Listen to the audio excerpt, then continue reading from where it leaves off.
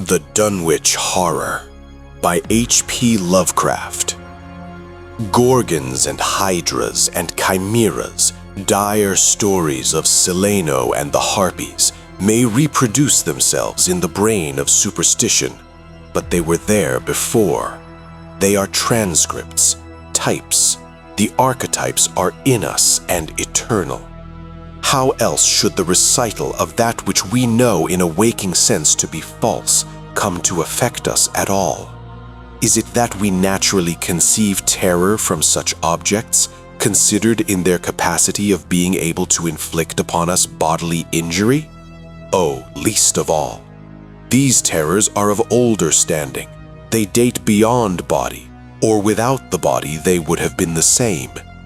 That the kind of fear here treated is purely spiritual, that it is strong in proportion as it is objectless on earth, that it predominates in the period of our sinless infancy, are difficulties the solution of which might afford some probable insight into our ante-mundane condition, and a peep at least into the shadowland of pre-existence.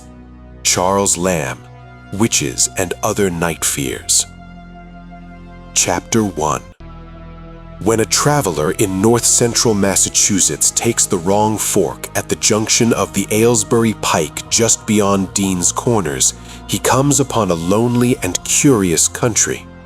The ground gets higher, and the briar-bordered stone walls press closer and closer against the ruts of the dusty, curving road. The trees of the frequent forest belts seem too large, and the wild weeds, brambles, and grasses attain a luxuriance not often found in settled regions. At the same time, the planted fields appear singularly few and barren, while the sparsely scattered houses wear a surprising uniform aspect of age, squalor, and dilapidation. Without knowing why, one hesitates to ask directions from the gnarled, solitary figures spied now and then on crumbling doorsteps or in the sloping, rock-strewn meadows.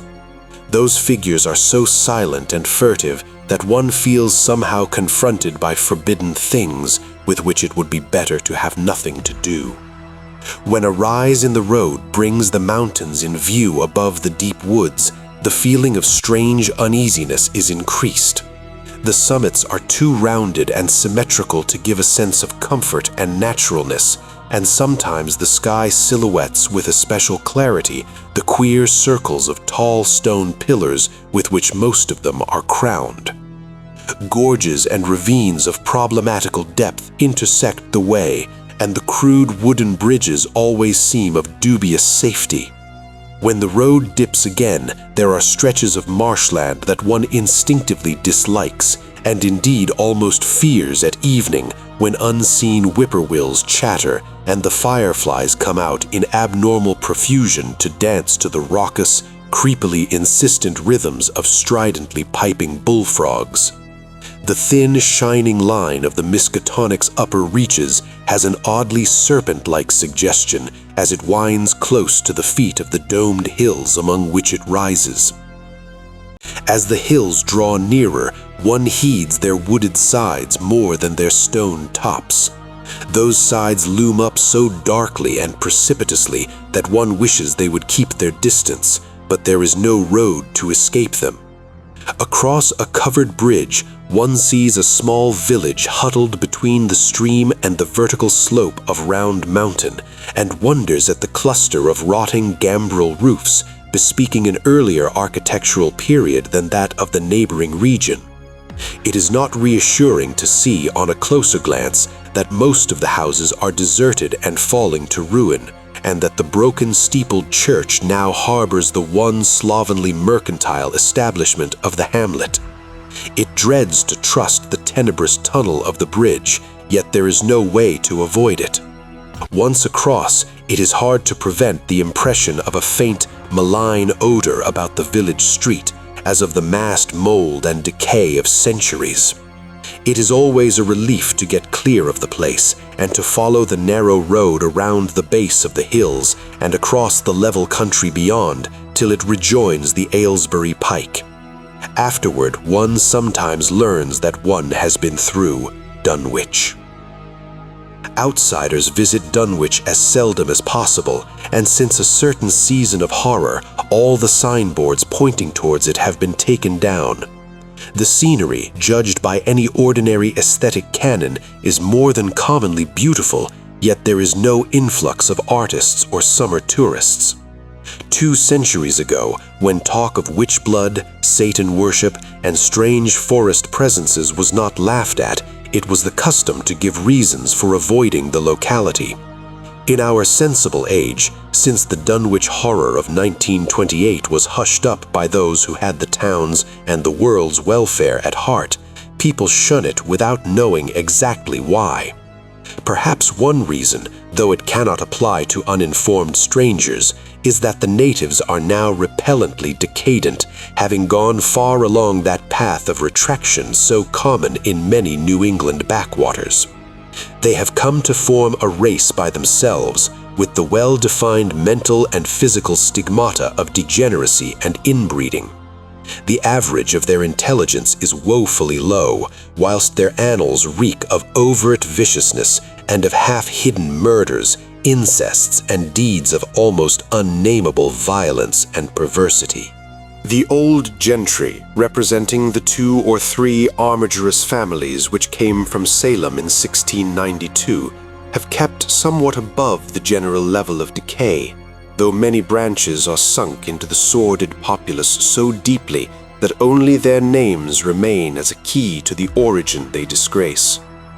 Some of the Whateleys and bishops still send their eldest sons to Harvard and Miskatonic, though those sons seldom return to the moldering gambrel roofs under which they and their ancestors were born. No one, even those who have the facts concerning the recent horror, can say just what is the matter with Dunwich, though old legends speak of unhallowed rites and conclaves of the Indians, amidst which they called forbidden shapes of shadow out of the great rounded hills, and made wild orgiastic prayers that were answered by loud crackings and rumblings from the ground below. In 1747, the Reverend Abijah Hoadley, newly come to the Congregational Church at Dunwich Village, preached a memorable sermon on the close presence of Satan and his imps, in which he said, "It must be allowed that these blasphemies of an infernal train of demons are matters of too common knowledge to be denied. The cursed voices of Azazel and Buzriel, of Beelzebub and Belial, being heard from underground by above a score of credible witnesses now living. I myself did not more than a fortnight ago catch a very plain discourse of evil powers in the hill behind my house, wherein there were a rattling and rolling, groaning, screeching, and hissing, such as no things of this earth could raise up, and which must needs have come from those caves that only black magic can discover, and only the devil unlock." Mr. Hoadley disappeared soon after delivering this sermon, but the text, printed in Springfield, is still extant. Noises in the hills continued to be reported from year to year, and still form a puzzle to geologists and physiographers. Other traditions tell of foul odors near the hill-crowning circles of stone pillars, and of rushing, airy presences to be heard faintly at certain hours from stated points at the bottom of the great ravines, while still others try to explain the Devil's Hop Yard, a bleak, blasted hillside where no tree, shrub, or grass blade will grow. Then, too, the natives are mortally afraid of the numerous whippoorwills which grow vocal on warm nights. It is vowed that the birds are psychopomps lying in wait for the souls of the dying, and that they time their eerie cries in unison with the sufferer's struggling breath. If they can catch the fleeing soul when it leaves the body, they instantly flutter away, chittering in demonic laughter, but if they fail, they subside gradually into a disappointed silence. These tales, of course, are obsolete and ridiculous because they come down from very old times. Dunwich is indeed ridiculously old, older by far than any of the communities within 30 miles of it. South of the village, one may still spy the cellar walls and chimney of the ancient bishop house, which was built before 1700, whilst the ruins of the mill at the falls, built in 1806, form the most modern piece of architecture to be seen. Industry did not flourish here, and the 19th century factory movement proved short-lived. Oldest of all are the great rings of rough-hewn stone columns on the hilltops, but these are more generally attributed to the Indians than to the settlers. Deposits of skulls and bones found within these circles and around the sizable table-like rock on Sentinel Hill sustain the popular belief that such spots were once the burial places of the Pocumtucks, even though many ethnologists, disregarding the absurd improbability of such a theory, persist in believing the remains Caucasian. Chapter 2. It was in the township of Dunwich, in a large and partly inhabited farmhouse set against a hillside 4 miles from the village and 1.5 miles from any other dwelling, that Wilbur Whately was born at 5 a.m. on Sunday, the 2nd of February, 1913. This date was recalled because it was Candlemas, which people in Dunwich curiously observe under another name, and because the noises in the hills had sounded and all the dogs of the countryside had barked persistently throughout the night before. Less worthy of notice was the fact that the mother was one of the decadent Whateleys, a somewhat deformed, unattractive albino woman of 35, living with an aged and half-insane father about whom the most frightful tales of wizardry had been whispered in his youth. Lavinia Whately had no known husband, but according to the custom of the region, made no attempt to disavow the child, concerning the other side of whose ancestry the country folk might and did speculate as widely as they chose. On the contrary, she seemed strangely proud of the dark, goatish-looking infant who formed such a contrast to her own sickly and pink-eyed albinism, and was heard to mutter many curious prophecies about its unusual powers and tremendous future. Lavinia was one who would be apt to mutter such things, for she was a lone creature given to wandering amidst thunderstorms in the hills and trying to read the great odorous books which her father had inherited through 2 centuries of Whateleys, and which were fast falling to pieces with age and wormholes. She had never been to school, but was filled with disjointed scraps of ancient lore that old Whately had taught her.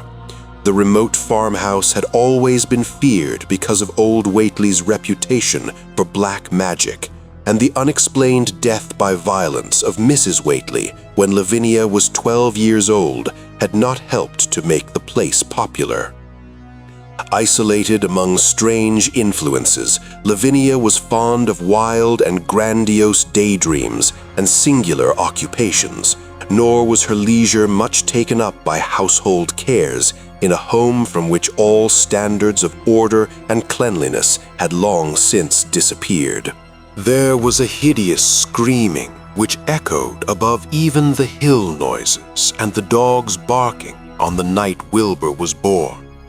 But no known doctor or midwife presided at his coming. Neighbors knew nothing of him till a week afterward, when old Whately drove his sleigh through the snow into Dunwich village and discoursed incoherently to the group of loungers at Osborne's general store. There seemed to be a change in the old man, an added element of furtiveness in the clouded brain, which subtly transformed him from an object to a subject of fear, though he was not one to be perturbed by any common family event. Amidst it all, he showed some trace of the pride later noticed in his daughter, and what he said of the child's paternity was remembered by many of his hearers years afterward. "I don't care what folks think. If Lavinia's boy looked like his pa, he wouldn't look like nothing ye expect. Ye needn't think the only folks is the folks hereabouts. Lavinia's read some and has seed some things the most of ye only tell about. I calculate her man is as good a husband as ye can find this side of Aylesbury. And if ye knowed as much about the hills as I do, ye wouldn't ask no better church wedding nor hern. Let me tell you something. Some day you folks'll hear a child of Lavinia's a-calling its father's name on the top of Sentinel Hill." The only persons who saw Wilbur during the first month of his life were old Zechariah Whately of the undecayed Whateleys and Earl Sawyer's common-law wife, Mamie Bishop. Mamie's visit was frankly one of curiosity, and her subsequent tales did justice to her observations. But Zechariah came to lead a pair of Alderney cows, which old Whately had bought of his son Curtis. This marked the beginning of a course of cattle buying on the part of small Wilbur's family, which ended only in 1928 when the Dunwich Horror came and went. Yet at no time did the ramshackle Whately barn seem overcrowded with livestock. There came a period when people were curious enough to steal up and count the herd that grazed precariously on the steep hillside above the old farmhouse, and they could never find more than 10 or 12 anemic, bloodless-looking specimens. Evidently some blight or distemper, perhaps sprung from the unwholesome pasturage or the diseased fungi and timbers of the filthy barn, caused a heavy mortality amongst the Whately animals. Odd wounds or sores, having something of the aspect of incisions, seemed to afflict the visible cattle, and once or twice during the earlier months, certain callers fancied they could discern similar sores about the throats of the gray, unshaven old man and his slatternly, crinkly-haired albino daughter. In the spring, after Wilbur's birth, Lavinia resumed her customary rambles in the hills, bearing in her misproportioned arms the swarthy child. Public interest in the Whateleys subsided after most of the country folk had seen the baby, and no one bothered to comment on the swift development which that newcomer seemed every day to exhibit. Wilbur's growth was indeed phenomenal, for within 3 months of his birth, he had attained a size and muscular power not usually found in infants under a full year of age. His motions and even his vocal sounds showed a restraint and deliberateness highly peculiar in an infant, and no one was really unprepared when, at 7 months, he began to walk unassisted, with falterings which another month was sufficient to remove.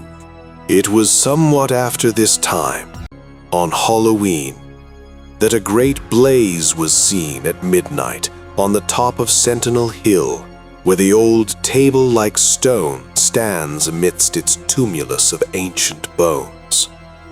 Considerable talk was started when Silas Bishop of the Undecayed Bishops mentioned having seen the boy running sturdily up that hill ahead of his mother about an hour before the blaze was remarked. Silas was rounding up a stray heifer, but he nearly forgot his mission when he fleetingly spied the 2 figures in the dim light of his lantern. They darted almost noiselessly through the underbrush, and the astonished watcher seemed to think they were entirely unclothed.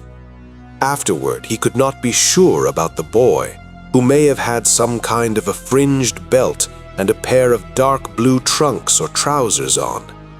Wilbur was never subsequently seen alive and conscious without complete and tightly buttoned attire, the disarrangement or threatened disarrangement of which always seemed to fill him with anger and alarm. His contrast with his squalid mother and grandsire in this respect was thought very notable until the horror of 1928 suggested the most valid of reasons. The next January, gossips were mildly interested in the fact that Lavinia's black brat had commenced to talk, and at the age of only 11 months. His speech was somewhat remarkable both because of its difference from the ordinary accents of the region and because it displayed a freedom from infantile lisping of which many children of 3 or 4 might well be proud. The boy was not talkative, yet when he spoke, he seemed to reflect some elusive element wholly unpossessed by Dunwich and its denizens. The strangeness did not reside in what he said, or even in the simple idioms he used, but seemed vaguely linked with his intonation or with the internal organs that produced the spoken sounds. His facial aspect, too, was remarkable for its maturity, for though he shared his mother's and grandsire's chinlessness, his firm and precociously shaped nose united with the expression on his large, dark, almost Latin eyes to give him an air of quasi-adulthood and well-nigh preternatural intelligence. He was, however, exceedingly ugly, despite his appearance of brilliancy, there being something almost goatish or animalistic about his thick lips, large-pored yellowish skin, coarse crinkly hair, and oddly elongated ears. He was soon disliked even more decidedly than his mother and grandsire, and all conjectures about him were spiced with references to the bygone magic of old Whately, and how the hills once shook when he shrieked the dreadful name of Yog Sothoth in the midst of a circle of stones with a great book open in his arms before him. Dogs abhorred the boy, and he was always obliged to take various defensive measures against their barking menace. Chapter 3. Meanwhile, old Whately continued to buy cattle without measurably increasing the size of his herd. He also cut timber and began to repair the unused parts of his house, a spacious, peaked-roofed affair whose rear end was buried entirely in the rocky hillside, and whose 3 least ruined ground-floor rooms had always been sufficient for himself and his daughter. There must have been prodigious reserves of strength in the old man to enable him to accomplish so much hard labor, and though he still babbled dementedly at times, his carpentry seemed to show the effects of sound calculation. It had really begun as soon as Wilbur was born, when one of the many tool sheds had been put suddenly in order, clapboarded, and fitted with a stout fresh lock. Now, in restoring the abandoned upper story of the house, he was a no less thorough craftsman. His mania showed itself only in his tight boarding up of all the windows in the reclaimed section, though many declared that it was a crazy thing to bother with the reclamation at all. Less inexplicable was his fitting up of another downstairs room for his new grandson, a room which several callers saw, though no one was ever admitted to the closely boarded upper story. This chamber he lined with tall, firm shelving, along which he began gradually to arrange, in apparently careful order, all the rotting ancient books and parts of books which, during his own day, had been heaped promiscuously in odd corners of the various rooms. "I made some use of 'em," he would say, as he tried to mend a torn black-letter page with paste prepared on the rusty kitchen stove. "But the boy's fittin' to make better use of 'em. He'd oughter have 'em as well as sot as he kin, for they're goin' to be all of his larnin'." When Wilbur was a year and 7 months old in September of 1914, his size and accomplishments were almost alarming. He had grown as large as a child of 4 and was a fluent and incredibly intelligent talker. He ran freely about the fields and hills and accompanied his mother on all her wanderings. At home, he would pore diligently over the queer pictures and charts in his grandfather's books, while old Whately would instruct and catechize him through long, hushed afternoons. By this time, the restoration of the house was finished, and those who watched it wondered why one of the upper windows had been made into a solid plank door. It was a window in the rear of the east gable end, close against the hill, and no one could imagine why a cleated wooden runway was built up to it from the ground. About the period of this work's completion, people noticed that the old tool house, tightly locked and windowlessly clapboarded since Wilbur's birth, had been abandoned again. The door swung listlessly open, and when Earl Sawyer once stepped within after a cattle-selling call on Old Whately, he was quite discomposed by the singular odor he encountered. Such a stench, he averred, as he had never before smelt in all his life, except near the Indian circles on the hills, and which could not come from anything sane or of this earth. But then, the homes and sheds of Dunwich folk have never been remarkable for olfactory immaculateness. The following months were void of visible events, save that everyone swore to a slow but steady increase in the mysterious hill noises. On May Eve of 1915, there were tremors which even the Aylesbury people felt, whilst the following Halloween produced an underground rumbling, queerly synchronized with bursts of flame. Them which Whately's doin's, from the summit of Sentinel Hill. Wilbur was growing uncannily, so that he looked like a boy of 10 as he entered his 4th year. He read avidly by himself now, but talked much less than formerly.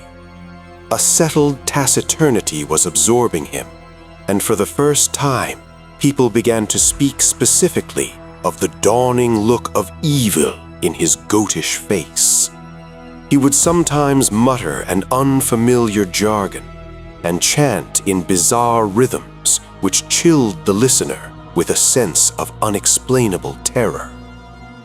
The aversion displayed towards him by dogs had now become a matter of wide remark, and he was obliged to carry a pistol in order to traverse the countryside in safety. His occasional use of the weapon did not enhance his popularity amongst the owners of canine guardians.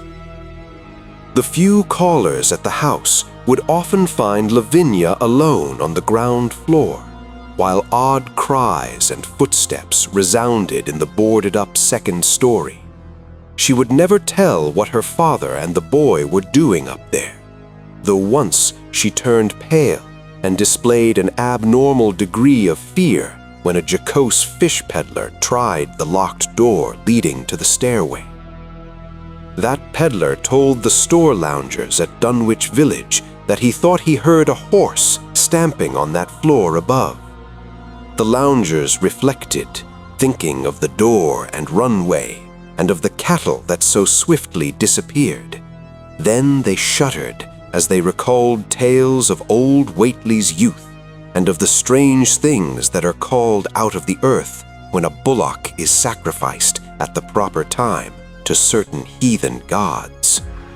It had for some time been noticed that dogs had begun to hate and fear the whole Whately place as violently as they hated and feared young Wilbur personally. In 1917, the war came, and Squire Sawyer Whately, as chairman of the local draft board, had hard work finding a quota of young Dunwich men fit even to be sent to a development camp. The government, alarmed at such signs of wholesale regional decadence, sent several officers and medical experts to investigate, conducting a survey which New England newspaper readers may still recall. It was the publicity attending this investigation which set reporters on the track of the Whateleys and caused the Boston Globe and Arkham Advertiser to print flamboyant Sunday stories of young Wilbur's precociousness, old Whately's black magic, the shelves of strange books, the sealed 2nd story of the ancient farmhouse, and the weirdness of the whole region and its hill noises. Wilbur was 4.5 then, and looked like a lad of 15. His lip and cheek were fuzzy with a coarse dark down, and his voice had begun to break. Earl Sawyer went out to the Whately place with both sets of reporters and cameramen, and called their attention to the queer stench which now seemed to trickle down from the sealed upper spaces. It was, he said, exactly like a smell he had found in the tool shed, abandoned when the house was finally repaired, and like the faint odors which he sometimes thought he caught near the stone circles on the mountains. Dunwich folk read the stories when they appeared and grinned over the obvious mistakes. They wondered, too, why the writers made so much of the fact that old Whately always paid for his cattle in gold pieces of extremely ancient date.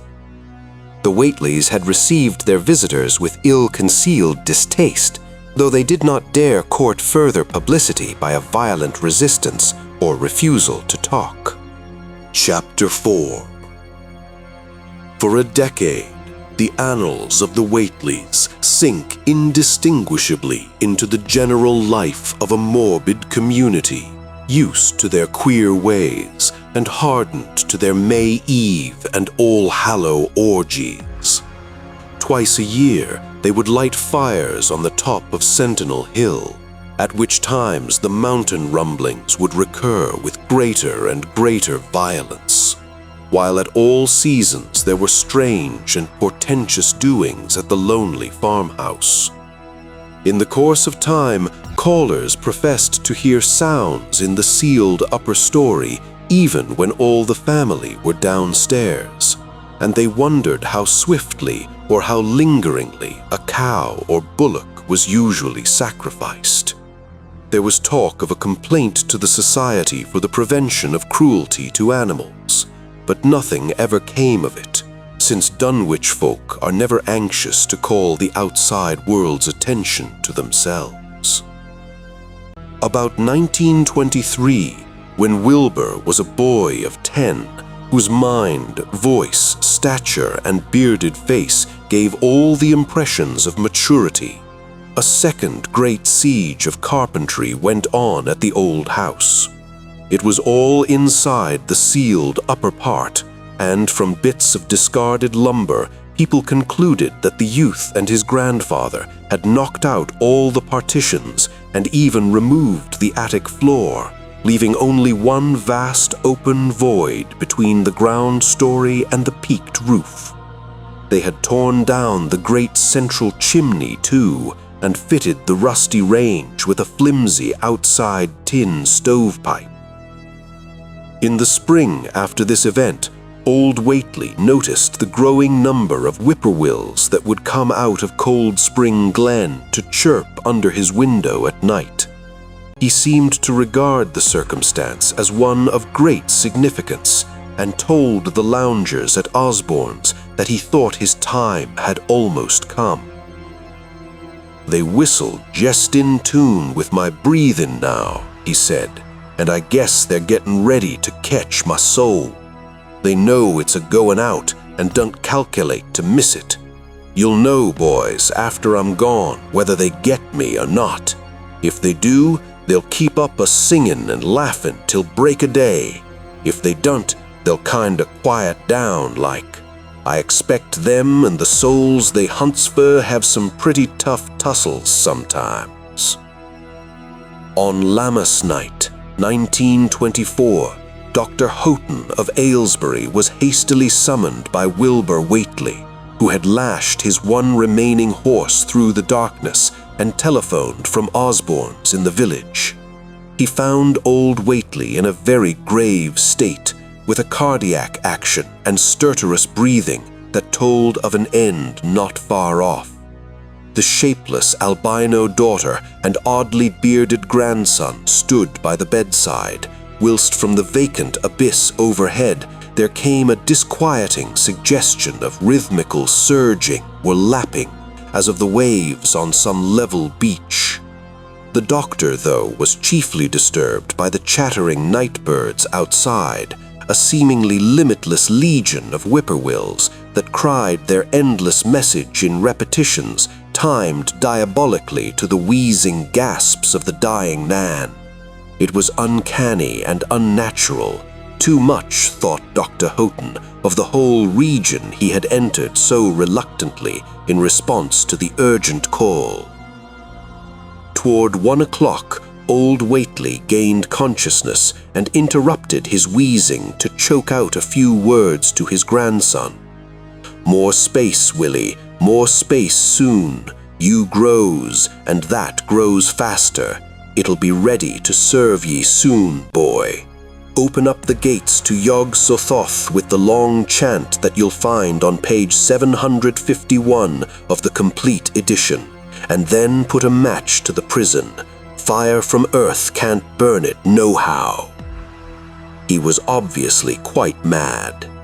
After a pause, during which the flock of whippoorwills outside adjusted their cries to the altered tempo, while some indications of the strange hill noises came from afar off, he added another sentence or two. "Feed it regular, Willie, and mind the quantity, but don't let it grow too fast for the place, for if it busts quarters or gets out before ye opens to Yog Sothoth, it's all over and no use.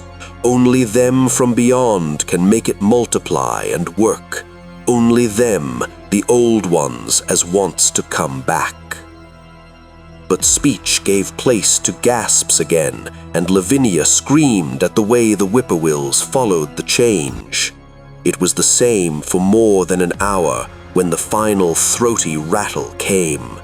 Dr. Houghton drew shrunken lids over the glazing gray eyes as the tumult of birds faded imperceptibly to silence. Lavinia sobbed, but Wilbur only chuckled, whilst the hill noises rumbled faintly. "They didn't get him," he muttered in his heavy bass voice. Wilbur was by this time a scholar of really tremendous erudition in his one-sided way, and was quietly known by correspondents to many librarians in distant places where rare and forbidden books of old days are kept.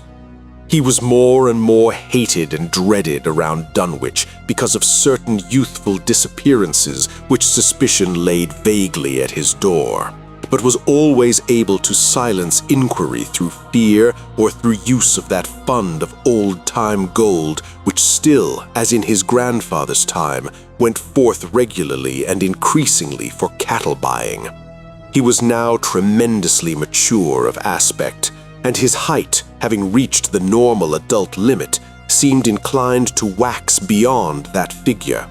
In 1925, when a scholarly correspondent from Miskatonic University called upon him one day and departed pale and puzzled, he was fully 6 3/4 feet tall.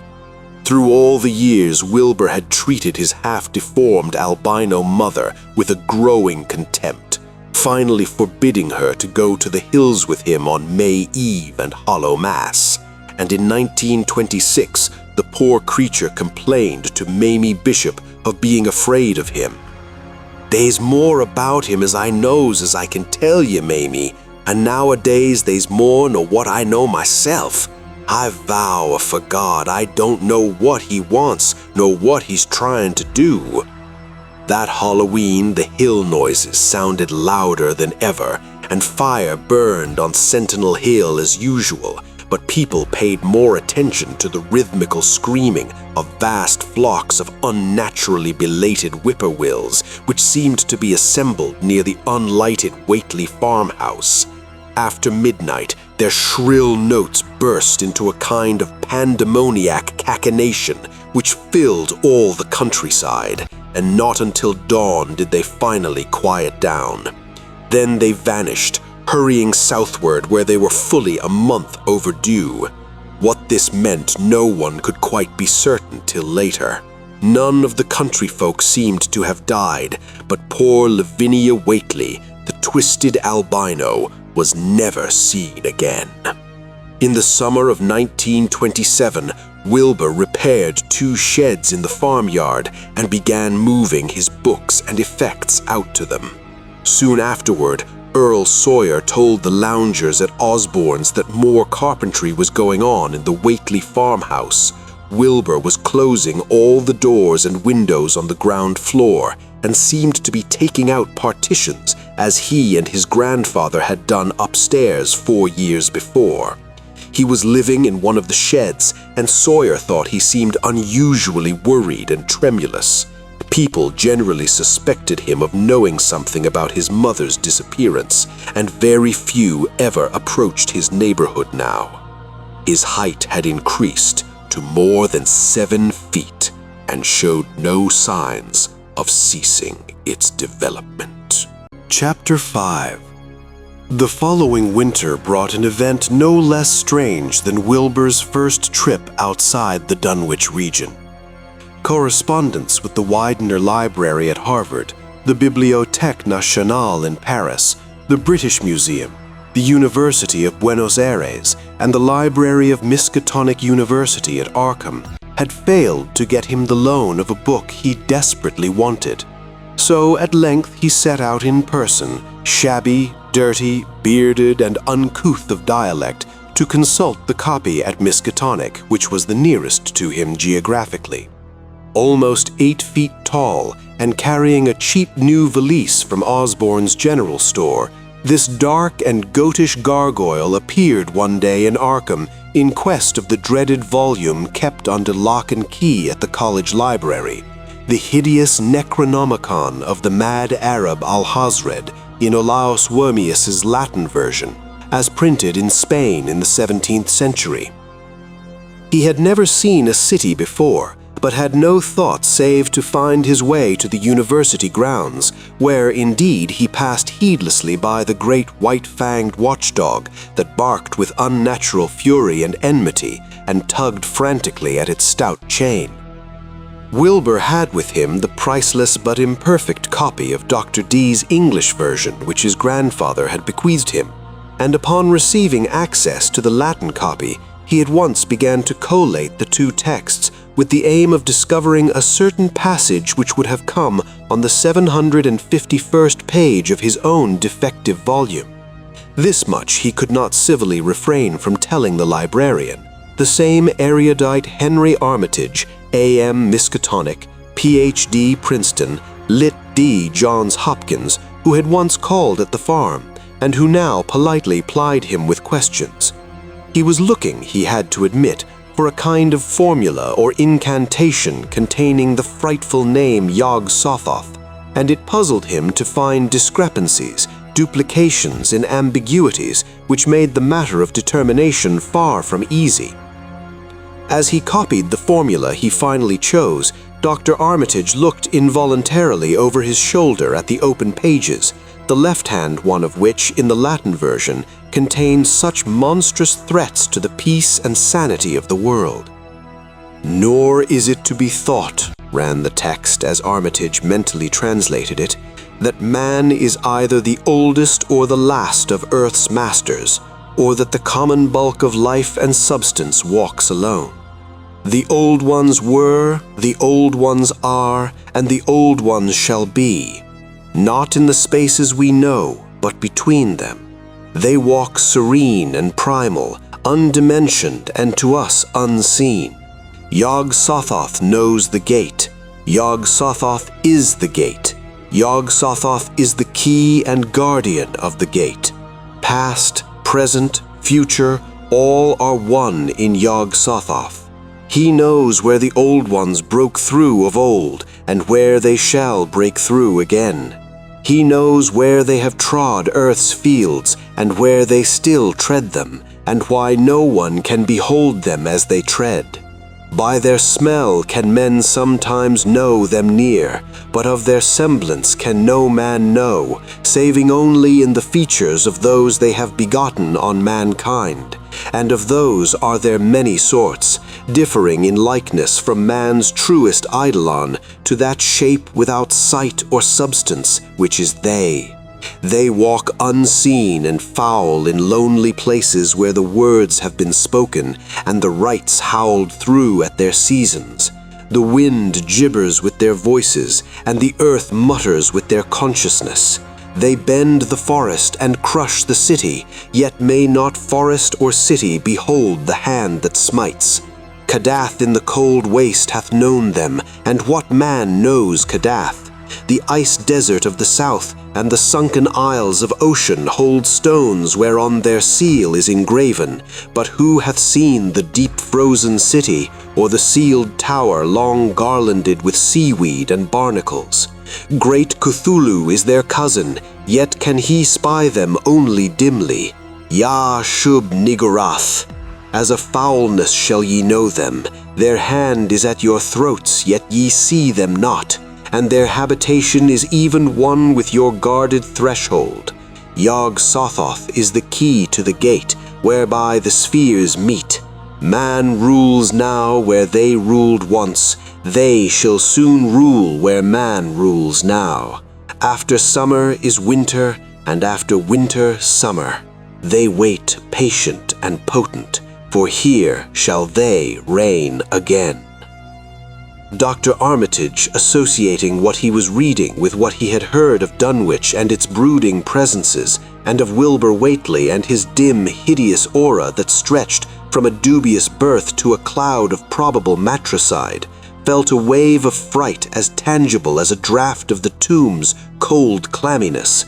The bent, goatish giant before him seemed like the spawn of another planet or dimension, like something only partly of mankind, and linked to black gulfs of essence and entity that stretched like titan phantasms beyond all spheres of force and matter, space and time. Presently, Wilbur raised his head and began speaking in that strange, resonant fashion which hinted at sound-producing organs unlike the run of mankind's. "Mr. Armitage," he said, "I calculate I've got to take that book home. They's things in it I've got to try under certain conditions that I can't get here, and it'd be a mortal sin to let a red tape rule hold me up. Let me take it along, sir, and I'll swear they won't nobody know the difference. I don't need to tell ye I'll take good care of it. It weren't me that put this D copy in the shape it is." He stopped as he saw firm denial on the librarian's face, and his own goatish features grew crafty. Armitage, half ready to tell him he might make a copy of what parts he needed, thought suddenly of the possible consequences and checked himself. There was too much responsibility in giving such a being the key to such blasphemous outer spheres. Whately saw how things stood and tried to answer lightly.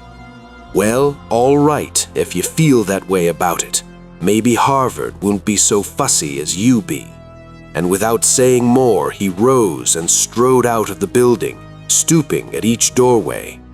Armitage heard the savage yelping of the great watchdog and studied Whately's gorilla-like lope as he crossed the bit of campus visible from the window.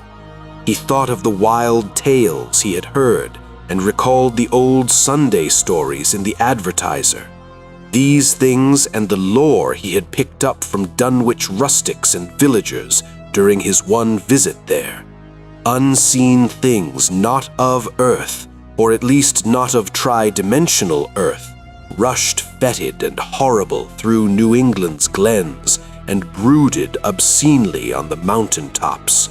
Of this he had long felt certain. Now he seemed to sense the close presence of some terrible part of the intruding horror, and to glimpse a hellish advance in the black dominion of the ancient and once passive nightmare.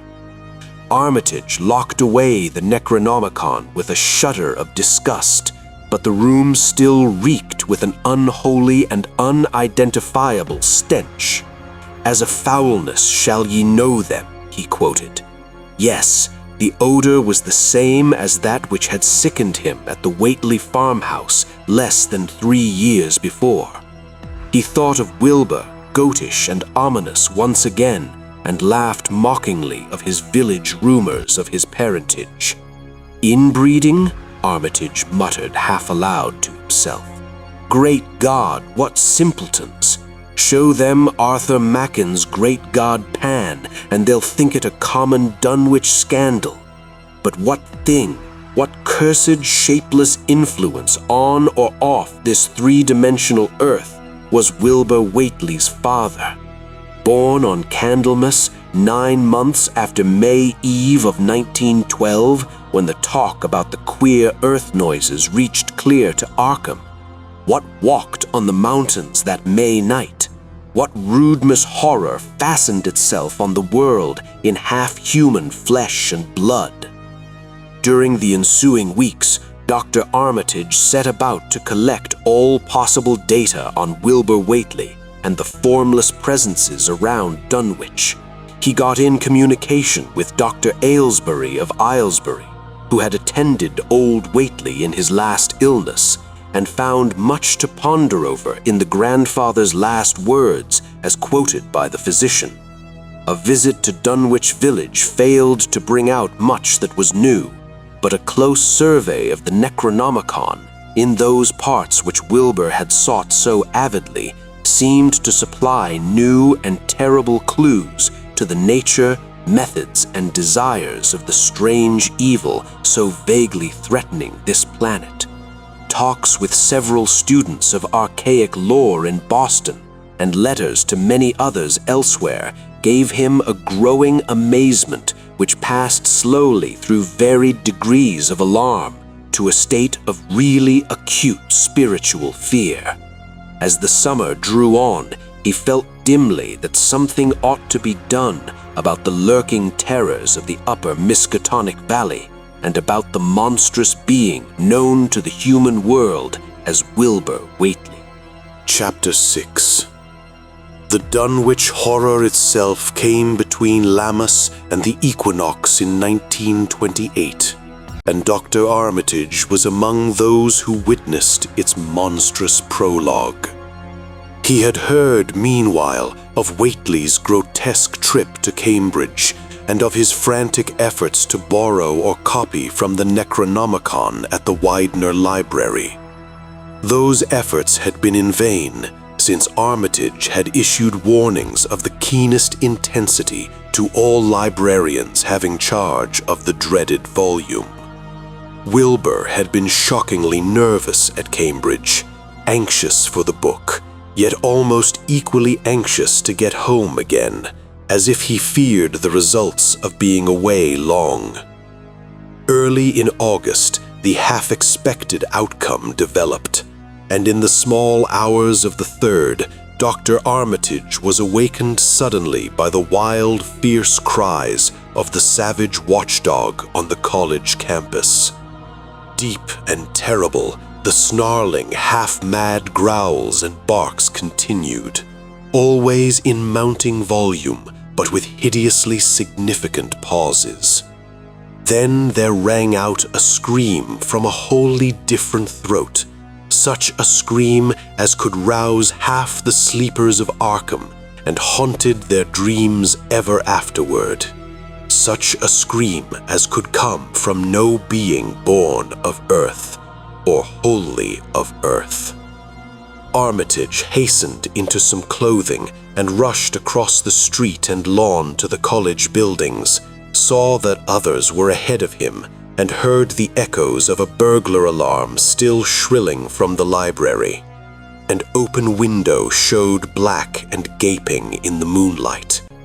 What had come had indeed completed its entrance, for the barking and the screaming, now fast fading into a mixed low growling and moaning, proceeded unmistakably from within. Some instinct warned Armitage that what was taking place was not a thing for unfortified eyes to see, so he brushed back the crowd with authority as he unlocked the vestibule door. Among the others, he saw Professor Warren Rice and Dr. Francis Morgan, men to whom he had told some of his conjectures and misgivings, and these too he motioned to accompany him inside.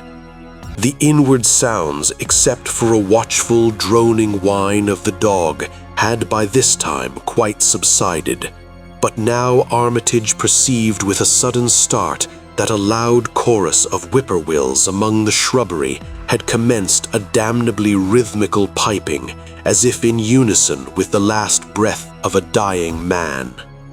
The building was full of a frightful stench which Dr. Armitage knew too well, and the three men rushed across the hall to the small genealogical reading room whence the low whining came. For a second, nobody dared to turn on the light. Then Armitage summoned up his courage and snapped the switch. One of the three, it is not certain which, shrieked aloud at what sprawled before them among disordered tables and overturned chairs. Professor Rice declares that he wholly lost consciousness for an instant, though he did not stumble or fall. The thing that lay half-bent on its side in a fetid pool of greenish-yellow ichor and tarry stickiness was almost 9 feet tall, and the dog had torn off all the clothing and some of the skin. It was not quite dead, but twitched silently and spasmodically, while its chest heaved in monstrous unison with the mad piping of the expectant whippoorwills outside. Bits of shoe leather and fragments of apparel were scattered about the room, and just inside the window an empty canvas sack lay where it had evidently been thrown. Near the central desk a revolver had fallen, a dented but undischarged cartridge later explaining why it had not been fired. The thing itself, however, crowded out all other images at the time. It would be trite and not wholly accurate to say that no human pen could describe it, but one may properly say that it could not be vividly visualized by anyone whose ideas of aspect and contour are too closely bound up with the common life forms of this planet and of the 3 known dimensions. It was partly human beyond a doubt, with very man-like hands and head, and the goatish, chinless face had the stamp of the Whateleys upon it. But the torso and lower parts of the body were teratologically fabulous, so that only generous clothing could ever have enabled it to walk on Earth unchallenged or uneradicated. Above the waist, it was semi-anthropomorphic, though its chest, where the dog's rending paws still rested watchfully, had the leathery, reticulated hide of a crocodile or alligator. The back was piebald with yellow and black, and dimly suggested the squamous covering of certain snakes. Below the waist, though, it was the worst, for here all human resemblance left off, and sheer fantasy began. The skin was thickly covered with coarse black fur, and from the abdomen a score of long greenish-gray tentacles with red sucking mouths protruded limply. Their arrangement was odd, and seemed to follow the symmetries of some cosmic geometry unknown to Earth or the solar system. On each of the hips, deep set in a kind of pinkish, ciliated orbit, was what seemed to be a rudimentary eye, whilst in lieu of a tail, there depended a kind of trunk or feeler with purple annular markings and with many evidences of being an undeveloped mouth or throat. The limbs, save for their black fur, roughly resembled the hind legs of prehistoric Earth's giant saurians and terminated in ridgy veined pads that were neither hooves nor claws. When the thing breathed, its tail and tentacles rhythmically changed color as if from some circulatory cause normal to the non-human side of its ancestry. In the tentacles, this was observable as a deepening of the greenish tinge, whilst in the tail it was manifest as a yellowish appearance, which alternated with a sickly grayish-white in the spaces between the purple rings. Of genuine blood there was none, only the fetid greenish-yellow ichor which trickled along the painted floor beyond the radius of the stickiness and left a curious discoloration behind it. As the presence of the 3 men seemed to rouse the dying thing, it began to mumble without turning or raising its head. Dr. Armitage made no written record of its mouthings, but asserts confidently that nothing in English was uttered. At first, the syllables defied all correlation with any speech of Earth, but toward the last, there came some disjointed fragments evidently taken from the Necronomicon, that monstrous blasphemy in quest of which the thing had perished. Those fragments, as Armitage recalls them, ran something like Nagai, Nagaga, Bug Shagog, Yehaha, Yog Sothoth, Yog Sothoth. They trailed off into nothingness as the whippoorwills shrieked in rhythmical crescendos of unholy anticipation. Then came a halt in the gasping, and the dog raised his head in a long, lugubrious howl. A change came over the yellow, goatish face of the prostrate thing, and the great black eyes fell in appallingly. Outside the window, the shrilling of the whippoorwills had suddenly ceased, and above the murmurs of the gathering crowd, there came the sound of a panic-struck whirring and fluttering. Against the moon, vast clouds of feathery watchers rose and raced from sight, frantic at that which they had sought for prey. All at once, the dog started up abruptly, gave a frightened bark, and leapt nervously out the window by which it had entered. A cry rose from the crowd, and Dr. Armitage shouted to the men outside that no one must be admitted till the police or medical examiner came. He was thankful that the windows were just too high to permit of peering in, and drew the dark curtains carefully down over each one. By this time, 2 policemen had arrived, and Dr. Morgan, meeting them in the vestibule, was urging them for their own sakes to postpone entrance to the stench-filled reading room till the examiner came and the prostrate thing could be covered up. Meanwhile, frightful changes were taking place on the floor. One need not describe the kind and rate of shrinkage and disintegration that occurred before the eyes of Dr. Armitage and Professor Rice, but it is permissible to say that aside from the external appearance of face and hands, the really human elements in Wilbur Whately must have been very small. When the medical examiner came, there was only a sticky whitish mass on the painted boards, and the monstrous odor had nearly disappeared. Apparently, Whately had had no skull or bony skeleton, at least in any true or stable sense. He had taken somewhat after his unknown father. Chapter 7.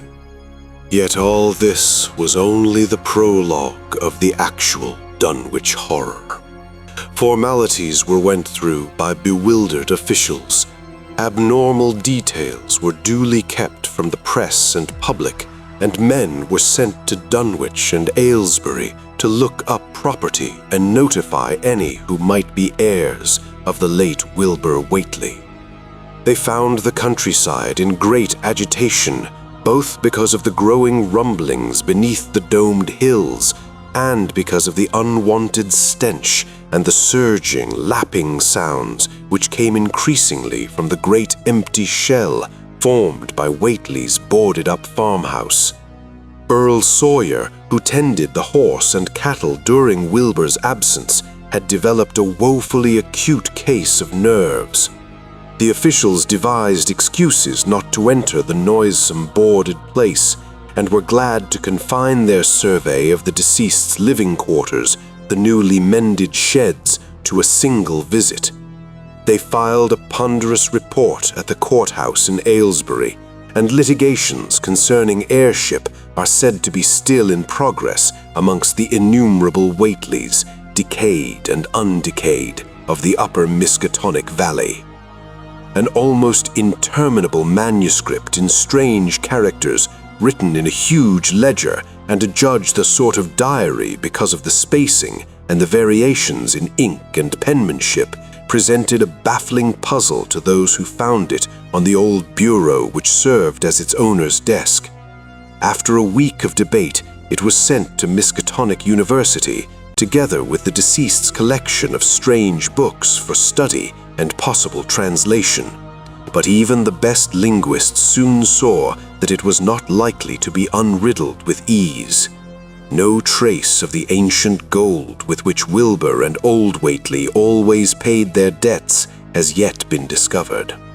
It was in the dark of September 9th that the horror broke loose. The hill noises had been very pronounced during the evening, and dogs barked frantically all night. Early risers on the 10th noticed a peculiar stench in the air. About 7 o'clock, Luther Brown, the hired boy at George Corey's between Cold Spring Glen and the village, rushed frenziedly back from his morning trip to 10-acre meadow with the cows. He was almost convulsed with fright as he stumbled into the kitchen, and in the yard outside the no less frightened herd were pawing and lowing pitifully, having followed the boy back in the panic they shared with him. Between gasps, Luther tried to stammer out his tale to Mrs. Corey. "Up thar in the road beyond the glen, Miss Corey. He's sootin' ben thar. It smells like thunder, and all the bushes and little trees is pushed back from the road like they'd a house been moved along of it. And that ain't the worst, nother. They's prints in the road, Miss Corey. Great round prints as big as barrel heads, all sunk down deep like an elephant had been along, only they's a sight more nor 4 feet could make.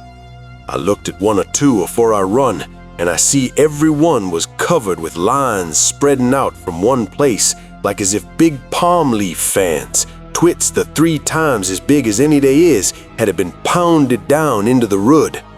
And the smell was awful, like what it is around Wizard Whately's old house." Here he faltered and seemed to shiver afresh with the fright that had sent him flying home. Mrs. Corey, unable to extract more information, began telephoning the neighbors, thus starting on its rounds the overture of panic that heralded the major terrors. When she got Sally Sawyer, housekeeper at Seth Bishop's, the nearest place to Whately's, it became her turn to listen instead of transmit.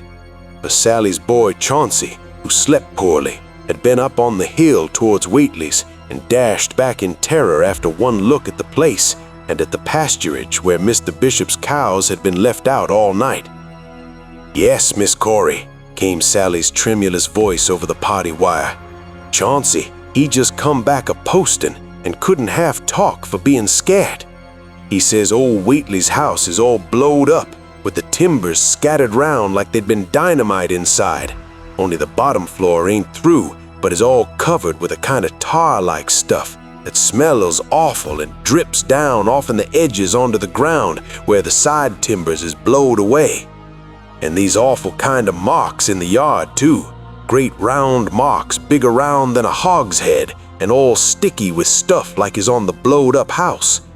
Chauncey, he says they leads off into the meadows, where a great swath wider than a barn is matted down, and all the stun walls tumbled every which way wherever it goes. And he says he, Miss Corey, is how he sought to look for Seth's cows, frightened as he was, and found 'em in the upper pasture, now the devil's hop yard, in an awful shape. Half on 'em's clean gone, and nigh half of them that's left is sucked most dry of blood, with sores on 'em like they's been on Whately's cattle ever since the Lavini's black brat was born. Seth, he's gone out now to look at 'em, though I'll vow he wouldn't care to get very nigh Wizard Whately's.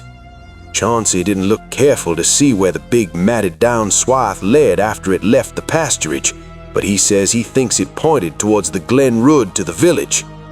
I tell you, Miss Corey, they's sootin' abroad that hadn't ought to be abroad, and I for one think that black Wilbur Whately has come to the bad end he deserved is at the bottom of the breeding of it. He wasn't all human hisself, I always says to everybody, and I think he and old Whately must have raised something in that nailed-up house that ain't even so human as he was. They's always been unseen things around Dunwich, living things that ain't human and ain't good for human folks. The ground was talking last night, and towards morning, Chauncey he heard the whippoorwills so loud in Cold Spring Glen he couldn't sleep none. Then he thought he heard another faint-like sound over towards Wheatley's, a kinda ripping or tearing of wood like some big box or crate was being opened far off. With what this and that, he didn't get to sleep at all till sunup, and no sooner was he up this morning but he's got to go over to Waitley's and see what the matter is. He see enough, I tell you, Miss Corey. This don't mean no good, and I think as all the men folks ought to get up a party and do something. I know something awful is about, and feel my time is nigh, though only God knows just what it is. Did your Luther take account of where them big tracks led to? No? Well, Miss Corey, if they was on the Glen Road this side of the glen and ain't got to your house yet, I calculate they must go into the glen itself. They would do that. I always says Cold Spring Glen ain't no healthy or decent place. The whippoorwills and fireflies there never did act like they was creatures of God. And they's them that says you can hear strange things a-rushing and talking in the air down there if you stand in the right place, between the rock falls and Bear's Den. By that noon, fully 3/4 of the men and boys of Dunwich were trooping over the roads and meadows between the new-made Waitley ruins and Cold Spring Glen, examining in horror the vast, monstrous prints, the maimed bishop cattle, the strange, noisome wreck of the farmhouse, and the bruised, matted vegetation of the fields and roadsides.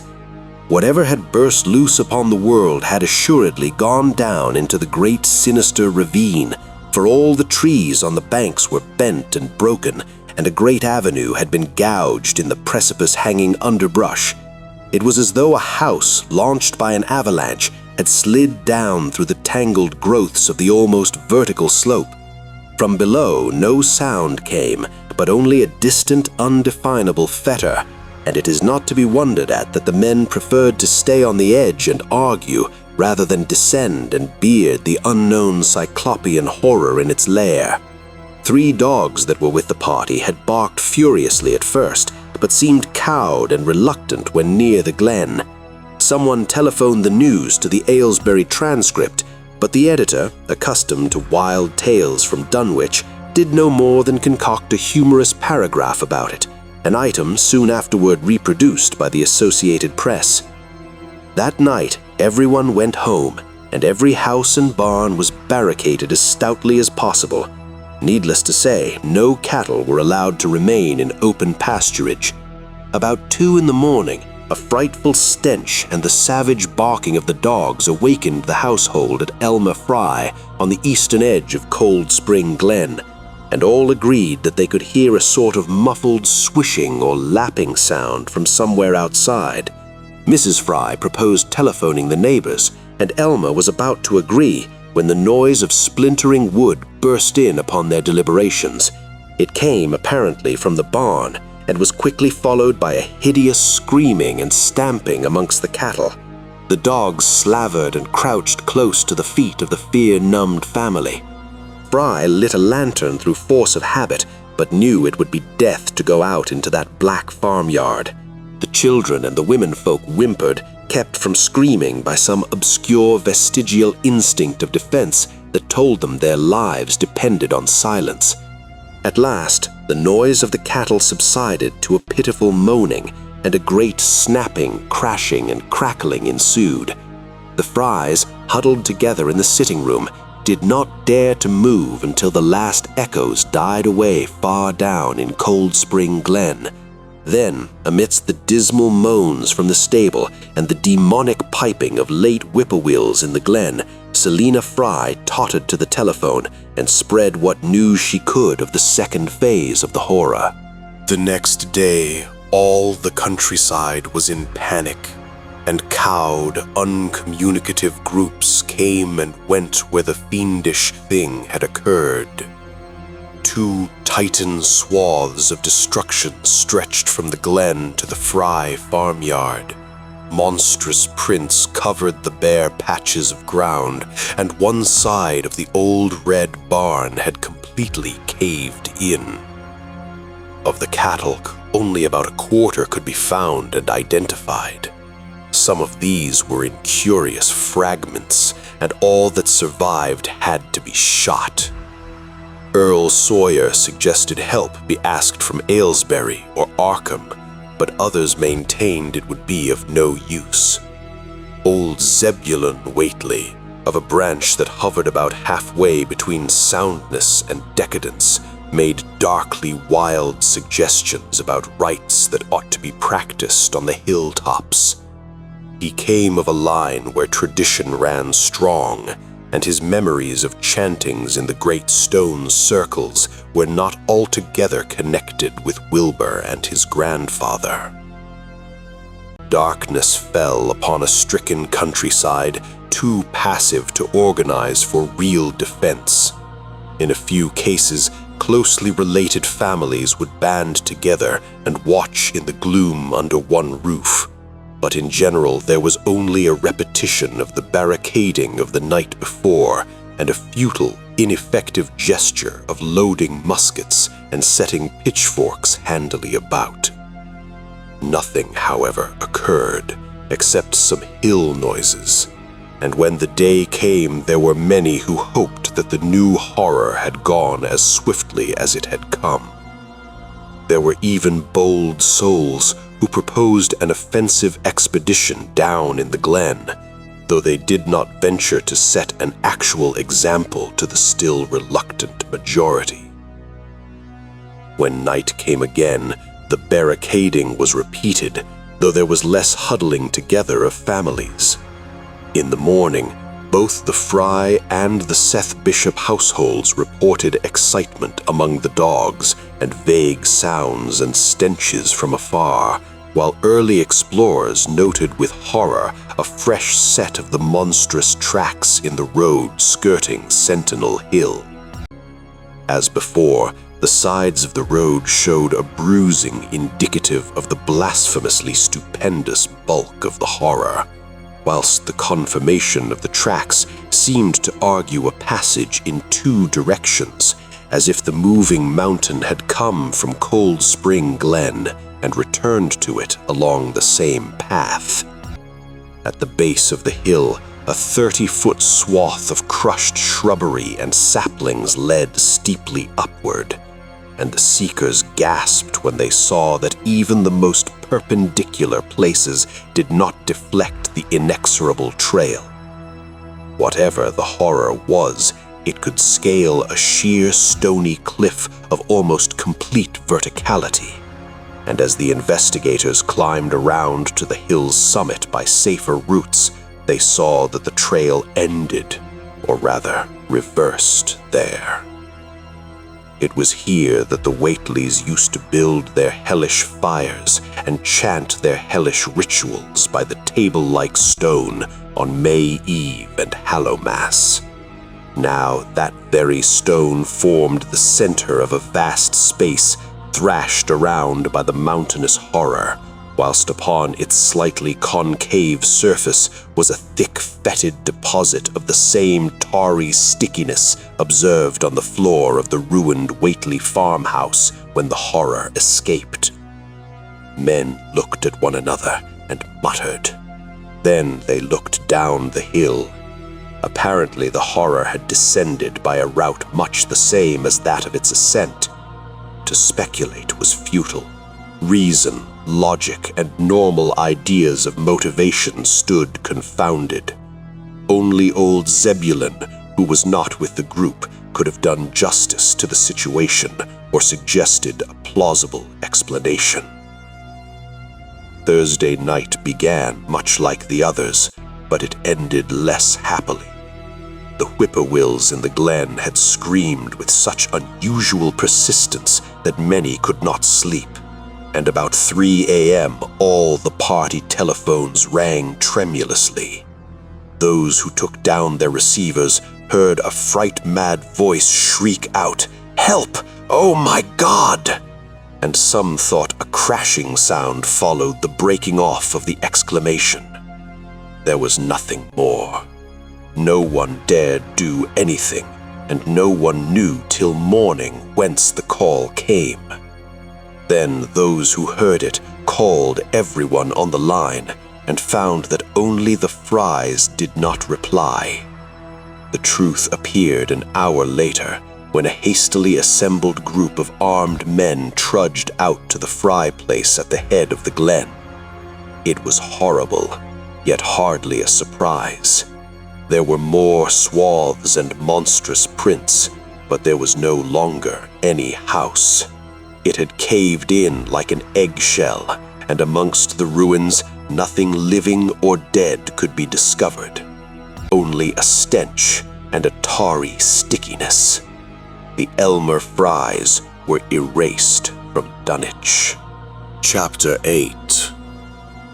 In the meantime, a quieter yet even more spiritually poignant phase of the horror had been blackly unwinding itself behind the closed door of a shelf-lined room in Arkham.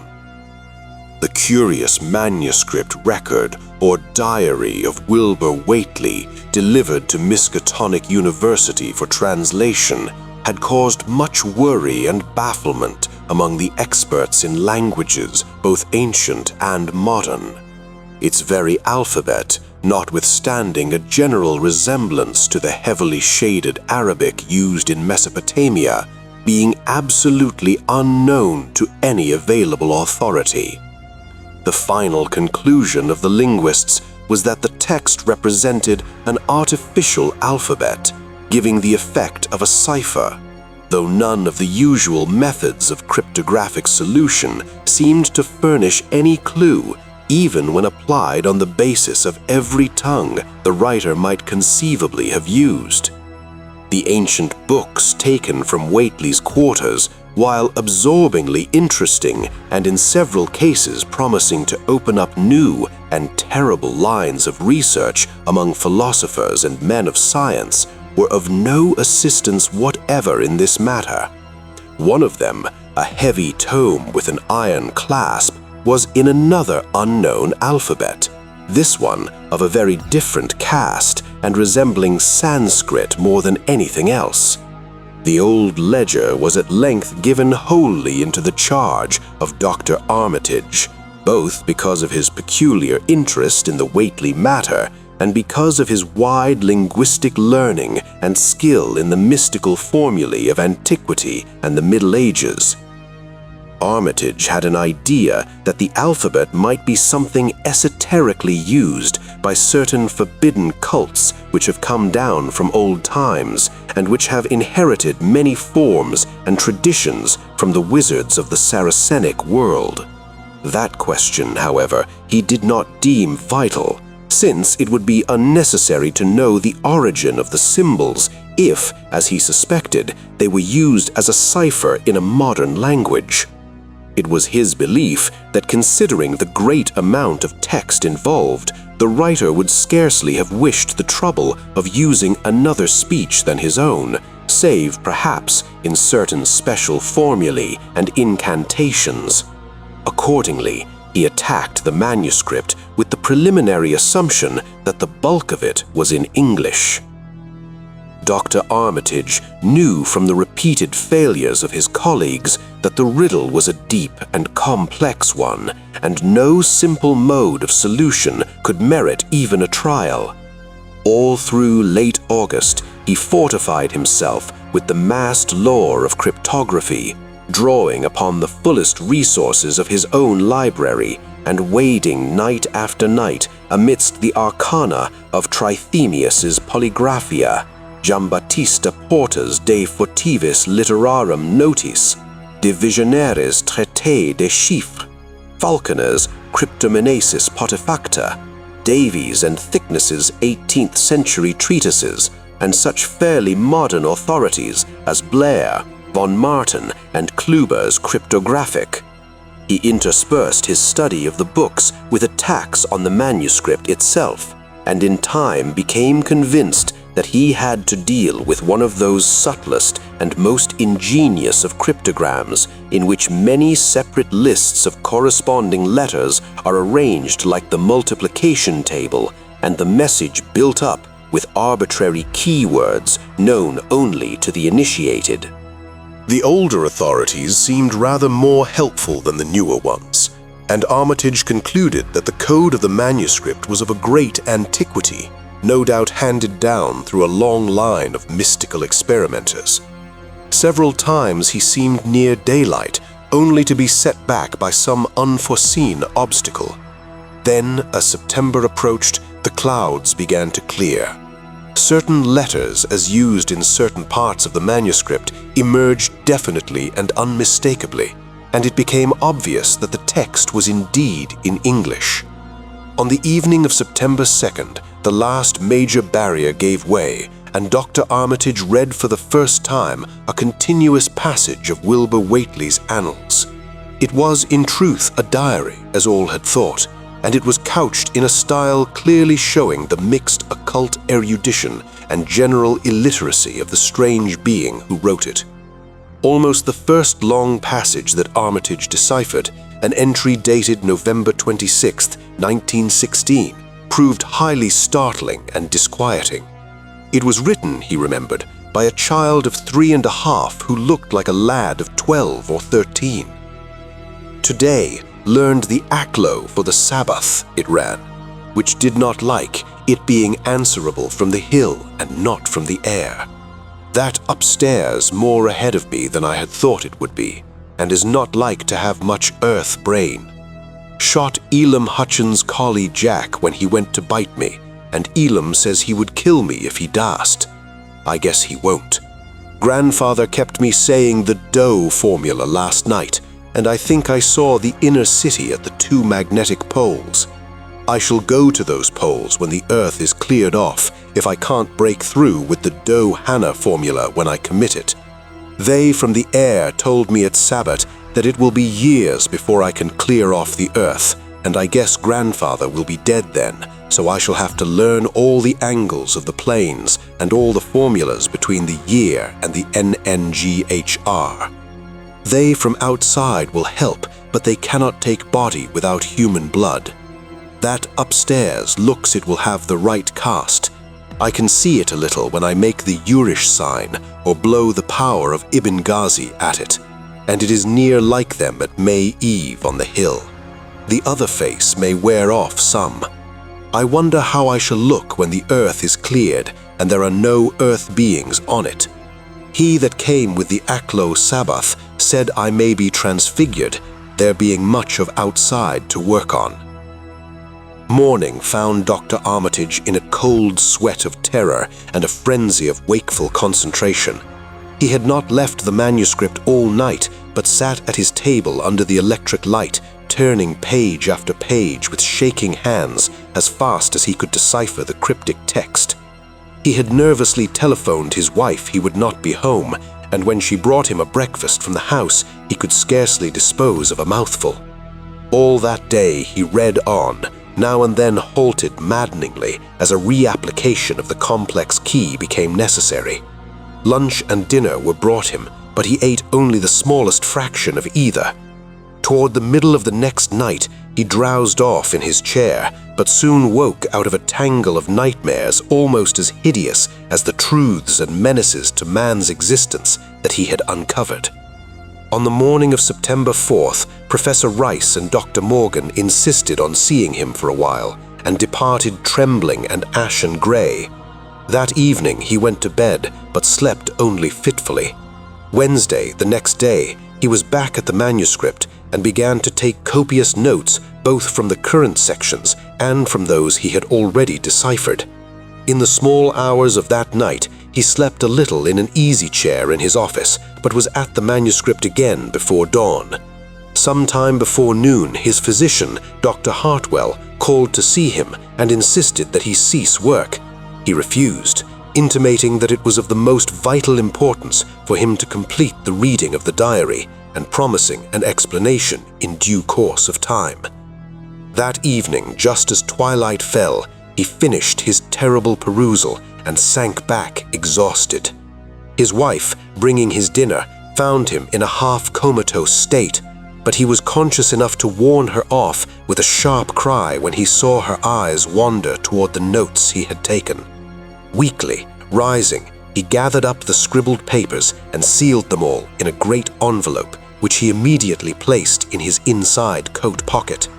He had sufficient strength to get home, but was clearly in need of medical aid, so Dr. Hartwell was summoned at once. As the doctor put him to bed, he could only mutter over and over again, "But what in God's name can we do?" Dr. Armitage slept, but was partly delirious the next day. He made no explanations to Hartwell, but in his calmer moments spoke of the imperative need of a long conference with Rice and Morgan. His wilder wanderings were very startling indeed, including frantic appeals that something in a boarded-up farmhouse be destroyed and fantastic references to some plan for the extirpation of the entire human race and all animal and vegetable life from the earth by some terrible elder race of beings from another dimension or phase of entity. He would shout that the world was in danger since the elder things wished to strip it and drag it away from the solar system and cosmos of matter into some other plane or phase of entity from which it once had fallen vingetillions of eons ago. At other times, he would call for the dreaded Necronomicon and the Daemonolatria of Remigius, in which he seemed hopeful to find some formula to check the peril he conjured up. "Stop them! Stop them!" he would shout. "Those Whateleys meant to let them in, and the worst of all is left. Tell Rice and Morgan we must do something. It's a blind business, but I know how to make the powder. It hasn't been fed since the 2nd of August, when Wilbur came here to his death, and at that rate." But Armitage had a sound physique despite his 73 years, and slept off his disorder that night without developing any real fever.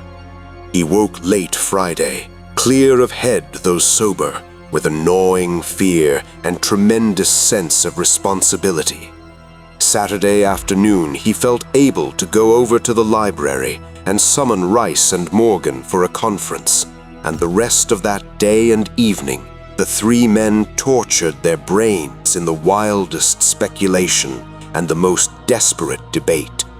Strange and terrible books were drawn voluminously from the stack shelves and from secure places of storage, and diagrams and formulae were copied with feverish haste and in bewildering abundance. Of skepticism there was none. All three had seen the body of Wilbur Whately as it lay in a room of that very building, and after that not one of them could feel even slightly inclined to treat the diary as a madman's raving. Opinions were divided as to notifying the Massachusetts State Police, and the negative finally won. There were things involved which simply could not be believed by those who had not seen a sample, as indeed was made clear during certain subsequent investigations. Late at night, the conference disbanded without having developed a definite plan, but all day Sunday, Armitage was busy comparing formulae and mixing chemicals obtained from the college laboratory. The more he reflected on the hellish diary, the more he was inclined to doubt the efficacy of any material agent in stamping out the entity which Wilbur Whately had left behind him, the earth-threatening entity which, unknown to him, was to burst forth in a few hours and become the memorable Dunwich Horror. Monday was a repetition of Sunday with Dr. Armitage, for the task in hand required an infinity of research and experiment. Further consultations of the monstrous diary brought about various changes of plan, and he knew that even in the end, a large amount of uncertainty must remain. By Tuesday, he had a definite line of action mapped out, and believed he would try a trip to Dunwich within a week.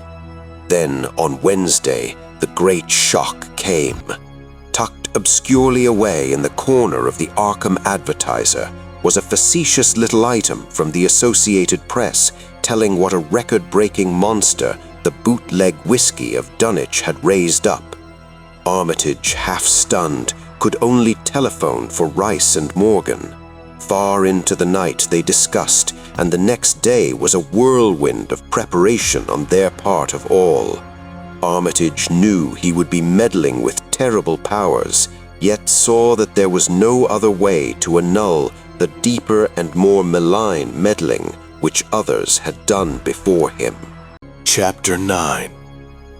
Friday morning, Armitage, Rice, and Morgan set out by motor for Dunwich, arriving at the village about 1 in the afternoon. The day was pleasant, but even in the brightest sunlight, a kind of quiet dread and portent seemed to hover about the strangely domed hills and the deep, shadowy ravines of the stricken region. Now and then, on some mountaintop, a gaunt circle of stones could be glimpsed against the sky. From the air of hushed fright at Osborne's store, they knew something hideous had happened, and soon learned of the annihilation of the Elmer Fry house and family. Throughout that afternoon, they rode around Dunwich, questioning the natives concerning all that had occurred, and seeing for themselves, with rising pangs of horror, the drear Fry ruins with their lingering traces of the tarry stickiness, the blasphemous tracks in the Fry yard, the wounded Seth Bishop cattle, and the enormous swaths of disturbed vegetation in various places. The trail up and down Sentinel Hill seemed to Armitage of almost cataclysmic significance, and he looked long at the sinister altar-like stone on the summit. At length, the visitors, apprised of a party of state police that had come from Aylesbury that morning in response to the first telephone reports of the Fry tragedy, decided to seek out the officers and compare notes as far as practicable. This, however, they found more easily planned than performed, since no sign of the party could be found in any direction. There had been 5 of them in a car, but now the car stood empty near the ruins in the Fry yard. The natives, all of whom had talked with the policeman, seemed at first as perplexed as Armitage and his companions. Then old Sam Hutchins thought of something and turned pale, nudging Fred Farr and pointing to the dank, deep hollow that yawned close by. "God," he gasped, "I telled 'em not to go down into the glen, and I never thought nobody'd do it with them tracks and that smell and the whippoorwills a-screechin' down there in the dark of noonday." A cold shudder ran through natives and visitors alike, and every ear seemed strained in a kind of instinctive, unconscious listening. Armitage, now that he had actually come upon the horror and its monstrous work, trembled with the responsibility he felt to be his. Night would soon fall, and it was then that the mountainous blasphemy lumbered upon its eldritch course. Negotium perambulantes in tenebris. The old librarian rehearsed the formulae he had memorized and clutched the paper containing the alternative ones he had not memorized. He saw that his electric flashlight was in working order. Rice, beside him, took from a valise a metal sprayer of the sort used in combating insects, whilst Morgan uncased the big game rifle on which he relied, despite his colleagues' warnings that no material weapon would be of help. Armitage, having read the hideous diary, knew painfully well what kind of a manifestation to expect, but he did not add to the fright of the Dunwich people by giving any hints or clues. He hoped that it might be conquered without any revelation to the world of the monstrous thing it had escaped. As the shadows gathered, the natives commenced to disperse homeward, anxious to bar themselves indoors, despite the present evidence that all human locks and bolts were useless before a force that could bend trees and crush houses when it chose. They shook their heads at the visitors' plan to stand guard at the Fry ruins near the glen, and as they left, had little expectancy of ever seeing the watchers again. There were rumblings under the hills that night, and the whippoorwills piped threateningly. Once in a while, a wind sweeping up out of Cold Spring Glen would bring a touch of ineffable fetor to the heavy night air. Such a fetor as all three of the watchers had smelled once before, when they stood above a dying thing that had passed for 15.5 years as a human being. But the looked-for terror did not appear. Whatever was down there in the glen was biding its time, and Armitage told his colleagues it would be suicidal to try to attack it in the dark. Morning came wanly, and the night sounds ceased. It was a gray, bleak day, with now and then a drizzle of rain, and heavier clouds seemed to be piling themselves up beyond the hills to the northwest. The men from Arkham were undecided what to do. Seeking shelter from the increasing rainfall beneath one of the few undestroyed Fry outbuildings, they debated the wisdom of waiting or of taking the aggressive and going down into the glen in quest of their nameless, monstrous quarry. The downpour waxed in heaviness, and distant peals of thunder sounded from far horizons. Sheet lightning shimmered, and then a forky bolt flashed near at hand, as if descending into the accursed glen itself. The sky grew very dark, and the watchers hoped that the storm would prove a short, sharp one, followed by clear weather. It was still gruesomely dark when, not much over an hour later, a confused babel of voices sounded down the road. Another moment brought to view a frightened group of more than a dozen men, running, shouting, and even whimpering hysterically. Someone in the lead began sobbing out words, and the Arkham men started violently when those words developed a coherent form. "Oh my God, the voice choked out. "It's a-goin' again, and this time by day. It's out and a-movin' this very minute, and only the Lord knows when it'll be on us all." The speaker panted into silence, but another took up his message. "Nigh on a hour ago, Zeb Whately here heard the phone a-ringin', and it was Miss Corey, George's wife, that lives down by the junction.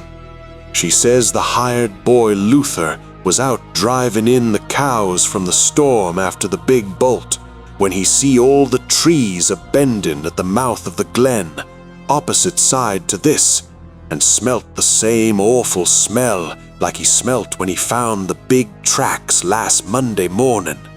And she says he says they was a swishin', lappin' sound, more nor what the bendin' trees and bushes could make, and all on a sudden the trees along the rud begin to get pushed one side, and there was an awful stomping and splashing in the mud.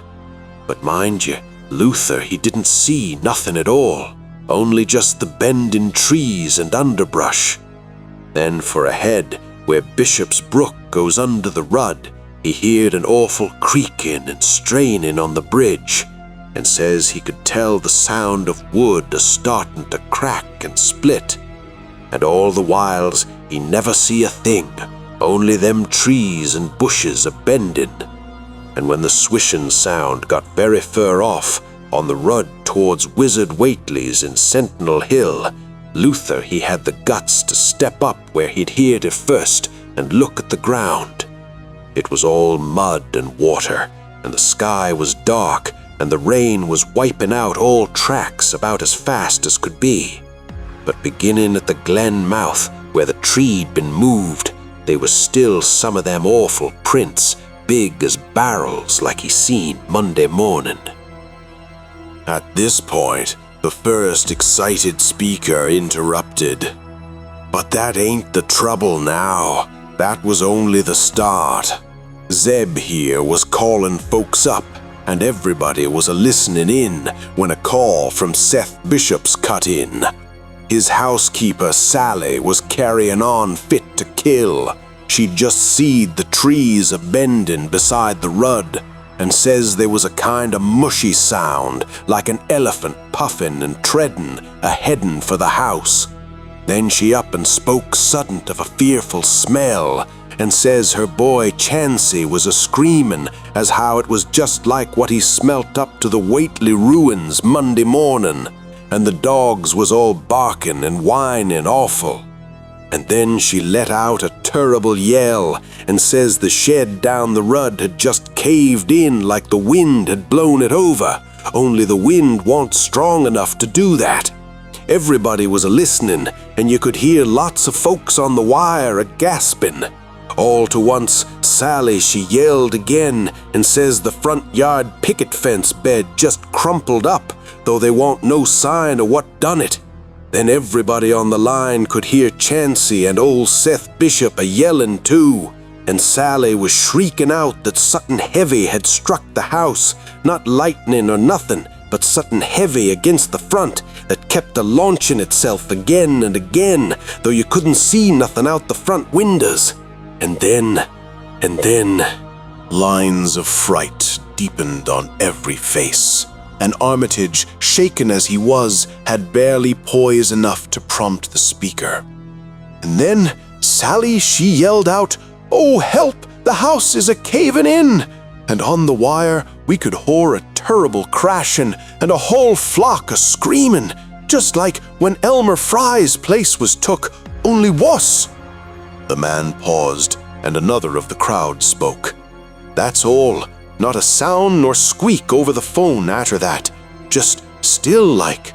We that heard it got out Fords and wagons and rounded up as many able-bodied menfolks as we could get at Corey's place and come up here to see what you thought best to do. Not but what I think it's the Lord's judgment for our iniquities that no mortal can ever set aside. Armitage saw that the time for positive action had come and spoke decisively to the faltering group of frightened rustics. "We must follow it, boys." I made his voice as reassuring as possible. "I believe there's a chance of putting it out of business. You men know that those Waiterleys were wizards. Well, this thing is a thing of wizardry and must be put down by the same means. I've seen Wilbur Waiterley's diary and read some of the strange old books he used to read, and I think I know the right kind of a spell to recite to make the thing fade away. Of course, one can't be sure, but we can always take a chance. It's invisible. I knew it would be, but there's a powder in this long-distance sprayer that might make it show up for a second. Later on, we'll try it. It's a frightful thing to have alive, but it isn't as bad as what Wilbur would have let in if he'd lived longer. You'll never know what the world has escaped. Now we've only this one thing to fight, and it can't multiply. It can, though, do a lot of harm, so we mustn't hesitate to rid the community of it. We must follow it, and the way to begin is to go to the place that has just been wrecked. Let somebody lead the way. I don't know your roads very well, but I've an idea there might be a shorter cut across lots. How about it?" The men shuffled about a moment, and then Earl Sawyer spoke softly, pointing with a grimy finger through the steadily lessening rain. "I guess ye can get to Seth Bishop's quickest by cutting across the lower meadow here, wading the brook at the low place, and climbing through Carrier's mowing and the timber lot beyond. That comes out on the upper rud mighty nigh Seth's, a little t'other side." Armitage, with Rice and Morgan, started to walk in the direction indicated, and most of the natives followed slowly. The sky was growing lighter, and there were signs that the storm had worn itself away. When Armitage inadvertently took a wrong direction, Joe Osborne warned him and walked ahead to show the right one. Courage and confidence were mounting, though the twilight of the almost perpendicular wooded hill which lay toward the end of their shortcut and among whose fantastic ancient trees they had to scramble as if up a ladder put these qualities to a severe test. At length they emerged on a muddy road to find the sun coming out. They were a little beyond the Seth Bishop place, but bent trees and hideously unmistakable tracks showed what had passed by. Only a few moments were consumed in surveying the ruins just around the bend. It was the Fry incident all over again, and nothing dead or living was found in either of the collapsed shells which had been the Bishop house and barn. No one cared to remain there amidst the stench and the tarry stickiness, but all turned instinctively to the line of horrible prints leading on toward the wrecked Whately farmhouse and the altar-crowned slopes of Sentinel Hill. As the men passed the site of Wilbur Whately's abode, they shuddered visibly, and seemed again to mix hesitancy with their zeal. It was no joke tracking down something as big as a house that one could not see, but that had all the vicious malevolence of a demon. Opposite the base of Sentinel Hill, the tracks left the road, and there was a fresh bending and matting visible along the broad swath marking the monster's former route to and from the summit. Armitage produced a pocket telescope of considerable power and scanned the steep green side of the hill. Then he handed the instrument to Morgan, whose sight was keener.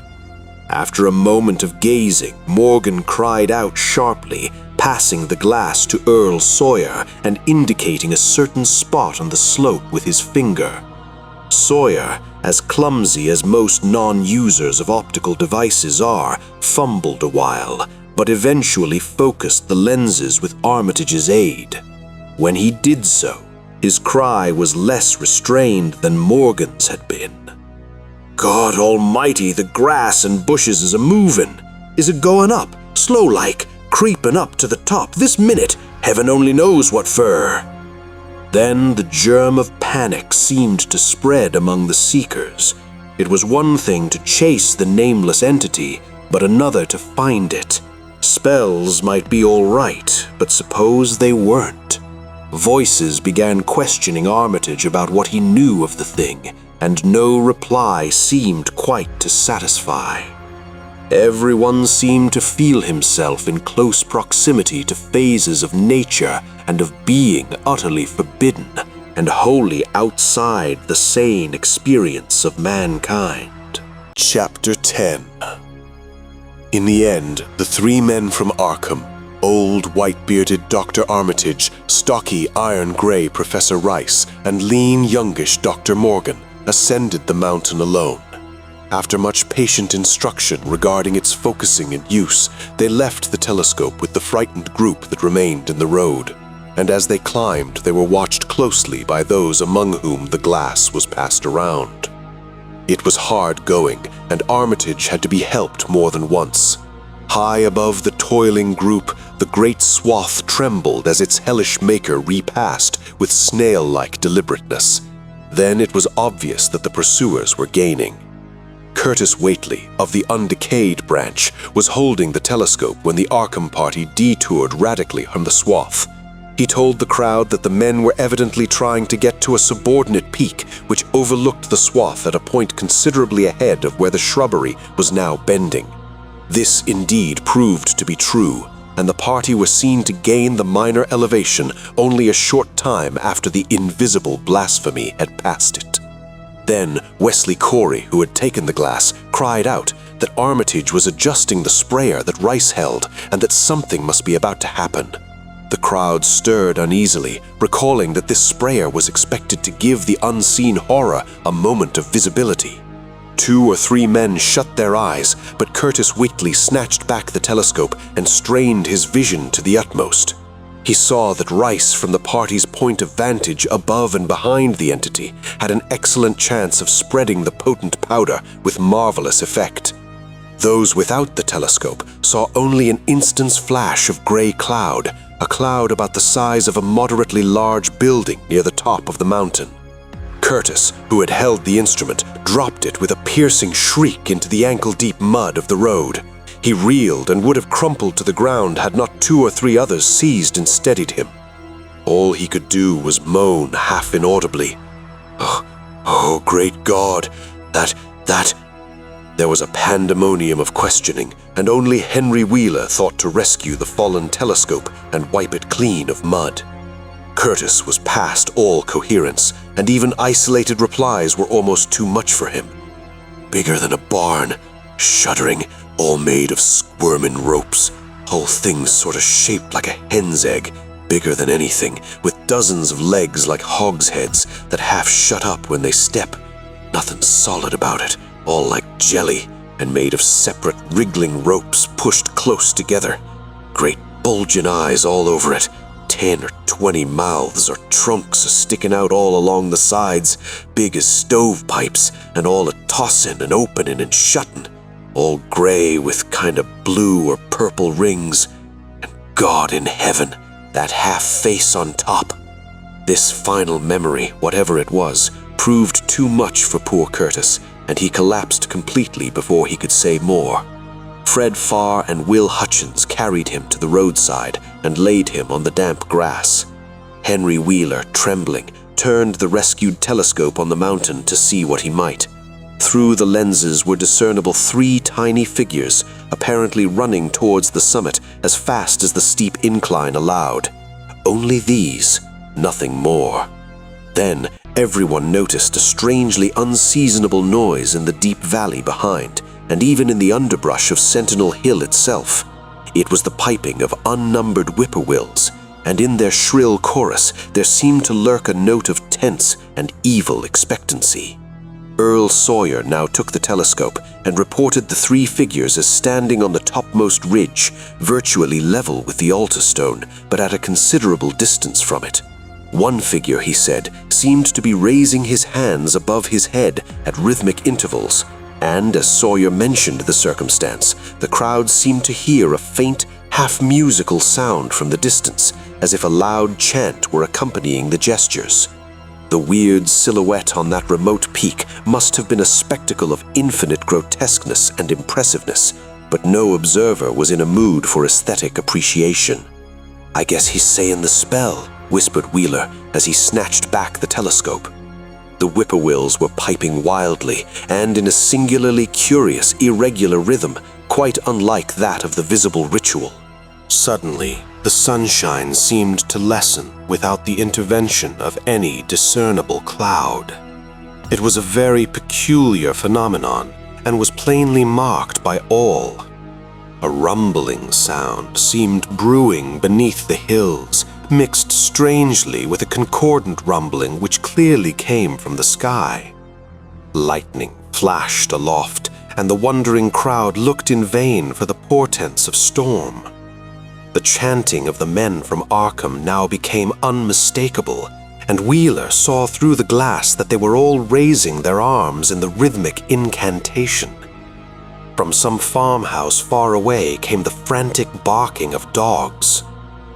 The change in the quality of the daylight increased, and the crowd gazed about the horizon in wonder. A purplish darkness born of nothing more than a spectral deepening of the sky's blue pressed down upon the rumbling hills. Then the lightning flashed again, somewhat brighter than before, and the crowd fancied that it had showed a certain mistiness around the altar stone on the distant height. No one, however, had been using the telescope at that instant. The whippoorwills continued their irregular pulsation, and the men of Dunwich braced themselves tensely against some imponderable menace with which the atmosphere seemed surcharged. Without warning came those deep, cracked, raucous vocal sounds which will never leave the memory of the stricken group who heard them. Not from any human throat were they born, for the organs of man can yield no such acoustic perversions. Rather would one have said they came from the pit itself, had not their source been so unmistakably the altar stone on the peak. It is almost erroneous to call them sounds at all, since so much of their ghastly, infra-bass timbre spoke to dim seats of consciousness and terror far subtler than the ear. Yet one must do so, since their form was indisputably, though vaguely, that of half-articulate words. They were loud, loud as the rumblings and the thunder above which they echoed, yet did they come from no visible being. And because imagination might suggest a conjectural source in the world of non-visible beings, the huddled crowd at the mountain's base huddled still closer and winced as if in expectation of a blow. Yignai, Yignai, Thulthukanha, Yog Sotha, rang the hideous croaking out of space. Yib think, hey, hey, Google. The speaking impulse seemed to falter here, as if some frightful psychic struggle were going on. Henry Wheeler strained his eye at the telescope, but saw only the 3 grotesquely silhouetted human figures on the peak, all moving their arms furiously in strange gestures as their incantation drew near its culmination. From what black wells of acherontic fear or feeling, from what unplumbed gulfs of extra-cosmic consciousness or obscure, long-latent heredity were those half-articulate thunder croakings drawn? Presently they began to gather renewed force and coherence as they grew in stark, utter, ultimate frenzy. E-I-I-ya-ha, E-I-I-ya, N-ha, N-ha, Hew, Hew, help, help, Father, Father, Yog-Sothoth. But that was all.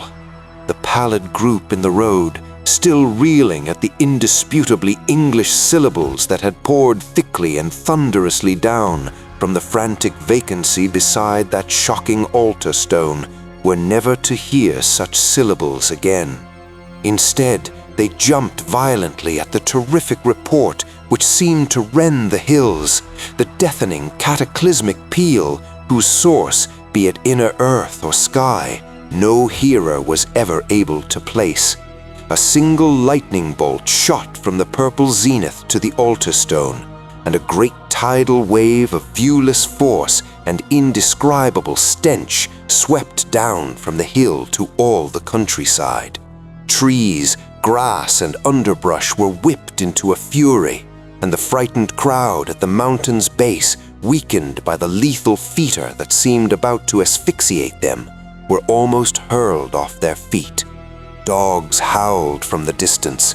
Green grass and foliage wilted to a curious, sickly yellow-gray, and over field and forest were scattered the bodies of dead whippoorwills. The stench left quickly, but the vegetation never came right again. To this day there is something queer and unholy about the growths on and around that fearsome hill.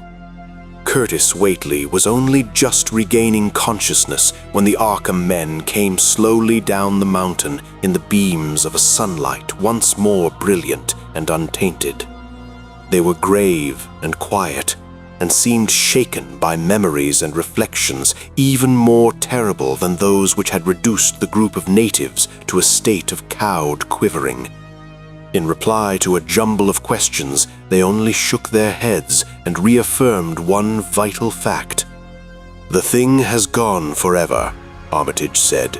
"It has been split up into what it was originally made of and can never exist again.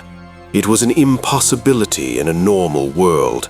Only the least fraction was really matter in any sense we know. It was like its father, and most of it has gone back to him in some vague realm or dimension outside our material universe, some vague abyss out of which only the most accursed rites of human blasphemy could ever have called him for a moment on the hills." There was a brief silence, and in that pause, the scattered senses of poor Curtis Whately began to knit back into a sort of continuity, so that he put his head to his hands with a moan. Memory seemed to pick itself up where it had left off, and the horror of the sight that had prostrated him burst in upon him again. Oh my God, that half-face on top of it, that face with the red eyes and crinkly albino hair and no chin like the Whateleys. It was an octopus, centipede, spider kind of thing, but there was a half-shaped man's face on top of it, and it looked like Wizard Whately's, only it was yards and yards across.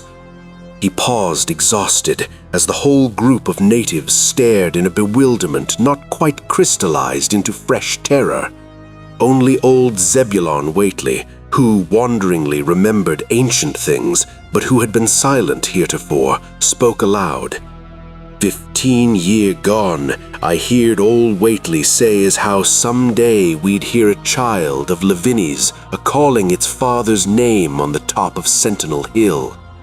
But Joe Osborne interrupted him to question the Arkham men anew. What was it, anyhow, and however did young wizard Whately call it out of the air it came from? Armitage chose his words carefully.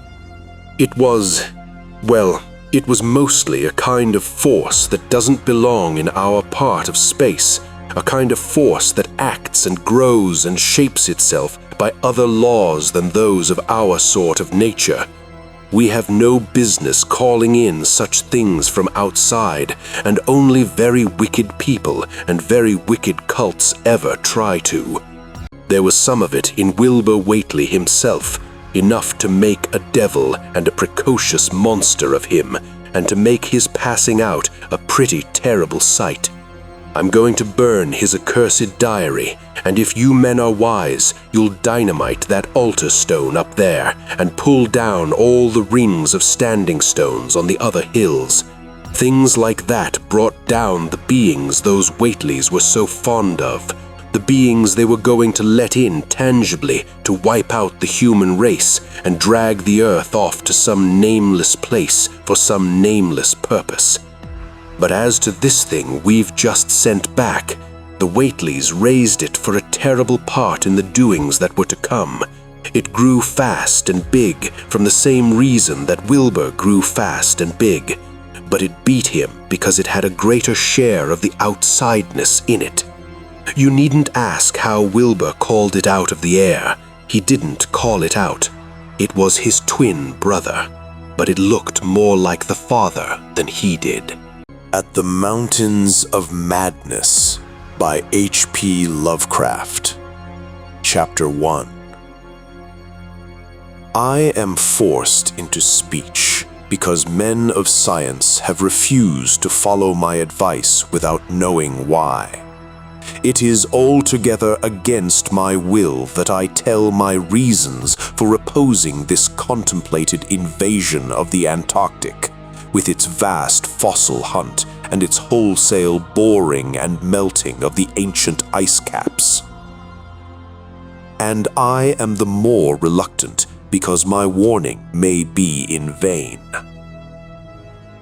Doubt of the real facts, as I must reveal them, is inevitable. Yet if I suppressed what will seem extravagant and incredible, there would be nothing left. The hitherto withheld photographs, both ordinary and aerial, will count in my favor, for they are damnably vivid and graphic.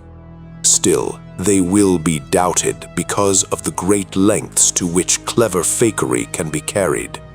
The ink drawings, of course, will be jeered at as obvious impostures, notwithstanding a strangeness and technique which art experts ought to remark and puzzle over. In the end, I must rely on the judgment and standing of the few scientific leaders who have, on the one hand, sufficient independence of thought to weigh my data on its own hideously convincing merits, or in the light of certain primordial and highly baffling myth cycles, and on the other hand, sufficient influence to deter the exploring world in general from any rash and over-ambitious program in the region of those mountains of madness. It is an unfortunate fact that relatively obscure men like myself and my associates, connected only with a small university, have little chance of making an impression where matters of a wildly bizarre or highly controversial natures are concerned. It is further against us that we are not, in the strictest sense, specialists in the fields which came primarily to be concerned. As a geologist, my object in leading the Miskatonic University expedition was wholly that of securing deep-level specimens of rock and soil from various parts of the Antarctic continent, aided by the remarkable drill devised by Professor Frank H. Pobody of our engineering department.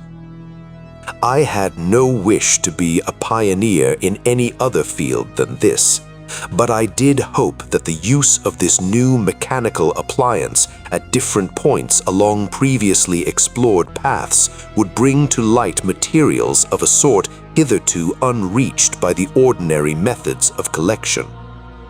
Pobody's drilling apparatus, as the public already knows from our reports, was unique and radical in its lightness, portability, and capacity to combine the ordinary artesian drill principle with the principle of the small circular rock drill in such a way to cope quickly with strata of varying hardness.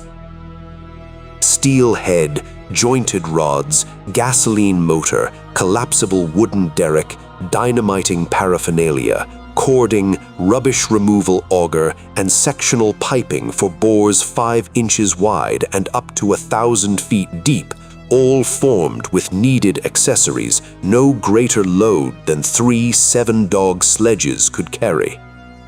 This was made possible by the clever aluminum alloy of which most of the metal objects were fashioned.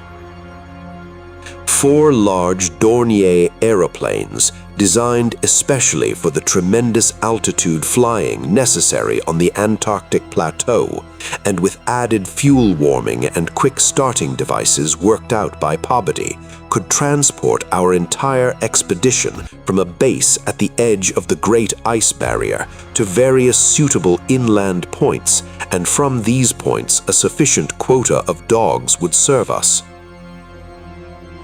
We planned to cover as great an area as one Antarctic season, or longer if absolutely necessary, would permit, operating mostly in the mountain ranges and on the plateau south of Ross Sea, regions explored in varying degree by Shackleton, Amundsen, Scott, and Bird. With frequent changes of camp made by aeroplane and involving distances great enough to be of geological significance, we expected to unearth a quite unprecedented amount of material, especially in the pre-Cambrian strata of which so narrow a range of Antarctic specimens had previously been secured. We wished also to obtain as great as possible a variety of the upper fossiliferous rocks, since the primal life history of this bleak realm of ice and death is of the highest importance to our knowledge of the Earth's past. That the Antarctic continent was once temperate and even tropical, with a teeming vegetable and animal life of which the lichens, marine fauna, arachnida, and penguins of the northern edge are the only survivors, is a matter of common information, and we hoped to expand that information in variety, accuracy, and detail.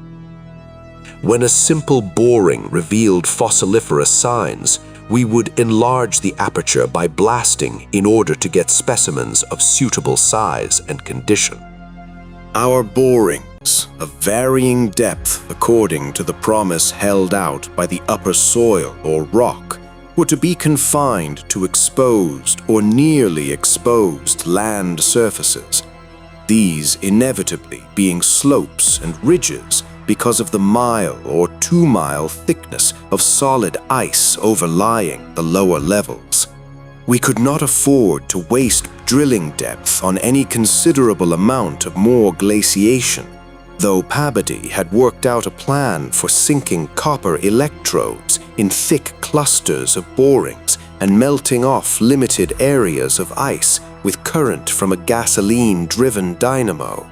It is this plan, which we could not put into effect except experimentally on an expedition such as ours, that the coming Starkweather Moor expedition proposes to follow, despite the warnings I have issued since our return from the Antarctic. The public knows of the Miskinotic expedition through our frequent wireless reports to the Arkham Advertiser and Associated Press, and through the later articles by Pobody and myself. We consisted of 4 men from the university: Pobody, Lake of the biology department, Atwood of the physics department, also a meteorologist, and myself, representing geology and having nominal command, also 16 assistants, 7 graduate students from Miskinotic, and 9 skilled mechanics. Of these 16, 12 were qualified aeroplane pilots, all but 2 of whom were competent wireless operators. 8 of them understood navigation with compass and sextant, as did Pabody, Atwood, and I. In addition, of course, our 2 ships, wooden ex-whalers reinforced for ice conditions and having auxiliary steam, were fully manned. The Nathaniel Darby Pickman Foundation, aided by a few special contributions, financed the expedition. Hence, our preparations were extremely thorough, despite the absence of great publicity. The dogs, sledges, machines, camp materials, and unassembled parts of our 5 planes were delivered in Boston, and there our ships were loaded. We were marvelously well equipped for our specific purposes, and in all matters pertaining to supplies, regimen, transportation, and camp construction, we profited by the excellent example of our many recent and exceptionally brilliant predecessors. It was the unusual number and fame of these predecessors which made our own expedition, ample though it was, so little noticed by the world at large. As the newspapers told, we sailed from Boston Harbor on September 2nd, 1930, taking a leisurely course down the coast and through the Panama Canal, and stopping at Samoa and Hobart, Tasmania, at which latter place we took on final supplies. None of our exploring party had ever been in the polar regions before, hence we all relied greatly on our ship captains, J.B. Douglas, commanding the brig Arkham and serving as commander of the sea party, and Georg Thorfinson, commanding the bark Miskinotic, both veteran whalers in Antarctic waters. As we left the inhabited world behind, the sun sank lower and lower in the north and stayed longer and longer above the horizon each day. At about 62 degrees south latitude, we sighted our first icebergs, table-like objects with vertical sides, and just before reaching the Antarctic Circle, which we crossed on October 20th with appropriately quaint ceremonies, we were considerably troubled with field ice.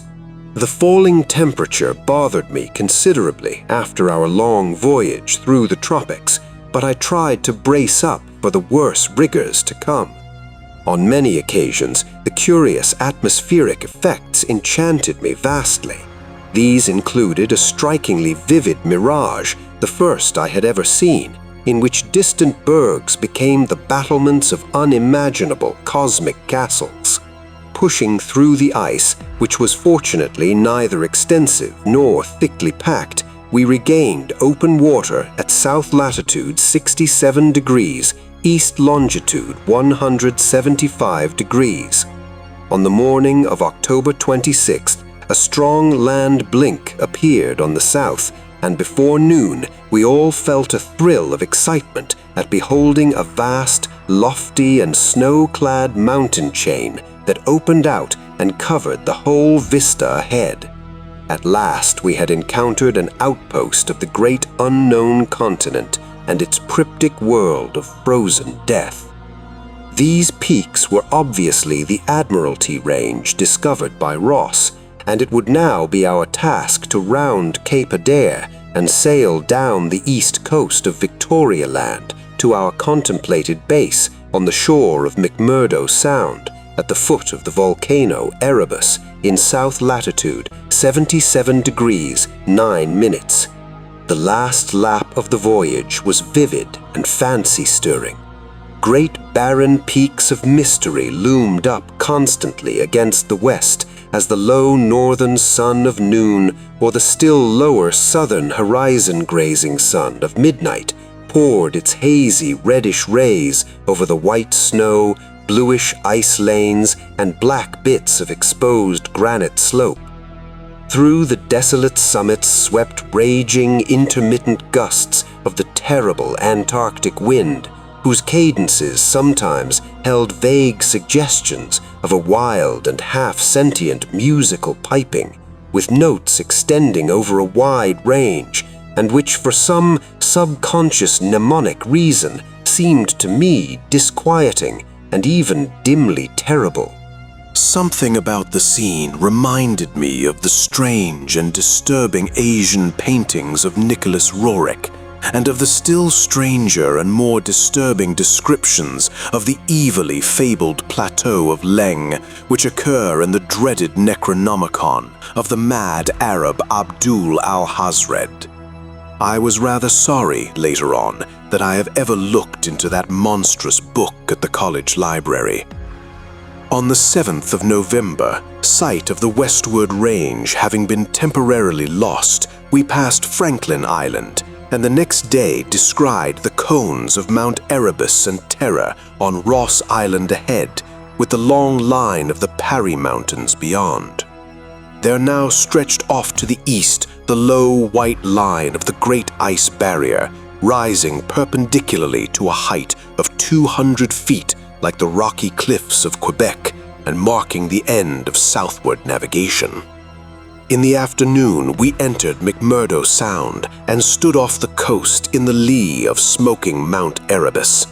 The scoriaceous peak towered up some 12,700 feet against the eastern sky, like a Japanese print of the sacred Fujiyama, while beyond it rose the white, ghost-like height of Mount Terror, 10,900 feet in altitude, and now extinct as a volcano. Puffs of smoke from Erebus came intermittently, and one of the graduate assistants, a brilliant young fellow named Danforth, pointed out what looked like lava on the snowy slope, remarking that this mountain, discovered in 1840, had undoubtedly been the source of Poe's image when he wrote 7 years later, "The lavas that restlessly roll their sulphurous currents down Yanek in the ultimate climes of the pole, that groan as they roll down Mount Yanek in the realms of the boreal pole." Danforth was a great reader of bizarre material and had talked a good deal of Poe. I was interested myself because of the Antarctic scene of Poe's only long story, the disturbing and enigmatical Arthur Gordon Pym. On the barren shore and on the lofty ice barrier in the background, myriad of grotesque penguins squawked and flapped their fins, while many fat seals were visible on the water, swimming or sprawling across large cakes of slowly drifting ice. Using small boats, we effected a difficult landing on Ross Island shortly after midnight on the morning of the 9th, carrying a line of cable from each of the ships and preparing to unload supplies by means of a breeches buoy arrangement. Our sensations on first treading Antarctic soil were poignant and complex, even though at this particular point the Scott and Shackleton expeditions had preceded us. Our camp on the frozen shore below the volcano slope was only a provisional one, headquarters being kept aboard the Arkham. We landed all our drilling apparatus, dogs, sledges, tents, provisions, gasoline tanks, experimental ice melting outfit, cameras, both ordinary and aerial, aeroplane parts, and other accessories, including 3 small portable wireless outfits, besides those in the planes, capable of communicating with the Arkham's large outfit from any part of the Antarctic continent that we would be likely to visit.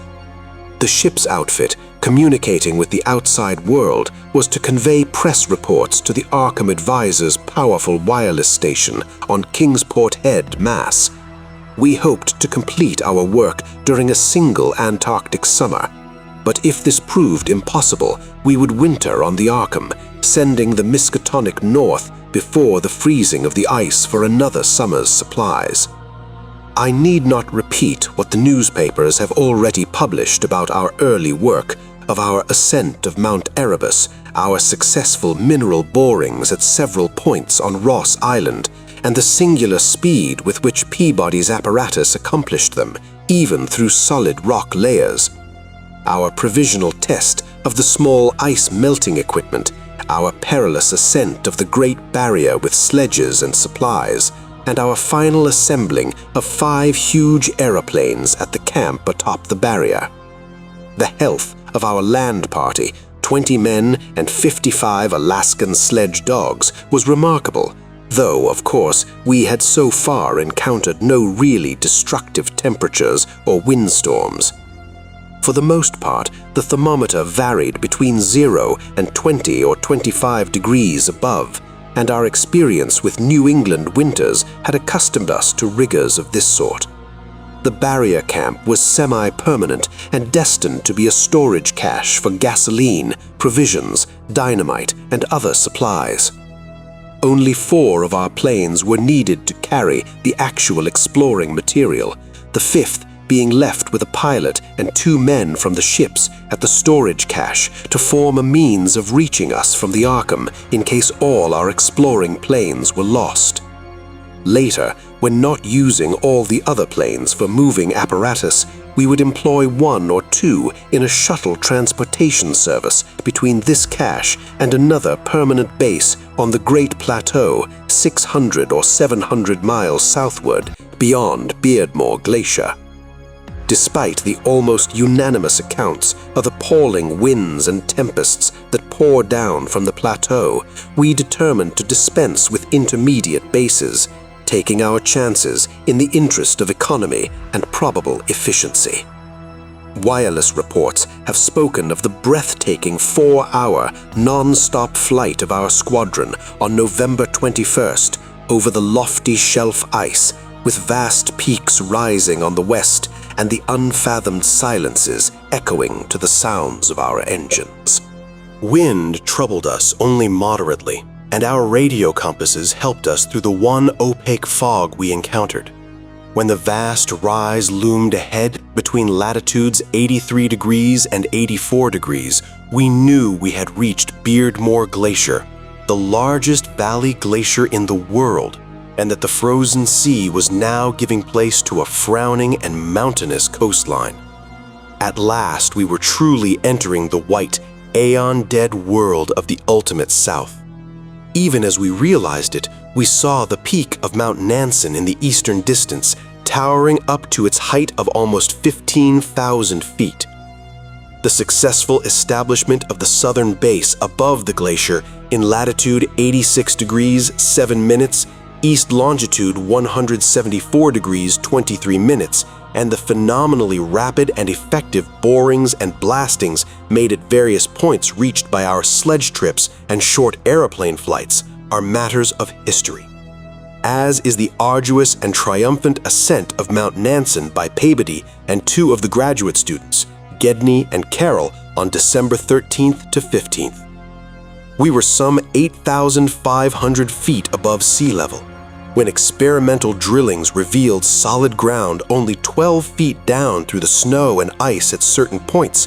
We made considerable use of the small melting apparatus and sunk bores and performed dynamiting at many places where no previous explorer had ever thought of securing mineral specimens. The Precambrian granites and beacon sandstones thus obtained confirmed our belief that this plateau was homogeneous with the great bulk of the continent to the west, but somewhat different from the parts lying eastward below South America, which we then thought to form a separate and smaller continent divided from the larger one by a frozen junction of Ross and Weddell seas, though Bird has since disproved the report. In certain of the sandstones, dynamited and chiseled after boring revealed their nature, we found some highly interesting fossil markings and fragments, notably ferns, seaweeds, trilobites, crinoids, and such mollusks as linguelli and gastropods, all of which seemed of real significance in connection with the region's primordial history. There was also a queer triangular striated marking, about a foot in greatest diameter, which Lake pieced together from 3 fragments of slate brought up from a deep blasted aperture. These fragments came from a point to the westward, near the Queen Alexandra Range, and Lake, as a biologist, seemed to find their curious marking unusually puzzling and provocative, though to my geological eye it looked not unlike some of the ripple effects reasonably common in the sedimentary rocks. Since slate is no more than a metamorphic formation into which a sedimentary stratum is pressed, and since the pressure itself produces odd distorting effects on any markings which may exist, I saw no reason for extreme wonder. On January 6, 1931, Lake, Peabody, Daniels, all 6 of the students, 4 mechanics, and myself flew directly over the South Pole in 2 of the Great Plains, being forced down once by a sudden high wind, which, fortunately, did not develop into a typical storm. This was, as the papers have stated, one of several observation flights, during others of which we tried to discern new topographical features in areas unreached by previous explorers. Our early flights were disappointing in this latter respect, though we afforded us some magnificent examples of the richly fantastic and deceptive mirages of the polar regions, of which our sea voyage had given us some brief foretastes. Distant mountains floated in the sky as enchanted cities, and often the whole white world would dissolve into a gold, silver, and scarlet land of Densanian dreams and adventurous expectancy under the magic of the low midnight sun. On cloudy days, we had considerable trouble in flying, owing to the tendency of snowy earth and sky to merge into one mystical opalescent void with no visible horizon to mark the junction of the two. At length, we resolved to carry out our original plan of flying 500 miles eastward with all 4 exploring planes and establishing a fresh sub-base at a point which would probably be on the smaller continental division, as we mistakenly conceived it. Geological specimens obtained there would be desirable for purposes of comparison.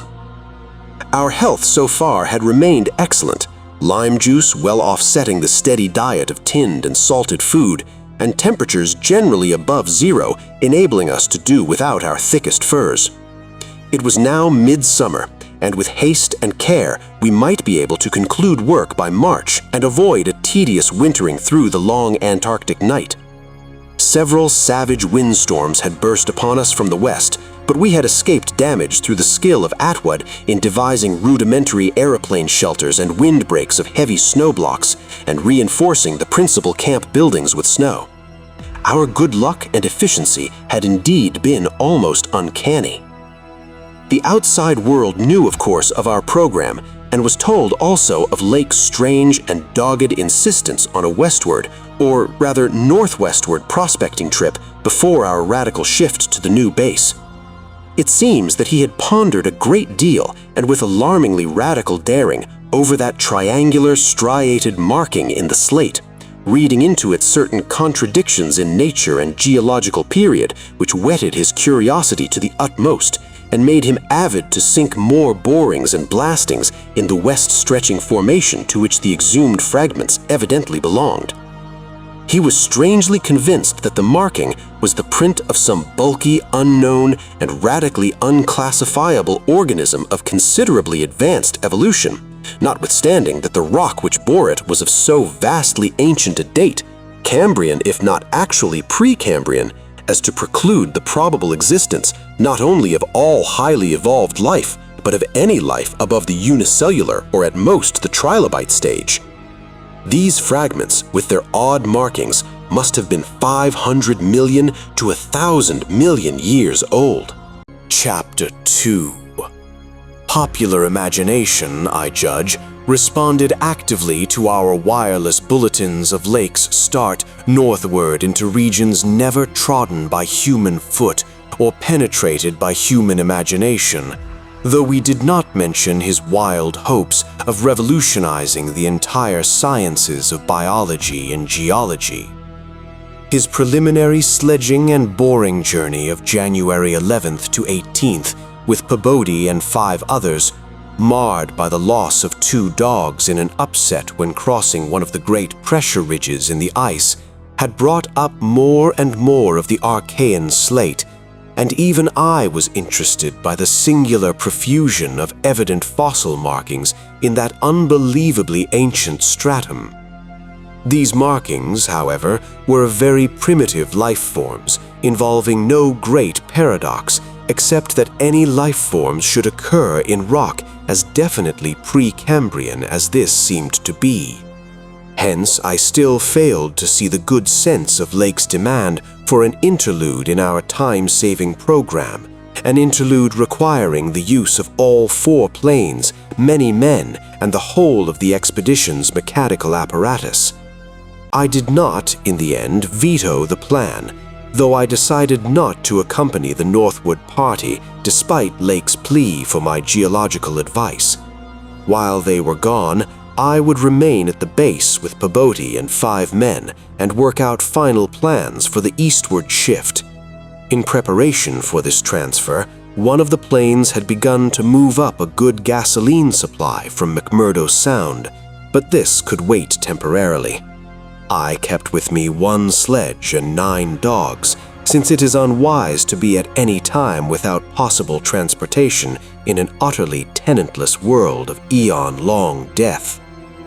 Lake's sub-expedition into the unknown, as everyone will recall, sent out its own reports from the shortwave transmitters on the plains, these being simultaneously picked up by our apparatus at the southern base and by the Arkham at McMurdo Sound, whence they were relayed to the outside world on wavelengths up to 50 meters. The start was made January 22nd at 4 a.m., and the first wireless message we received came only 2 hours later when Lake spoke of descending and starting a small-scale ice melting and bore at a point some 300 miles away from us. 6 hours after that, a second and very excited message told of the frantic beaver-like work whereby a shallow shaft had been sunk and blasted, culminating in the discovery of slate fragments with several markings approximately like the one which had caused the original puzzlement. 3 hours later, a brief bulletin announced the resumption of the flight in the teeth of a raw and piercing gale. And when I dispatched a message of protest against further hazards, Lake curtly replied that his new specimens made any hazard worth taking. I saw that his excitement had reached the point of mutiny and that I could do nothing to check this headlong risk of the whole expedition's success. But it was appalling to think of his plunging deeper and deeper into that treacherous and sinister white immensity of tempests and unfathomed mysteries which stretched off for some 1,500 miles to the half-known, half-suspected coastline of Queen Mary and Knoxlands. Then, in about an hour and a half more, came that doubly excited message from Lake's moving plane, which almost reversed my sentiments and made me wish I had accompanied the party. 10:05 p.m. On the wing. After snowstorm, have spied mountain range ahead higher than any hitherto seen. May equal Himalayas, allowing for height of the plateau. Probable latitude 76 degrees 15 minutes east. Longitude 113 degrees 10 minutes east. Reaches far as can see to right and left. Suspicion of 2 smoking cones. All peaks black and bare of snow. Gale blowing off them impedes navigation. Then, in about an hour and a half more, came that doubly excited message from Lake's moving plane, which almost reversed my sentiments and made me wish I had accompanied the party. Moulton's plane forced down on the plateau in foothills, but nobody hurt and perhaps can repair. Shall transfer essentials to the other 3 for return or further moves if necessary, but no more heavy plane travel needed just now. Mountains surpass anything in imagination. Am going up scouting in Carroll's plane with all weight out. You can't imagine anything like this. Highest peaks must go over 35,000 feet. Everest out of the running. Atwood to work out height with theodolite while Carroll and I go up. Probably wrong about cones, for formations look stratified. Possibly Precambrian slate with other strata mixed in.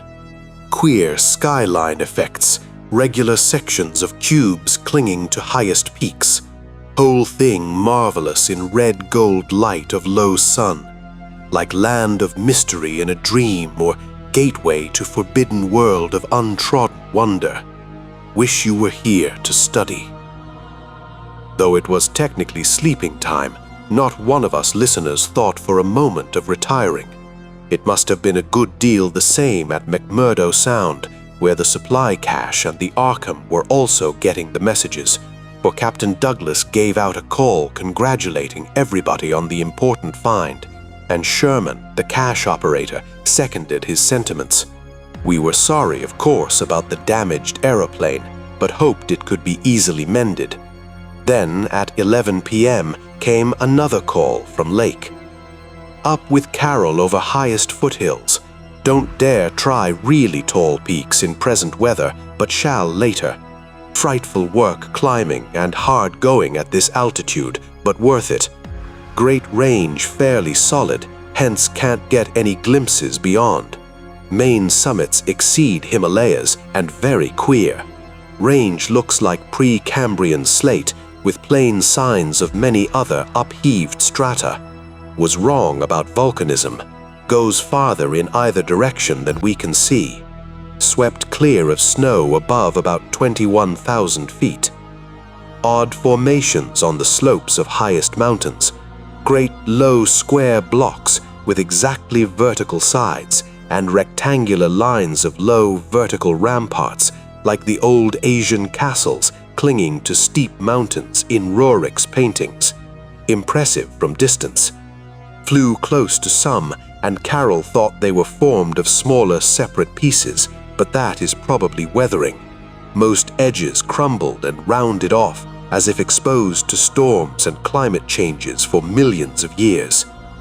Parts, especially upper parts, seem to be of lighter colored rock than any visible strata on slopes proper, hence an evidently crystalline origin.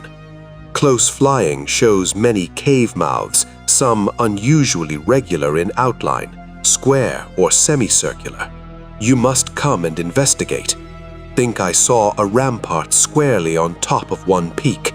Height seems about 30,000 to 35,000 feet. Am up 21,500 myself, in devilish gnawing cold. Wind whistles and pipes through passes and in and out of caves, but no flying danger so far. From then on, for another half hour, Lake kept up a running fire of comment and expressed his intention of climbing some of the peaks on foot. I replied that I would join him as soon as he could send a plane, and that Pabodie and I would work out the best gasoline plan, just where and how to concentrate our supply in view of the expedition's altered character. Obviously, Lake's boring operations, as well as his aeroplane activities, would need much delivered at the new base which he was to establish at the foot of the mountains, and it was possible that the eastward flight might not be made after all this season. In connection with this business, I called Captain Douglas and asked him to get as much as possible out of the ships and up the barrier with the single dog team we had left there. A direct route across the unknown region between Lake and McMurdo Sound was what we really ought to establish. Lake called me later to say that he had decided to let the camp stay where Moulton's plane had been forced down and where repairs had already progressed somewhat. The ice sheet was very thin, with dark ground here and there visible, and he would sink some borings and blasts at that very point before making any sledge trips or climbing expeditions. He spoke of the ineffable majesty of the whole scene and the queer state of his sensations at being in the lee of vast silent pinnacles whose ranks shot up like a wall reaching the sky at the world's rim.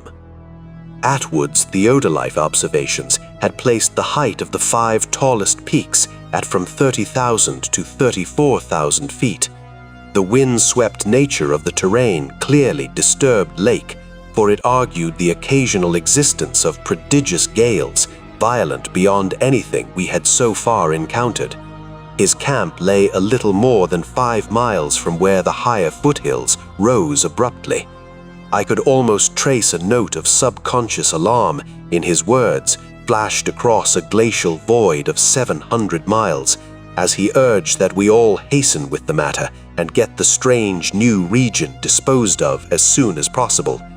He was about to rest now after a continuous day's work of almost unparalleled speed, strenuousness, and results.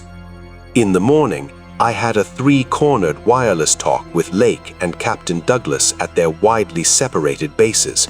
It was agreed that one of Lake's planes would come to my base for Peabody, the 5 men, and myself, as well as for all the fuel it could carry. The rest of the gasoline question, depending on our decision about an easterly trip, could wait for a few days, since Lake had enough for immediate heat and borings. Eventually, the old southern base ought to be restocked, but if we postponed the easterly trip, we would not use it till next summer, and meanwhile, Lake must send a plane to explore a direct route between his new mountains and McMurdo Sound. Peabody and I prepared to close our base for a short or long period as the case might be. If we wintered in the Antarctic, we would probably fly straight from Lake's base to the Arkham without returning to this spot. Some of our conical tents had already been reinforced by blocks of hard snow, and now we decided to make the job of making a permanent village. Owing to a very liberal tent supply, Lake had with him all that his base would need, even after our arrival. I wirelessed that Peabody and I would be ready for the northwestward move after 1 day's work and 1 night's rest. Our labors, however, were not very steady after 4 p.m. For about that time, Lake began sending in the most extraordinary and excited messages. His working day had started unpropitiously, since an aeroplane survey of the nearly exposed rock surfaces showed an entire absence of those Archean and primordial strata for which he was looking, and which formed so great a part of the colossal peaks that loomed up at a tantalizing distance from the camp. Most of the rocks glimpsed were apparently Jurassic and Comanchian sandstones and Permian and Triassic schists, with now and then a glossy black outcropping suggesting a hard and slaty coal. This rather discouraged Lake, whose plans all hinged on unearthing specimens more than 500 million years older. It was clear to him that in order to recover the Archean slate vein in which he had found the odd markings, he would have to make a long sledge trip from these foothills to the steep slopes of the gigantic mountains themselves. He had resolved, nevertheless, to do some local boring as part of the expedition's general program. Hence, he set up the drill and put 5 men to work with it while the rest finished settling the camp and repairing the damaged aeroplane. The softest visible rock, a sandstone about 1/4 of a mile from the camp, had been chosen for the first sampling, and the drill made excellent progress without much supplementary blasting. It was about 3 hours afterward, following the first really heavy blast of the operation, that the shouting of the drill crew was heard, and that young Gedney, the acting foreman, rushed into the camp with the startling news. They had struck a cave. Early in the boring, the sandstone had given place to a vein of Comanchian limestone, full of minute fossil cephalopods, corals, ichini, and spirifera, and with occasional suggestions of siliceous sponges and marine vertebrate bones, the latter probably of teleosts, sharks, and ganoids. This in itself was important enough, as affording the first vertebrate fossils the expedition had yet secured. But when shortly afterward the drill head dropped through the stratum into apparent vacancy, a wholly new and doubly intense wave of excitement spread among the excavators. A good-sized blast had laid open the subterrane secret, and now, through a jagged aperture, perhaps 5 feet across and 3 feet thick, there yawned before the avid searchers a section of shallow limestone hollowing, worn more than 50 million years ago by the trickling groundwaters of a bygone tropic world. The hollowed layer was not more than 7 or 8 feet deep, but extended off indefinitely in all directions and had a fresh, slightly moving air which suggested its membership in an extensive subterranean system. Its roof and floor were abundantly equipped with large stalactites and stalagmites, some of which met in columnar form. But important above all else was the vast deposit of shells and bones, which in places nearly choked the passage. Washed down from unknown jungles of Mesozoic tree ferns and fungi, and forests of tertiary cycads, fan palms, and primitive angiosperms, this osseous medley contained representatives of more Cretaceous, Eocene, and other animal species than the greatest paleontologist could have counted or classified in a year. Mollusks, crustacean armor, fishes, amphibians, reptiles, birds, and early mammals, great and small, known and unknown. No wonder Gedney ran back to the camp shouting, and no wonder everyone else dropped work and rushed headlong through the biting cold to where the tall derrick marked a newfound gateway to secrets of inner earth and vanished eons. When Lake had satisfied the first keen edge of his curiosity, he scribbled a message in his notebook and had young Moulton run back to the camp to dispatch it by wireless.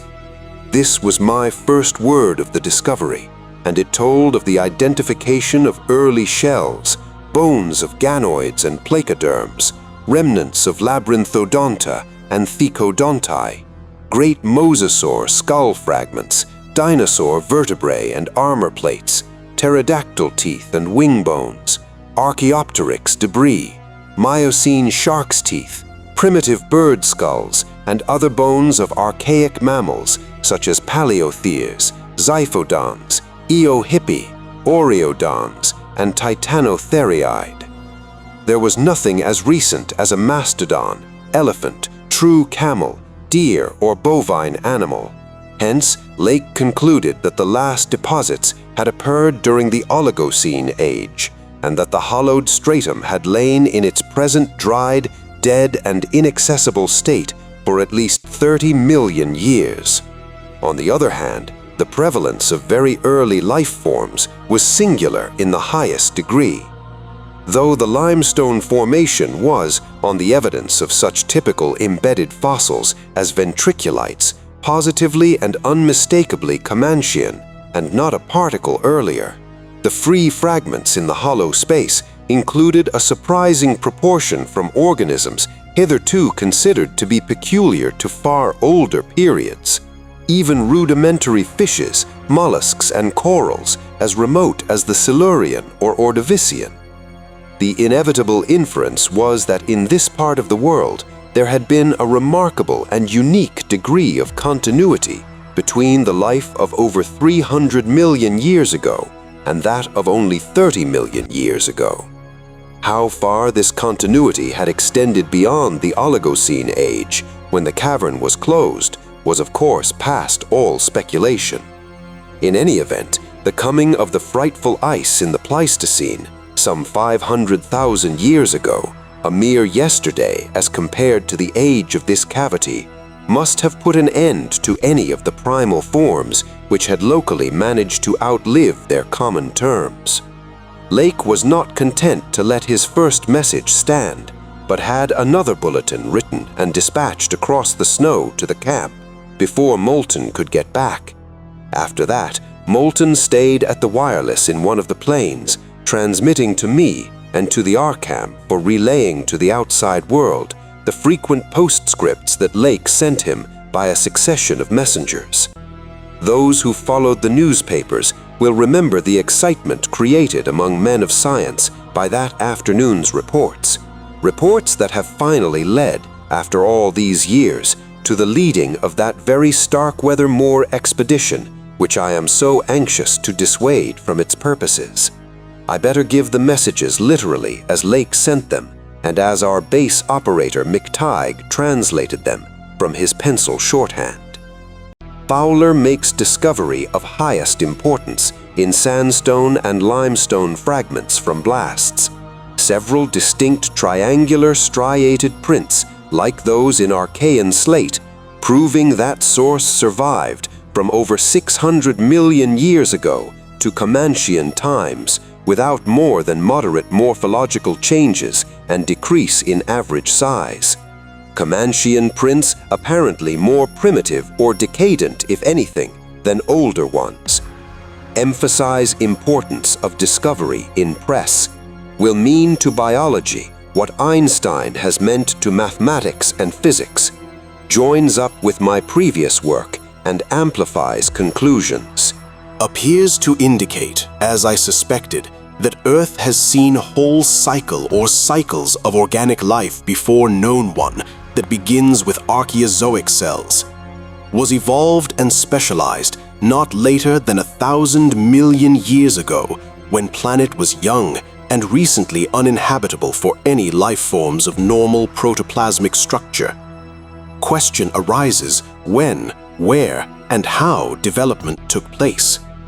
Later, examining certain skeletal fragments of large land and marine saurians and primitive mammals, find singular local wounds or injuries to bony structure not attributable to any known predatory or carnivorous animal of any period. Of two sorts, straight, penetrant bores and apparently hacking incisions, one or two cases of cleanly severed bones. Not many specimens affected. Am sending to camp for electric torches. Will extend search area underground by hacking away stalactites. Still later, have found peculiar soapstone fragment about 6 inches across and 1.5 inches thick, wholly unlike any visible local formation, greenish but no evidences to place its period, has curious smoothness and regularity, shaped like 5-pointed star with tips broken off and signs of other cleavage at inward angles and in the center of surface. Small, smooth depression in center of unbroken surface arouses much curiosity as to source and weathering. Probably some freak of water action. Carroll, with magnifier, thinks he can make out additional markings of geologic significance. Groups of tiny dots in regular patterns. Dogs growing uneasy as we work and seem to hate this soapstone. Must see if it has any peculiar odor. Will report again when Mills gets back with light and we start on underground area. 10:15 p.m. Important discovery. Orendorff and Watkins, working underground at 9:45 with light, found monstrous barrel-shaped fossil of wholly unknown nature, probably vegetable unless overgrown specimen of unknown marine radiata. Tissue evidently preserved by mineral salts, tough as leather but astonishing flexibility retained in places. Marks of broken off parts at ends and around sides. 6 feet end to end, 6 feet 5 ridged barrel torso, 3 5/10 feet central diameter, 1 foot end diameters, dark gray, flexible, and infinitely tough. 7-foot membranous wings of the same color, found folded, spread out of furrows between ridges. Wing framework tubular or glandular of lighter gray with orifices at wingtips. Spread wings have serrated edge. Around equator, one at the central apex of each of the 5 vertical stave-like ridges, are 5 systems of light gray flexible arms or tentacles found tightly folded to torso but expansible to maximum length of over 3 feet, like arms of a primitive crinoid. Single stalks 3 inches diameter branch after 6 inches into 5 substalks, each which branches after 8 inches into 5 small tapering tentacles or tendrils, giving each stalk a total of 25 tentacles. At the top of torso, blunt bulbous neck of light gray with gill-like suggestions holds yellowish 5-pointed star-shaped apparent head covered with 3-inch wiry cilia of various prismatic colors. Head thick and puffy, about 2 feet point to point, with 3-inch flexible yellowish tubes projecting from each point. Slit in exact center of top, probably breathing aperture.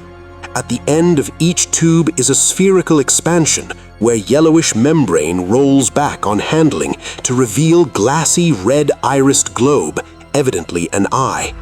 5 slightly longer reddish tubes start from the inner angles of the star-shaped head and end in sac-like swellings of the same color, which, upon pressure, open to bell-shaped orifices 2 inches maximum diameter and lined with sharp white tooth-like projections, probable mouths.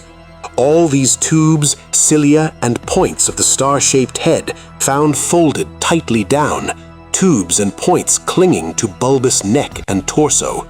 Flexibility surprising despite vast toughness. At the bottom of torso, rough but dissimilarly functioning counterparts of the head arrangements. Bulbous light gray pseudo-neck without gill suggestions holds a greenish 5-pointed star-shaped arrangement.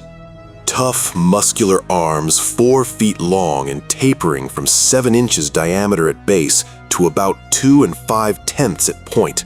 To each point is attached small end of a greenish, 5-veined membranous triangle 8 inches long and 6 wide at farther end. This is the paddle, fin, or pseudo-foot, which had made prints in rocks from 1,000 million years to 50 or 60 million years old. From inner angles of starfish arrangement project 2-foot reddish tubes tapering from 3 inches diameter at base to 1 at tip. Orifices at tips. All these parts infinitely tough and leathery, but extremely flexible. 4-foot arms with paddles undoubtedly used for locomotion of some sort, marine or otherwise. When moved, display suggestions of exaggerated muscularity. As found, all these projections tightly folded over pseudo-neck and end of torso, corresponding to projections at other end. Cannot yet assign positively to animal or vegetable kingdom, but odds now favor animal. Probably represents incredibly advanced evolution of radiata without loss of certain primitive features. Echinoderm resemblance is unmistakable despite local contradictory evidences. Wing structure puzzles in view of probable marine habitat, but may have use in water navigation. Symmetry is curiously vegetable-like, suggesting vegetables' essential up and down structure rather than animals' fore and aft structure. Fabulously early date of evolution, preceding even simplest Archean protozoa hitherto known, baffles all conjecture as to origin. Complete specimens have such uncanny resemblance to certain creatures of primal myth that suggestion of ancient existence outside Antarctic becomes inevitable. Dyer and Peabody have read Necronomicon and seen Clark Ashton Smith's nightmare paintings based on text and will understand when I speak of elder things supposed to have created all Earth life as jest or mistake. Students have always thought conception formed from morbid imaginative treatment of very ancient tropical radiata, also like prehistoric folklore things Wilmarth has spoken of, Cthulhu cult appendages, etc. Vast field of study opened, deposits probably of late Cretaceous or early Eocene period, judging from associated specimens. Massive stalagmites deposited above them, hard work hewing out, but toughness prevented damage. State of preservation miraculous, evidently owing to limestone action. No more found so far, but we'll resume search later. Job now to get 14 huge specimens to camp without dogs, which bark furiously and can't be trusted near them. With 9 men, 3 left to guard the dogs, we ought to manage the 3 sledges fairly well, though wind is bad. Must establish plane communication with McMurdo Sound and begin shipping material. But I've got to dissect one of these things before we take any rest. Wish I had a real laboratory here. Dyer better kick himself for having tried to stop my westward trip. First the world's greatest mountains, and then this. If this last isn't the high spot of the expedition, I don't know what is. We're made scientifically. Congrats, Peabody, on the drill that opened up the cave. Now, will Arkham please repeat description? The sensations of Peabody and myself at receipt of this report were almost beyond description, nor were our companions much behind us in enthusiasm. McT, who had hastily translated a few high spots as they came from the droning receiving set, wrote out the entire message from his shorthand version as soon as Lake's operator signed off. All appreciated the epic-making significance of the discovery, and I sent Lake congratulations as soon as the Arkham's operator had repeated back the descriptive parts as requested, and my example was followed by Sherman from his station at the McMurdo Sound supply cache, as well as Captain Douglas of the Arkham. Later, as head of the expedition, I added some remarks to be relayed through the Arkham to the outside world. Of course, rest was an absurd thought amidst this excitement, and my only wish was to get to Lake's camp as quickly as I could. It disappointed me when he sent word that a rising mountain gale made early aerial travel impossible. But within an hour and a half, interest again rose to banish disappointment. Lake, sending more messages, told of the completely successful transportation of the 14 great specimens to the camp. It had been a hard pull, for the things were surprisingly heavy, but 9 men had accomplished it very neatly. Now some of the party were hurriedly building a snow corral at a safe distance from the camp, to which the dogs could be brought for greater convenience in feeding. The specimens were laid out on the hard snow near the camp, save for one on which Lake was making crude attempts at dissection. This dissection seemed to be a greater task than had been expected, for despite the heat of a gasoline stove in the newly raised laboratory tent, the deceptively flexible tissues of the chosen specimen, a powerful and intact one, lost nothing of their more than leathery toughness. Lake was puzzled as to how he might make the requisite incisions without violence destructive enough to upset all the structural niceties he was looking for. He had, it is true, 7 more perfect specimens, but these were too few to use up recklessly unless the cave might later yield an unlimited supply. Accordingly, he removed the specimen and dragged in one that, having remnants of the starfish arrangements at both ends, was badly crushed and partly disrupted along one of the great torso furrows. Results, quickly reported over the wireless, were baffling and provocative indeed. Nothing like delicacy or accuracy was possible with instruments hardly able to cut the anomalous tissue, but the little that was achieved left us all awed and bewildered. Existing biology would have to be wholly revised, for this thing was no product of any cell growth science knows about. There had been scarcely any mineral replacement, and despite an age of perhaps 40 million years, the internal organs were wholly intact. The leathery, undeteriorative, and almost indestructible quality was an inherent attribute of the thing's form of organization, and pertained to some Paleocene cycle of invertebrate evolution utterly beyond our powers of speculation. At first, all that Lake found was dry, but as the heated tent produced its thawing effect, organic moisture of pungent and offensive odor was encountered toward the thing's uninjured side. It was not blood, but a thick, dark green fluid, apparently answering the same purpose. By the time Lake reached this stage, all 37 dogs had been brought to the still uncompleted corral near the camp, and even at that distance set up a savage barking and show of restlessness at the acrid, diffusive smell. Far from helping to place the strange entity, this provisional dissection merely deepened its mystery. All guesses about its external members had been correct, and on the evidence of these, one could hardly hesitate to call the thing animal. But internal inspection brought up so many vegetable evidences that Lake was left hopelessly at sea. It had digestion and circulation, and eliminated waste matter through the reddish tubes of its starfish-shaped base. Cursorily, one would say that its respiratory apparatus handled oxygen rather than carbon dioxide, and there were odd evidences of air storage chambers and methods of shifting respiration from the external orifice to at least 2 other fully developed breathing systems, gills and pores. Clearly, it was amphibian and probably adapted to long airless hibernation periods as well. Vocal organs seemed present in connection with the main respiratory system, but they presented anomalies beyond immediate solution. Articulate speech in the sense of syllable utterance seemed barely conceivable, but musical piping notes covering a wide range were highly probable. the muscular system was almost preternaturally developed. The nervous system was so complex and highly developed as to leave Lake aghast.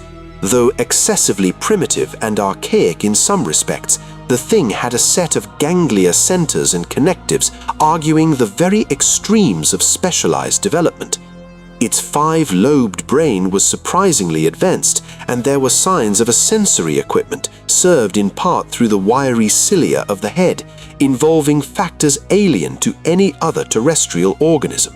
Probably it had more than 5 senses, so that its habits could not be predicted from any existing analogy. It must, Lake thought, have been a creature of keen sensitiveness and delicately differentiated functions in its primal world, much like the ants and bees of today. It reproduced like the vegetable cryptogams, especially the pteridophyta, having spore cases at the tips of the wings and evidently developing from a thallus or prothallus. But to give it a name at this stage was mere folly. It looked like a radiate, but was clearly something more. It was partly vegetable, but had 3/4 of the essentials of animal structure. That it was marine in origin, its symmetrical contour and certain other attributes clearly indicated, yet one could not be exact as to the limit of its later adaptations. The wings, after all, held a persistent suggestion of the aerial. How it could have undergone its tremendously complex evolution on a newborn Earth in time to leave prints in Archean rocks was so far beyond conception as to make Lake whimsically recall the primal myths about great old ones who filtered down from the stars and concocted Earth life as a joke or mistake, and the wild tales of cosmic hill things from outside told by a folklorist colleague in Miskatonic's English department. Naturally, he considered the possibility of the Precambrian prints having been made by a less evolved ancestor of the present specimens, but quickly rejected this too facile theory upon considering the advanced structural qualities of the older fossils. If anything, the later contours showed decadence rather than higher evolution. The size of the pseudo-feet had decreased, and the whole morphology seemed coarsened and simplified. Moreover, the nerves and organs just examined held singular suggestions of retrogression from forms still more complex. Atrophied and vestigial parts were surprisingly prevalent. Altogether, little could be said to have been solved, and Lake fell back into mythology for a provisional name, jocosely dubbing his finds the Elder Ones.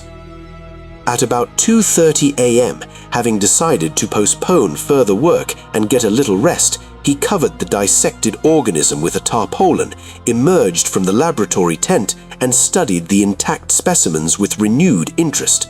The ceaseless Antarctic sun had begun to limber up their tissues a trifle, so that the head points in tubes of 2 or 3 showed signs of unfolding, but Lake did not believe there was any danger of immediate decomposition in the almost sub-zero air.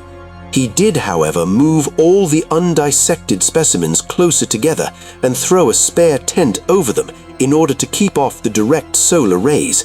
That would also help to keep their possible scent away from the dogs, whose hostile unrest was really becoming a problem even at their substantial distance and behind the higher and higher snow walls, which an increased quota of the men were hastening to raise around their quarters. He had to weight down the corners of the tent cloth with heavy blocks of snow to hold it in place amidst the rising gale, for the Titan mountain seemed about to deliver some gravely severe blasts. Early apprehensions about Antarctic winds were revived, and under Atwood's supervision, precautions were taken to bank the tents, new dog corral, and crude aeroplane shelters with snow on the mountainward side. These latter shelters, begun with hard snow blocks during odd moments, were by no means as high as they should have been, and Lake finally detached all hands from other tasks to work on them. It was after 4 when Lake at last prepared to sign off and advised us all to share the rest period his outfit would take when the shelter walls were a little higher. He held some friendly chat with Paybody over the ether and repeated his praise of the really marvelous drills that had helped him make his discovery. Atwood also sent greetings and praises. I gave Lake a warm word of congratulation, owning up that he was right about the western trip, and we all agreed to get in touch by wireless at 10 in the morning. If the gale was then over, Lake would send a plane for the party at my base. Just before retiring, I dispatched a final message to the Arkham with instructions about toning down the day's news for the outside world, since the full details seemed radical enough to rouse a wave of incredulity until further substantiated. Chapter 3. None of us, I imagine, slept very heavily or continuously that morning.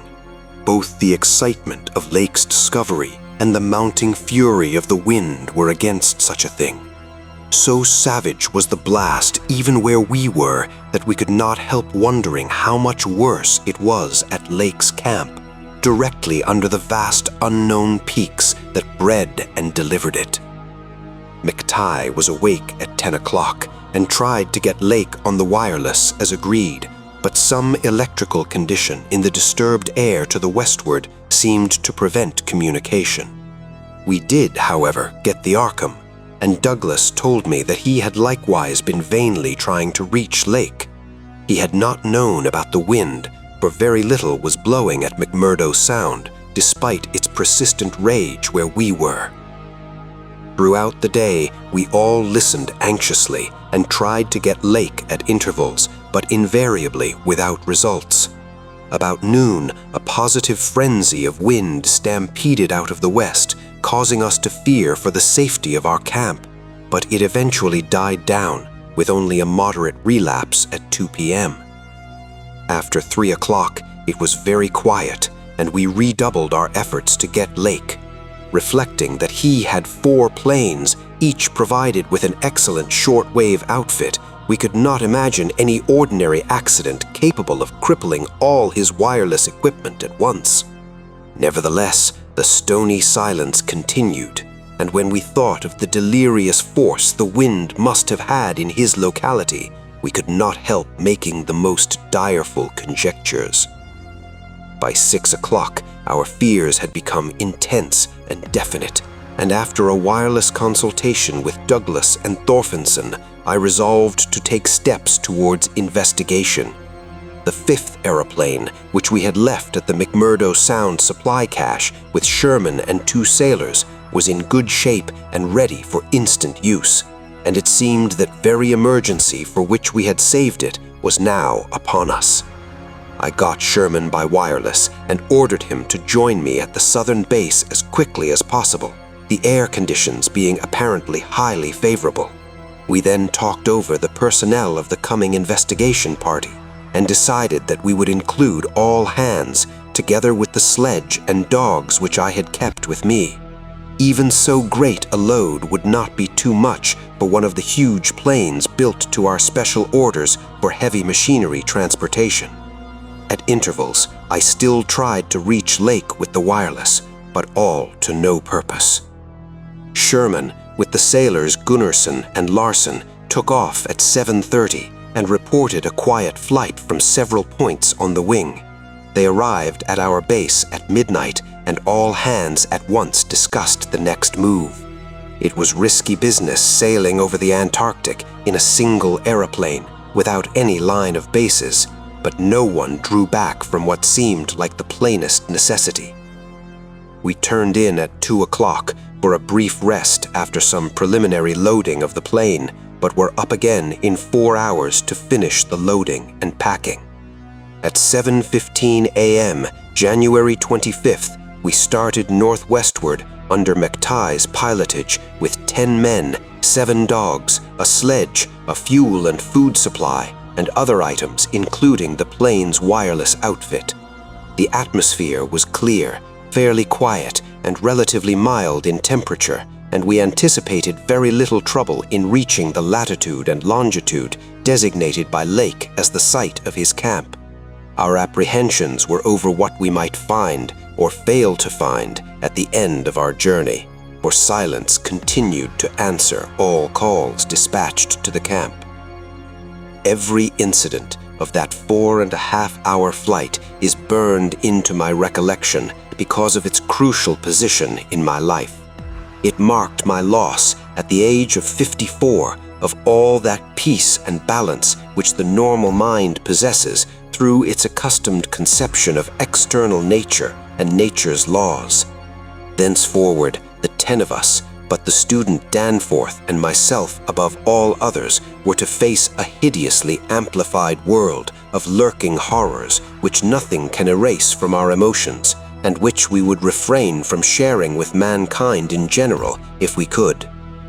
The newspapers have printed the bulletins we sent from the moving plane, telling of our non-stop course, our 2 battles with treacherous upper air gales, our glimpse of the broken surface where Lake had sunk his mid-journey shaft 3 days before, and our sight of a group of those strange fluffy snow cylinders noted by Amundsen and Bird as rolling in the wind across the endless leagues of frozen plateau.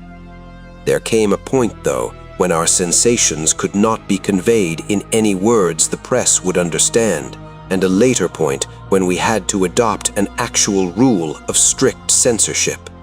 The sailor Larsen was first to spy the jagged line of witch-like cones and pinnacles ahead, and his shouts sent everyone to the windows of the great cabined plane. Despite our speed, they were very slow in gaining prominence, hence we knew that they must be infinitely far off and visible only because of their abnormal height. Little by little, however, they rose grimly into the western sky, allowing us to distinguish various bare, bleak, blackish summits, and to catch the curious sense of fantasy which they inspired as seen in the reddish Antarctic light against the provocative background of iridescent ice dust clouds. In the whole spectacle, there was a persistent, pervasive hint of stupendous secrecy and potential revelation. It was as if these stark, nightmare spires marked the pylons of a frightful gateway into forbidden spheres of dream and complex gulfs of remote time, space, and ultra-dimensionality. I could not help feeling that they were evil things, mountains of madness, whose farther slopes looked out over some accursed ultimate abyss. That seething half-luminous cloud background held ineffable suggestions of a vague ethereal beyondness far more than terrestrially spatial, and gave appalling reminders of the utter remoteness, separateness, desolation, and aeon-long death of this untrodden and unfathomed austral world. It was young Danforth who drew our notice to the curious regularities of the higher mountain skyline, regularities like clinging fragments of perfect cubes which Lake had mentioned in his messages, and which indeed justified his comparison with the dreamlike suggestions of primordial temple ruins on cloudy Asian mountaintops so subtly and strangely painted by Roerich. There was indeed something hauntingly Roerich-like about this whole unearthly continent of mountainous mystery. I had felt it in October when we first caught sight of Victoria Land, and I felt it afresh now. I felt too another wave of uneasy consciousness of archaean mythical resemblances, of how disturbingly this lethal realm corresponded to the evilly famed plateau of Leng in the primal writings. Mythologists have placed Leng in Central Asia, but the racial memory of man or of his predecessors is long, and it may well be that certain tales have come down from lands and mountains and temples of horror earlier than Asia and earlier than any human world we know. A few daring mystics have hinted at a pre-Pleistocene origin of the fragmentary Pnakotic manuscripts, and have suggested that the devotees of Sathajua were as alien to mankind as Sathajua itself. Leng, wherever in space or time it might brood, was not a region I would care to be in or near, nor did I relish the proximity of a world that had ever bred such ambiguous and archaean monstrosities as those Lake had just mentioned. At the moment, I felt sorry that I had ever read the abhorred Necronomicon or talked so much with that unpleasantly erudite folklorist Wilmarth at the university. This mood undoubtedly served to aggravate my reaction to the bizarre mirage which burst upon us from the increasingly opalescent zenith as we drew near the mountains and began to make out the cumulative undulations of the foothills. I had seen dozens of polar mirages during the preceding weeks, some of them quite as uncanny and fantastically vivid as the present sample, but this one had a wholly novel and obscure quality of menacing symbolism, and I shuddered as the seething labyrinth of fabulous walls and towers and minarets loomed out of the troubled ice vapors above our heads. The effect was that of a cyclopean city of no architecture known to man or to human imagination, with vast aggregations of night-black masonry embodying monstrous perversions of geometrical laws. There were truncated cones, sometimes terraced or fluted, surmounted by tall cylindrical shafts, here and there bulbously enlarged, and often capped with tiers of thinnish scalloped discs, and strange beetling table-like constructions, suggesting piles of multitudinous rectangular slabs, or circular plates, or five-pointed stars, with each one overlapping the one beneath. There were composite cones and pyramids, either alone or surmounting cylinders or cubes, or flatter truncated cones and pyramids, and occasional needle-like spires in curious clusters of 5. All of these febrile structures seemed knit together by tubular bridges, crossing from one to the other at various dizzy heights, and the implied scale of the whole was terrifying and oppressive in its sheer giganticism. The general type of mirage was not unlike some of the wilder forms observed and drawn by the Arctic whaler Scoresby in 1820, but at this time and place, with those dark, unknown mountain peaks soaring stupendously ahead, that anomalous elder world discovery in our minds, and the pall of probable disaster enveloping the greater part of our expedition, we all seemed to find in it a taint of latent malignity and infinite evil portent. I was glad when the mirage began to break up, though in the process the various nightmare turrets and cones assumed distorted, temporary forms of even vaster hideousness. As the whole illusion dissolved to churning opalescence, we began to look earthward again, and saw that our journey's end was not far off. The unknown mountains ahead rose dizzily up like a fearsome rampart of giants, their curious regularities showing with startling clearness even without a field glass. We were over the lowest foothills now, and could see amidst the snow, ice, and bare patches of their main plateau a couple of darkish spots which we took to be Lake's Camp and Boring. The higher foothills shot up between 5 and 6 miles away, forming a range almost distinct from the terrifying line of more than Himalayan peaks beyond them. At length, Ropes, the student who had relieved McTighe at the controls, began to head downward toward the left-hand dark spot, whose size marked it as the camp. As he did so, McTighe sent out the last uncensored wireless message the world was to receive from our expedition. Everyone, of course, has read the brief and unsatisfying bulletins of the rest of our Antarctic sojourn.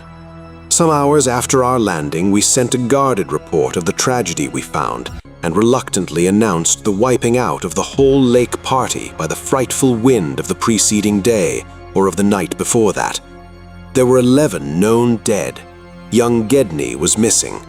People pardoned our hazy lack of details through realization of the shock the sad event must have caused us, and believed us when we explained that the mangling action of the wind had rendered all 11 bodies unsuitable for transportation outside.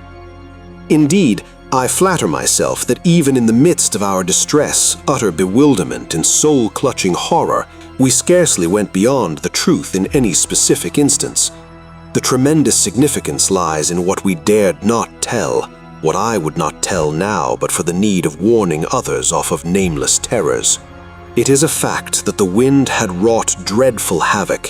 Whether all could have lived through it, even without the other thing, is gravely open to doubt. The storm, with its fury of madly driven ice particles, must have been beyond anything our expedition had encountered before. One aeroplane shelter, all it seems had been left in a far too flimsy and inadequate state, was nearly pulverized, and the derrick at the distant boring was entirely shaken to pieces.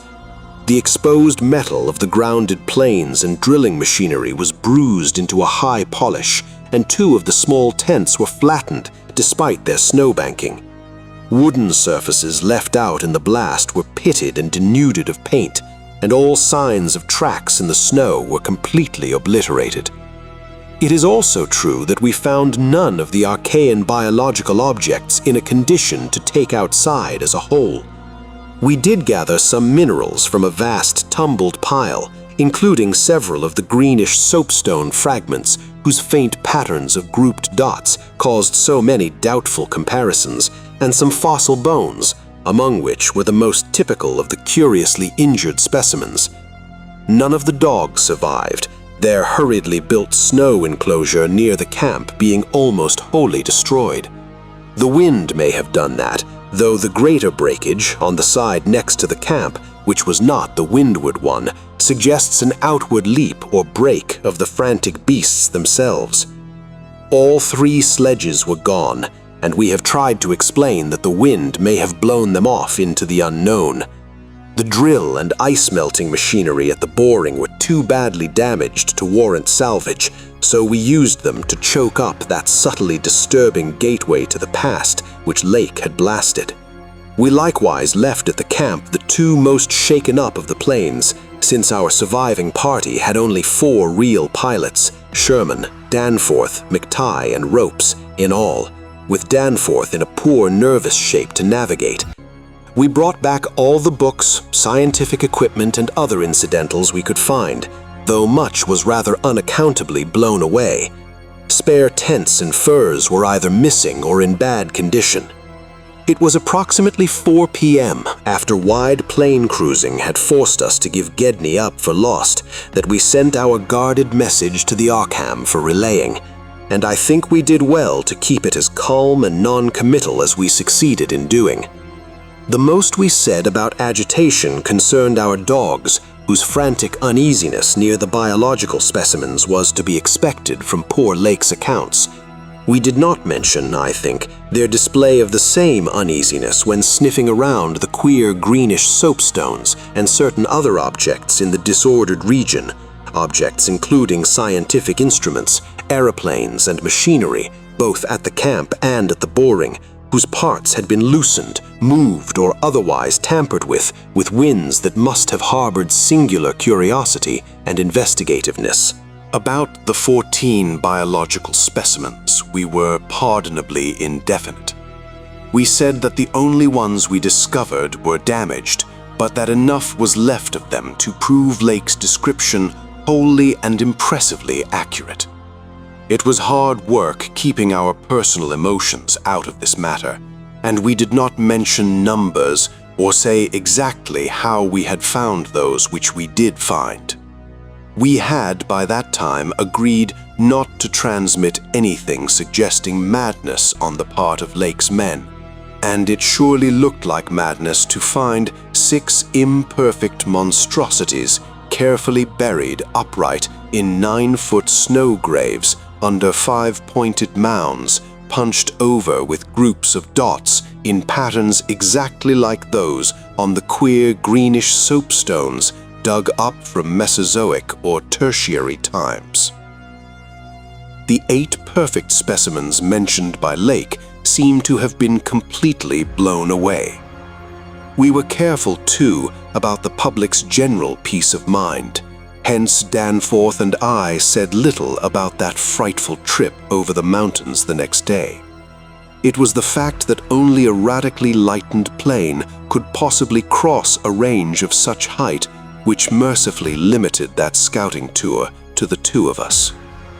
On our return at 1 a.m., Danforth was close to hysterics, but kept an admirably stiff upper lip. It took no persuasion to make him promise not to show our sketches and the other things we brought away in our pockets, not to say anything more to the others than what we had agreed to relay outside, and to hide our camera films for private development later on, so that part of my present story will be as new to Peabody, McTeague, Ropes, Sherman, and the rest as it will be to that world in general. Indeed, Danforth is closer-mouthed than I, for he saw, or thinks he saw, one thing he will not tell even me.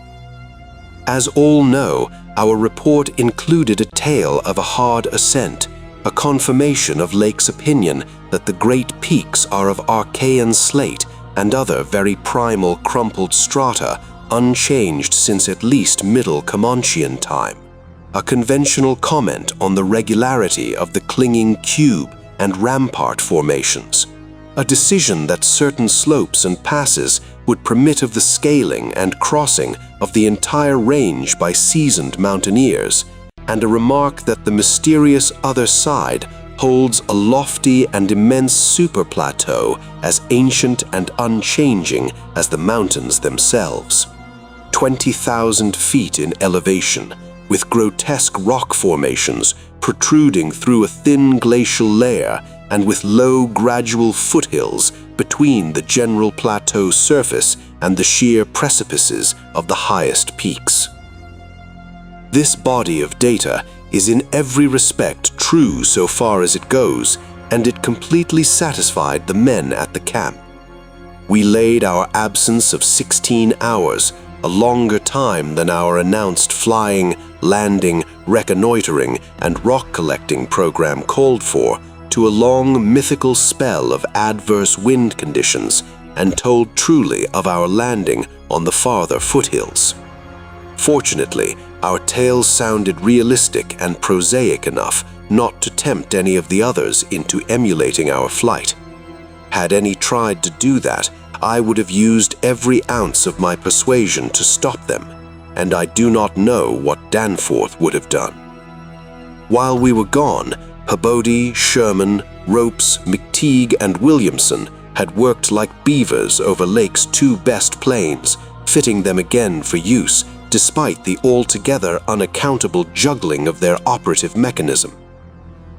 We decided to load all the planes the next morning and start back for our old base as soon as possible, even though indirect, that was the safest way to work toward McMurdo Sound, for a straight-line flight across the most utterly unknown stretches of the aeon-dead continent would involve many additional hazards.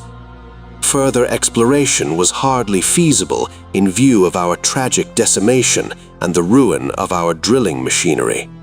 The doubts and horrors around us, which we did not reveal, made us wish only to escape from this austral world of desolation and brooding madness as swiftly as we could. As the public knows, our return to the world was accomplished without further disasters. All planes reached the old base on the evening of the next day, January 27th, after a swift non-stop flight, and on the 28th we made McMurdo Sound in 2 laps, the one pause being very brief and occasioned by a faulty rudder in the furious wind over the ice shelf after we had cleared the Great Plateau. In 5 days more, the Arkham and Miskatonic, with all hands and equipment on board, were shaking clear of the thickening ice field and working up Ross Sea, with the mocking mountains of Victoria Land looming westward against a troubled Antarctic sky, and twisting the wind's wails into a wide-ranged musical piping which chilled my soul to the quick.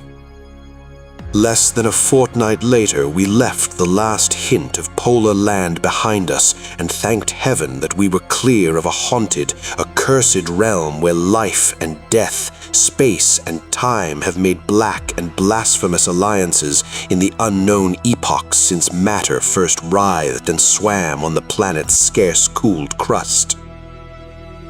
Since our return, we have all constantly worked to discourage Antarctic exploration, and have kept certain doubts and guesses to ourselves with splendid unity and faithfulness. Even young Danforth, with his nervous breakdown, has not flinched or babbled to his doctors. Indeed, as I have said, there is one thing he thinks he alone saw which he will not tell even me, though I think it would help his psychological state if he would consent to do so.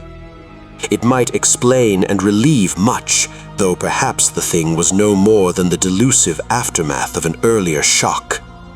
That is the impression I gather after those rare, irresponsible moments when he whispers disjointed things to me, things which he repudiates vehemently as soon as he gets a grip on himself again.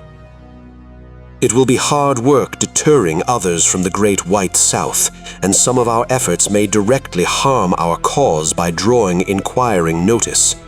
We might have known from the first that human curiosity is undying, and that the results we announced would be enough to spur others ahead on the same age-long pursuit of the unknown.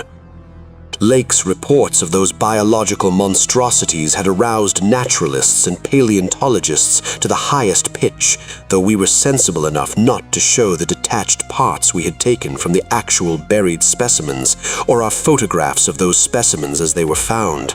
We also refrained from showing the more puzzling of the scarred bones and greenish soapstones, while Danforth and I have closely guarded the pictures we took or drew on the super plateau across the range, and the crumpled things we smoothed, studied in terror, and brought away in our pockets. But now that Starkweather Moor party is organizing, and with a thoroughness far beyond anything our outfit attempted.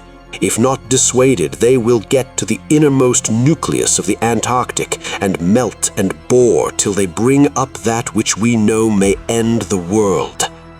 So I must break through all reticences at last, even about that ultimate, nameless thing beyond the mountains of madness. Chapter 4. It is only with vast hesitancy and repugnance that I let my mind go back to Lake's camp and what we really found there, and to that other thing beyond the awful mountain wall.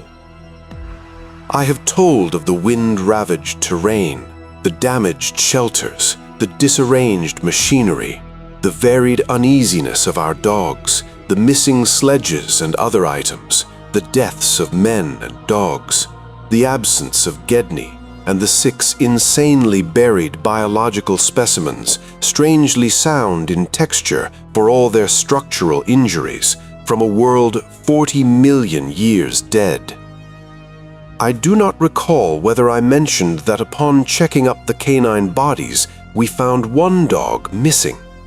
We did not think much about that till later. Indeed, only Danforth and I have thought of it at all. The principal things I have been keeping back relate to the bodies and to certain subtle points which may or may not lend a hideous and incredible kind of rationale to the apparent chaos. At the time, I tried to keep the men's minds off those points, for it was so much simpler, so much more normal to lay everything to an outbreak of madness on the part of Lake's party. From the look of things, that demon mountain wind must have been enough to drive any man mad in the midst of this center of all earthly mystery and desolation. The crowning abnormality, of course, was the condition of the bodies, men and dogs alike. They had all been in some terrible kind of conflict and were torn and mangled in fiendish and altogether inexplicable ways. Death, so far as we could judge, had in each case come from strangulation or laceration. The dogs had evidently started the trouble, for the state of their ill-built corral bore witness to its forcible breakage from within. It had been set some distance from the camp because of the hatred of the animals for those hellish archaean organisms, but the precaution seemed to have been taken in vain. When left alone in that monstrous wind, behind flimsy walls of insufficient height, they must have stampeded, whether from the wind itself or from some subtle, increasing odor emitted from the nightmare specimens, one could not say. But whatever had happened, It was hideous and revolting enough. Perhaps I had better put squeamishness aside and tell the worst at last, though with a categorical statement of opinion, based on the first-hand observations and most rigid deductions of both Danforth and myself, that the then missing Gedney was in no way responsible for the loathsome horrors we found. I have said that the bodies were frightfully mangled. Now I must add that some were incised and subtracted from, in the most curious, cold-blooded, and inhuman fashion. It was the same with dogs and men. All the healthier, fatter bodies, quadrupedal or bipedal, had had their most solid masses of tissue cut out and removed as by a careful butcher, and around them was a strange sprinkling of salt taken from the ravaged provisions chests on the plains, which conjured up the most horrible associations. The thing had occurred in one of the crude aeroplane shelters from which the plane had been dragged out, and subsequent winds had effaced all tracks which could have supplied any plausible theory. Scattered bits of clothing, roughly slashed from the human incision subjects, hinted no clues. It is useless to bring up the half-impression of certain faint snow prints in one shielded corner of the ruined enclosure, because that impression did not concern human prints at all, but was clearly mixed up with all the talk of fossil prints that poor Lake had been giving throughout the preceding weeks. One had to be careful of one's imagination in the lee of those overshadowing mountains of madness. As I have indicated, Gedney and one dog turned out to be missing in the end. When we came on that terrible shelter, we had missed 2 dogs and 2 men, but the fairly unharmed dissecting tent, which we entered after investigating the monstrous graves, had something to reveal. It was not as Lake had left it, for the covered parts of the primal monstrosity had been removed from the improvised table. Indeed, we had already realized that one of the 6 imperfect and insanely buried things we had found, the one with the trace of a peculiarly hateful odor, must represent the collected sections of the entity that Lake had tried to analyze. On and around that laboratory table were strewn other things, and it did not take long for us to guess that those things were the carefully, though oddly and inexpertly dissected parts of one man and one dog. I shall spare the feelings of survivors by omitting mention of the man's identity.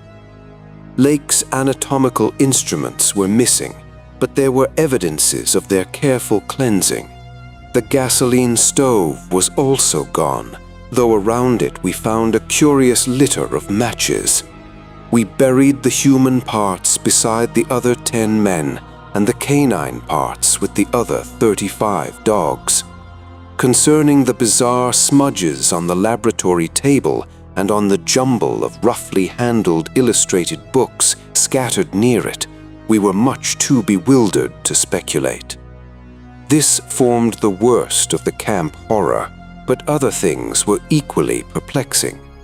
The disappearance of Gedney, the one dog, the 8 uninjured biological specimens, the 3 sledges, and certain instruments, technical and scientific books, writing materials, electric torches and batteries, food and fuel, heating apparatus, spare tents, fur suits and the like, was utterly beyond sane conjecture, as were likewise the spatter-fringed ink blots on certain pieces of paper, and the evidences of curious alien fumbling and experimentation around the planes and all other mechanical devices, both at the camp and at the boring.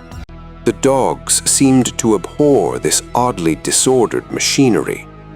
Then, too, there was the upsetting of the larder, the disappearance of certain staples, and the jarringly comical heap of tin cans pried open in the most unlikely ways and at the most unlikely places.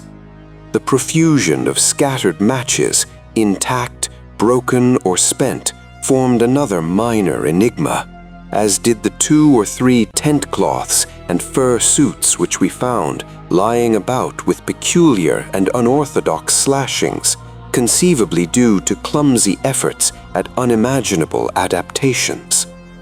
The maltreatment of the human and canine bodies and the crazy burial of the damaged Archaean specimens were all of a piece with this apparent disintegrative madness. In view of just such an eventuality as the present one, we carefully photographed all the main evidences of insane disorder at the camp, and shall use the prints to buttress our pleas against the departure of the proposed Starkweather Moor expedition. Our first act after finding the bodies in the shelter was to photograph and open the row of insane graves with the 5-pointed snow mounds.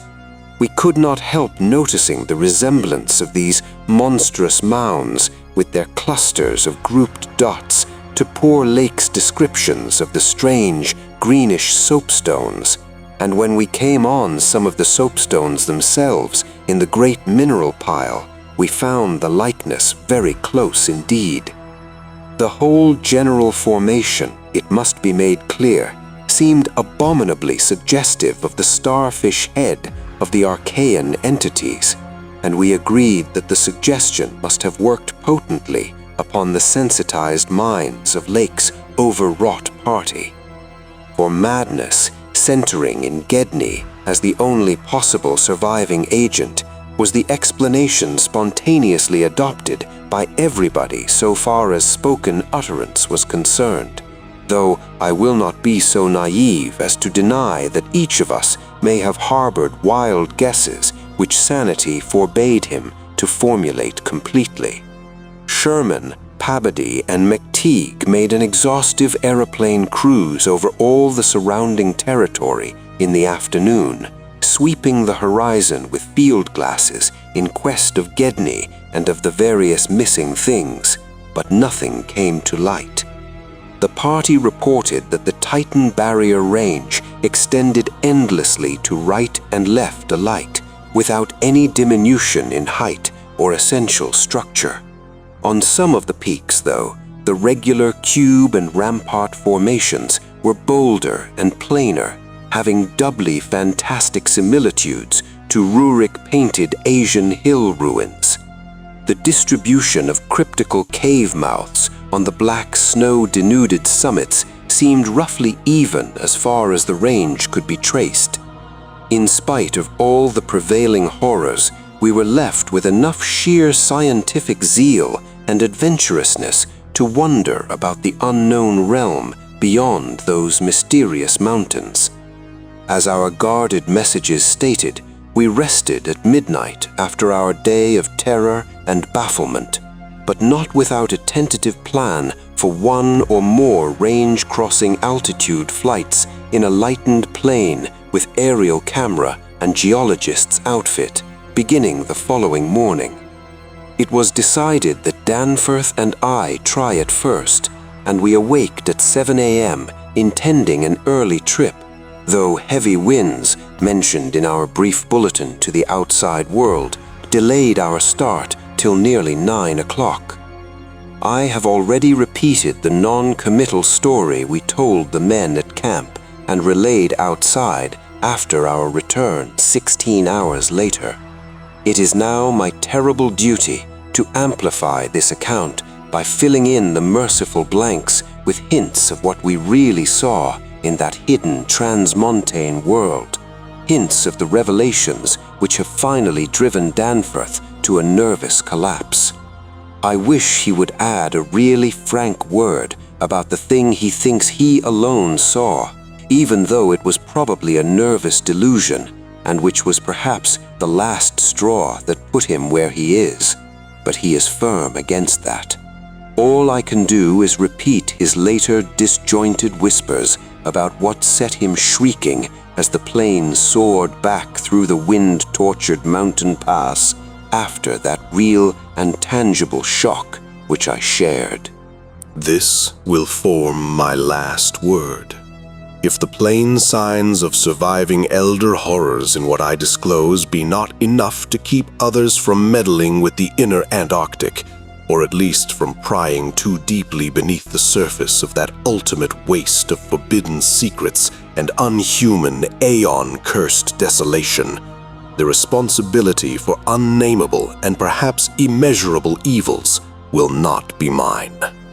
Danforth and I, studying the notes made by Peabody in his afternoon flight and checking up with a sextant, had calculated that the lowest available pass in the range lay somewhat to the right of us, within sight of camp, and about 23,000 or 24,000 feet above sea level. For this point, then, we first headed in the lightened plain as we embarked on our flight of discovery. The camp itself, on high foothills which sprang from a high continental plateau, was some 12,000 feet in altitude. Hence, the actual height increase necessary was not so vast as it might seem. Nevertheless, we were acutely conscious of the rarefied air and intense cold as we rose, for on account of visibility conditions, we had to leave the cabin windows open. We were dressed, of course, in our heaviest furs. As we drew near the forbidding peaks, dark and sinister above the line of crevice-riven snow and interstitial glaciers, we noticed more and more the curiously regular formations clinging to the slopes, and thought again of the strange Asian paintings of Nicholas Roerich. The ancient and wind-weathered rock strata fully verified all of Lake's bulletins and proved that these pinnacles had been towering up in exactly the same way since a surprisingly early time in Earth's history, perhaps over 50 million years.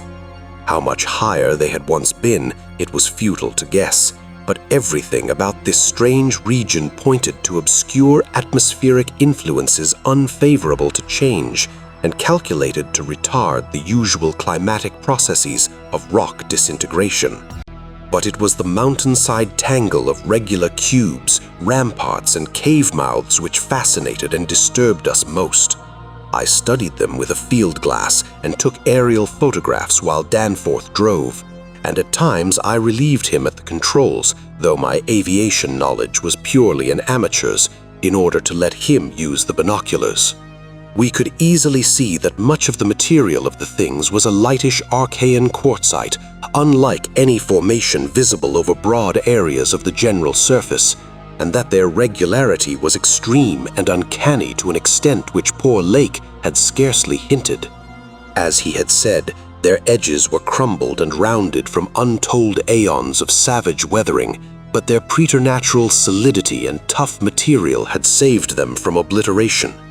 Many parts, especially those closest to the slopes, seemed identical in substance with the surrounding rock surface. The whole arrangement looked like the ruins of Machu Picchu in the Andes, or the primal foundation walls of Kish as dug up by the Oxford Field Museum expedition in 1929. And both Danforth and I obtained that occasional impression of separate cyclopean blocks which Lake had attributed to his flight companion Carroll. How to account for such things in this place was frankly beyond me, and I felt queerly humbled as a geologist. Igneous formations often have strange regularities, like the famous Giant's Causeway in Ireland, but this stupendous range, despite Lake's original suspicion of smoking cones, was above all else non-volcanic in evident structure. The curious cave mouths near which the odd formations seemed most abundant presented another, albeit a lesser puzzle, because of their regularity of outline. They were, as Lake's bulletin had said, often approximately square or semicircular, as if the natural orifices had been shaped to greater symmetry by some magic hand. Their numerousness and wide distribution were remarkable, and suggested that the whole region was honeycombed with tunnels dissolved out of limestone strata. Such glimpses we secured did not extend far inside the caverns, but we saw that they were apparently clear of stalactites and stalagmites. Outside, those parts of the mountain slopes adjoining the apertures seemed invariably smooth and regular, and Danforth thought the slight cracks and pittings of the weathering tended towards unusual patterns. Filled as he was with the horrors and strangenesses discovered at the camp, he hinted that the pittings vaguely resembled those baffling groups of dots sprinkled over the primeval greenish soapstones so hideously duplicated on the madly conceived snow mounds above those 6 buried monstrosities. We had risen gradually in flying over the higher foothills and along toward the relatively low pass we had selected. As we advanced, we occasionally looked down on the snow and ice of the land route, wondering whether we could have attempted the trip with the simpler equipment of earlier days. Somewhat to our surprise, we saw that the terrain was far from difficult as such things go, and that despite the crevasses and other bad spots, it would not have been likely to deter the sledges of a Scott, a Shackleton, or an Amundsen. Some of the glaciers appeared to lead up to wind-bared passes with unusual continuity, and upon reaching our chosen pass, we found that its case formed no exception. Our sensations of tense expectancy as we prepared to round the crest and peer out over an untrodden world can hardly be described on paper, even though we had no cause to think the regions beyond the range essentially different from those already seen and traversed. The touch of evil mystery in these barrier mountains and in the beckoning sea of opalescent sky glimpsed betwixt their summits was a highly subtle and attenuated matter, not to be explained in literal words. Rather was it an affair of vague psychological symbolism and aesthetic association, a thing mixed up with exotic poetry and paintings and with archaic myths lurking in shunned and forbidden volumes. Even the wind's burden held a peculiar strain of conscious malignity, and for a second it seemed that the composite sound included a bizarre musical whistling or piping over a wide range as the blast swept in and out of the omnipresent and resonant cave mouths. There was a cloudy note of reminiscent repulsion in this sound, as complex and unplaceable as any of the other dark impressions. We were now, after a slow ascent, at a height of 23,570 feet according to the aneroid, and had left the region of clinging snow definitely below us. Up here were only dark, bare rock slopes and the start of rough-ribbed glaciers, but with those provocative cubes, ramparts, and echoing cave mouths to add a portent of the unnatural, the fantastic, and the dreamlike. Looking along the line of high peaks, I thought I could see the one mentioned by poor Lake, with a rampart exactly on top. It seemed to be half lost in a queer Antarctic haze, such a haze perhaps as had been responsible for Lake's early notion of volcanism. The pass loomed directly before us, smooth and windswept between its jagged and malignantly frowning pylons. Beyond it was a sky fretted with swirling vapors and lighted by the low polar sun, the sky of that mysterious farther realm upon which we felt no human eye had ever gazed. A few more feet of altitude and we would behold that realm. Danforth and I, unable to speak except in shouts amidst the howling, piping wind that raced through the pass and added to the noise of the unmuffled engines, exchanged eloquent glances. And then, having gained those last few feet, we did indeed stare across the momentous divide and over the unsampled secrets of an elder and utterly alien Earth. Chapter 5. I think that both of us simultaneously cried out in mixed awe, wonder, terror, and disbelief in our own senses as we finally cleared the pass and saw what lay beyond. Of course, we must have had some natural theory in the back of our heads to steady our faculties for the moment. Probably we thought of such things as the grotesquely weathered stones of the Garden of the Gods in Colorado, or the fantastically symmetrical wind-carved rocks of the Arizona desert. Perhaps we even half thought the sight a mirage, like that we had seen the morning before on first approaching those mountains of madness. We must have had some such normal notions to fall back upon as our eyes swept that limitless, tempest-scarred plateau and grasped the almost endless labyrinth of colossal, regular, and geometrically eurythmic stone masses which reared their crumbled and pitted crests above a glacial sheet not more than 40 or 50 feet deep at its thickest, and in places obviously thinner. The effect of the monstrous sight was indescribable, for some fiendish violation of known natural law seemed certain at the outset. Here, on a hellishly ancient tableland, fully 20,000 feet high, and in a climate deadly to habitation since a pre-human age not less than 500,000 years ago, there stretched nearly to the vision's limit a tangle of orderly stone which only the desperation of mental self-defense could possibly attribute to any but a conscious and artificial cause. We had previously dismissed, so far as serious thought was concerned, any theory that the cubes and ramparts of the mountainsides were other than natural in origin.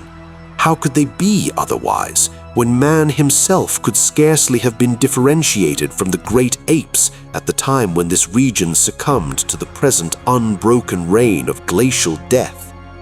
Yet now, the sway of reason seemed irrefutably shaken, for this cyclopean maze of squared, curved, and angled blocks had features which cut off all comfortable refuge. It was, very clearly, the blasphemous city of the mirage in stark, objective, and ineluctable reality. That damnable portent had had a material basis after all. There had been some horizontal stratum of ice dust in the upper air, and this shocking stone survival had projected its image across the mountains according to the simple laws of reflection. Of course, the phantom had been twisted and exaggerated and contained things which the real source did not contain. Yet now, as we saw that real source, we thought it even more hideous and menacing than its distant image. Only the incredible, unhuman massiveness of these vast stone towers and ramparts had saved the frightful thing from utter annihilation in the hundreds of thousands, perhaps millions of years it had brooded there amidst the blasts of a bleak upland. Corona Mundi, roof of the world. All sorts of fantastic phrases sprang to our lips as we looked dizzily down at the unbelievable spectacle. I thought again of the eldritch primal myths that had so persistently haunted me since my first sight of this dead Antarctic world, of the demonic plateau of Leng, of the Migo, or abominable snowmen of the Himalayas, of the Pinacotic manuscripts with their pre-human implications, of the Cthulhu cult, of the Necronomicon, and of the Hyperborean legends of formless Tsothogwa and the worse than formless star spawn associated with that semi-entity. For boundless miles in every direction the thing stretched off with very little thinning. Indeed, as our eyes followed it to the right and left along the base of the low, gradual foothills which separated it from the actual mountain rim, we decided that we could see no thinning at all, except for an interruption at the left of the pass we had come. We had merely struck at random a limited part of something of incalculable extent. The foothills were more sparsely sprinkled with grotesque stone structures linking the terrible city to the already familiar cubes and ramparts which evidently formed its mountain outposts. These latter, as well as the queer cave mouths, were as thick on the inner as on the outer sides of the mountains. The nameless stone labyrinth consisted for the most part of walls from 10 to 150 feet in ice-clear height and of a thickness varying from 5 to 10 feet. It was mostly composed of prodigious blocks of dark primordial slate, schist, and sandstone, blocks in many cases as large as 4 by 6 by 8 feet, though in several places it seemed to be carved out of a solid, uneven bedrock of Precambrian slate. The buildings were far from equal in size, there being innumerable honeycomb arrangements of enormous extent, as well as smaller, separate structures. The general shape of these things tended to be conical, pyramidal, or terraced, though there were many perfect cylinders, perfect cubes, clusters of cubes and other rectangular forms, and a peculiar sprinkling of angled edifices whose five-pointed ground plan roughly suggested modern fortifications. The builders had made constant and expert use of the principle of the arch, and domes had probably existed in the city's heyday. The whole tangle was monstrously weathered, and the glacial surface from where the towers projected was strewn with fallen blocks and immemorial debris. Where the glaciation was transparent, we could see the lower parts of the gigantic piles, and we noticed the ice-preserved stone bridges which connected the different towers at varying distances above the ground. On the exposed walls, we could detect the scarred places where other and higher bridges of the same sort had existed. Closer inspection revealed countless largish windows, some of which were closed with shutters of a petrified material, originally wood, though most gaped open in a sinister and menacing fashion. Many of the ruins, of course, were roofless and with uneven though wind-rounded upper edges, whilst others, of a more sharply conical or pyramidal model, or else protected by higher surrounding structures, preserved intact outlines despite the omnipresent crumbling and pitting.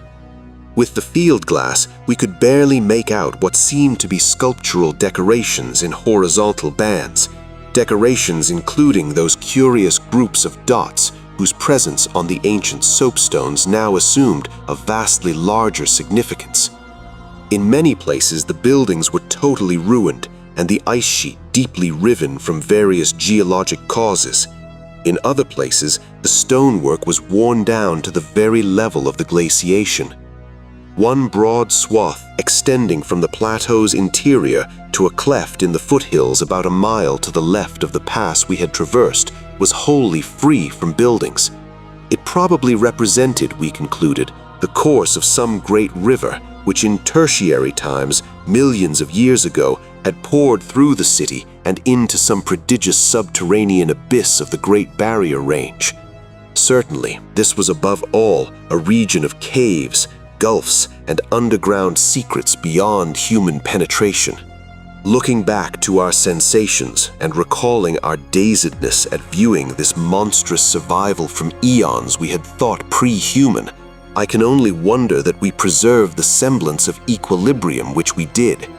Of course, we knew something, chronology, scientific theory, or our own consciousness was woefully awry, yet we kept enough poise to guide the plane, observe many things quite minutely, and take a careful series of photographs which may yet serve both us and the world in good stead.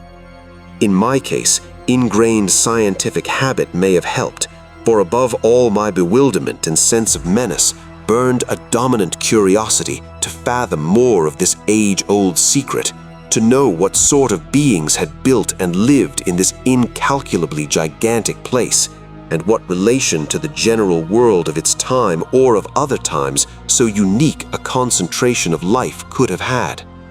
But this place could be no ordinary city.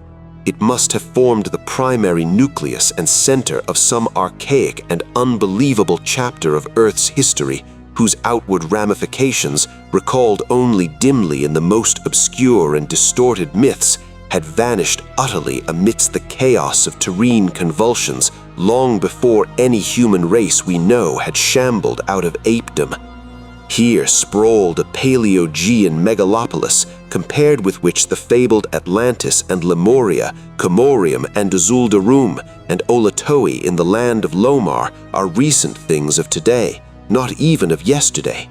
A megalopolis ranking with such whispered pre-human blasphemies as Valusia, Rilia, Ib in the land of Nar, and the nameless city of Arabia Deserta. As we flew above that tangle of stark Titan towers, my imagination sometimes escaped all bounds and roved aimlessly in realms of fantastic associations, even weaving links betwixt this lost world and some of my own wildest dreams concerning the mad horror at the camp. The plane's fuel tank, in the interest of greater likeness, had been only partly filled. Hence, we now had to exert caution in our explorations.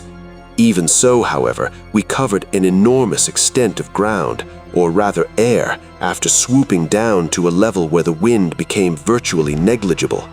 There seemed to be no limit to the mountain range or to the length of the frightful stone city which bordered its inner foothills. 50 miles of flight in each direction showed no major change in the labyrinth of rock and masonry that clawed up corpse-like through the eternal ice. There were, though, some highly absorbing diversifications, such as the carvings on the canyon where that broad river had once pierced the foothills and approached its sinking place in the Great Range. The headlands at the stream's entrance were boldly carved into cyclopean pylons, and something about the ridgy barrel-shaped designs stirred up oddly vague, hateful, and confusing semi-remembrances in both Danforth and me. We also came upon several star-shaped open spaces, evidently public squares, and noted various undulations in the terrain. Where a sharp hill rose, it was generally hollowed out into some sort of rambling stone edifice, but there were at least 2 exceptions. Of these latter, one was too badly weathered to disclose what had been on the jutting eminence, while the other still bore a fantastic conical monument carved out of the solid rock and roughly resembling such things as the well-known Snake Tomb in the ancient valley of Petra. Flying inland from the mountains, we discovered that the city was not of infinite width, even though its length along the foothills seemed endless. After about 30 miles, the grotesque stone buildings began to thin out, and in 10 more miles we came to an unbroken waste virtually without signs of sentient artifice. The course of the river beyond the city seemed marked by a broad, depressed line, while the land assumed a somewhat greater ruggedness, seeming to slope slightly upward as it receded in the mist-hazed west.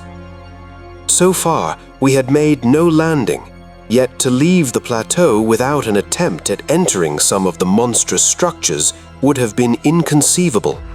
Accordingly, we decided to find a smooth place on the foothills near our navigable pass, there grounding the plane and preparing to do some exploration on foot. Though these gradual slopes were partly covered with a scattering of ruins, low flying soon disclosed an ample number of possible landing places. Selecting that nearest to the pass, since our next flight would be across the Great Range and back to camp, we succeeded about 12:30 p.m. in coming down on a smooth, hard snow field, wholly devoid of obstacles and well adapted to a swift and favorable takeoff later. It did not seem necessary to protect the plane with a snowbanking for so brief a time, and in so comfortable an absence of high winds at this level. Hence, we merely saw that the landing skis were safely lodged and that the vital parts of the mechanism were guarded against the cold. For our foot journey, we discarded the heaviest of our flying furs and took with us a small outfit consisting of pocket compass, hand camera, light provisions, voluminous notebooks and paper, geologicalist's hammer and chisel, specimen bags, coil of climbing rope, and powerful electric torches with extra batteries.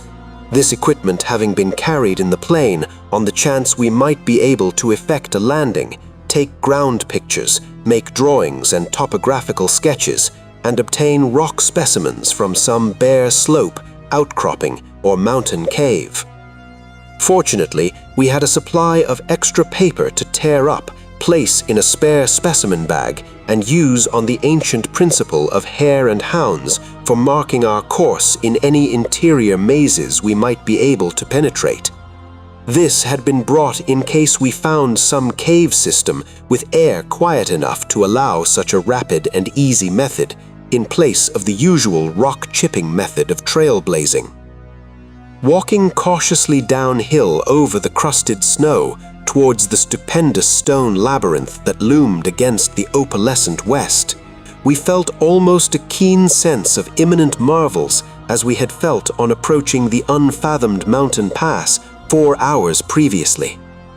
True, we had become visually familiar with the incredible secret concealed by the barrier peaks, yet the prospect of actually entering primordial walls reared by conscious beings perhaps millions of years ago, before any known race of men could have existed, was nonetheless awesome and potentially terrible in its implications of cosmic abnormality. Though the thinness of the air at this prodigious altitude made exertion somewhat more difficult than usual, both Danforth and I found ourselves bearing up very well and felt equal to almost any task which might fall to our lot. It took only a few steps to bring us to a shapeless ruin worn level with the snow, while 10 or 15 rods farther on there was a huge roofless rampart still complete in its gigantic 5-pointed outline and rising to an irregular height of 11 feet. For this latter we headed, and when at last we were actually able to touch its weathered cyclopean blocks, we felt that we had established an unprecedented and almost blasphemous link with forgotten eons normally closed to our species. This rampart, shaped like a star and perhaps 300 feet from point to point, was built of Jurassic sandstone blocks of irregular size, averaging 6 by 8 feet in surface. There was a row of arched loopholes or windows about 4 feet wide and 5 feet high, spaced quite symmetrically along the points of the star and at its inner angles, and with the bottoms about 4 feet from the glaciated surface. Looking through these, we could see that the masonry was fully 5 feet thick, that there were no partitions remaining within, and that there were traces of banded carvings or bas-reliefs on the interior walls, facts we had indeed guessed before when flying low over this rampart and others like it. Though lower parts must have originally existed, all traces of such things were now wholly obscured by the deep layer of ice and snow at this point. We crawled through one of the windows and vainly tried to decipher the nearly effaced mural designs, but did not attempt to disturb the glaciated floor.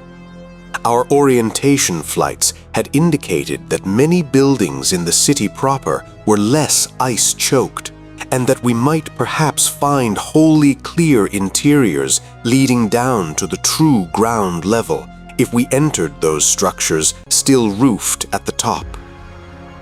Before we left the rampart, we photographed it carefully and studied its mortarless cyclopean masonry with complete bewilderment. We wished that Peabody were present, for his engineering knowledge might have helped us guess how such titanic blocks could have been handled in that unbelievably remote age when the city and its outskirts were built up. The half-mile walk downhill to the actual city, with the upper wind shrieking vainly and savagely through the skyward peaks in the background, was something of which the smallest details will always remain engraved on my mind. Only in fantastic nightmares could any human beings but Danforth and me conceive such optical effects. Between us and the churning vapors of the west lay that monstrous tangle of dark stone towers, its outre and incredible forms impressing us afresh at every new angle of vision. It was a mirage in solid stone, and were it not for the photographs, I would still doubt that such a thing could be. The general type of masonry was identical with that of the rampart we had examined, but the extravagant shapes which this masonry took in its urban manifestations were past all description. Even the pictures illustrate only one or two phases of its endless variety, preternatural massiveness, and utterly alien exoticism. There were geometrical forms for which a Euclid could scarcely find a name, cones of all degrees of irregularity and truncation, terraces of every sort of provocative disproportion, shafts with odd bulbous enlargements, broken columns in curious groups, and five-pointed or five-ridged arrangements of mad grotesqueness. As we drew nearer, we could see beneath certain transparent parts of the ice sheet and detect some of the tubular stone bridges that connected the crazily sprinkled structures at various heights. Of orderly streets there seemed to be none, the only broad open swath being a mile to the left, where the ancient river had doubtless flowed through the town into the mountains. Our field glasses showed the external horizontal bands of nearly effaced sculptures and dot groups to be very prevalent, and we could half imagine what the city must have once looked like, even though most of the roofs and tower tops had necessarily perished. As a whole, it had been a complex tangle of twisted lanes and alleys, all of them deep canyons, and some little better than tunnels because of the overhanging masonry or overarching bridges. Now, outspread below us, it loomed like a dream fantasy against a western mist, through whose northern end the low, reddish Antarctic sun of early afternoon was struggling to shine. And when, for a moment, that sun encountered a denser obstruction and plunged the scene into temporary shadow, the effect was subtly menacing in a way I can never hope to depict. Even the faint howling and piping of the unfelt wind in the great mountain passes behind us took on a wilder note of purposeful malignity. The last stage of our descent to the town was unusually steep and abrupt, and a rock outcropping at the edge where the grade changed led us to think that an artificial terrace had once existed there. Under the glaciation, we believed, there must be a flight of steps or its equivalent. When at last we plunged into the town itself, clambering over fallen masonry and shrinking from the oppressive nearness and dwarfing height of omnipresent crumbling and pitted walls, our sensations again became such that I marvel at the amount of self-control we retained. Danforth was frankly jumpy and began making some offensively irrelevant speculations about the horror at the camp, which I resented all the more because I could not help sharing certain conclusions forced upon us by many features of this morbid survival from nightmare antiquity. The speculations worked on his imagination too, for in one place, where a debris-littered alley turned a sharp corner, he insisted that he saw faint traces of ground markings which he did not like, whilst elsewhere he stopped to listen to a subtle imaginary sound from some undefined point, a muffled musical piping, he said, not unlike that of the wind in the mountain caves, yet somehow disturbingly different. The ceaseless five-pointedness of the surrounding architecture and of the few distinguishable mural arabesques gave us a touch of terrible subconscious certainty concerning the primal entities that had reared and dwelt in this unhallowed place. Nevertheless, our scientific and adventurous souls were not wholly dead, and we mechanistically carried out our program of chipping specimens from all the different rock types represented in the masonry. We wished a rather full set in order to draw better conclusions regarding the age of the place. Nothing in the great outer walls seemed to date from later than the Jurassic and Comanchean periods, nor was any piece of stone in the entire place of any greater recency than the Pliocene age. In stark certainty, we were wandering amidst a death that had reigned at least 500,000 years, and in all probability, even longer. As we proceeded through this maze of stone-shadowed twilight, we stopped at all available apertures to study interiors and investigate entrance possibilities. Some were above our reach, whilst others led only into ice-choked ruins as unroofed and barren as the rampart on the hill. One, though spacious and inviting, opened on a seemingly bottomless abyss without visible means of descent. Now and then we had a chance to study the petrified wood of a surviving shutter, and were impressed by the fabulous antiquity implied in the still discernible grain. These things had come from Mesozoic gymnosperms and conifers, especially Cretaceous cycads, and from early angiosperms of plainly tertiary date. Nothing definitely later than the Pliocene could be discovered.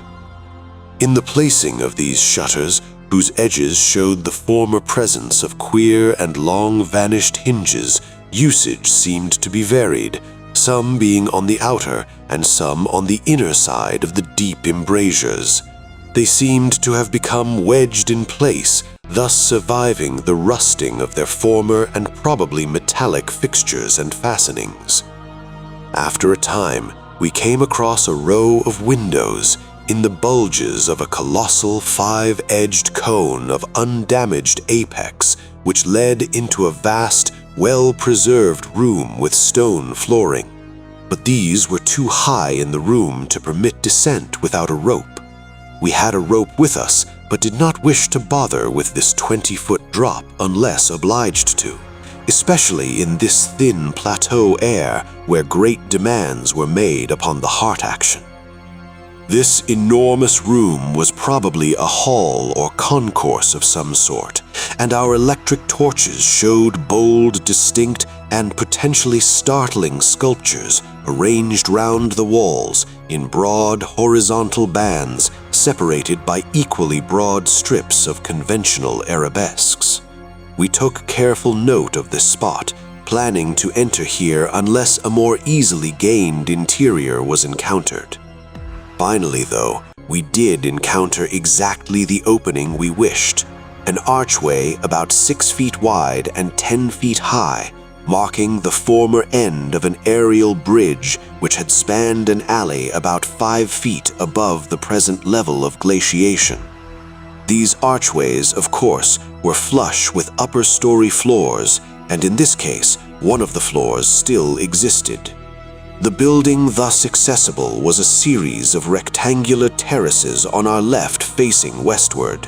That across the alley, where the other archway yawned, was a decrepit cylinder with no windows and with a curious bulge about 10 feet above the aperture. It was totally dark inside, and the archway seemed to open on a well of illimitable emptiness.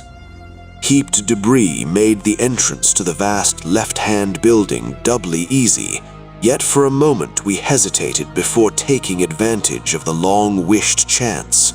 For though we had penetrated into this tangle of archaic mystery, it required fresh resolution to carry us actually inside a complete and surviving building of a fabulous elder world whose nature was becoming more and more hideously plain to us.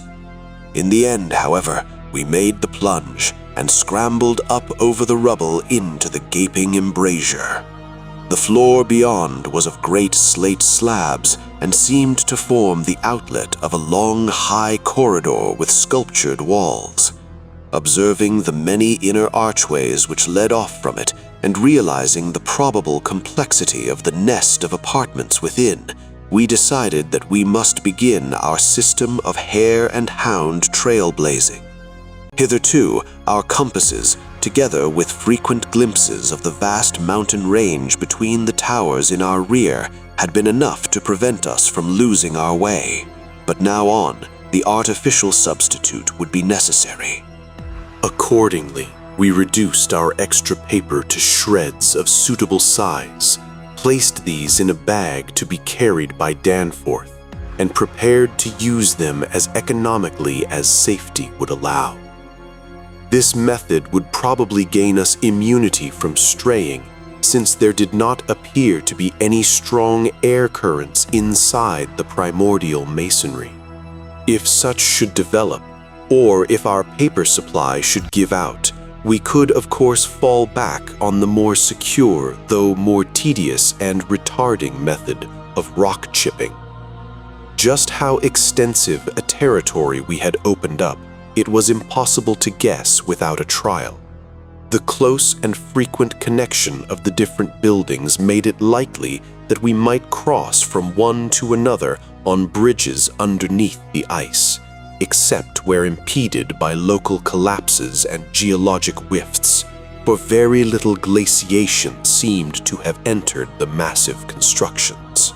Almost all the areas of transparent ice had revealed the submerged windows as tightly shuttered, as if the town had been left in that uniform state until the glacial sheet came to crystallize the lower part for all succeeding time.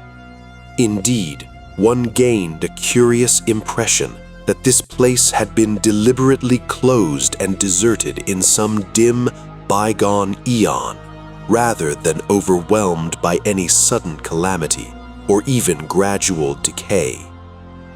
Had the coming of the ice been foreseen, and had a nameless population left en masse to seek a less doomed abode? The precise physiographic conditions attending the formation of the ice sheet at this point would have to wait for later solution. It had not, very plainly, been a grinding drive. Perhaps the pressure of accumulated snows had been responsible, and perhaps some flood from the river or from the bursting of some ancient glacial dam in the Great Range had helped to create the special state now observable. Imagination could conceive almost anything in connection with this place.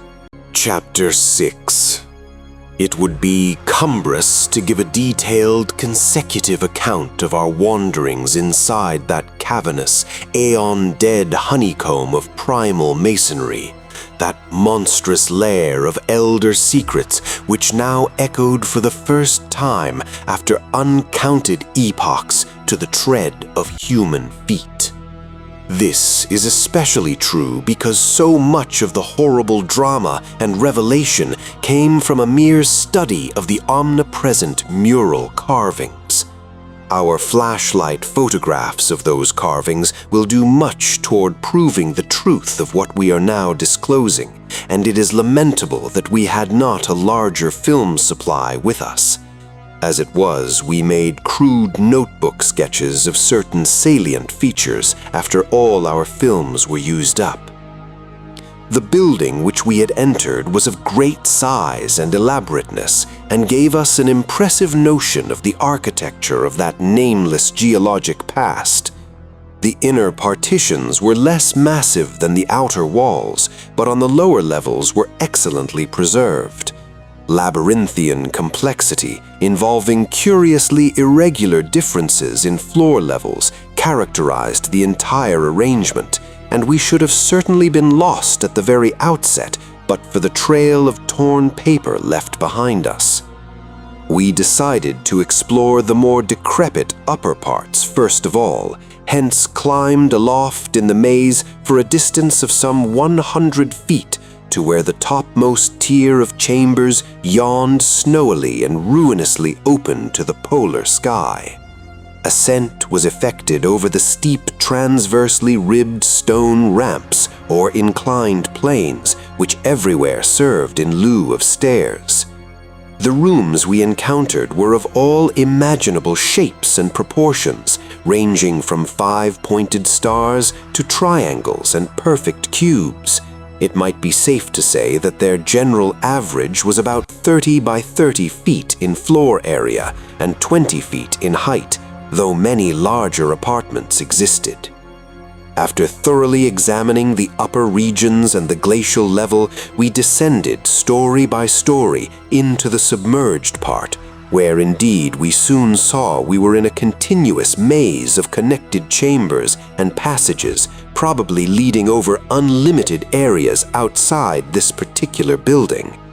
The cyclopean massiveness and giganticism of everything about us became curiously oppressive, and there was something vaguely but deeply unhuman in all the contours, dimensions, proportions, decorations, and constructional nuances of the blasphemously archaic stonework. We soon realized from what the carvings revealed that this monstrous city was many million years old. We cannot yet explain the engineering principles used in the anomalous balancing and adjustment of the vast rock masses, though the function of the arch was clearly much relied on. The rooms we visited were wholly bare of all portable contents, a circumstance which sustained our belief in the city's deliberate desertion. The prime decorative feature was the almost universal system of mural sculpture, which tended to run in continuous horizontal bands 3 feet wide and arranged from floor to ceiling in alternation with bands of equal width given over to geometrical arabesques. There were exceptions to this rule of arrangement, but its preponderance was overwhelming. Often, however, a series of smooth cartouches containing oddly patterned groups of dots would be sunk along one of the arabesque bands. The technique, we soon saw, was mature, accomplished, and aesthetically evolved to the highest degree of civilized mastery, though utterly alien in every detail to any known art tradition of the human race. In delicacy of execution, no sculpture I have ever seen could approach it. The minutest details of elaborate vegetation or of animal life were rendered with astonishing vividness despite the bold scale of the carvings, whilst the conventional designs were marvels of skillful intricacy. The arabesques displayed a profound use of mathematical principles and were made up of obscurely symmetrical curves and angles based on the quantity of 5. The pictorial bands followed a highly formalized tradition and involved a peculiar treatment of perspective, but had an artistic force that moved us profoundly, notwithstanding the intervening gulf of vast geologic periods. Their method of design hinged on a singular juxtaposition of the cross-section with the two-dimensional silhouette and embodied an analytical psychology beyond that of any known race of antiquity. It is useless to try to compare this art with any represented in our museums. Those who see our photographs will probably find its closest analog in certain grotesque conceptions of the most daring futurists. The arabesque tracery consisted altogether of depressed lines, whose depth on unweathered walls varied from 1 to 2 inches. When cartouches with dot groups appeared, evidently as inscriptions in some unknown and primordial language and alphabet, the depression of the smooth surface was perhaps 1.5 inches, and of the dots perhaps 1/2 inch more. The pictorial bands were in countersunk low relief, their background being depressed about 2 inches from the original wall surface. In some specimens, marks of a former coloration could be detected, though for the most part the untold eons had disintegrated and banished any pigments which may have been applied. The more one studied the marvelous technique, the more one admired the things. Beneath their strict conventionalization, one could grasp the minute and accurate observation and graphic skill of the artists, and indeed the very conventions themselves served to symbolize and accentuate the real essence or vital differentiation of every object delineated. We felt, too, that besides these recognizable excellences, there were others lurking beyond our perceptions. Certain touches here and there gave vague hints of latent symbols and stimuli, which another mental and emotional background and a fuller or different sensory equipment might have made of profound and poignant significance to us. The subject matter of the sculptures obviously came from the life of the vanished epoch of their creation and contained a large proportion of evident history. It is this abnormal historic-mindedness of the primal race, a chance circumstance operating through coincidence miraculously in our favor, which made the carvings so awesomely informative to us and which caused us to place their photography and transcription above all other considerations. In certain rooms, the dominant arrangement was varied by the presence of maps, astronomical charts, and other scientific designs on an enlarged scale, these things giving a naive and terrible corroboration to what we gathered from the pictorial friezes and dados. In hinting at what the whole revealed, I can only hope that my account will not arouse a curiosity greater than sane caution on the part of those who believe me at all. It would be tragic if any were to be allured to that realm of death and horror by the very warning meant to discourage them. Interrupting these sculptured walls were high windows and massive 12-foot doorways, both now and then retaining the petrified wooden planks elaborately carved and polished of the actual shutters and doors. All metal fixtures had long ago vanished, but some of the doors remained in place and had to be forced aside as we progressed from room to room. Window frames with odd transparent panes, mostly elliptical, survived here and there, though no considerable quantity. There were also frequent niches of great magnitude, generally empty, but once in a while containing some bizarre object carved from green soapstone, which was either broken or perhaps held too inferior to warrant removal. Other apertures were undoubtedly connected with bygone mechanical facilities, heating, lighting, and the like, of a sort suggested in many of the carvings. Ceilings tended to be plain, but had sometimes been inlaid with green soapstone or other tiles, mostly fallen now. Floors were also paved with such tiles, though plain stonework predominated. As I have said, all furniture and other movables were absent, but the sculptures gave a clear idea of the strange devices which had once filled these tomb-like echoing rooms. Above the glacial sheet, the floors were generally thick with detritus, litter, and debris, but farther down, this condition decreased. In some of the lower chambers and corridors, there was little more than gritty dust or ancient incrustations, while occasional areas had an uncanny air of newly swept immaculateness. Of course, where rifts or collapses had occurred, the lower levels were as littered as the upper ones.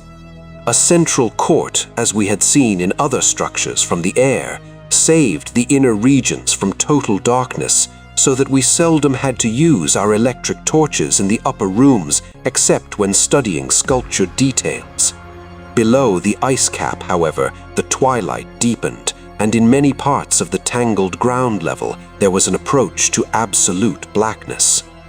To form even a rudimentary idea of our thoughts and feelings as we penetrated this eon-silent maze of unhuman masonry, one must correlate a hopelessly bewildering chaos of fugitive moods, memories, and impressions. The sheer appalling antiquity and lethal desolation of the place were enough to overwhelm almost any sensitive person. But added to these elements were the recent unexplained horror at the camp and the revelations too soon effected by the terrible mural sculptures around us. The moment we came upon a perfect section of carving where no ambiguity of interpretation could exist, it took only a brief study to give us the hideous truth, a truth which it would be naive to claim Danforth and I had not independently suspected before, though we had carefully refrained from even hinting it to each other. There could now be no further merciful doubt about the nature of the beings which had built and inhabited this monstrous dead city millions of years ago, when man's ancestors were primitive, archaic mammals and vast dinosauria roamed the tropical steppes of Europe and Asia. We had previously clung to a desperate alternative and insisted, each to himself, that the omnipresence of the five-pointed motive meant only some cultural or religious exaltation of the archaean natural object which had so patently embodied the quality of five-pointedness, as the decorative motifs of Minoan Crete exalted the sacred bull, those of Egypt the scarabaeus, those of Rome the wolf and the eagle, and those of various savage tribes some chosen totem animal. But this lone refuge was now stripped from us, and we were forced to face definitely the reason-shaking realization which the reader of these pages has doubtless long ago anticipated. I can scarcely bear to write it down in black and white, even now, but perhaps that will not be necessary. The things once rearing and dwelling in this frightful masonry in the age of dinosauria were not indeed dinosauria, but far worse. Mere dinosauria were new and almost brainless objects, but the builders of the city were wise and old, and had left certain traces in rocks even then laid down well nigh 1,000 million years. Rocks laid down before the true life of Earth had advanced beyond plastic groups of cells. Rocks laid down before the true life of Earth had existed at all. They were the makers and enslavers of that life, and above all doubt, the originals of the fiendish elder myths which things like the Panotic manuscripts and the Necronomicon affrightedly hint about. They were the great old ones that had filtered down from the stars when Earth was young, the beings whose substance an alien evolution had shaped, and whose powers were such as this planet had never bred. And to think that only the day before, Danforth and I had actually looked upon fragments of their millenarily fossilized substance, and that poor Lake and his party had seen their complete outlines? It is, of course, impossible for me to relate in proper order the stages by which we picked up what we know of that monstrous chapter of pre-human life. After the first shock of the certain revelation, we had to pause a while to recuperate, and it was fully 3 o'clock before we got started on our actual tour of systematic research.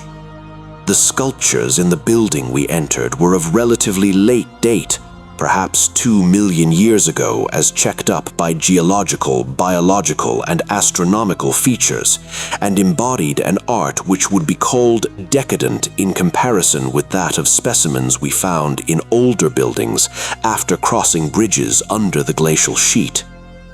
One edifice hewn from the solid rock seemed to go back 40 or possibly even 50 million years to the lower Eocene or Upper Cretaceous, and contained bas-reliefs of an artistry surpassing anything else, with one tremendous exception that we encountered. That was, we have since agreed, the oldest domestic structure we traversed. Were it not for the support of those flashlights soon to be made public, I would refrain from telling what I found and inferred, lest I be confined as a madman. Of course, the infinitely early parts of the patchwork tale, representing the pre-terrestrial life of the star-headed beings on other planets, in other galaxies, and in other universes, can readily be interpreted as the fantastic mythology of those beings themselves. Yet such parts sometimes involved designs and diagrams so uncannily close to the latest findings of mathematics and astrophysics that I scarcely know what to think. Let others judge when they see the photographs I shall publish. Naturally, No one set of carvings which we encountered told more than a fraction of any connected story, nor did we even begin to come upon the various stages of that story in their proper order. Some of the vast rooms were independent units so far as their designs were concerned, whilst in other cases a continuous chronicle would be carried through a series of rooms and corridors. The best of the maps and diagrams were on the walls of a frightful abyss below even the ancient ground level, a cavern perhaps 200 feet square and 60 feet high, which had almost undoubtedly been an educational center of some sort. There were many provoking repetitions of the same material in different rooms and buildings, since certain chapters of experience and certain summaries or phases of racial history had evidently been favorites with different decorators or dwellers. Sometimes, though, variant versions of the same theme proved useful in settling debatable points and filling up gaps. I still wonder that we deduced so much in the short time at our disposal. Of course, we even now have only the barest outline, and much of that was obtained later on from a study of the photographs and sketches we made. It may be the effect of this later study, the revived memories and vague impressions acting in conjunction with his general sensitiveness and with that final supposed horror glimpse whose essence he will not reveal even to me, which has been the immediate source of Danforth's present breakdown. But it had to be, for we could not issue our warning intelligently without the fullest possible information, and the issuance of that warning is a prime necessity. Certain lingering influences in that unknown Antarctic world of disordered time and alien natural law make it imperative that further exploration be discouraged. Chapter 7. The full story, so far as deciphered, will eventually appear in an official bulletin of Miskatonic University. Here I shall sketch only the salient highlights in a formless, rambling way. Myth or otherwise, the sculptures told of the coming of those star-headed things to the nascent, lifeless Earth out of cosmic space. Their coming, and the coming of many other alien entities such as at certain times embark upon spatial pioneering. They seemed able to traverse the interstellar ether on their vast membranous wings, thus oddly confirming some curious hill folklore long ago told me by an antiquarian colleague. They had lived under the sea a good deal, building fantastic cities and fighting terrific battles with nameless adversaries by means of intricate devices employing unknown principles of energy. Evidently, their scientific and mechanical knowledge far surpassed man's today, though they made use of its more widespread and elaborate forms only when obliged to. Some of the sculptures suggested that they had passed through a stage of mechanized life on other planets, but had receded upon finding its effects emotionally unsatisfying. Their preternatural toughness of organization and simplicity of natural wants made them peculiarly able to live on a high plane without the more specialized fruits of artificial manufacture, and even without garments except for occasional protection against the elements. It was under the sea, at first for food and later for other purposes, that they first created Earth life, using available substances according to long-known methods. The more elaborate experiments came after the annihilation of various cosmic enemies. They had done the same thing on other planets, having manufactured not only necessary foods, but certain multicellular protoplasmic masses capable of molding their tissues into all sorts of temporary organs under hypnotic influence, and thereby forming ideal slaves to perform the heavy work of the community. These viscous masses were without doubt what Abdul Alhazred whispered about as the Shoggoths in his frightful Necronomicon, though even that mad Arab had not hinted that any existed on Earth except in the dreams of those who had chewed a certain alkaloidal herb. When the star-headed Old Ones on this planet had synthesized their simple food forms and bred a good supply of Shoggoths, they allowed other cell groups to develop into other forms of animal and vegetable life for sundry purposes, extirpating any whose presence became troublesome. With the aid of the Shoggoths, whose expansions could be made to lift prodigious weights, the small, low cities under the sea grew to vast and imposing labyrinths of stone, not unlike those which later rose on land. Indeed, the highly adaptable Old Ones had lived much on land in other parts of the universe, and probably retained many traditions of land construction. As we studied the architecture of all these sculptured Paleogean cities, including that whose eon-dead corridors we were then traversing, we were impressed by a curious coincidence which we have not yet tried to explain, even to ourselves. The tops of the buildings, which in the actual city around us had of course been weathered into shapeless ruins ages ago, were clearly displayed in the bas-reliefs and showed vast clusters of needle-like spires, delicate finials on certain cone and pyramid apexes, and tiers of thin, horizontal scalloped discs capping cylindrical shafts. This was exactly what we had seen in that monstrous and portentous mirage cast by a dead city whence such skyline features had been absent for thousands and tens of thousands of years, which loomed on our ignorant eyes across the unfathomed mountains of madness as we first approached poor Lake's ill-fated camp. Of the life of the Old Ones, both under the sea and after part of them migrated to land, volumes could be written. Those in shallow water had continued the fullest use of the eyes at the ends of their 5 main head tentacles, and had practiced the arts of sculpture and of writing in quite the usual way, the writing accomplished with a stylus on waterproof waxen surfaces.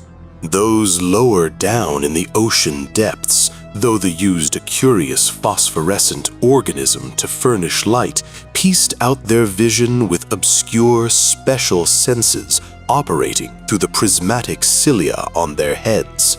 Senses which rendered all the Old Ones partly independent of light in emergencies. Their forms of sculpture and writing had changed curiously during the descent, embodying certain apparently chemical coating processes, probably to secure phosphorescence, which the bas reliefs could not make clear to us. The beings moved in the sea partly by swimming, using the lateral crinoid arms, and partly by wriggling with the lower tier of tentacles containing the pseudo-feet. Occasionally, they accomplished long swoops with the auxiliary use of 2 or more sets of their fan-like folding wings. On land, they locally used the pseudo-feet, but now and then flew to great heights or over long distances with their wings. The many slender tentacles into which the crinoid arms branched were infinitely delicate, flexible, strong, and accurate in muscular nervous coordination, ensuring the utmost skill and dexterity in all artistic and other manual operations. The toughness of the things was almost incredible. Even the terrific pressure of the deepest sea bottoms appeared powerless to harm them. Very few seemed to die at all except by violence, and their burial places were very limited. The facts that they covered their vertically inhumed dead with 5 pointed inscribed mounds set up thoughts in Danforth and me which made a fresh pause and recuperation necessary after the sculptures revealed it. The beings multiplied by means of spores, like vegetable pteridophyta, as Lake had suspected, but owing to their prodigious toughness and longevity and consequent lack of replacement needs, they did not encourage the large-scale development of new prothalia, except when they had new regions to colonize. The young matured swiftly and received an education evidently beyond any standard we can imagine. the prevailing intellectual and aesthetic life was highly evolved and produced a tenaciously enduring set of customs and institutions which I shall describe more fully in my coming monograph. These varied slightly according to sea or land residence, but had the same foundations and essentials. Though able, like vegetables, to derive nourishment from inorganic substances, they vastly preferred organic and especially animal food. They ate uncooked marine life under the sea, but cooked their viands on land. They hunted game and raised meat herds, slaughtering with sharp weapons whose odd marks on certain fossil bones our expedition had noted. They resisted all ordinary temperatures marvelously, and in their natural state could live in water down to freezing. When the great chill of the Pleistocene drew on nearly 1 million years ago, the land dwellers had to resort to special measures, including artificial heating, until at last the deadly cold appears to have driven them back into the sea. For their prehistoric flights through cosmic space, legend said they had absorbed certain chemicals and become almost independent of eating, breathing, or heat conditions. But by the time of the Great Cold, they had lost track of the method. In any case, they could not have prolonged the artificial state indefinitely without harm. Being non-pairing and semi-vegetable in structure, the Old Ones had no biological basis for the family phase of mammal life, but seemed to organize large households on the principles of comfortable space utility and, as we deduced from the pictured occupations and diversions of co-dwellers, congenial mental association. In furnishing their homes, they kept everything in the center of the huge rooms, leaving all wall spaces free for decorative treatment. Lighting, in the case of the land inhabitants, was accomplished by a device probably electrochemical in nature.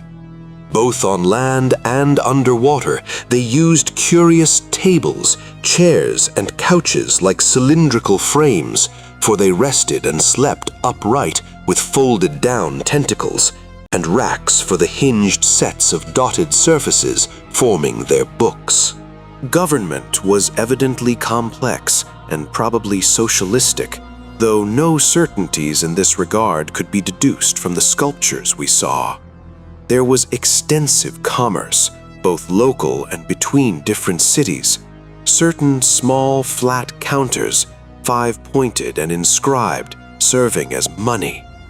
Probably the smaller of the various greenish soapstones found by our expedition were pieces of such currency.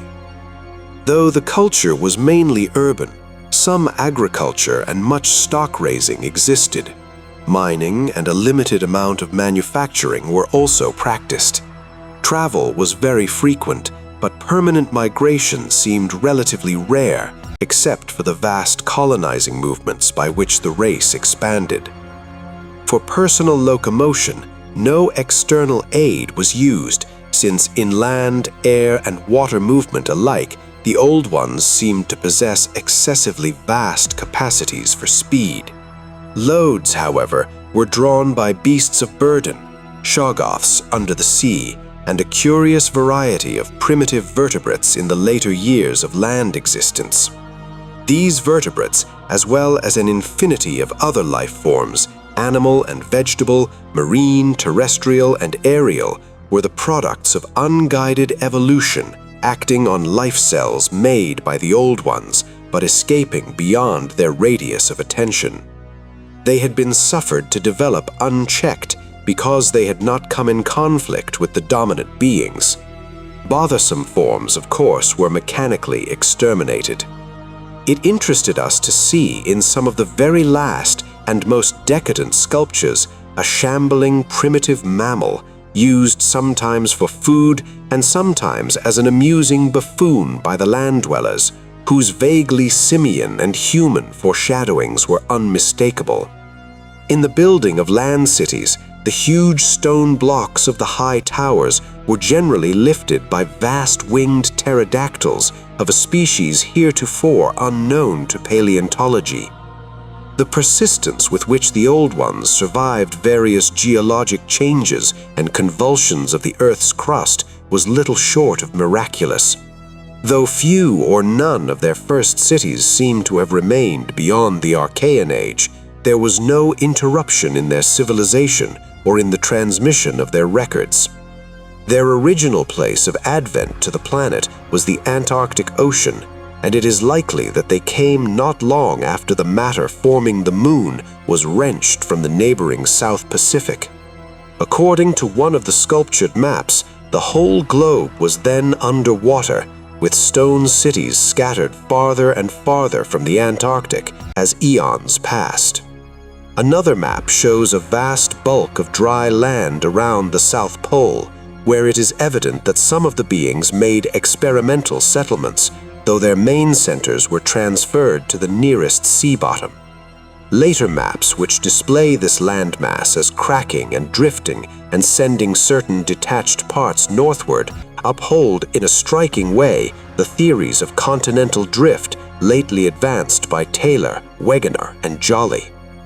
With the upheaval of new land in the South Pacific, tremendous events began. Some of the marine cities were hopelessly shattered, yet that was not the worst misfortune. Another race, a land race of beings shaped like octopi and probably corresponding to the fabulous pre-human spawn of Cthulhu, soon began filtering down from cosmic infinity and precipitated a monstrous war which for a time drove the Old Ones wholly back to the sea, a colossal blow in view of the increasing land settlements. Later, peace was made, and the new lands were given to the Cthulhu spawn, whilst the Old Ones held the sea and the older lands. New land cities were founded, the greatest of them in the Antarctic, for this region of first arrival was sacred. From then on, as before, the Antarctic remained the center of the Old Ones' civilization, and all the cities built there by the Cthulhu spawn were blotted out. Then suddenly, the lands of the Pacific sank again, taking with them the frightful stone city of Rilya and all the cosmic octopi, so that the Old Ones were again supreme on the planet, except for one shadowy fear about which they did not like to speak. At a rather later age, their cities dotted all the land and water areas of the globe, hence the recommendation in my coming monograph that some archaeologist make systematic borings with Pabadie's type of apparatus in certain widely separated regions. The steady trend down the ages was from water to land, a movement encouraged by the rise of new land masses, though the ocean was never wholly deserted. Another cause of the landward movement was the new difficulty in breeding and managing the shoggoths upon which successful sea life depended. With the march of time, as the sculptures sadly confessed, the art of creating new life from inorganic matter had been lost, so that the Old Ones had to depend on the molding of forms already in existence. On land, the great reptiles proved highly tractable, but the shoggoths of the sea, reproducing by fission and acquiring a dangerous degree of accidental intelligence, presented for a time a formidable problem. They had always been controlled through the hypnotic suggestion of the Old Ones and had modeled their tough plasticity into various useful temporary limbs and organs. But now their self-modeling powers were sometimes exercised independently and in various imitative forms implanted by past suggestion. They had, it seems, developed a semi-stable brain whose separate and occasionally stubborn volition echoed the will of the Old Ones without always obeying it. Sculptured images of these shoggoths filled Danforth and me with horror and loathing. They were normally shapeless entities composed of a viscous jelly which looked like an agglutination of bubbles, and each averaged about 15 feet in diameter when a sphere. They had, however, a constantly shifting shape and volume, throwing out temporary developments or forming apparent organs of sight, hearing, and speech in imitation of their masters, either spontaneously or according to suggestion. They seem to have become peculiarly intractable toward the middle of the Permian Age, perhaps 150 million years ago, when a veritable war of re-subjugation was waged upon them by the marine Old Ones. Pictures of this war, and of the headless, slime-coated fashion in which the Shoggoths typically left their slain victims, held a marvelously fearsome quality, despite the intervening abyss of untold ages. The Old Ones had used curious weapons of molecular disturbance against the rebel entities, and in the end had achieved complete victory. Thereafter, the sculptures showed a period in which Shoggoths were tamed and broken by armed Old Ones, as the wild horses of the American West were tamed by cowboys. Though during the rebellion the Shoggoths had shown an ability to live out of water, this transition was not encouraged, since their usefulness on land would hardly have been commensurate with the trouble of their management. During the Jurassic Age, the Old Ones met fresh adversity in the form of a new invasion from outer space, this time by half-fungus, half-crustacean creatures undoubtedly the same as those figuring in certain whispered hill legends of the north, and remembered in the Himalayas as the Mi-Go, or abominable snowmen. To fight these beings, the Old Ones attempted for the first time since their terrene advent to sally forth again into the planetary ether, but despite all traditional preparations, found it no longer possible to leave the Earth's atmosphere. Whatever the old secret of interstellar travel had been, it was now definitely lost to the race. In the end, the Mi-Go drove the Old Ones out of all the northern lands, though they were powerless to disturb those in the sea. Little by little, the slow retreat of the elder race to their original Antarctic habitat was beginning. It was curious to note from the pictured battles that both the Cthulhu spawn and the Mi-Go seem to have been composed of matter more widely different from that which we know than was the substance of the Old Ones. They were able to undergo transformations and reintegrations impossible for their adversaries, and seem therefore to have originally come from even remoter gulfs of cosmic space. The Old Ones, but for their abnormal toughness and peculiar vital properties, must strictly have been material, and must have had their absolute origin within the known space-time continuum, whereas the first sources of the other beings can only be guessed at with bated breath. All this, of course, assuming that the non-terrestrial linkages and the anomalies ascribed to the invading foes are not pure mythology. Conceivably, the Old Ones might have invented a cosmic framework to account for their occasional defeats, since historical interest and pride formed their chief psychological element. It is significant that their annals failed to mention many advanced and potent races of beings whose mighty cultures and towering ethics figure persistently in certain obscure legends. The changing state of the world through long geologic ages appeared with startling vividness in many of the sculptured maps and scenes. In certain cases, existing science will require revision, while in other cases, its bold deductions are magnificently confirmed. As I have said, the hypothesis of Taylor, Wegener, and Jolly that all the continents are fragments of an original Antarctic landmass which cracked from centrifugal force and drifted apart over a technically viscous lower surface, an hypothesis suggested by such things as the complementary outlines of Africa and South America and the way the great mountain chains are rolled and shoved up, receives striking support from this uncanny source. Maps evidently showing the Carboniferous of 100 million or more years ago displayed significant rifts and chasms destined later to separate Africa from the once continuous realms of Europe, then the Valusia of primal legend, Asia, the Americas, and the Antarctic continent. other charts, and most significantly, one in connection with the founding 50 million years ago of the vast dead city around us, showed all the present continents well differentiated, and in the latest discoverable specimen, dating perhaps from the Pliocene age, the approximate world of today appeared quite clearly, despite the linkage of Alaska with Siberia, of North America with Europe through Greenland, and of South America with the Antarctic continent through Graham Land. In the Carboniferous map, the whole globe, ocean floor and rifted land mass alike, bore symbols of the Old One's vast stone cities. But in the later charts, the gradual recession toward the Antarctic became very plain. The final Pliocene specimen showed no land cities except on the Antarctic continent and the tip of South America, nor any ocean cities north of the 50th parallel of south latitude.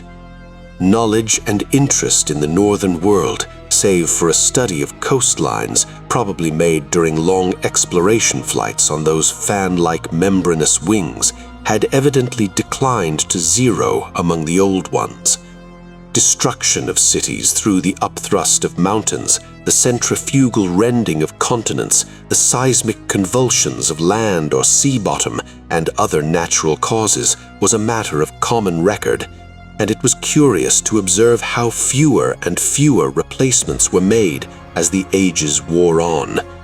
The vast dead megalopolis that yawned around us seemed to be the last general center of the race, built early in the Cretaceous age after a titanic earth buckling had obliterated a still vaster predecessor not far distant. It appeared that this general region was the most sacred spot of all, where reputedly the first old ones had settled on a primal sea bottom. In the new city, many of whose features we could recognize in the sculptures, which stretched fully 100 miles along the mountain range in each direction beyond the farthest limits of our aerial survey, there were reputed to be preserved certain sacred stones forming part of the first sea-bottom city, which were thrust up to light after long epochs in the course of the general crumbling of strata. Chapter 8. Naturally, Danforth and I studied with special interest and a peculiarly personal sense of awe everything pertaining to the immediate district in which we were. Of this local material there was naturally a vast abundance. On the tangled ground level of the city, we were lucky enough to find a house of very late date, whose walls, though somewhat damaged by a neighboring rift, contained sculptures of decadent workmanship carrying the story of the region much beyond the Pliocene map, whence we derived our last general glimpse of the pre-human world. This was the last place we examined in detail, since what we found there set upon us a fresh, immediate objective. Certainly, we were in one of the strangest, weirdest, and most terrible of all the corners of Earth's globe. Of all existing lands, it was infinitely the most ancient. The conviction grew upon us that this hideous upland must indeed be the fabled nightmare plateau of Leng, which even the mad author of the Necronomicon was reluctant to discuss. The great mountain chain was tremendously long, starting as a low range at Luitpold Land on the coast of Weddell Sea and virtually crossing the entire continent. The really high part stretched in a mighty arc from about latitude 82 degrees, east longitude 60 degrees, to latitude 70 degrees, east longitude 115, with its concave side toward our camp, and its seaward end in the region of that long, ice-locked coast whose hills were glimpsed by Wilkes and Mawson at the Antarctic Circle. Yet even more monstrous exaggerations of nature seem disturbingly close at hand. I have said that these peaks are higher than the Himalayas, but the sculptures forbid me to say that they are Earth's highest. That grim honor is beyond doubt reserved for something which half the sculptures hesitated to record at all, whilst others approached it with obvious repugnance and trepidation.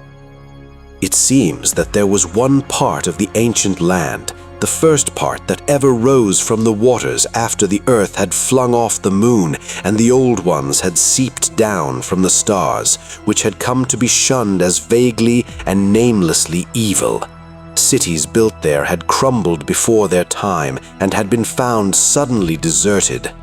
Then, when the first great earth-buckling had convulsed the region in the Comanchean age, a frightful line of peaks had shot suddenly up amidst the most appalling din and chaos, and earth had received her loftiest and most terrible mountains.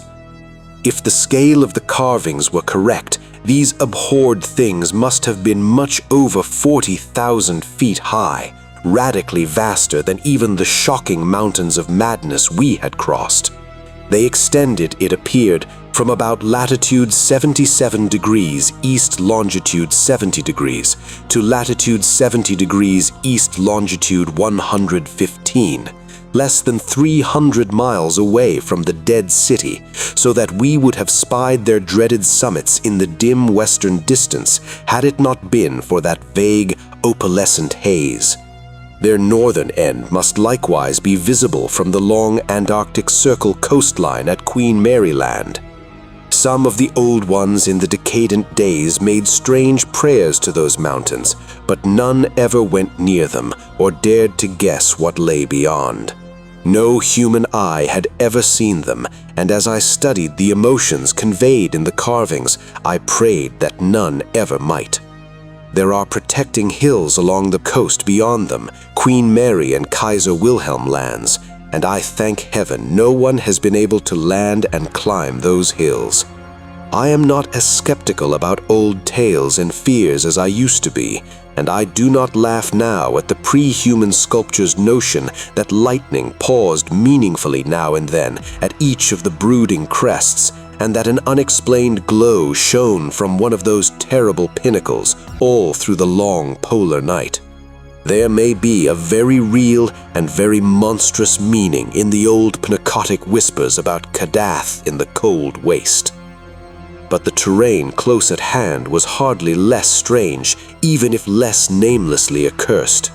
Soon after the founding of the city, the great mountain range became the principal temples, and many carvings showed what grotesque and fantastic towers had pierced the sky, where now we saw only the curiously clinging cubes and ramparts. In the course of ages, the caves had appeared and had been shaped into adjuncts of the temples. With the advance of still later epochs, all the limestone veins of the region were hollowed out by groundwaters, so that the mountains, the foothills, and the plains below them were a veritable network of connected caverns and galleries. Many graphic sculptures told of explorations deep underground and of the final discovery of the Stygian sunless sea that lurked at Earth's bowels. This vast, nighted gulf had undoubtedly been worn by the great river which flowed down from the nameless and horrible westward mountains, and which had formerly turned at the base of the Old One's range and flowed beside that chain into the Indian Ocean between Bud and Totten lands on Wilkes coastline. Little by little, it had eaten away the limestone hill base at its turning, till at last its sapping currents reached the caverns of the groundwaters and joined with them in digging a deeper abyss. Finally, its whole bulk emptied into the hollow hills and left the old bed toward the ocean dry. Much of the later city, as we now found it, had been built over that former bed. The old ones, understanding what had happened and exercising their always keen artistic sense, had carved into ornate pylons those headlands of the foothills where the great stream began its descent into eternal darkness. This river, once crossed by scores of noble stone bridges, was plainly the one whose extinct course we had seen in our aeroplane survey. Its position in different carvings of the city helped us to orient ourselves to the scene as it had been at various stages of the region's age-long, eon-dead history, so that we were able to sketch a hasty but careful map of the salient features, squares, important buildings, and the like, for guidance in further explorations. We could soon reconstruct in fancy the whole stupendous thing as it was 1,000,000 or 10,000,000 or 50,000,000 years ago, for the sculptures told us exactly what the buildings and mountains and squares and suburbs and landscape setting and luxuriant tertiary vegetation had looked like. It must have had a marvelous and mystic beauty, and as I thought of it, I almost forgot the clammy sense of sinister oppression with which the city's inhuman age and massiveness and deadness and remoteness and glacial twilight had choked and weighed on my spirit.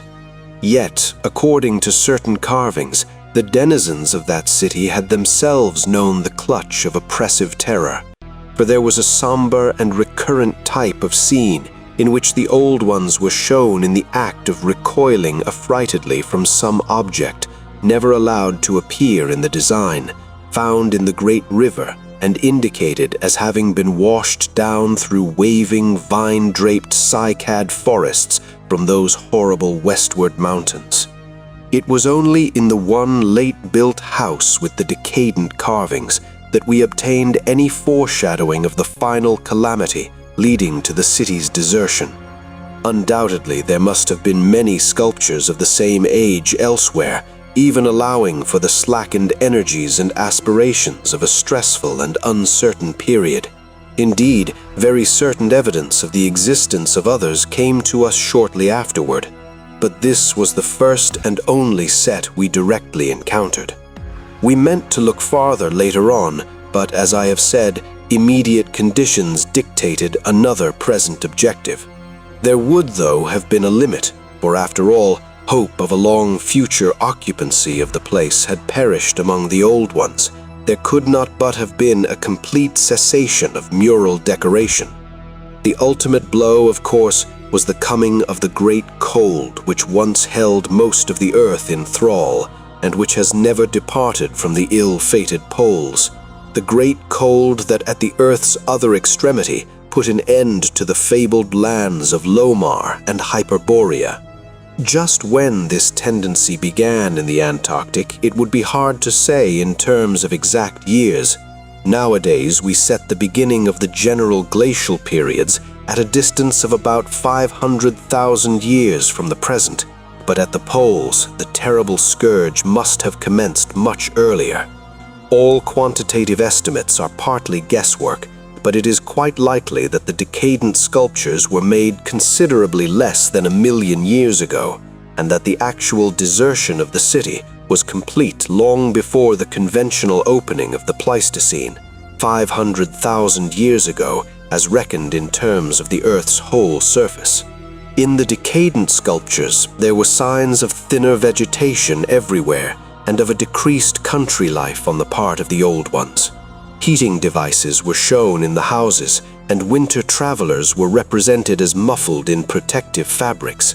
Then we saw a series of cartouches, the continuous band arrangement frequently interrupted in these late carvings, depicting a constantly growing migration to the nearest refuges of greater warmth, some fleeing to cities under the sea off the faraway coast, and some clambering down through networks of limestone caverns in the hollow hills to the neighboring black abyss of subterranean waters.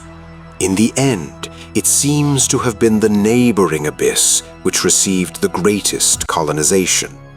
This was partly due, no doubt, to the traditional sacredness of this special region, but may have been more conclusively determined by the opportunities it gave for continuing the use of the great temples on the honeycombed mountains, and for retaining the vast land city as a place of summer residence and base of communication with various minds. The linkage of old and new abodes was made more effective by means of several gradings and improvements along the connecting routes, including the chiseling of numerous direct tunnels from the ancient metropolis to the black abyss, sharply down-pointing tunnels whose mouths we carefully drew according to our most thoughtful estimates on the guide map we were compiling. It was obvious that at least 2 of these tunnels lay within a reasonable exploring distance of where we were. In the end, it seems to have been the neighboring abyss which received the greatest colonization. This was partly due, no doubt, to the traditional sacredness of this special region, but may have been more conclusively determined by the opportunities it gave for continuing the use of the great temples on the honeycombed mountains, and for retaining the vast land city as a place of summer residence and base of communication with various minds. The linkage of old and new abodes was made more effective by means of several gradings and improvements along the connecting routes, including the chiseling of numerous direct tunnels from the ancient metropolis to the Black Abyss, sharply down-pointing tunnels whose mouths we carefully drew according to our most thoughtful estimates on the guide map we were compiling. It was obvious that at least 2 of these tunnels lay within a reasonable exploring distance of where we were, both being on the mountainward edge of the city, one less than 1/4 of a mile toward the ancient river course, and the other perhaps twice that distance in the opposite direction. The abyss, it seems, had shelving shores of dry land at certain places, but the old ones built their new city underwater, no doubt because of its greater certainty of uniform warmth. The depth of the hidden sea appears to have been very great, so that the Earth's internal heat could ensure its habitability for an indefinite period. The beings seem to have had no trouble in adapting themselves to part-time and eventually, of course, whole-time residence underwater, since they had never allowed their gill systems to atrophy. There were many sculptures which showed how they had always frequently visited their submarine kinsfolk elsewhere, and how they had habitually bathed on the deep bottom of their great river. The darkness of inner Earth could likewise have been no deterrent to a race accustomed to long Antarctic nights. Decadent though their style undoubtedly was, these latest carvings had a truly epic quality, where they told of the building of the new city in the cavern sea. The old ones had gone about it scientifically, quarrying insoluble rocks from the heart of the honeycombed mountains, and employing expert workers from the nearest submarine city to perform the construction according to the best methods. These workers brought with them all that was necessary to establish the new venture: shoggoth tissue from which to breed stone lifters and subsequent beasts of burden for the cavern city, and other protoplasmic matter to mold into phosphorescent organisms for lighting purposes. At last, a mighty metropolis rose on the bottom of that Stygian sea, its architecture much like the architecture of the city above, and its workmanship displaying relatively little decadence because of the precise mathematical element inherent in building operations. The newly bred shoggoths grew to enormous size and singular intelligence, and were represented as taking and executing orders with marvelous quickness. They seemed to converse with the old ones by mimicking their voices, a sort of musical piping over a wide range, if poor Lake's dissection had indicated aright, and to work more from spoken commands than from hypnotic suggestions, as in earlier times. They were, however, kept in admirable control. The phosphorescent organisms supplied light with vast effectiveness, and doubtless atoned for the loss of the familiar polar auroras of the outer world night. Art and decoration were pursued, though of course with a certain decadence. The old ones seemed to realize this falling off themselves, and in many cases anticipated the policy of Constantine the Great by transplanting especially fine blocks of ancient carving from their land city, just as the emperor, in a similar age of decline, stripped Greece and Asia of their finest art to give his new Byzantine capital greater splendors than its own people could create. That the transfer of sculptured blocks had not been more extensive was doubtless owing to the fact that the land city was not at first wholly abandoned. By the time total abandonment did occur, and it surely must have occurred before the polar Pleistocene was far advanced, the old ones had perhaps become satisfied with their decadent art, or had ceased to recognize the superior merit of the older carvings.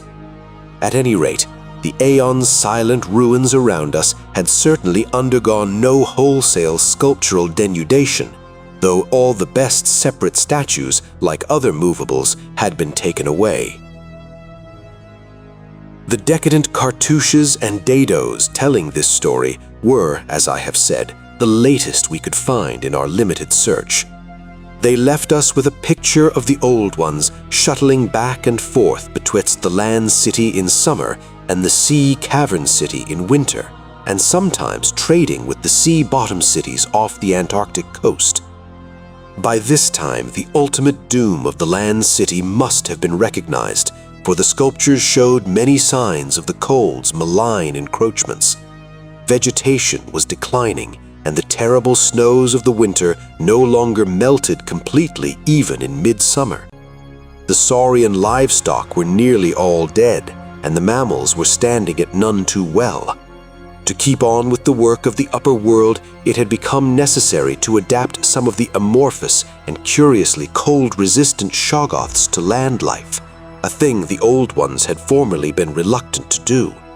The great river was now lifeless, and the upper sea had lost most of its denizens except the seals and whales. All the birds had flown away, save only the great grotesque penguins. What had happened afterward we could only guess.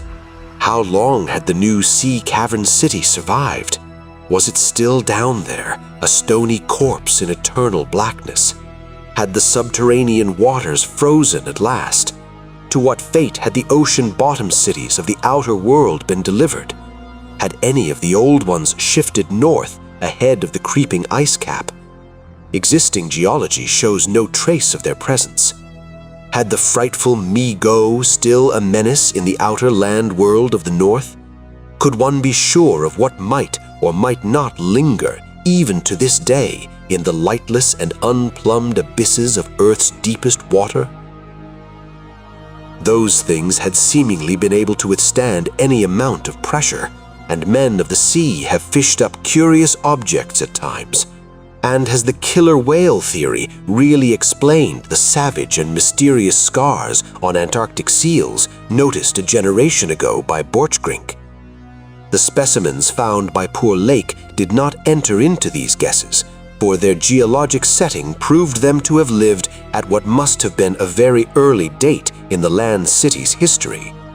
They were, according to their location, certainly not less than 30 million years old, and we reflected that in their day the sea cavern city, and indeed the cavern itself, had had no existence. They would have remembered an older scene, with lush tertiary vegetation everywhere, a younger land city of flourishing arts around them, and a great river sweeping northward along the base of the mighty mountains towards a faraway tropic ocean. And yet, we could not help thinking about these specimens, especially about the 8 perfect ones that were missing from Lake's hideously ravaged camp. There was something abnormal about that whole business, the strange things we had tried so hard to lay to somebody's madness, those frightful graves, the amount and nature of the missing material, Gedney, the unearthly toughness of those archaic monstrosities, and the queer vital freaks the sculptures now showed the race to have. Danforth and I had seen a good deal in the last few hours, and were prepared to believe and keep silent about many appalling and incredible secrets of primal nature. Chapter 9. I have said that our study of the decadent sculptures brought about a change in our immediate objective. This, of course, had to do with the chiseled avenues to the black inner world, of whose existence we had not known before, but which we were now eager to find and traverse. From the evident scale of the carvings, we deduced that a steeply descending walk of about a mile through either of the neighboring tunnels would bring us to the brink of the dizzy, sunless cliffs about the great abyss, down whose side paths, improved by the old ones, led to the hidden and nighted ocean. To behold this fabulous gulf in stark reality was a lure which seemed impossible of resistance once we knew of the thing. Yet we realized we must begin the quest at once if we expected to include it in our present trip. It was now 8 p.m., and we had not enough battery replacements to let our torches burn on forever. We had done so much of our studying and copying below the glacial level that our battery supply had had at least 5 hours of nearly continuous use, and despite the special dry cell formula, would obviously be good for only about 4 more, though by keeping one torch unused except for especially interesting or difficult places, we might manage to eke out a safe margin beyond that. It would not do to be without a light in these cyclopean catacombs, hence in order to make the abyss trip, we must give up all further mural deciphering. Of course, we intended to revisit the place for days and perhaps weeks of intensive study and photography, curiosity having long ago gotten the better of horror. But just now we must hasten. Our supply of trailblazing paper was far from unlimited, and we were reluctant to sacrifice spare notebooks or sketching paper to augment it, but we did let one large notebook go. If worst came to worst, we could resort to rock chipping, and of course, it would be possible, even in case of really lost direction, to work up to full daylight by one channel or another, if granted sufficient time for plentiful trial and error. So at last, we set off eagerly in the indicated direction of the nearest tunnel. According to the carvings from which we had made our map, the desired tunnel mouth could not be much more than 1/4 of a mile from where we stood, the intervening space showing solid-looking buildings quite likely to be penetrable still at a sub-glacial level. The opening itself would be in the basement, on the angle nearest the foothills of a vast 5-pointed structure of evidently public and perhaps ceremonial nature, which we tried to identify from our aerial survey of the ruins. No such structure came to our minds as we recalled our flight. Hence, we concluded that its upper parts were greatly damaged, or that it had been totally shattered in an ice rift we had noticed. In the latter case, the tunnel would probably turn out to be choked, so that we would have to try the next nearest one, the one less than a mile to the north. As we threaded our dim way through the labyrinth with the aid of map and compass, traversing rooms and corridors in every stage of ruin or preservation, clambering up ramps, crossing upper floors and bridges and clambering down again, encountering choked doorways and piles of debris, hastening now and then along finely preserved and uncannily immaculate stretches, taking false leads and retracing our way, in such cases removing the blind paper trail we had left, and once in a while striking the bottom of an open shaft through which daylight poured or trickled down. We were repeatedly tantalized by the sculptured walls along our route. We had wormed our way very close to the computed site of the tunnel's mouth, having crossed a second-story bridge to what seemed plainly the tip of a pointed wall, and descended to a ruinous corridor especially rich in decadently elaborate and apparently ritualistic sculptures of late workmanship, when, about 8:30 p.m., Danforth's keen young nostrils gave us the first hint of something unusual. If we had had a dog with us, I suppose we would have been warned before. At first, we could not precisely say what was wrong with the formerly crystal pure air, but after a few seconds, our memories reached only too definitely. Let me try to state the thing without flinching. There was an odor, and that odor was vaguely, subtly, and unmistakably akin to what had nauseated us upon opening the insane grave of the horror poor Lake had dissected. Of course, the revelation was not as clearly cut at the time as it sounds now. There were several conceivable explanations, and we did a good deal of indecisive whispering. Most important of all, we did not retreat without further investigation, for having come this far, we were loath to be balked by anything short of certain disaster.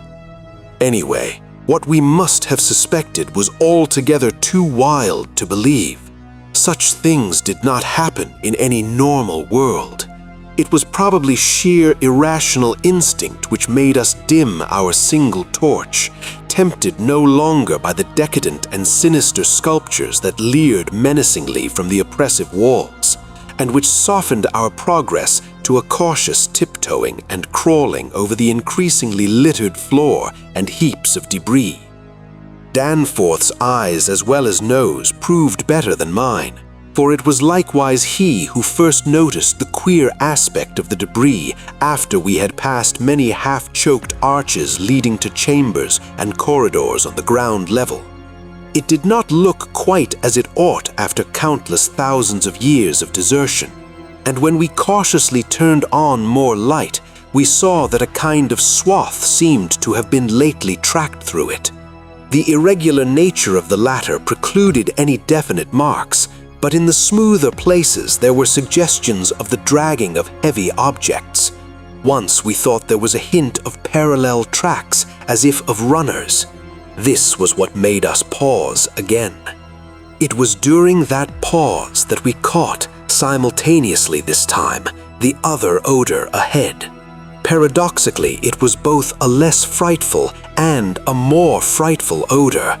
Less frightful intrinsically, but infinitely appalling in this place under the known circumstances. Unless, of course, Gedney. For the odor was the plain and familiar one of common petrol, everyday gasoline. Our motivation after that is something I will leave to psychologists. We knew now that some terrible extension of the camp horrors must have crawled into this nighted burial place of the eons, hence could not doubt any longer the existence of nameless conditions, present or at least recent, just ahead. Yet in the end we did let sheer burning curiosity, or anxiety, or auto-hypnotism, or vague thoughts of responsibility towards Gedney, of whatnot, drive us on. Danforth whispered again of the print he thought he had seen at the alley turning in the ruins above, and of the faint musical piping, potentially of tremendous significance in the light of Lake's dissection report, despite its close resemblance to the cave-mouth echoes of the windy peaks, which he thought he had shortly afterward half-heard from unknown depths below. I, in my turn, whispered of how the camp was left, of what had disappeared, and of how the madness of a lone survivor might have conceived the inconceivable, a wild trip across the monstrous mountains, and a descent into the unknown primal masonry. But we could not convince each other, or even ourselves, of anything definite.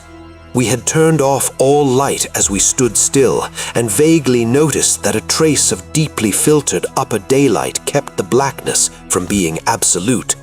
Having automatically begun to move ahead, we guided ourselves by occasional flashes from our torch. The disturbed debris formed an impression we could not shake off, and the smell of gasoline grew stronger. More and more ruin met our eyes and hampered our feet, until very soon we saw that the forward way was about to cease. We had been all too correct in our pessimistic guess about that rift glimpsed from the air. Our tunnel quest was a blind one, and we were not even going to be able to reach the basement out of which the abysswood aperture opened. The torch, flashing over the grotesquely carved walls of the blocked corridor in which we stood, showed several doorways in various states of obstruction, and from one of them the gasoline odor, quite submerging that other hint of odor. came with especial distinctness. As we looked more steadily, we saw that beyond a doubt there had been a slight and recent clearing away of debris from that particular opening. Whatever the lurking horror might be, we believed the direct avenue toward it was now plainly manifest. I do not think anyone will wonder that we waited an appreciable time before making any further motion. And yet, when we did venture inside that black arch, our first impression was one of anticlimax. For amidst the littered expanse of that sculptured crypt, a perfect cube with sides of about 20 feet, there remained no recent object of instantly discernible size, so that we looked instinctively, though in vain, for a farther doorway. In another moment, however, Danforth's sharp vision had discovered a place where the floor debris had been disturbed. We turned on both torches full strength. Though what we saw in that light was actually simple and trifling, I am nonetheless reluctant to tell of it because of what it implied. It was a rough leveling of the debris upon which several small objects lay carelessly scattered, and at one corner of which a considerable amount of gasoline must have been spilled lately enough to leave a strong odor even at this extreme superplateau altitude. In other words, it could not be other than a sort of camp, a camp made by questing beings who, like us, had been turned back by the unexpectedly choked way to the abyss. Let me be plain. The scattered objects were, so far as substance was concerned, all from Lake's camp, and consisted of tin cans as queerly opened as those we had seen at that ravaged place, many spent matches, 3 illustrated books more or less curiously smudged, an empty ink bottle with its pictorial and instructional carton, a broken fountain pen, some oddly snipped fragments of fur and tent cloth, a used electric battery with circular of directions, a folder that came with our type of tent heater, and a sprinkling of crumpled papers. It was all bad enough, but when we smoothed out the papers and looked at what was on them, we felt we had come to the worst. We had found certain inexplicably blotted papers at the camp which might have prepared us, yet the effect of the sight down there in the pre-human vaults of a nightmare city was almost too much to bear. A mad Gedme might have made the groups of dots in imitation of those found on the greenish soapstones, just as the dots on those insane 5-pointed grave mounds might have been made, and he might conceivably have prepared rough, hasty sketches, varying in their accuracy or lack of it, which outlined the neighboring parts of the city and traced the way from a circularly represented place outside our previous route, a place we identified as a great cylindrical tower in the carvings and as a vast circular gulf glimpsed in our aerial survey, to the present 5-pointed structure and the tunnel mouth therein. He might, I repeat, have prepared such sketches, for those before us were quite obviously compiled, as our own had been, from late sculptures somewhere in the glacial labyrinth, though not from the ones which we had seen and used. But what this art-blind bungler could never have done was to execute those sketches in a strange and assured technique perhaps superior, despite haste and carelessness, to any of the decadent carvings from which they were taken, the characteristic and unmistakable technique of the old ones themselves in the dead city's heyday. There are those who will say Danforth and I were utterly mad not to flee for our lives after that, since our conclusions were now, notwithstanding their wildness, completely fixed, and of a nature I need not even mention to those who have read my account as far as this. Perhaps we were mad, for have I not said those horrible peaks were mountains of madness? But I think I can detect something of the same spirit, albeit in a less extreme form, in the men who stalk deadly beasts through African jungles to photograph them or study their habits.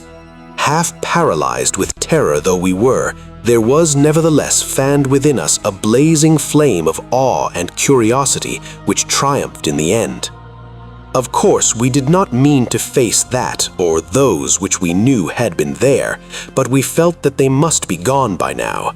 They would by this time have found the other neighboring entrance to the abyss and have passed within to whatever night-black fragments of the past might await them in the ultimate gulf they had never seen. Or if that entrance too was blocked, they would have gone on to the north seeking another. They were, we remembered, partly independent of light. Looking back to that moment, I can scarcely recall just what precise form our new emotions took, just what change of immediate objective it was that so sharpened our sense of expectancy.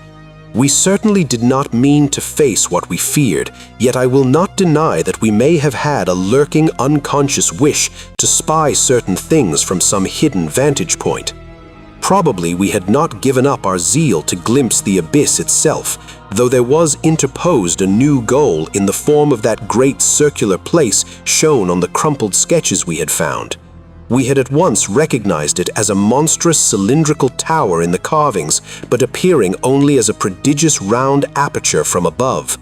Something about the impressiveness of its rendering, even in these hasty diagrams, made us think that its subglacial levels must still form a feature of peculiar importance. Perhaps it embodied architectural marvels as yet unencountered by us. It was certainly of incredible age according to the sculptures in which it figured, being indeed among the first things built in the city. Its carvings, if preserved, could not but be highly significant. Moreover, it might form a good present link with the upper world, a shorter route than the one we were so carefully blazing, and probably that by which the others had descended. At any rate, the thing we did was to study the terrible sketches which quite perfectly confirmed our own, and start back over the indicated course to the circular place, the course which our nameless predecessors must have traversed twice before us. The other neighboring gate to the abyss would lie beyond that.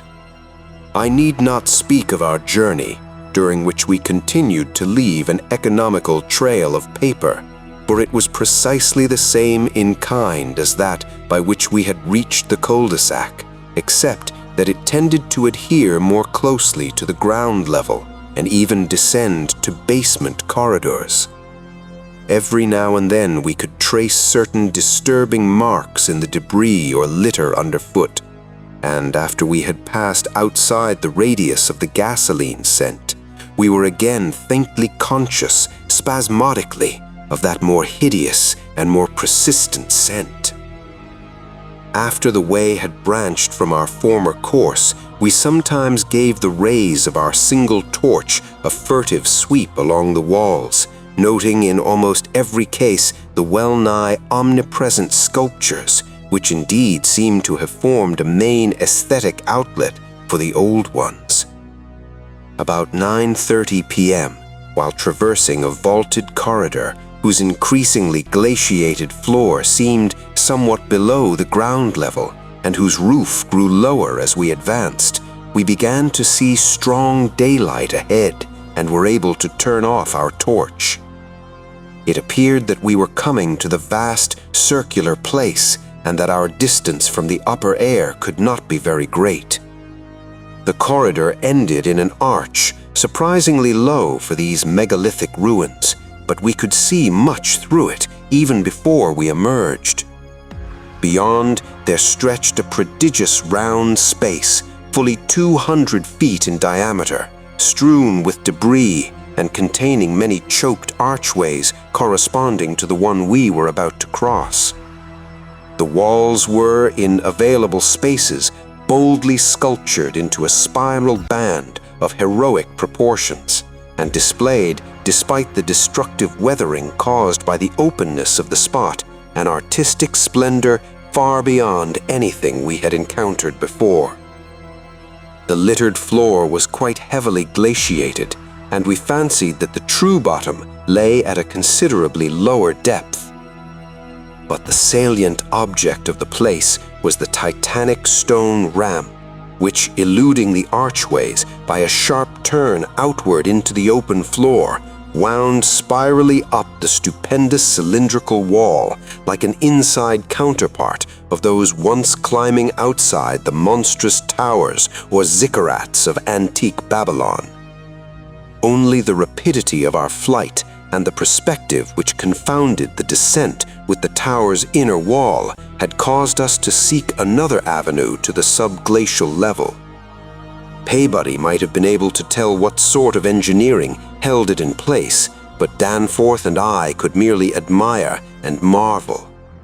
We could see mighty stone corbels and pillars here and there, but what we saw seemed inadequate to the function performed.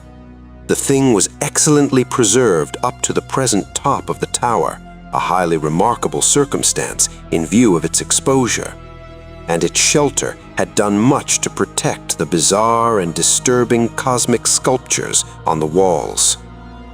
As we stepped out into the awesome half-daylight of this monstrous cylinder bottom, 50 million years old, and without doubt the most primally ancient structure ever to meet our eyes, we saw that the ramp-traversed sides stretched dizzily up to a height of fully 60 feet. This, we recalled from our aerial survey, meant an outside glaciation of some 40 feet, since the yawning gulf we had seen from the plain had been at the top of an approximately 20-foot mound of crumbled masonry, somewhat sheltered for 3/4 of its circumference by the massive curving walls of a line of higher ruins.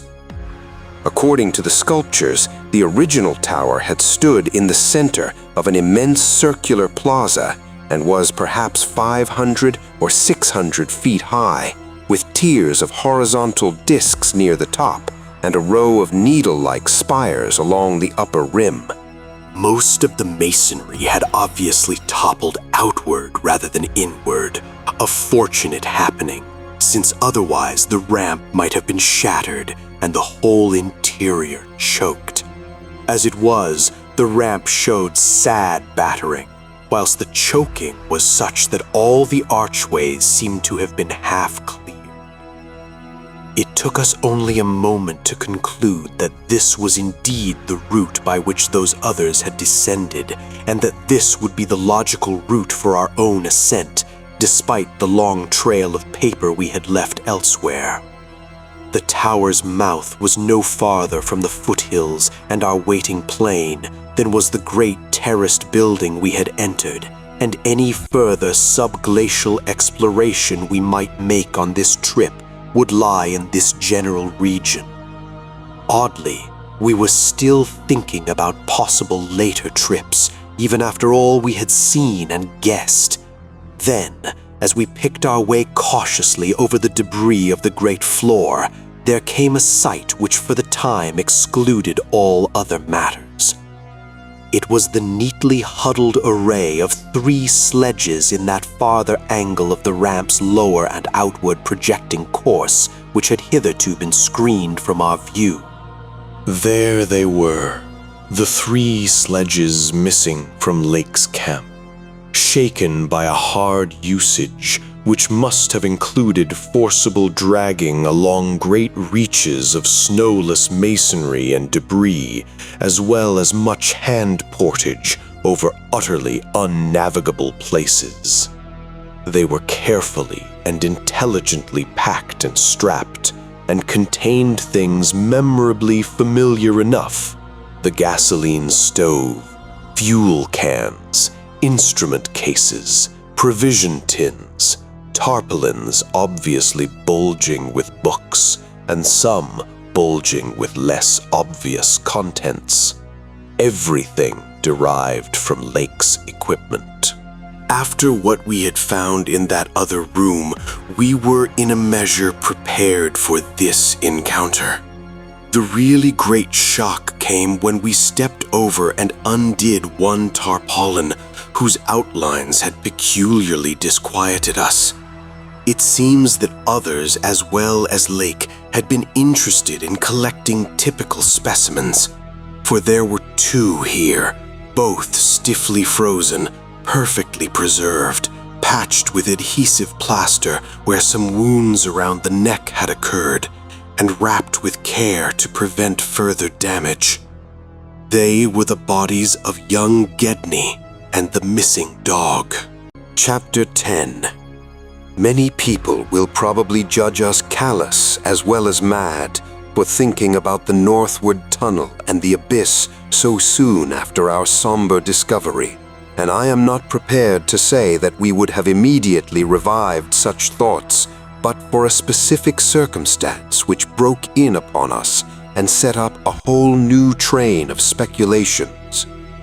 We had replaced the tarpaulin over poor Gedney and were standing in a kind of mute bewilderment when the sounds finally reached our consciousness, the first sounds we had heard since descending out of the open where the mountain whined faintly from its unearthly heights. Well known and mundane though they were, their presence in this remote world of death was more unexpected and unnerving than any grotesque or fabulous tones could possibly have been, since they gave a fresh upsetting to all our notions of cosmic harmony. Had it been some trace of that bizarre musical piping over a wide range, which Lake's dissection report had led us to expect in those others, and which, indeed, our overwrought fancies had been reading into every wind howl we had heard since coming on the camp horror, it would have had a kind of hellish congruity with the eon-dead region around us. A voice from other epochs belongs in a graveyard of other epochs. As it was, however, the noise shattered all our profoundly seated adjustments, all our tacit acceptance of the inner Antarctic as a waste utterly and irrevocably void of every vestige of normal life. What we heard was not the fabulous note of any buried blasphemy of Elder Earth, from whose supernal toughness an age-denied polar sun had evoked a monstrous response. Instead, it was a thing so mockingly normal and so unerringly familiarized by our sea days off Victoria Land and our camp days at McMurdo Sound that we shuddered to think of it here, where such things ought not to be. To be brief, it was simply the raucous squawking of a penguin. The muffled sound floated from subglacial recesses nearly opposite to the corridor whence we had come, regions manifestly in the direction of that other tunnel to the vast abyss. The presence of a living waterbird in such a direction, in a world whose surface was one of age-long and uniform lifelessness, could lead to only one conclusion. Hence, our first thought was to verify the objective reality of the sound. It was indeed repeated, and seemed at times to come from more than one throat. Seeking its source, we entered an archway from which much debris had been cleared, resuming our trailblazing with an added paper supply taken with curious repugnance from one of the tarpaulin bundles on the sledges when we left daylight behind. As the glaciated floor gave place to a litter of detritus, we plainly discerned some curious dragging tracks, and once Danforth found a distinct print of a sort's description would be only too superfluous. The course indicated by the penguin cries was precisely what our map and compass prescribed as an approach to the more northerly tunnel mouth, and we were glad to find that a bridgeless thoroughfare on the ground and basement levels seemed open. The tunnel, according to the chart, ought to start from the basement of a large pyramidal structure, which we seemed vaguely to recall from our aerial survey as remarkably well preserved. Along our path, the single torch showed a customary profusion of carvings, but we did not pause to examine any of these. Suddenly, a bulky white shape loomed up ahead of us, and we flashed on the second torch. It is odd how wholly this new quest had turned our minds from earlier fears of what might lurk near. Those others, having left their supplies in the great circular place, must have planned to return after their scouting trip toward or into the abyss, yet we had now discarded all caution concerning them as completely as if they had never existed. This white waddling thing was fully 6 feet high, yet we seemed to realize at once that it was not one of those others. They were larger and dark, and according to the sculptures, their motion over land surfaces was a swift, assured matter, despite the queerness of their sea-borne tentacle equipment. but to say that the white thing did not profoundly frighten us would be vain. We were indeed clutched for an instant by a primitive dread almost sharper than the worst of our reasoned fears regarding those others. Then came a flash of anticlimax as the white shape sidled into a lateral archway to our left to join two others of its kind, which had summoned it in raucous tones. For it was only a penguin, albeit of a huge unknown species, larger than the greatest of the known king penguins, and monstrous in its combined albinism and virtual eyelessness. When we had followed the thing into the archway and turned both our torches on the indifferent and unheeding group of three, we saw that they were all eyeless albinos of the same unknown and gigantic species. Their size reminded us of some of the archaic penguins depicted in the Old One's sculptures, and it did not take us long to conclude that they were descended from the same stock, undoubtedly surviving through a retreat to some warmer inner region whose perpetual blackness had destroyed their pigmentation and atrophied their eyes to mere useless slits. That their present habitat was the vast abyss we sought was not for a moment to be doubted, and this evidence of the gulf's continued warmth and habitability filled us with the most curious and subtly perturbing fancies. We wondered, too, what had caused these three birds to venture out of their usual domain. The state and silence of the great dead city made it clear that it had at no time been a habitual seasonal rookery, whilst the manifest indifference of the trio to our presence made it seem odd that any passing party of those others should have startled them. Was it possible that those others had taken some aggressive notion or tried to increase their meat supply? We doubted whether that pungent odor which the dogs had hated could cause an equal antipathy in these penguins, since their ancestors had obviously lived on excellent terms with the Old Ones, an amicable relationship which must have survived in the abyss below as long as any of the Old Ones remained.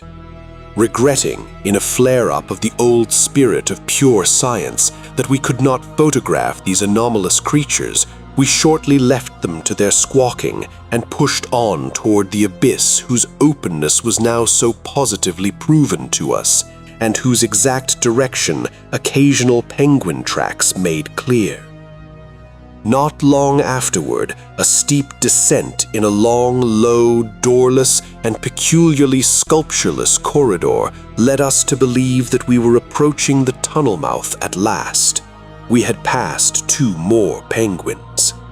Then the corridor ended in a prodigious open space which made us gasp involuntarily, a perfect inverted hemisphere, obviously deep underground, fully 100 feet in diameter and 50 feet high, with low archways opening around all parts of the circumference but one, and that one yawning cavernously with a black arched aperture which broke the symmetry of the vault to the height of nearly 15 feet. It was the entrance to the great abyss. In this vast hemisphere, whose concave roof was impressively, though decadently, carved to a likeness of the primordial celestial dome, a few albino penguins waddled, aliens there, but indifferent and unseeing. The black tunnel yawned indefinitely off at a steep descending grade, its aperture adorned with grotesquely chiseled jambs and lintel. From that cryptical mouth, we fancied a current of slightly warmer air, and perhaps even a suspicion of vapor proceeded, and we wondered what living entities other than penguins, the limitless void below, and the contiguous honeycombings of the land and the Titan mountains might conceal. We wondered, too, whether the trace of mountaintop smoke at first suspected by Poor Lake, as well as the odd haze we ourselves perceived around the rampart-crowned peak, might not not be caused by the tortuous channeled rising of some such vapor from the unfathomed regions of Earth's core. Entering the tunnel, we saw that its outline was, at least at the start, about 15 feet each way. Sides, floor, and arched roof composed of the usual megalithic masonry. The sides were sparsely decorated with cartouches of conventional designs in a later decadent style, and all the construction and carving were marvelously well preserved. The floor was quite clear, except for a slight detritus bearing outgoing penguin tracks and the inward tracks of those others. The farther one advanced, the warmer it became, so that we were soon unbuttoning our heavy garments. We wondered whether there were any actually igneous manifestations below, and whether the waters of that sunless sea were hot. After a short distance, the masonry gave place to solid rock, though the tunnel kept the same proportions and presented the same aspect of carved regularity. Occasionally, its varying grade became so steep that grooves were cut in the floor. Several times we noted the mouths of small lateral galleries not recorded in our diagrams, none of them such as to complicate the problem of our return, and all of them welcome as possible refuges in case we met unwelcome entities on their way back from the abyss. The nameless scent of such things was very distinct. Doubtless it was suicidally foolish to venture into that tunnel under the known conditions, but the lure of the unplumbed is stronger in certain persons than most suspect. Indeed, it was just such a lure which had brought us to this unearthly polar waste in the first place. We saw several penguins as we passed along, and speculated on the distance we would have to traverse. The carvings had led us to expect a steep downhill walk of about a mile to the abyss, but our previous wanderings had shown us that matters of scale were not wholly to be depended on. After about a quarter of a mile, that nameless scent became greatly accentuated, and we kept very careful track of the various lateral openings we passed. There was no visible vapor as at the mouth, but this was doubtless due to the lack of contrasting cooler air. The temperature was rapidly ascending, and we were not surprised to come upon a careless heap of material shudderingly familiar to us. It was composed of furs and tent cloths taken from Lake's camp, and we did not pause to study the bizarre forms into which the fabrics had been slashed. Slightly beyond this point, we noticed a decided increase in the size and number of the side galleries, and concluded that the densely honeycombed region beneath the higher foothills must now have been reached. The nameless scent was now curiously mixed with another and scarcely less offensive odor, of what nature we could not guess, though we thought of decaying organisms and perhaps unknown subterranean fungi. Then came a startling expansion of the tunnel for which the carvings had not prepared us, a broadening and rising into a lofty, natural-looking elliptical cavern with a level floor, some 75 feet long and 50 broad, and with many immense side passages leading away into cryptical darkness. Though this cavern was natural in appearance, an inspection with both torches suggested that it had been formed by the artificial destruction of several walls between adjacent honeycombings. The walls were rough, and the high vaulted roof was thick with stalactites, but the solid rock floor had been smoothed off and was free from all debris, detritus, or even dust to a positively abnormal extent. Except for the avenue through which we had come, This was true of the floors of all the great galleries opening off from it, and the singularity of the condition was such as to set us vainly puzzling. The curious new feta which had supplemented the nameless scent was excessively pungent here, so much so that it destroyed all trace of the other. Something about this whole place, with its polished and almost glistening floor, struck us as more vaguely baffling and horrible than any of the monstrous things we have previously encountered. The regularity of the passage immediately ahead prevented all confusion as to the right course amidst this plethora of equally great cave mouths.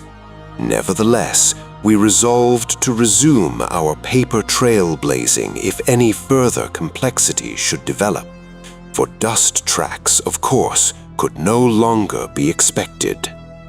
Upon resuming our direct progress, we cast a beam of torchlight over the tunnel walls and stopped short in amazement at the supremely radical change which had come over the carvings in this part of the passage. We realized, of course, the great decadence of the Old One's sculpture at the time of the tunneling, and had indeed noticed the inferior workmanship of the arabesques in the stretches behind us. But now, in this deeper section beyond the cavern, there was a sudden difference wholly transcending explanation, a difference in basic nature as well as in mere quality, and involving so profound and calamitous a degradation of skill that nothing in the hitherto observed rate of decline could have led one to expect it. This new and degenerate work was coarse, bold, and wholly lacking in delicacy of detail. It was countersunk with exaggerated depth in bands following the same general line as the earlier cartouches of the earlier sections, but the height of the reliefs did not reach the level of the general surface. Danforth had the idea that it was a second carving, a sort of palimpsest formed after the obliteration of a previous design.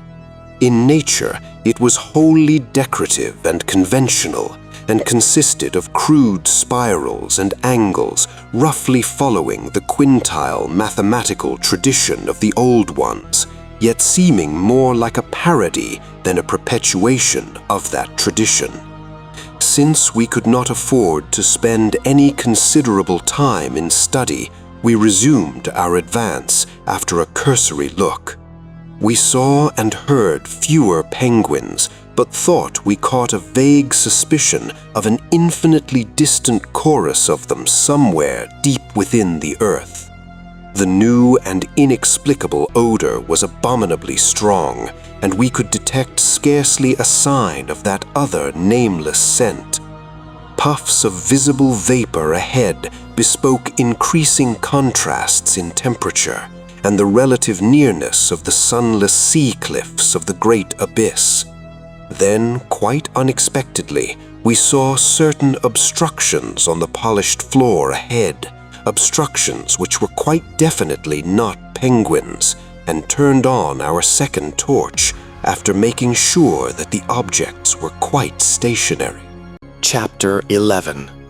Still another time have I come to a place where it is very difficult to proceed. I ought to be hardened by this stage, but there are some experiences and intimations which scar too deeply to permit of healing, and leave only such added sensitiveness that memory re-inspired all the original horror. We saw, as I have said, certain obstructions on the polished floor ahead, and I may add that our nostrils were assailed almost simultaneously by a very curious intensification of the strange prevailing fetor, now quite plainly mixed with the nameless stench of those others which had gone before us. The light of the second torch left no doubt of what the obstructions were, and we dared approach them only because we could see, even from a distance, that they were quite as past all harming power as had been the 6 similar specimens unearthed from the monstrous star-mounted graves at Poor Lake's camp. They were indeed as lacking in completeness as most of those we had unearthed, though it grew plain from the thick, dark green pool gathering around them that their incompleteness was of infinitely greater recency. There seemed to be only 4 of them, whereas Lake's bulletins would have suggested no less than 8 as forming the group which had preceded us. To find them in this state was wholly unexpected, and we wondered what sort of monstrous struggle had occurred down here in the dark. Penguins, attacked in a body, retaliate savagely with their beaks, and our ears now made certain the existence of a rookery far beyond. Had those others disturbed such a place and aroused murderous pursuit?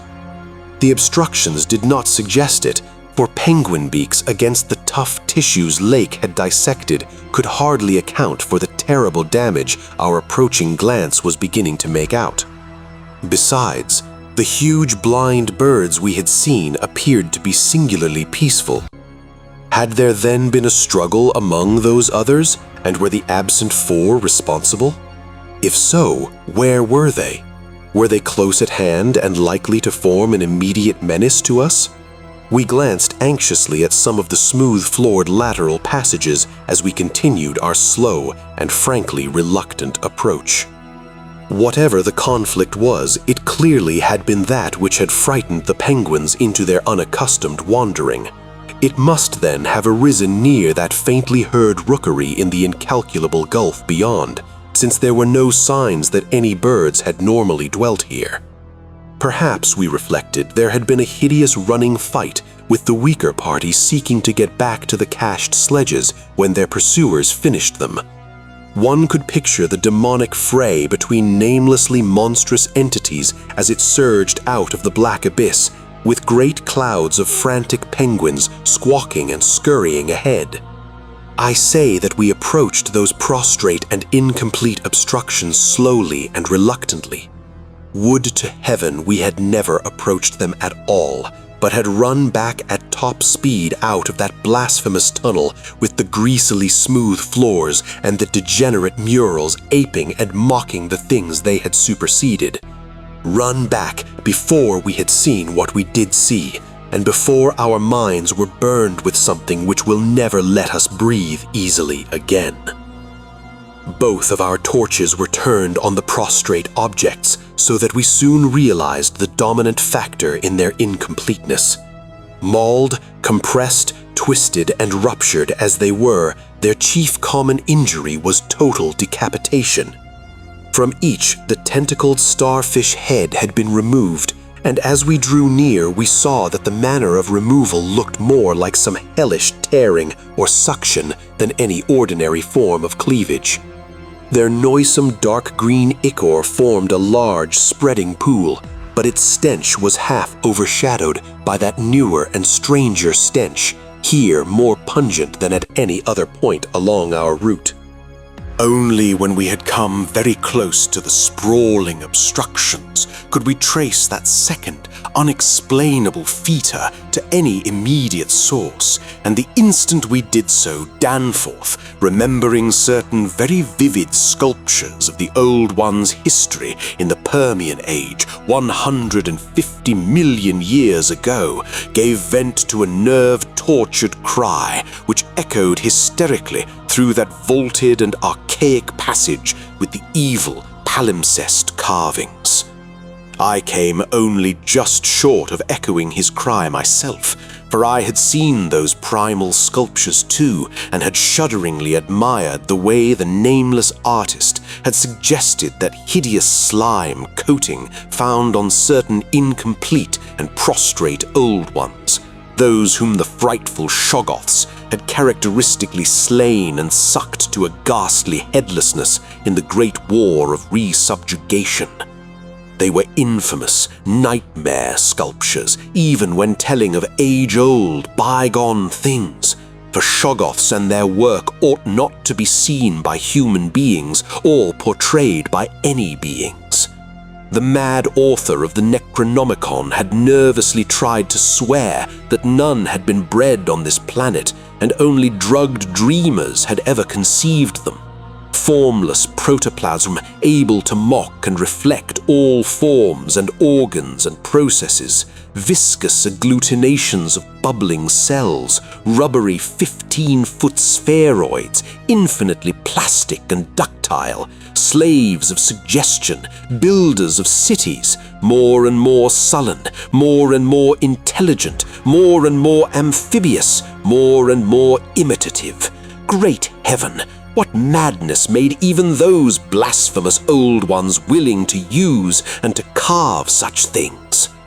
And now when Danforth and I saw the freshly glistening and reflectively iridescent black slime which clung thickly to those headless bodies and stank obscenely with that new unknown odor whose cause only a diseased fancy could envisage, clung to those bodies and sparkled less voluminously on a smooth part of the accursedly re-sculptured wall in a series of grouped dots, we understood the quality of cosmic fear to its uttermost depths. It was not fear of those 4 missing others, for all too well did we suspect they would do no harm again. Poor devils! After all, they were not evil things of their kind.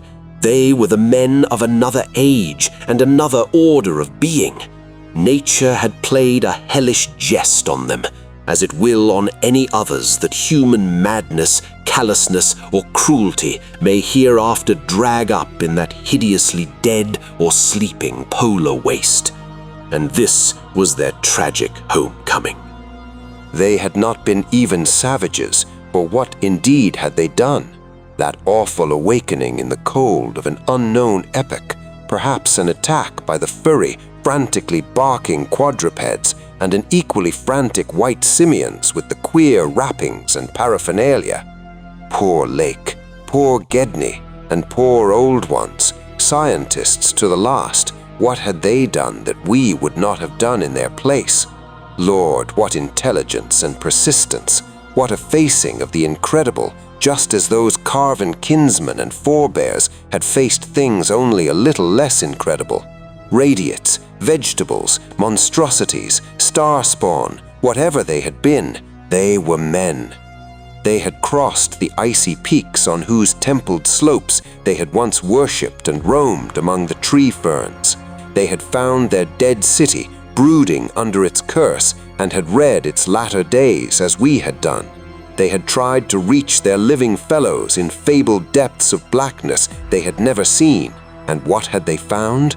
All this flashed in unison through the thoughts of Danforth and me as we looked from those headless, slime-coated shapes to the loathsome palimpsest sculptures and the diabolical dot groups of fresh slime on the wall beside them, looked and understood what must have triumphed and survived down there in the cyclopean water city of that nighted, penguin-fringed abyss, whence even now a sinister curling mist had begun to belch pallidly as if in answer to Danforth's hysterical scream.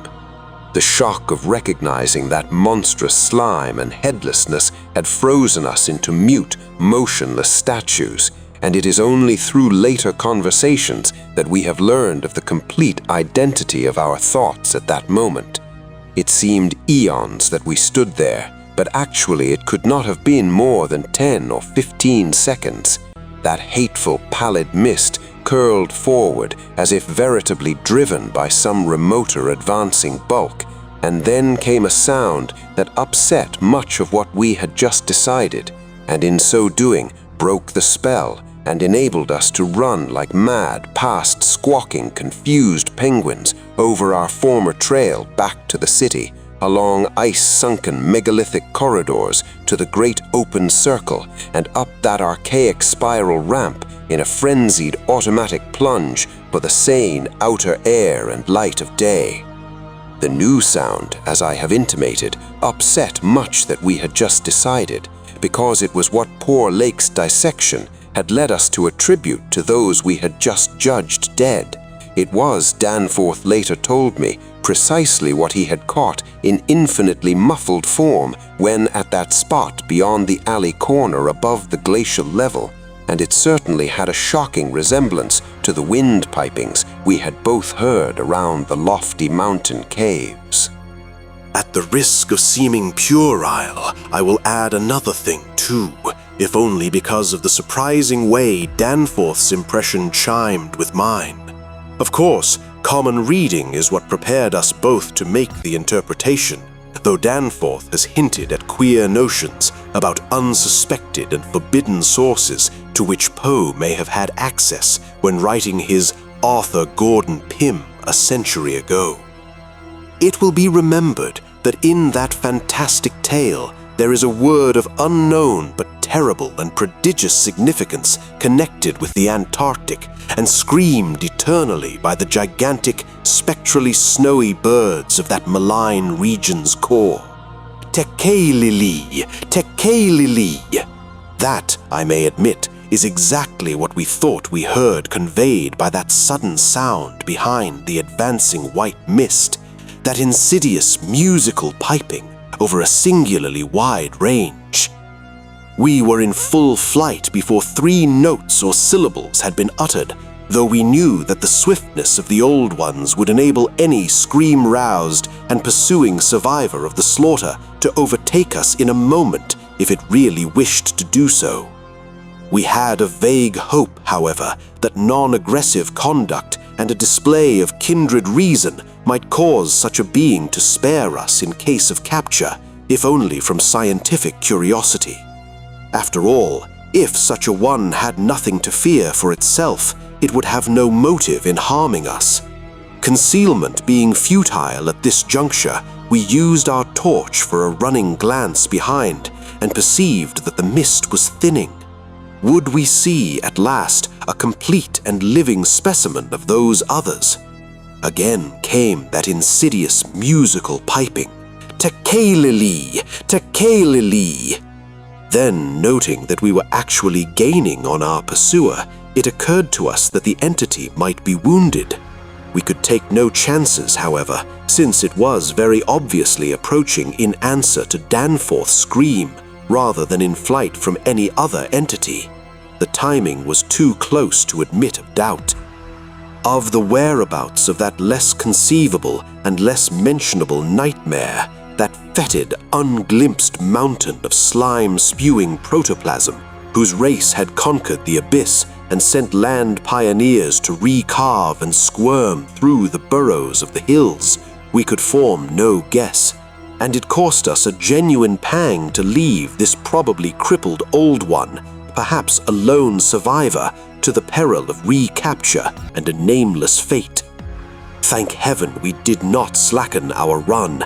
The curling mist had thickened again and was driving ahead with increased speed, whilst the straying penguins in our rear were squawking and screaming and displaying signs of a panic really surprising in view of their relatively minor confusion when we had passed them. Once more came that sinister, wide-ranged piping. Tekelili, Tekelili. We had been wrong. The thing was not wounded, but had merely paused on encountering the bodies of its fallen kindred and the hellish slime inscription above them. We could never know what that demon message was, but those burials at Lake's Camp had shown how much the beings attached to their dead. Our recklessly used torch now revealed ahead of us the large open cavern where various ways converged, and we were glad to be leaving those morbid palimpsest sculptures, almost felt even when scarcely seen, behind. Another thought which the advent of the cave inspired was the possibility of losing our pursuer at this bewildering focus of large galleries. There were several of the blind albino penguins in the open space, and it seemed clear that their fear of the oncoming entity was extreme to the point of unaccountability. If at that point we dimmed our torch to the very lowest limit of traveling need, keeping it strictly in front of us, the frightened, squawking motions of the huge birds in the mist might muffle our footfalls, screen our true course, and somehow set up a false lead. Amidst the churning, spiraling fog, the littered and unglistening floor of the main tunnel beyond this point, as differing from the other morbidly polished burrows, could hardly form a highly distinguishing feature, even so far as we could conjecture, for those indicated special senses which made the old ones partly, though imperfectly, independent of light in emergencies. In fact, we were somewhat apprehensive lest we go astray ourselves in our haste, for we had, of course, decided to keep straight on towards the dead city, since the consequences of loss in those unknown foothill honeycombings would be unthinkable. The fact that we survived and emerged is sufficient proof that the thing did take a wrong gallery, whilst we providentially hit on the right one. The penguins alone could not have saved us, but in conjunction with the mist they seemed to have done so. Only a benign fate kept the curling vapors thick enough at the right moment, for they were constantly shifting and threatening to vanish. Indeed, they did lift for a second just before we emerged from the nauseously resculptured tunnel into the cave, so that we actually caught one first and only half glimpse of the oncoming entity as we cast a final, desperately fearful glance backward before dimming the torch and mixing with the penguins in the hope of dodging pursuit. If the fate which screened us was benign, that which gave us the half-glimpse was infinitely the opposite, for to that flash of semi-vision can be traced a full half of the horror which has ever since haunted us. Our exact motive in looking back again was perhaps no more than the immemorial instinct of the pursued to gauge the nature and course of its pursuer, or perhaps it was an automatic attempt to answer a subconscious question raised by one of our senses. In the midst of our flight, with all our faculties centered on the problem of escape, we were in no condition to observe and analyze details. Yet even so, our latent brain cells must have wondered at the message brought them by our nostrils. Afterward, we realized what it was, that our retreat from the fetid slime coating on those headless obstructions and the coincident approach of the pursuing entity had not brought us the exchange of stenches which logic called for. In the neighborhood of the prostrate things, that new and lately unexplainable fetor had been wholly dominant, but by this time it ought to have largely given place to the nameless stench associated with those others. This it had not done, for instead, the newer and less bearable smell was now virtually undiluted and growing more and more poisonously insistent each second. So we glanced back, simultaneously it would appear, though no doubt the incipient motion of the one prompted the imitation of the other. As we did so, we flashed both torches full strength at the momentarily thinned mist, either from sheer primitive anxiety to see all we could, or in a less primitive but equally unconscious effort to dazzle the entity before we dimmed our light and dodged among the penguins of the labyrinth center ahead. Unhappy act! Not Orpheus himself or Lot's wife paid much more dearly for a backward glance. And again came that shocking, wide-ranged piping, "Tekeli, Tekeli!" Danforth was totally unstrung, and the first thing I remember of the rest of the journey was hearing him light-headedly chant a hysterical formula in which I alone of mankind could have found anything but insane irrelevance. It reverberated in falsetto echoes among the squawks of the penguins, reverberated through the vaulting ahead, and, thank heaven, through the now empty vaultings behind. He could not have begun it at once, else we would not have been alive and blindly racing. I shudder to think of what a shade of difference in his nervous reactions might have brought. South Station under, Washington under, Park Street under, Kendall, Central, Harvard. The poor fellow was chanting the familiar stations of the Boston-Cambridge Tunnel that burrowed through our peaceful native soil thousands of miles away in New England. Yet to me, the ritual had neither irrelevance nor home feeling. It had only horror, because I knew unerringly the monstrous, nefandous analogy that had suggested it. We had expected, upon looking back, to see a terrible and incredible moving entity if the mists were thin enough. But of that entity we had formed a clear idea. What we did see, for the mists were indeed all too malignly thinned, was something altogether different and immeasurably more hideous and detestable. It was the utter objective embodiment of the fantastic novelist's thing that should not be, and its nearest comprehensible analog is a vast, onrushing subway train as one sees it from a station platform. The great black front looming colossally out of infinite subterraneous distance, constellated with strangely colored lights and filling the prodigious burrow. But we were not on a station platform. We were on the track ahead as the nightmare plastic column of fetid black iridescence oozed tightly onward through its 15-foot sinus, gathering unholy speed and driving before it a spiral, re-thickening cloud of the pallid abyss vapor.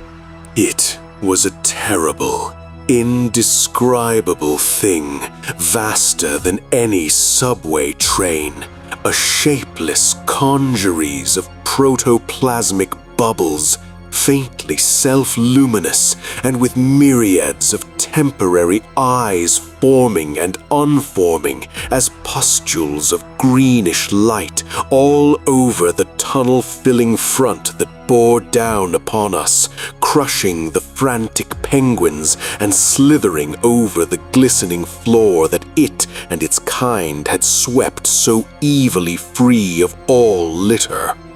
Still came that eldritch mocking cry, "Te Kelly Lee, Te Kelly Lee," and at last we remembered that the demonic shoggoths, given life though and plastic organ patterns solely by the old ones, and having no language save that which the dot groups expressed, had likewise no voice save the imitated accents of their bygone masters. Chapter 12. Danforth and I have recollections of emerging into the great sculptured hemisphere and of threading our back trail through the cyclopean rooms and corridors of the dead city. Yet these are purely dream fragments involving no memory of volition, details, or physical exertion. There was something vaguely appropriate about our departure from those buried epochs, for as we wound our panting way up the 60-foot cylinder of primal masonry, we glimpsed beside us a continuous procession of heroic sculptures in the dead race's early and undecayed technique, a farewell from the old ones, written 50 million years ago. Finally, scrambling out at the top, we found ourselves on a great mound of tumbled blocks, with the curved walls of higher stonework rising westward, and the brooding peaks of the great mountains showing beyond the more crumbled structures toward the east. The sky above was a churning and opalescent mass of tenuous ice vapors, and the cold clutched at our vitals.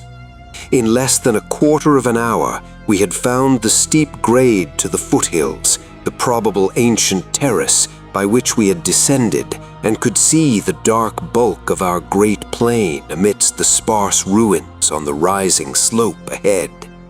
Halfway uphill toward our goal, we paused for a momentary breathing spell and turned to look again at the fantastic tangle of incredible stone shapes below us, once more outlined mystically against an unknown west. As we did so, we saw that the sky beyond had lost its morning haziness, the restless ice vapors having moved up to the zenith, where their mocking outline seemed on the point of settling into some bizarre pattern which they feared to make quite definite or conclusive. There now lay revealed on the ultimate white horizon behind the grotesque city a dim, elfin line of pinnacled violet, whose needle-pointed heights loomed dreamlike against the beckoning rose color of the western sky. Up toward this shimmering rim sloped the ancient tableland, the depressed course of the bygone river traversing it as an irregular ribbon of shadow. For a second, we gasped in admiration of the scene's unearthly cosmic beauty, and then vague horror began to creep into our souls. For this far violet line could be nothing else than the terrible mountains of the Forbidden Land, highest of Earth's peaks and focus of Earth's evil, harborers of nameless horrors and archaean secrets, shunned and prayed to by those who feared to carve their meaning, untrodden by any living thing of earth, but visited by the sinister lightnings and sending strange beams across the plains in the polar night. If the sculptured maps and pictures in that pre-human city had told truly, these cryptic violet mountains could not be much less than 300 miles away, yet none the less sharply did their dim elfin essence jut above that remote and snowy rim, like the serrated edge of a monstrous alien planet about to rise into unaccustomed heavens.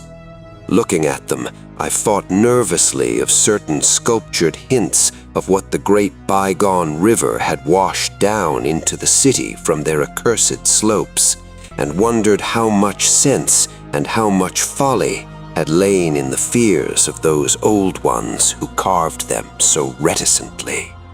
I recalled how their northernly end must come near the coast at Queen Mary Land, where even at that moment Sir Douglas Mawson's expedition was doubtless working less than 1,000 miles away, and hoped that no evil fate would give Sir Douglas and his men a glimpse of what might lie beyond the protecting coastal range. Such thoughts formed a measure of my overwrought condition at the time, and Danforth seemed to be even worse. Yet before we had passed the great star-shaped ruin and reached our plain, our fears had become transferred to the lesser, but vast enough range whose recrossing lay ahead of us. From these foothills, the black, ruin-crusted slopes reared up starkly and hideously against the east, again reminding us of those strange Asian paintings of Nicholas Roerich, and when we thought of the damnable honeycombings inside them and of the frightful amorphous entities that might have pushed their fetidly squirming sway even to the topmost hollow pinnacles, we could not face without panic the prospect of again sailing by those suggestive skyward cave mouths where the wind made sounds like an evil musical piping over a wide range. All was well with the plane, and we clumsily hauled on our heavy flying furs. Danforth got the engine started without trouble, and we made a very smooth takeoff over the nightmare city. At a very high level, there must have been great disturbance, since the ice dust clouds of the zenith were doing all sorts of fantastic things, but at 24,000 feet, the height we needed for the pass, we found navigation quite practicable. As we drew close to the jutting peaks, the wind's strange piping again became manifest, and I could see Danforth's hands trembling at the controls. Rank amateur though I was, I thought at that moment that I might be a better navigator than he in effecting the dangerous crossing between pinnacles, and when I made motions to change seats and take over his duties, he did not protest. I tried to keep all my skill and self-possession about me, and stared at the sector of reddish farther sky betwixt the walls of the pass. But Danforth, released from his piloting and keyed up to a dangerous nervous pitch, could not keep quiet. I felt him turning and wriggling about as he looked back at the terrible receding city, ahead at the cave-riddled, cube-barnacled peaks, sidewise at the bleak sea of snowy, rampart-strewn foothills, and upward at the seething, grotesquely clouded sky. It was then, just as I was trying to steer safely through the pass, that his mad shrieking brought us so close to disaster by shattering my tight hold on myself and causing me to fumble helplessly with the controls for a moment. A second afterward, my resolution triumphed, and we made the crossing safely. Yet I am afraid that Danforth will never be the same again. I have said that Danforth refused to tell me what final horror made him shriek out so insanely, a horror which, I feel sadly sure, is mainly responsible for his present breakdown. We had snatches of shouted conversation above the winds piping and the engines buzzing as we reached the safe side of the range and swooped slowly down toward the camp. But that had mostly to do with the pledges of secrecy we had made as we prepared to leave the nightmare city. All that Danforth has ever hinted is that the final horror was a mirage. It was not, he declares, anything connected with the cubes and caves of those echoing, vaporous, wormily honeycombed mountains of madness which we crossed, but a single fantastic, demonic glimpse among the churning westward zenith clouds of what lay back of those other violet westward mountains which the old ones had shunned and feared.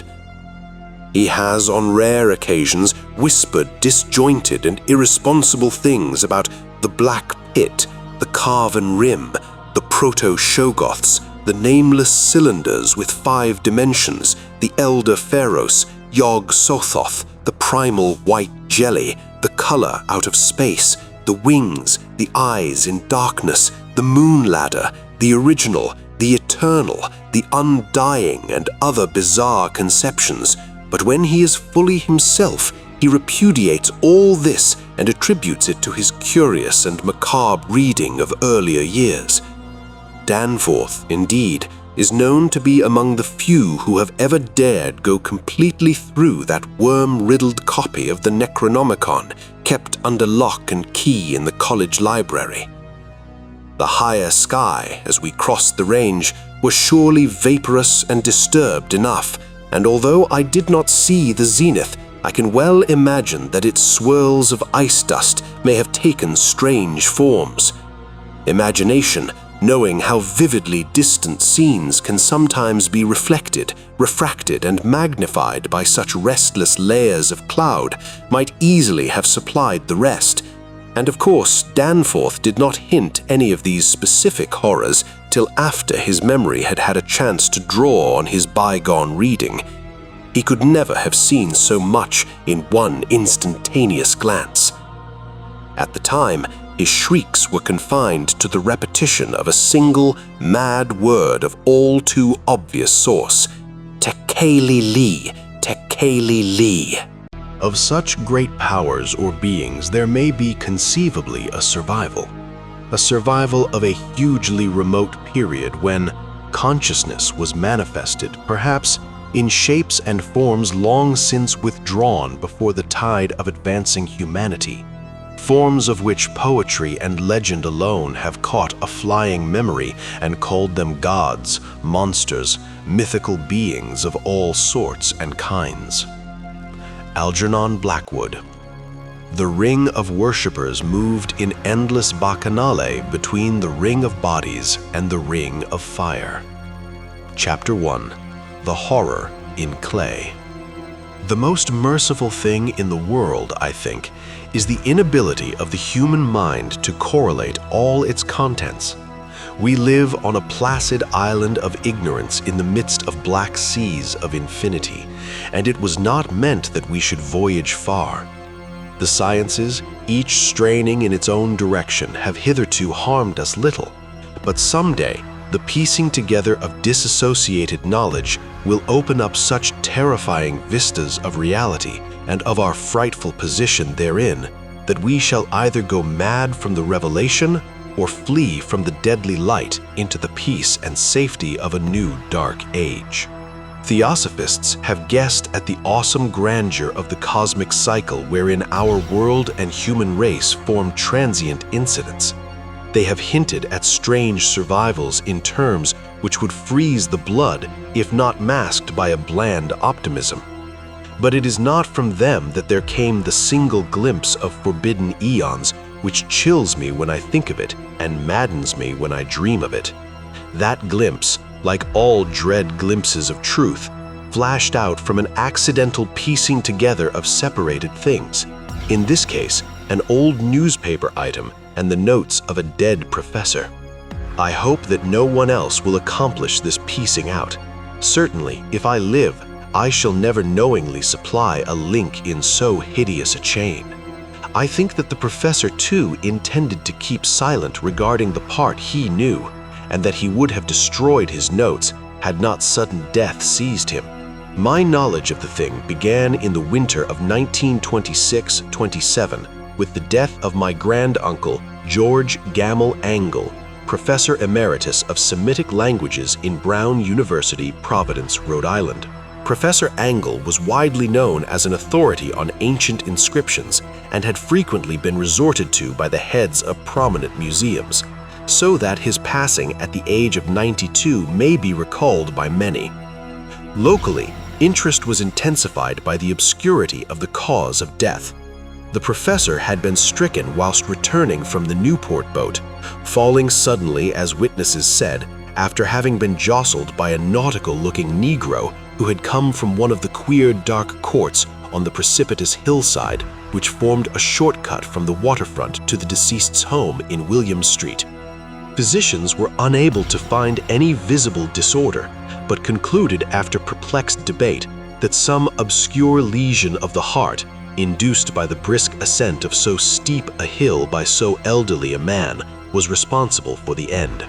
At the time, I saw no reason to dissent from this dictum, but latterly I am inclined to wonder, and more than wonder. As my granduncle's heir and executor, for he died a childless widower, I was expected to go over his papers with some thoroughness, and for that purpose moved his entire set of files and boxes to my quarters in Boston. Much of the material which I correlated will be later published by the American Archaeological Society, but there was one box which I found exceedingly puzzling and which I felt much averse from showing to other eyes. It had been locked, and I did not find the key till it occurred to me to examine the personal ring which the professor carried always in his pocket. Then, indeed, I succeeded in opening it, but when I did so, seemed only to be confronted by a greater and more closely locked barrier. For what could be the meaning of the queer clay bas-relief and disjointed jottings, ramblings, and cuttings that I found?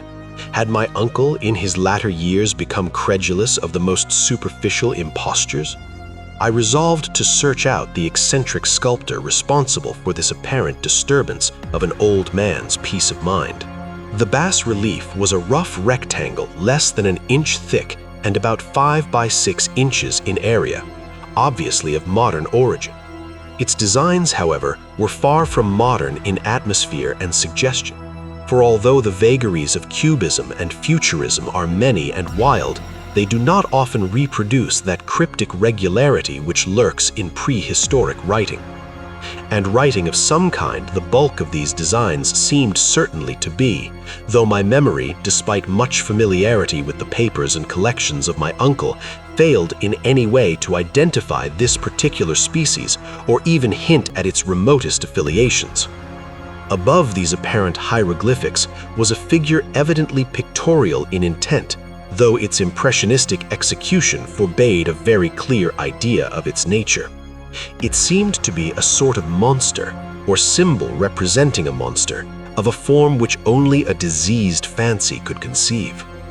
If I say that my somewhat extravagant imagination yielded simultaneous pictures of an octopus, a dragon, and a human caricature, I shall not be unfaithful to the spirit of the thing. A pulpy, tentacled head surmounted a grotesque and scaly body with rudimentary wings, but it was the general outline of the whole which made it most shockingly frightful. Behind the figure was a vague suggestion of a cyclopean architectural background. The writing accompanying this oddity was, aside from a stack of press cuttings, in Professor Angle's most recent hand, and made no pretense to literary style. What seemed to be the main document was headed CTLHULU, Cult, in characters painstakingly printed to avoid the erroneous reading of such an unheard-of word. This manuscript was divided into two sections, the first of which was headed 1925, Dream and Dream Work of H.A. Wilcox, 7 Thomas Street, Providence, Rhode Island, and the second, Narrative of Inspector John R. LaGrosse, 121 Bienville Street, New Orleans, at 1908 AASM MTG, Notes on Same, and Professor Webb's account. The other manuscript papers were all brief notes, some of them accounts of the queer dreams of different people, some of them citations from theosophical books and magazines, notably W. Scott Eliot's Atlantis and the Lost Lemuria, and the rest comments on long-surviving secret societies and hidden cults, with references to such mythological and anthropological sourcebooks as Fraser's Golden Bough and Miss Murray's Witch Cult in Western Europe. The cuttings largely alluded to outre mental illnesses and outbreaks of group folly or mania in the spring of 1925. The first half of the principal manuscript told a very peculiar tale. It appears that on March 1st, 1925, a thin, dark young man of neurotic and excited aspect had called upon Professor Angle bearing the singular clay bas-relief, which was then exceedingly damp and fresh. His card bore the name of Henry Anthony Wilcox, and my uncle had recognized him as the youngest son of an excellent family slightly known to him, who had latterly been studying sculpture at the Rhode Island School of Design and living alone at the Fleur-de-Lis building near that institution. Wilcox was a precocious youth of known genius but great eccentricity, and from childhood excited attention through the strange stories and odd dreams he was in the habit of relating. He called himself psychically hypersensitive, but the staid folk of the ancient commercial city dismissed him as merely queer. Never mingling much with his kind, he had dropped gradually from social visibility and was now known only to a small group of aesthetes from other towns. Even the Providence Art Club, anxious to preserve its conservatism, had found him quite hopeless. On the occasion of the visit, ran the professor's manuscript, the sculptor abruptly asked for the benefit of his host's archaeological knowledge in identifying the hieroglyphics on the bas-relief. He spoke in a dreamy, stilted manner which suggested pose and alienated sympathy, and my uncle showed some sharpness in replying, for the conspicuous freshness of the tablet implied kinship with anything but archaeology. Young Wilcox's rejoinder, which impressed my uncle enough to make him recall and record it verbatim, was of a fantastically poetic cast which must have typified his whole conversation, and which I have since found highly characteristic of him. He said, "It is new indeed, for I made it last night in a dream of strange cities, and dreams are older than brooding Tyre, or the contemplative Sphinx, or garden-girdled Babylon." It was then that he began that rambling tale which suddenly played upon a sleeping memory and won the fevered interest of my uncle.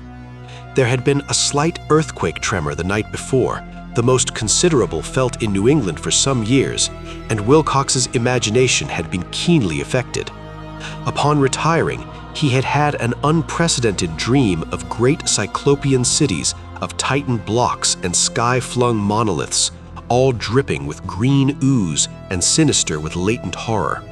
Hieroglyphics had covered the walls and pillars, and from some undetermined point below had come a voice that was not a voice, a chaotic sensation which only fancy could transmute into sound, but which he attempted to render by the almost unpronounceable jumble of letters, Cthulhu Ftagn. This verbal jumble was the key to the recollection which excited and disturbed Professor Angell. He questioned the sculptor with scientific minuteness and studied with almost frantic intensity the bas-relief on which the youth had found himself working, chilled and clad only in his nightclothes, when waking had stolen bewilderingly over him. My uncle blamed his old age, Wilcox afterward said, for his slowness in recognizing both hieroglyphics and pictorial design. Many of his questions seemed highly out of place to his visitor, especially those which tried to connect the latter with strange cults or societies. And Wilcox could not understand the repeated promises of silence which he was offered in exchange for an admission of membership in some widespread mystical or paganly religious body. When Professor Angell became convinced that the sculptor was indeed ignorant of any cult or system of cryptic lore, he besieged his visitor with demands for future reports of dreams. This bore regular fruit, for after the first interview, the manuscript records daily calls of the young man, during which he related startling fragments of nocturnal imagery whose burden was always some terrible cyclopean vista of dark and dripping stone, with a subterrene voice or intelligence shouting monotonously in enigmatical sense impacts, uninscribable save as gibberish. The two sounds most frequently repeated are those rendered by the letters Cthulhu and Raulier. On March 23rd, the manuscript continued, Wilcox failed to appear, and inquiries at his quarters revealed that he had been stricken with an obscure sort of fever and taken to the home of his family in Waterman Street. He had cried out in the night, arousing several other artists in the building, and had manifested since then only alternations of unconsciousness and delirium. My uncle at once telephoned the family, and from that time forward kept close watch of the case, calling often at the Thayer Street office of Dr. Toby, whom he learned to be in charge. The youth's febrile mind apparently was dwelling on strange things, and the doctor shuddered now and then as he spoke of them. They included not only a repetition of what he had formerly dreamed, but touched wildly on a gigantic thing miles high, which walked or lumbered about. He had no time fully described this object, but occasional frantic words, as repeated by Dr. Toby, convinced the professor that it must be identical with the nameless monstrosity he had sought to depict in his dream sculpture. Reference to this object, the doctor added, was invariably a prelude to the young man's subsidence into lethargy. His temperature, oddly enough, was not greatly above normal, but the whole condition was otherwise such as to suggest true fever rather than mental disorder. On April 2nd, at about 3 p.m., every trace of Wilcox's malady suddenly ceased. He sat upright in bed, astonished to find himself at home and completely ignorant of what had happened in dream or reality since the night of March 22nd.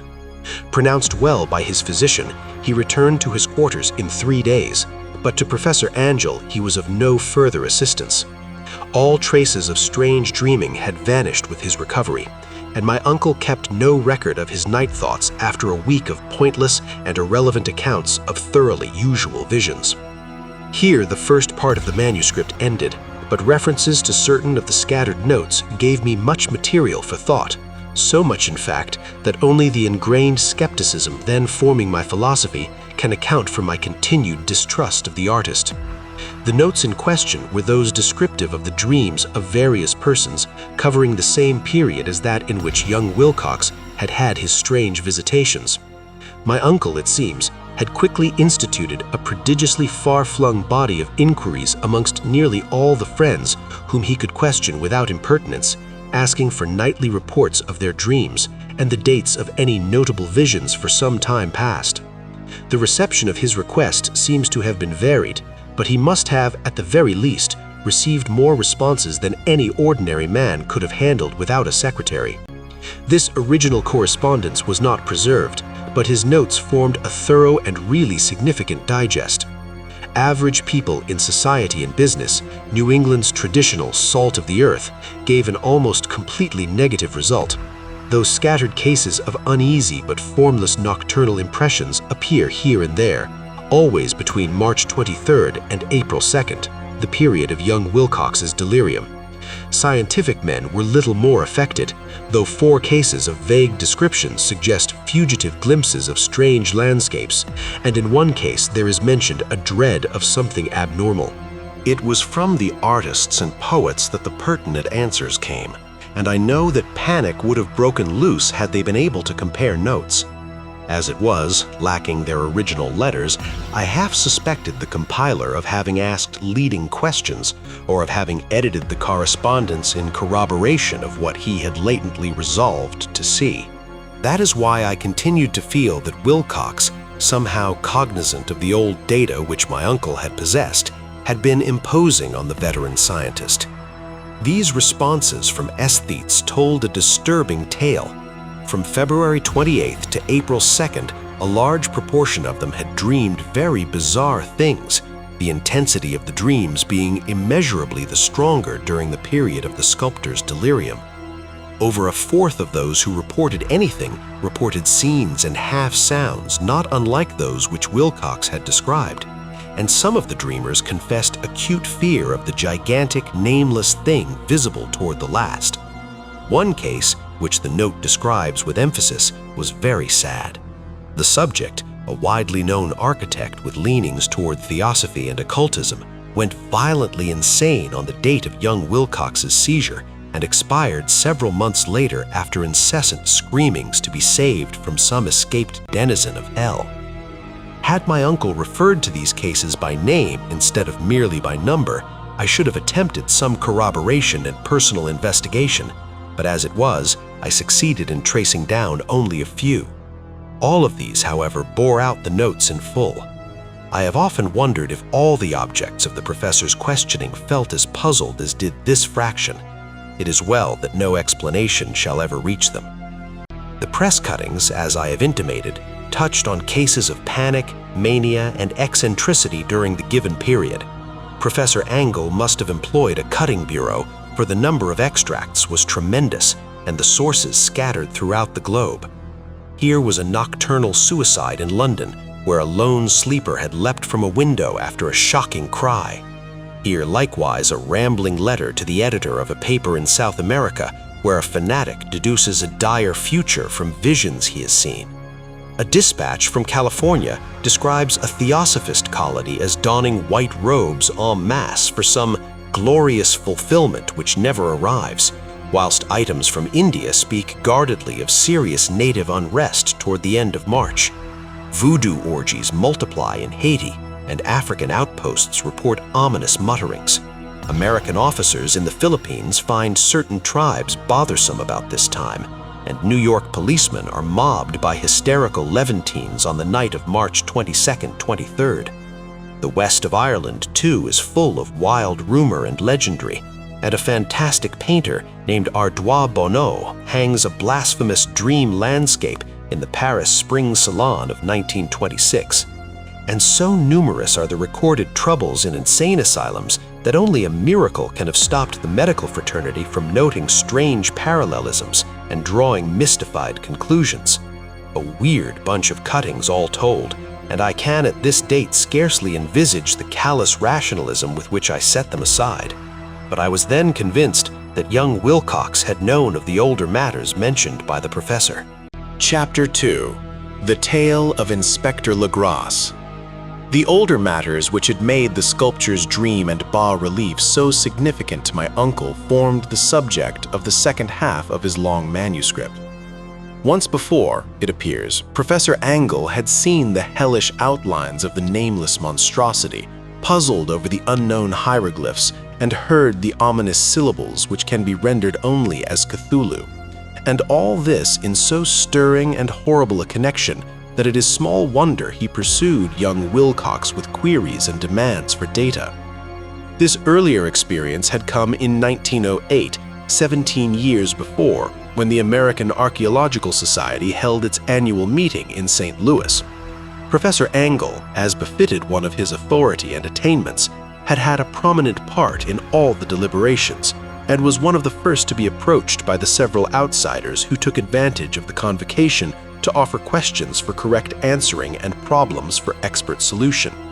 The chief of these outsiders, and in a short time the focus of interest for the entire meeting, was a commonplace-looking middle-aged man who had traveled all the way from New Orleans for certain special information unobtainable from any local source. His name was John Raymond Legrasse, and he was by profession an inspector of police. With him he bore the subject of his visit, a grotesque, repulsive, and apparently very ancient stone statuette whose origin he was at a loss to determine. It must not be fancied that Inspector Legrasse had the least interest in archaeology. On the contrary, his wish for enlightenment was prompted by purely professional considerations. The statuette, idol, fetish, or whatever it was, had been captured some months before in the wooded swamps south of New Orleans during a raid on a supposed voodoo meeting, and so singular and hideous were the rites connected with it that the police could not but realize that they had stumbled on a dark cult totally unknown to them and infinitely more diabolical than even the blackest of the African voodoo circles. Of its origin, apart from the erratic and unbelievable tales extorted from the captured members, absolutely nothing was to be discovered. Hence the anxiety of the police for any antiquarian lore which might help them to place the frightful symbol and through it track down the cult to its fountainhead. Inspector Legrasse was scarcely prepared for the sensation which his offering created. One sight of the thing had been enough to throw the assembled men of science into a state of tense excitement, and they lost no time in crowding around him to gaze at the diminutive figure whose utter strangeness and air of genuinely abysmal antiquity hinted so potently at unopened and archaic vistas. No recognized school of sculpture had animated this terrible object, yet centuries and even thousands of years seemed recorded in its dim and greenish surface of unplaceable stone. The figure, which was finally passed slowly from man to man for close and careful study, was between 7 and 8 inches in height and of exquisitely artistic workmanship. It represented a monster of vaguely anthropoid outline, but with an octopus-like head, whose face was a mass of feelers, a scaly, rubbery-looking body, prodigious claws on hind and fore feet, and long, narrow wings behind. This thing, which seemed instinct with a fearsome and unnatural malignancy, was of a somewhat bloated corpulence and squatted evilly on a rectangular block or pedestal covered with undecipherable characters. The tips of the wings touched the back edge of the block, the seat occupied the center, whilst the long, curved claws of the doubled-up, crouching hind legs gripped the front edge and extended a quarter of the way down toward the bottom of the pedestal. The cephalopod head was bent forward so that the ends of the facial feelers brushed the backs of huge forepaws which clasped the croucher's elevated knees. The aspect of the whole was abnormally lifelike, and the more subtly fearful because its source was so totally unknown. Its vast, awesome, and incalculable age was unmistakable, yet not one link did it show with any known type of art belonging to civilization's youth, or indeed to any other time. Totally separate and apart, its very material was a mystery, for the soapy, greenish-black stone with its golden or iridescent flecks and striations resembled nothing familiar to geology or mineralogy. The characters along the base were equally baffling, and no member present, despite a representation of half the world's expert learning in this field, could form the least notion of even their remotest linguistic kinship. They, like the subject and material, belonged to something horribly remote and distinct from mankind as we know it, something frightfully suggestive of old and unhallowed cycles of life in which our world and our conceptions have no part. And yet, as the members severally shook their heads and confessed defeat at the inspector's problem, There was one man in that gathering who suspected a touch of bizarre familiarity in the monstrous shape and writing, and who presently told with some diffidence of the odd trifle he knew. This person was the late William Channing Webb, professor of anthropology in Princeton University and an explorer of no slight note. Professor Webb had been engaged 48 years before in a tour of Greenland and Iceland in search of some runic inscriptions which he failed to unearth, and whilst high up on the West Greenland coast had encountered a singular tribe or cult of degenerate Eskimos whose religion, a curious form of devil worship, chilled him with its deliberate bloodthirstiness and repulsiveness. It was a faith of which other Eskimos knew little and which they mentioned only with shudders, saying that it had come down from horribly ancient eons before ever the world was made. Besides nameless rites and human sacrifices, there were certain queer hereditary rituals addressed to a supreme elder devil or Tornasuk, and of this Professor Webb had taken a careful phonetic copy from an aged Angakok or wizard priest, expressing the sounds in Roman letters as best he knew. But just now, of prime significance, was the fetish which this cult had cherished and around which they danced when the aurora leapt high over the ice cliffs. It was, the professor stated, a very crude bas-relief of stone comprising a hideous picture and some cryptic writing, and as far as he could tell, it was a rough parallel in all essential features of the bestial thing now lying before the meeting. These data, received with suspense and astonishment by the assembled men of science, proved doubly exciting to Inspector Legrasse, and he began at once to ply his informant with questions. Having noted and copied an oral ritual among the swamp cult worshippers his men had arrested, he besought the professor to remember as best he might the syllables taken down among the Diabolist Eskimos. There then followed an exhaustive comparison of details, and a moment of really awed silence when both detective and scientist agreed on the virtual identity of the phrase common to two hellish rituals so many worlds of distance apart. What, in substance, both the Eskimo wizards and the Louisiana swamp priests had chanted to their kindred idols was something very like this, the word divisions being guessed from traditional breaks in the phrase as chanted aloud. Theng Lui Maglonof Cthulhu Relay Waganachel Fatan. Legrasse had 1 point in advance of Professor Webb, for several among his mongrel prisoners had repeated to him what older celebrants had told them the words meant. This text, as given, ran something like this: "In his house at Relay, dead Cthulhu waits dreaming." Chapter 2. The Tale of Inspector Legrasse. The older matters which had made the sculpture's dream and bas-relief so significant to my uncle formed the subject of the second half of his long manuscript. Once before, it appears, Professor Angle had seen the hellish outlines of the nameless monstrosity, puzzled over the unknown hieroglyphs, and heard the ominous syllables which can be rendered only as Cthulhu. And all this in so stirring and horrible a connection that it is small wonder he pursued young Wilcox with queries and demands for data. This earlier experience had come in 1908, 17 years before, when the American Archaeological Society held its annual meeting in St. Louis. Professor Angle, as befitted one of his authority and attainments, had had a prominent part in all the deliberations, and was one of the first to be approached by the several outsiders who took advantage of the convocation to offer questions for correct answering and problems for expert solution. The chief of these outsiders, and in a short time the focus of interest for the entire meeting, was a commonplace-looking middle-aged man who had traveled all the way from New Orleans for certain special information unobtainable from any local source. His name was John Raymond Legrasse, and he was by profession an inspector of police.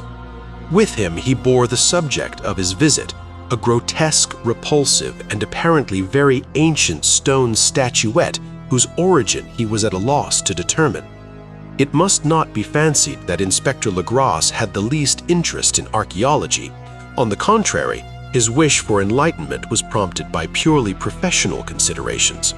The statuette, idol, fetish, or whatever it was, had been captured some months before in the wooded swamps south of New Orleans during a raid on a supposed voodoo meeting, and so singular and hideous were the rites connected with it that the police could not but realize that they had stumbled on a dark cult totally unknown to them and infinitely more diabolical than even the blackest of the African voodoo circles. Of its origin, apart from the erratic and unbelievable tales extorted from the captured members, absolutely nothing was to be discovered. Hence the anxiety of the police for any antiquarian lore which might help them to place the frightful symbol and through it track down the cult to its fountainhead. Inspector Legrasse was scarcely prepared for the sensation which his offering created. One sight of the thing had been enough to throw the assembled men of science into a state of tense excitement, and they lost no time in crowding around him to gaze at the diminutive figure whose utter strangeness and air of genuinely abysmal antiquity hinted so potently at unopened and archaic vistas. No recognized school of sculpture had animated this terrible object, yet centuries and even thousands of years seemed recorded in its dim and greenish surface of unplaceable stone. The figure, which was finally passed slowly from man to man for close and careful study, was between 7 and 8 inches in height and of exquisitely artistic workmanship. It represented a monster of vaguely anthropoid outline, but with an octopus-like head, whose face was a mass of feelers, a scaly, rubbery-looking body, prodigious claws on hind and fore feet, and long, narrow wings behind. This thing, which seemed instinct with a fearsome and unnatural malignancy, was of a somewhat bloated corpulence and squatted evilly on a rectangular block or pedestal covered with undecipherable characters. The tips of the wings touched the back edge of the block, the seat occupied the center, whilst the long, curved claws of the doubled-up, crouching hind legs gripped the front edge and extended a quarter of the way down toward the bottom of the pedestal. The cephalopod head was bent forward so that the ends of the facial feelers brushed the backs of huge forepaws which clasped the croucher's elevated knees. The aspect of the whole was abnormally lifelike, and the more subtly fearful because its source was so totally unknown. Its vast, awesome, and incalculable age was unmistakable, yet not one link did it show with any known type of art belonging to civilization's youth, or indeed to any other time.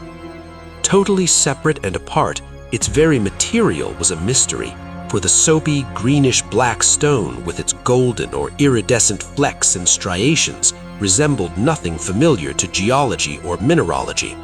The characters along the base were equally baffling, and no member present, despite a representation of half the world's expert learning in this field, could form the least notion of even their remotest linguistic kinship. They, like the subject and material, belonged to something horribly remote and distinct from mankind as we know it, something frightfully suggestive of old and unhallowed cycles of life in which our world and our conceptions have no part. And yet, as the members severally shook their heads and confessed defeat at the inspector's problem, there was one man in that gathering who suspected a touch of bizarre familiarity in the monstrous shape and writing, and who presently told with some diffidence of the odd trifle he knew. This person was the late William Channing Webb, professor of anthropology in Princeton University and an explorer of no slight note.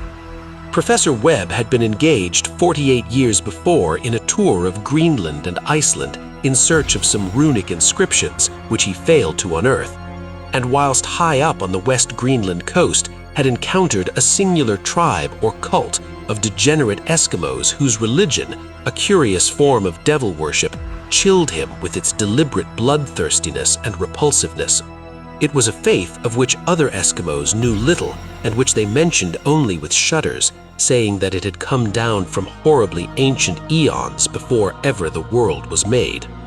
Besides nameless rites and human sacrifices, there were certain queer hereditary rituals addressed to a supreme elder devil or Tornasuk, and of this Professor Webb had taken a careful phonetic copy from an aged Angakok or wizard priest, expressing the sounds in Roman letters as best he knew.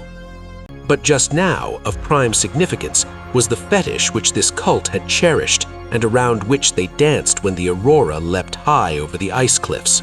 It was, the professor stated, a very crude bas-relief of stone comprising a hideous picture and some cryptic writing, and as far as he could tell, it was a rough parallel in all essential features of the bestial thing now lying before the meeting.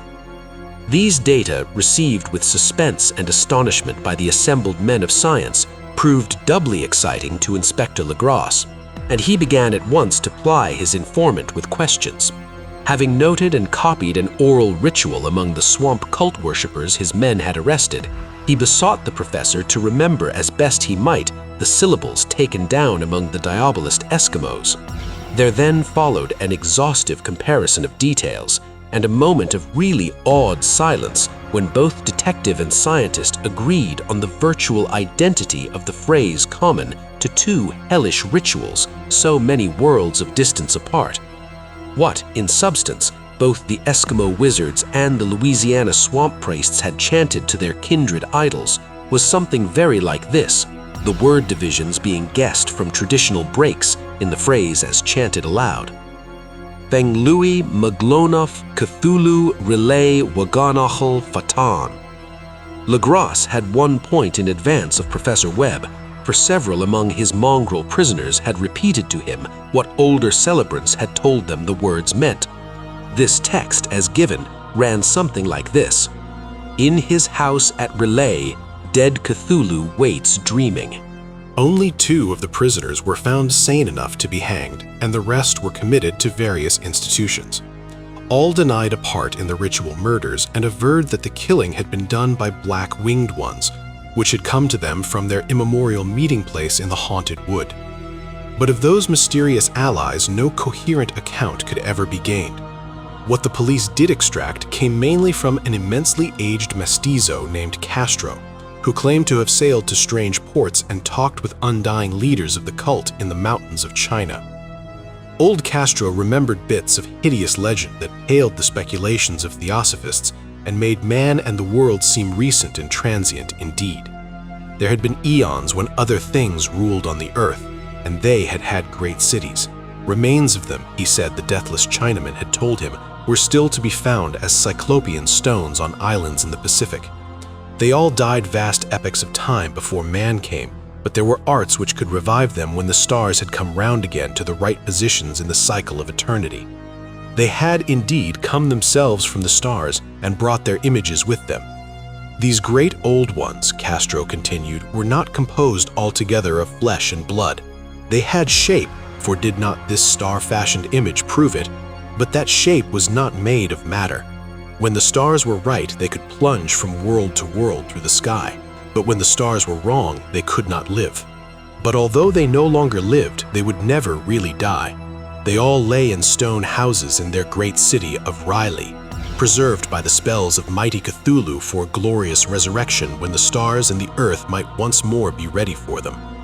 But at that time, some force from outside must serve to liberate their bodies. The spells that preserved them intact likewise prevented them from making an initial move, and they could only lie awake in the dark and think whilst uncounted millions of years rolled by.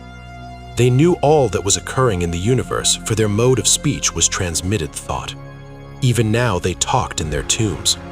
When, after infinities of chaos, the first men came, the great old ones spoke to the sensitive among them by molding their dreams, for only thus could their language reach the fleshly minds of mammals. Then, whispered Castro, those first men formed the cult around small idols which the great ones showed them, idols brought in dim eras from dark stars. That cult would never die till the stars came right again, and the secret priests would take great Cthulhu from his tomb to revive his subjects and resume his rule of earth. The time would be easy to know, for then mankind would have become as the great old ones, free and wild and beyond good and evil, with laws and morals thrown aside, and all men shouting and killing and reveling in joy.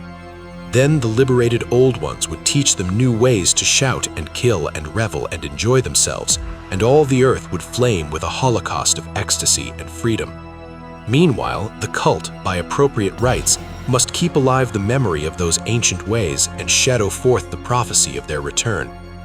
In the Elder Time, chosen men had talked with the entombed Old Ones in dreams, but then something had happened. The great stone city Riley, with its monoliths and sepulchres, had sunk beneath the waves, and the deep waters full of the one primal mystery through which not even thought can pass had cut off the spectral intercourse. But memory never died, and high priests said that the city would rise again when the stars were right. Then came out of the earth the black spirits of earth, moldy and shadowy and full of dim rumors picked up in caverns beneath forgotten sea bottoms. But of them old Castro dared not speak much. He cut himself off hurriedly, and no amount of persuasion or subtlety could elicit more in this direction. The size of the Old Ones, too, he curiously declined to mention. Of the cult, he said that he thought the center lay amid the pathless deserts of Arabia, where Iram, the city of pillars, dreams hidden and untouched. It was not allied to the European witch cult and was virtually unknown beyond its members. No book had ever really hinted of it, though the deathless Chinaman said that there were double meanings in the Necronomicon of the mad Arab Abdul al-Hazred, which the initiated might read as they chose, especially the much-discussed couplet, "That is not dead which can eternal lie, and with strange eons even death may die." Legras, deeply impressed and not a little bewildered, had inquired in vain concerning the historic affiliations of the cult. Castro, apparently, had told the truth when he said that it was wholly secret. The authorities at Tulane University could shed no light on either cult or image, and now the detective had come to the highest authorities in the country and met with no more than the Greenland tale of Professor Webb. The feverish interest aroused at the meeting by Legras's tale, corroborated as it was by the statuette, is echoed in the subsequent correspondence of those who attended, although scant mention occurs in the formal publication of the society. Caution is the first care of those accustomed to face occasional charlatanry and imposture. Legras for some time lent the image to Professor Webb, but at the latter's death it was returned to him and remains in his possession, where I viewed it not long ago. It is truly a terrible thing, and unmistakably akin to the dream sculpture of young Wilcox. That my uncle was excited by the tale of the sculptor I did not wonder, for what thoughts must arise upon hearing, after a knowledge of what Legras had learned of the cult, of a sensitive young man who had dreamed not only the figure and exact hieroglyphics of the swamp-found image and the Greenland devil tablet, but had come upon his dreams at least 3 of the precise words of the formula uttered alike by Eskimo diabolists and mongrel Louisianans. Professor Angle's instant start on an investigation of the utmost thoroughness was eminently natural, though privately I suspected young Wilcox of having heard of the cult in some indirect way and of having invented a series of dreams to heighten and continue the mystery at my uncle's expense. The dream narratives and cuttings collected by the professor were of course strong corroboration, but the rationalism of my mind and the extravagance of the whole subject led me to adopt what I thought was the most sensible conclusions. So, after thoroughly studying the manuscript again and correlating the theosophical and anthropological notes with the cult narrative of Legras, I made a trip to Providence to see the sculptor and give him the rebuke I thought proper for so boldly imposing on a learned and aged man. Wilcox still lived alone in the Fleur-de-Lis building in Thomas Street, a hideous Victorian imitation of 17th century Breton architecture, which flaunts its stuccoed front amidst the lovely colonial houses on the ancient hill and under the very shadow of the finest Georgian steeple in America. I found him at work in his rooms and at once conceded from the specimens scattered about that his genius is indeed profound and authentic. He will, I believe, be heard from sometime as one of the great decadents, for he has crystallized in clay and will one day mirror in marble those nightmares and fantasies which Arthur Machen evokes in prose and Clark Ashton Smith makes visible in verse and in painting. Dark, frail, and somewhat unkempt in aspect, he turned languidly at my knock and asked me my business without rising. When I told him who I was, he displayed some interest, for my uncle had excited his curiosity in probing his strange dreams, yet had never explained the reason for the study. I did not enlarge his knowledge in this regard, but sought with some subtlety to draw him out. In a short time, I became convinced of his absolute sincerity, for he spoke of the dreams in a manner none could mistake. They and their subconscious residuum had influenced his art profoundly, and he showed me a morbid statue whose contours almost made me shake with the potency of its black suggestion. He could not recall having seen the original of this thing except in his own dream bas-relief, but the outlines had formed themselves insensibly under his hands. It was, no doubt, the giant shape he had raved of in delirium. That he really knew nothing of the hidden cult, save from what my uncle's relentless catechism had let fall, he soon made clear, and again I strove to think of some way in which he could possibly have received the weird impressions. He talked of his dreams in a strangely poetic fashion, making me see with terrible vividness the damped cyclopean city of slimy green stone, whose geometry, he oddly said, was all wrong, and hear with frightened expectancy the ceaseless, half-mental calling from underground, Cthulhu Fatagne, Cthulhu Fatagne. These words had formed part of that dread ritual which told of dead Cthulhu's dream vigil in his stone vault at Relay, and I felt deeply moved despite my rational beliefs. Wilcox, I was sure, had heard of the cult in some casual way and had soon forgotten it amidst the mass of his equally weird reading and imagining. Later, by virtue of its sheer impressiveness, it had found subconscious expression in dreams, in the bas-relief, and in the terrible statue I now beheld, so that his imposture upon my uncle had been a very innocent one. The youth was of a type, at once slightly affected and slightly ill-mannered, which I could never like, but I was willing enough now to admit both his genius and his honesty. I took leave of him amicably, and wish him all the success his talent promises. The matter of the cult still remained to fascinate me, and at times I had visions of personal fame from researches into its origin and connections. I visited New Orleans, talked with Legrasse and others of that old-time raiding party, saw the frightful image, and even questioned such of the mongrel prisoners as still survived. Old Castro, unfortunately, had been dead for some years. What I now heard so graphically at first hand, though it was really no more than a detailed confirmation of what my uncle had written, excited me afresh, for I felt sure that I was on the track of a very real, very secret, and very ancient religion whose discovery would make me an anthropologist of note. My attitude was still of absolute materialism, as I wish it still were, and I discounted with almost inexplicable perversity the coincidence of the dream notes and odd cuttings collected by Professor Angle. One thing which I began to suspect, and which I now fear I know, is that my uncle's death was far from natural. He fell on a narrow hill street leading up from an ancient waterfront swarming with foreign mongrels after a careless push from a Negro sailor. I did not forget the mixed blood and marine pursuits of the cult members in Louisiana, and would not be surprised to learn of secret methods and poison needles as ruthless and as anciently known as the cryptic rites and beliefs. Legrasse and his men, it is true, have been let alone, but in Norway a certain seaman who saw things is dead. Might not the deeper inquiries of my uncle after encountering the sculptor's data have come to sinister ears? I think Professor Angle died because he knew too much, or because he was likely to learn too much. Whether I shall go as he did remains to be seen, for I have learned much now. Chapter 3. The Madness from the Sea. If heaven ever wishes to grant me a boon, it will be a total effacing of the results of a mere chance which fixed my eye on a certain stray piece of shelf paper.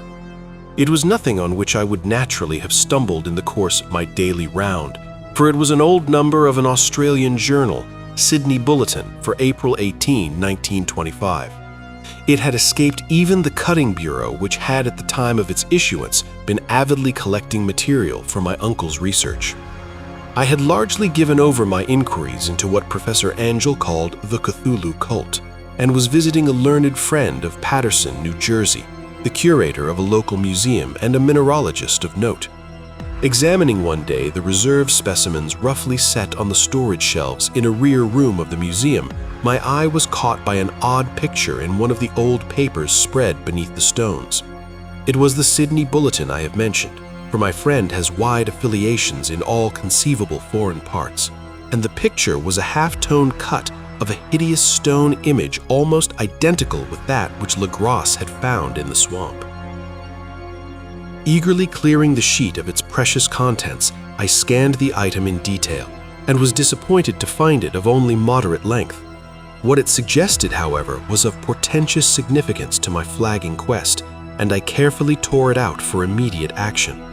It read as follows: Mystery derelict found at sea. Vigilant arrives with helpless armed New Zealand yacht in tow.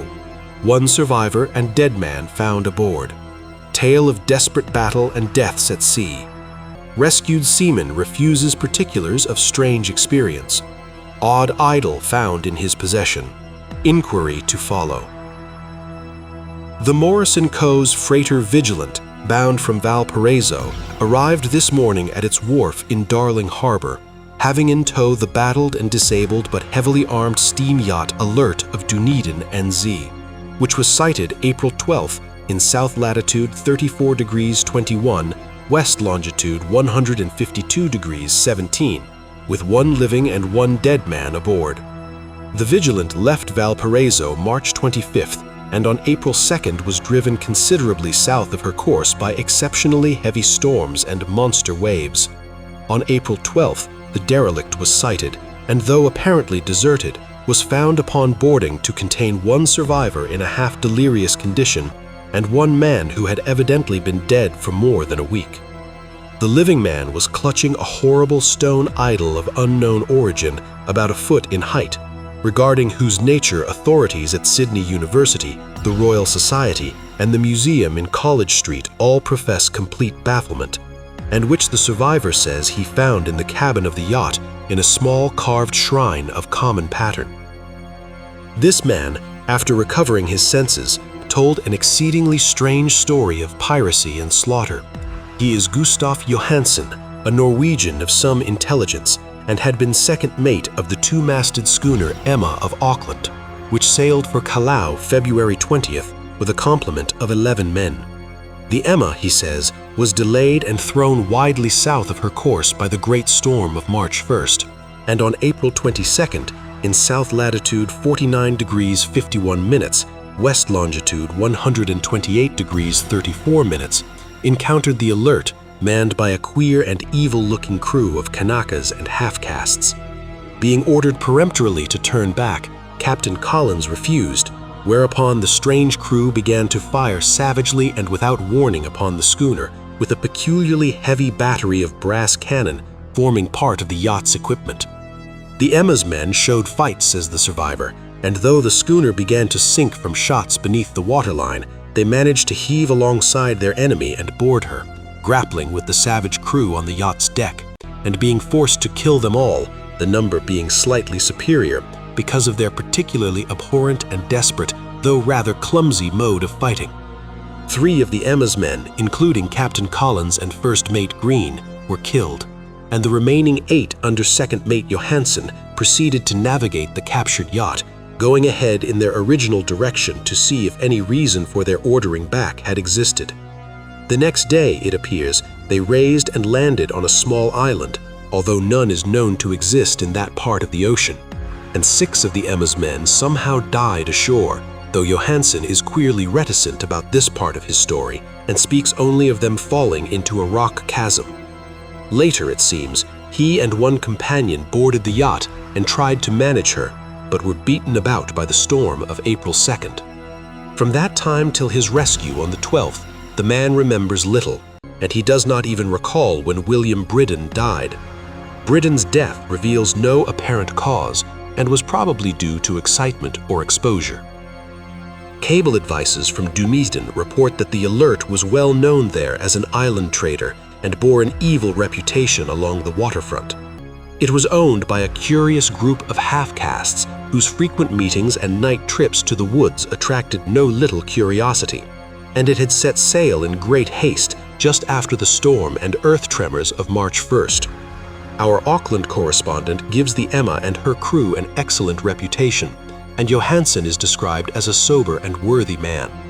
The Admiralty will institute an inquiry on the whole matter beginning tomorrow, at which every effort will be made to induce Johansen to speak more freely than he has done hitherto.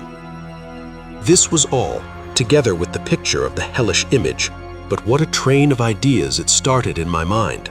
Here were new treasuries of data on the Cthulhu cult, and evidence that it had strange interests at sea as well as on land. What motive prompted the hybrid crew to order back the Emma as they sailed about with their hideous idol? What was the unknown island on which 6 of the Emma's crew had died and about which the mate Johansen was so secretive?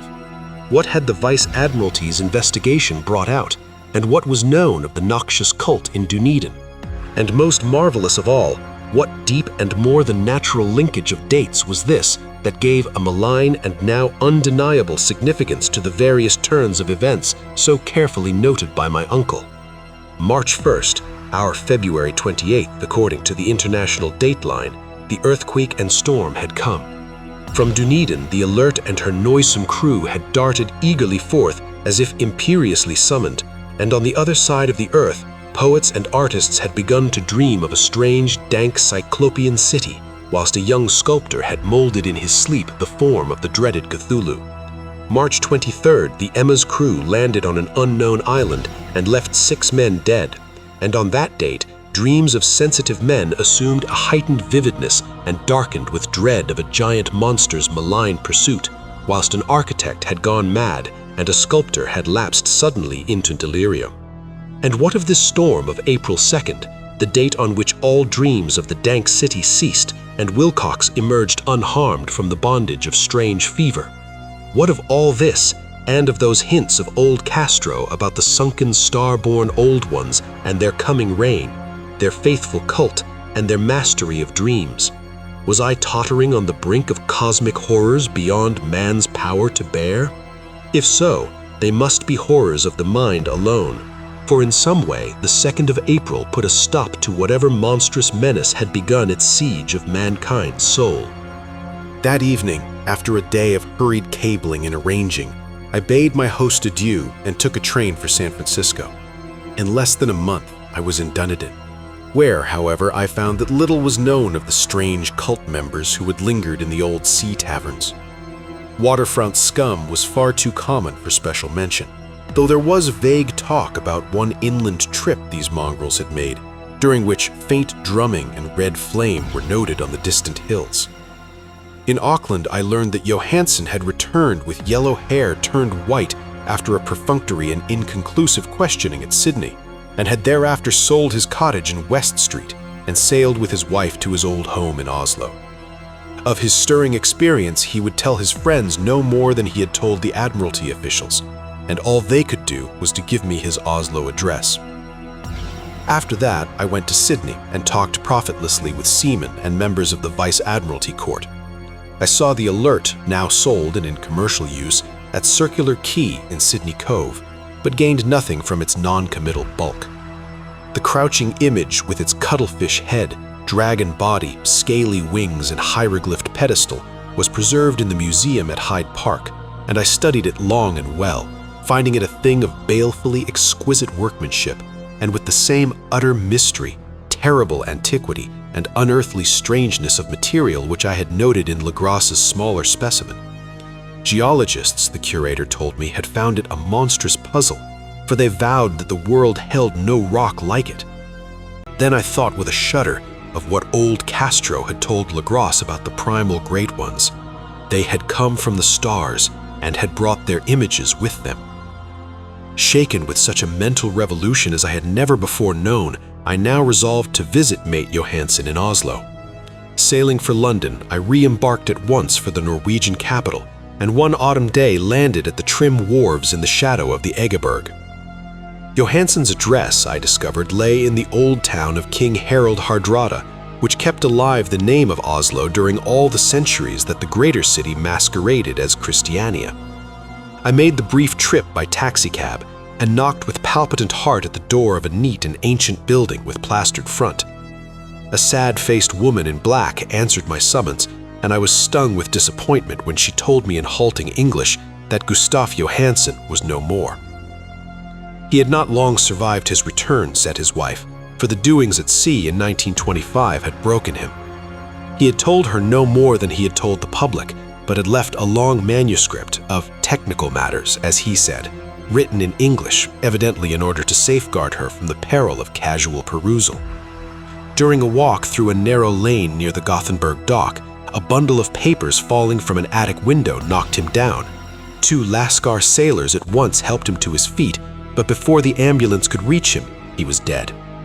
Physicians found no adequate cause for the end and laid it to heart trouble and a weakened constitution. I now felt gnawing at my vitals that dark terror which will never leave me till I too am at rest, accidentally or otherwise. Persuading the widow that my connection with her husband's technical matters was sufficient to entitle me to his manuscript, I bore the document away and began to read it on the London boat. It was a simple, rambling thing, a naive sailor's effort at a post facto diary, and strove to recall day by day that last awful voyage. I cannot attempt to transcribe it verbatim in all its cloudiness and redundance, but I will tell its gist enough to show why the sound of the water against the vessel's sides became so unendurable to me that I stopped my ears with cotton. Johansen, thank God, did not know quite all, even though he saw the city and the thing, but I shall never sleep calmly again when I think of the horrors that lurk ceaselessly behind life in time and in space, and of those unhallowed blasphemies from elder stars which dream beneath the sea, known and favored by a nightmare cult, ready and eager to loose them on the world whenever another earthquake shall heave their monstrous stone city again to the sun and air.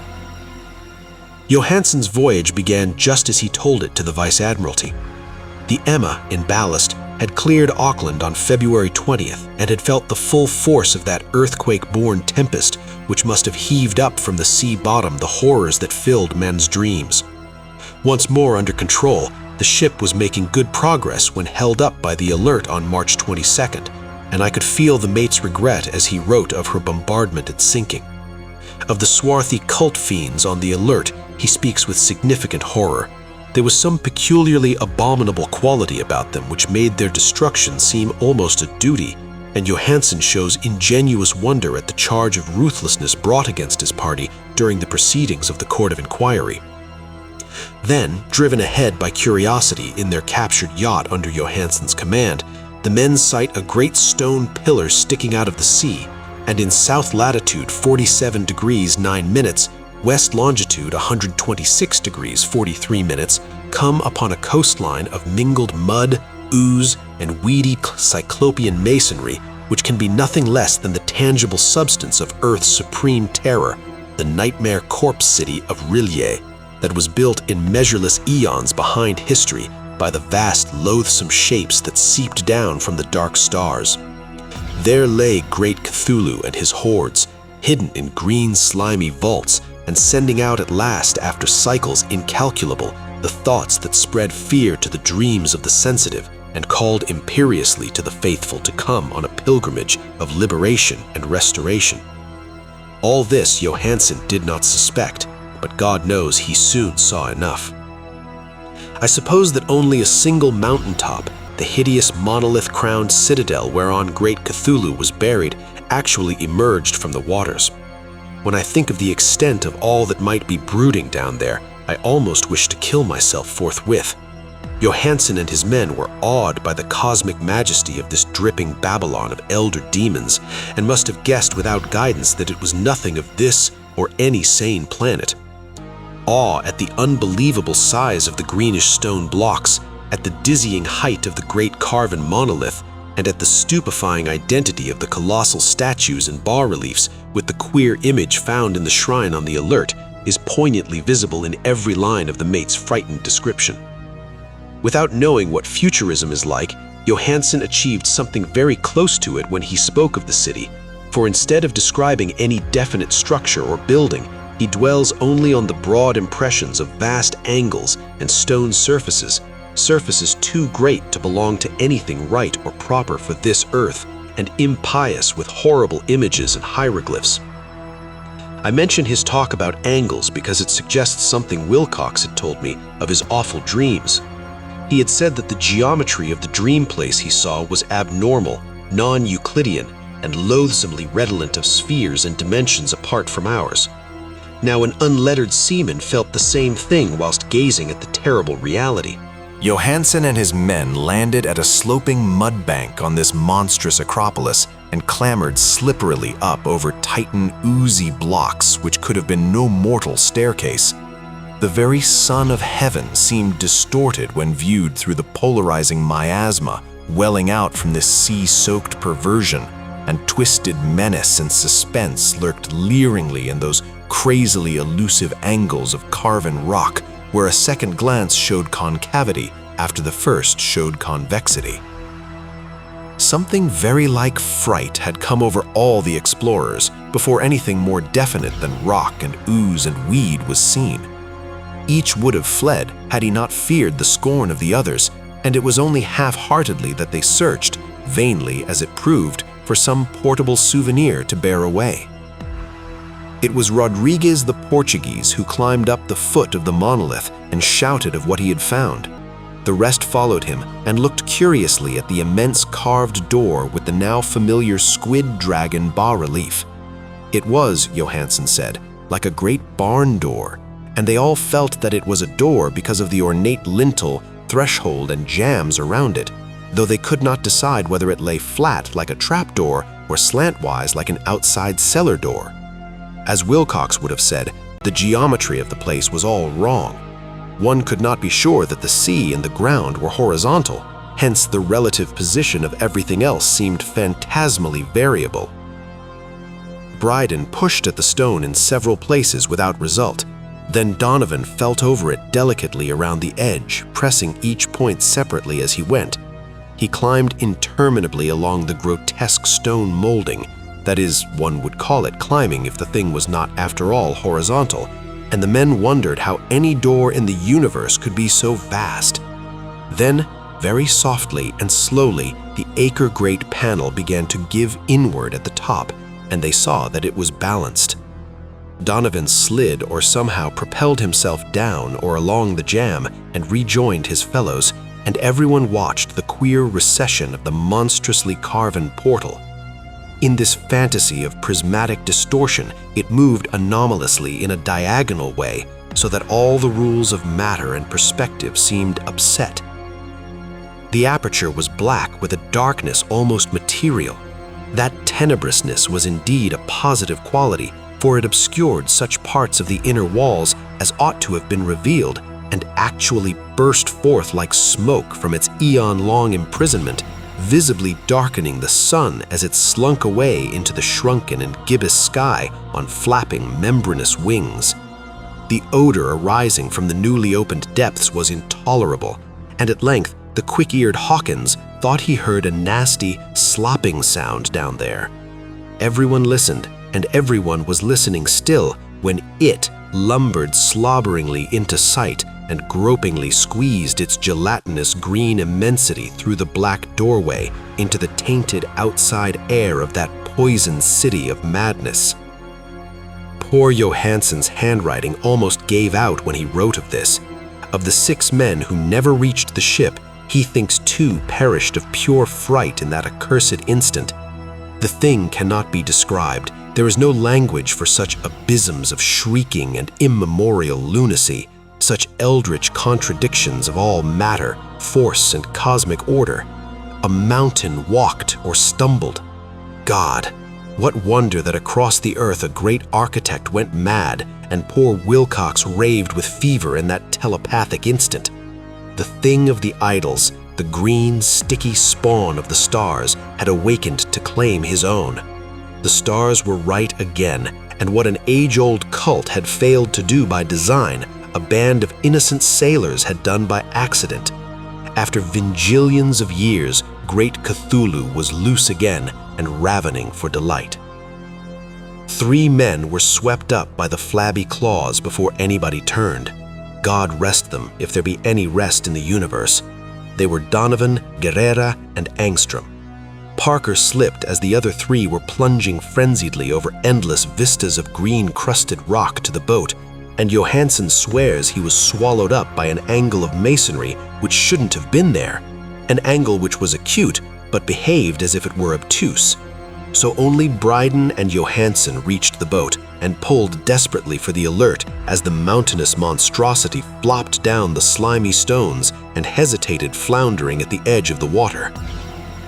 Steam had not been suffered to go down entirely despite the departure of all hands for the shore, and it was the work of only a few moments of feverish rushing up and down between wheels and engines to get the alert underway. Slowly, amidst the distorted horrors of that indescribable scene, she began to churn the lethal waters, whilst on masonry of that charnel shore that was not of earth, the tightened thing from the stars slavered and gibbered like Polypheme cursing the fleeing ship of Odysseus. Then, bolder than the storied Cyclops, great Cthulhu slid greasily into the water and began to pursue with vast wave-raising strokes of cosmic potency. Bryden looked back and went mad, laughing shrilly as he kept on laughing at intervals till death found him one night in the cabin whilst Johansen was wandering deliriously. But Johansen had not given out yet. Knowing that the thing could surely overtake the alert until steam was fully up, he resolved on a desperate chance and, setting the engine for full speed, ran lightning-like on deck and reversed the wheel. There was a mighty eddying and foaming in the noisome brine, and as the steam mounted higher and higher, the brave Norwegian drove his vessel head-on against the pursuing jelly which rose above the unclean froth like the stern of a demon galleon. The awful squid head with writhing feelers came nearly up to the bowsprit of the sturdy yacht, but Johansen drove on relentlessly. There was a bursting as of an exploding bladder, a slushy nastiness as of a cloven sunfish, a stench as of 1,000 opened graves, and a sound that the chronicler would not put on paper. For an instant, the ship was befouled by an acrid and blinding green cloud, and then there was only a venomous seething astern, where, God in heaven, the scattered plasticity of that nameless sky spawn was nebulously recombining in its hateful original form, whilst its distance widened every second as the alert gained impetus from its mounting steam. That was all.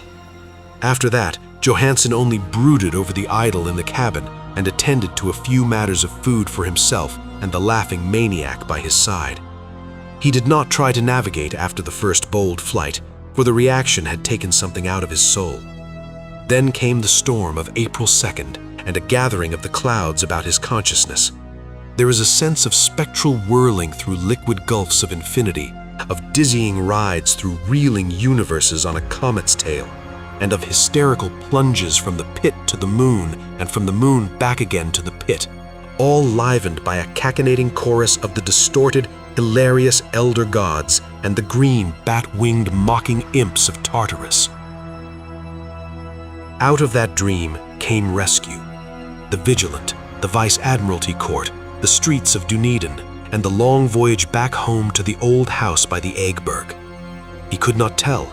They would think him mad. He would write of what he knew before death came, but his wife must not guess. Death would be a boon if only it could blot out the memories. That was the document I read, and now I have placed it in the tin box beside the bas relief and the papers of Professor Angle. With it shall go this record of mine, this test of my own sanity, wherein is pieced together that which I hope may never be pieced together again. I have looked upon all that the universe has to hold of horror, and even the skies of spring and the flowers of summer must ever afterward be poison to me. But I do not think my life will be long. As my uncle went, as poor Johansen went, so I shall go. I know too much, and the cult still lives. Cthulhu still lives too, I suppose, again in that chasm of stone which has shielded him since the sun was young. His accursed city is sunken once more, for the Vigilant sailed over the spot after the April storm. But his ministers on earth still bellow and prance and slay around idol-capped monoliths in lonely places. He must have been trapped by the sinking whilst within his black abyss, or else the world would by now be screaming with fright and frenzy. Who knows the end? What has risen may sink, and what has sunk may rise. Loathsomeness waits and dreams in the deep, and decay spreads over the tottering cities of men. A time will come, but I must not and cannot think. Let me pray that if I do not survive this manuscript, my executors must put caution before audacity, and see that it meets no other eye. Chapter 1. During the winter of 1927-28, federal government officials made a strange and secret investigation of certain conditions in the ancient Massachusetts seaport of Innsmouth. The public first learned of it in February, when a vast series of raids and arrests occurred, followed by the deliberate burning and dynamiting, under suitable precautions, of an enormous number of crumbling, worm-eaten, and supposedly empty houses along the abandoned waterfront. Uninquiring souls let this occurrence pass as one of the major clashes in a spasmodic war on liquor. Keener news followers, however, wondered at the prodigious number of arrests, the abnormally large force of men used in making them, and the secrecy surrounding the disposal of the prisoners. No trials or even definite charges were reported, nor were any of the captives seen thereafter in the regular jails of the nation. There were vague statements about disease and concentration camps, and later about dispersal in various naval and military prisons, but nothing positive ever developed. Complaints from many liberal organizations were met with long confidential discussions, and representatives were taken on trips to certain camps and prisons. As a result, these societies became surprisingly passive and reticent. Newspapermen were harder to manage, but seemed largely to cooperate with the government in the end. Only one paper, a tabloid always discounted because of its wild policy, mentioned the deep-diving submarine that discharged torpedoes downward in the marine abyss just beyond Devil Reef. That item, gathered by chance in a haunt of sailors, seemed indeed rather far-fetched, since the low black reef lies a full mile and a half out from Innsmouth Harbor. But at last I am going to defy the ban on speech about this thing. Results, I am certain, are so thorough that no public harm save a shock of repulsion could ever accrue from a hinting of what was found by those horrified raiders at Innsmouth. For my contact with this affair has been closer than that of any other layman, and I have carried away impressions which are yet to drive me to drastic measures. It was I who fled frantically out of Innsmouth in the early morning hours of July 16, 1927, and whose frightened appeals for government inquiry and action brought on the whole reported episode. I was willing enough to stay mute while the affair was fresh and uncertain, but now that it is an old story, with public interest and curiosity gone, I have an odd craving to whisper about those few frightful hours in that ill-rumored and evilly shadowed seaport of death and blasphemous abnormality. I never heard of Innsmouth till the day before I saw it for the first and, so far, last time. I was celebrating my coming of age by a tour of New England, sightseeing, antiquarian, and genealogical, and had planned to go directly from ancient Newburyport to Arkham, whence my mother's family was derived. I had no car, but was traveling by train, trolley, and motor coach, always seeking the cheapest possible route. In Newburyport, they told me that the steam train was the thing to take to Arkham, and it was only at the station ticket office when I demurred at the high fare that I learned about Innsmouth. The stout, shrewd-faced agent, whose speech showed him to be no local man, seemed sympathetic towards my efforts at economy and made a suggestion that none of my other informants had offered. "You could take that old bus, I suppose," he said with a certain hesitation, "but it ain't thought of much hereabouts. It goes through Innsmouth, you may have heard about that, so the people don't like it. Run by an Innsmouth fellow, Joe Sargent, but never gets any custom from here or Arkham either, I guess. Leaves the square, front of Hammond's drugstore at 10 a.m. and 7 p.m., unless they've changed lately. Looks like a terrible rattletrap. I've never been on it." That was the first I ever heard of shadowed Innsmouth, Any reference to a town not shown on common maps or listed in recent guidebooks would have interested me, and the agent's old manner of allusion roused something like real curiosity. So I asked the agent to tell me something about it. He was very deliberate and spoke with an air of feeling slightly superior to what he said. Innsmouth? Well, it's a queer kind of town down at the mouth of the Manusette. Used to be almost a city, quite a port before the War of 1812, but all gone to pieces in the last 100 years or so. No railroad now, B&M never went through, and the branch line from Rowley was given up years ago. More empty houses than there are people, I guess, and no business to speak of except fishing and lobstering. Everybody trades mostly either here or in Arkham or Ipswich. Once they had quite a few mills, but nothing's left now except one gold refinery running on the leanest kind of part-time. That refinery, though, used to be a big thing, and old man Marsh, who owns it, must be richer than Croesus. Queer old duck, though, and sticks mighty close in his home. He's supposed to have developed some kind of skin disease or deformity late in life that makes him keep out of sight. Grandson of Captain Obed Marsh, who founded the business. His mother seems to be some kind of foreigner, they say a Southeast Islander, so everybody raised Cain when he married an Ipswich girl 50 years ago. They always do that about Innsmouth people, and folks here and hereabouts always try to cover up any Innsmouth blood they have in them. But Marsh's children and grandchildren look just like anybody else so far as I can see. I've had them pointed out to me here, though come to think of it, the elder children don't seem to be around lately. Never seen the old man. And why is everybody so down on Innsmouth? Well, young fellow, you mustn't take too much stock in what people around here say.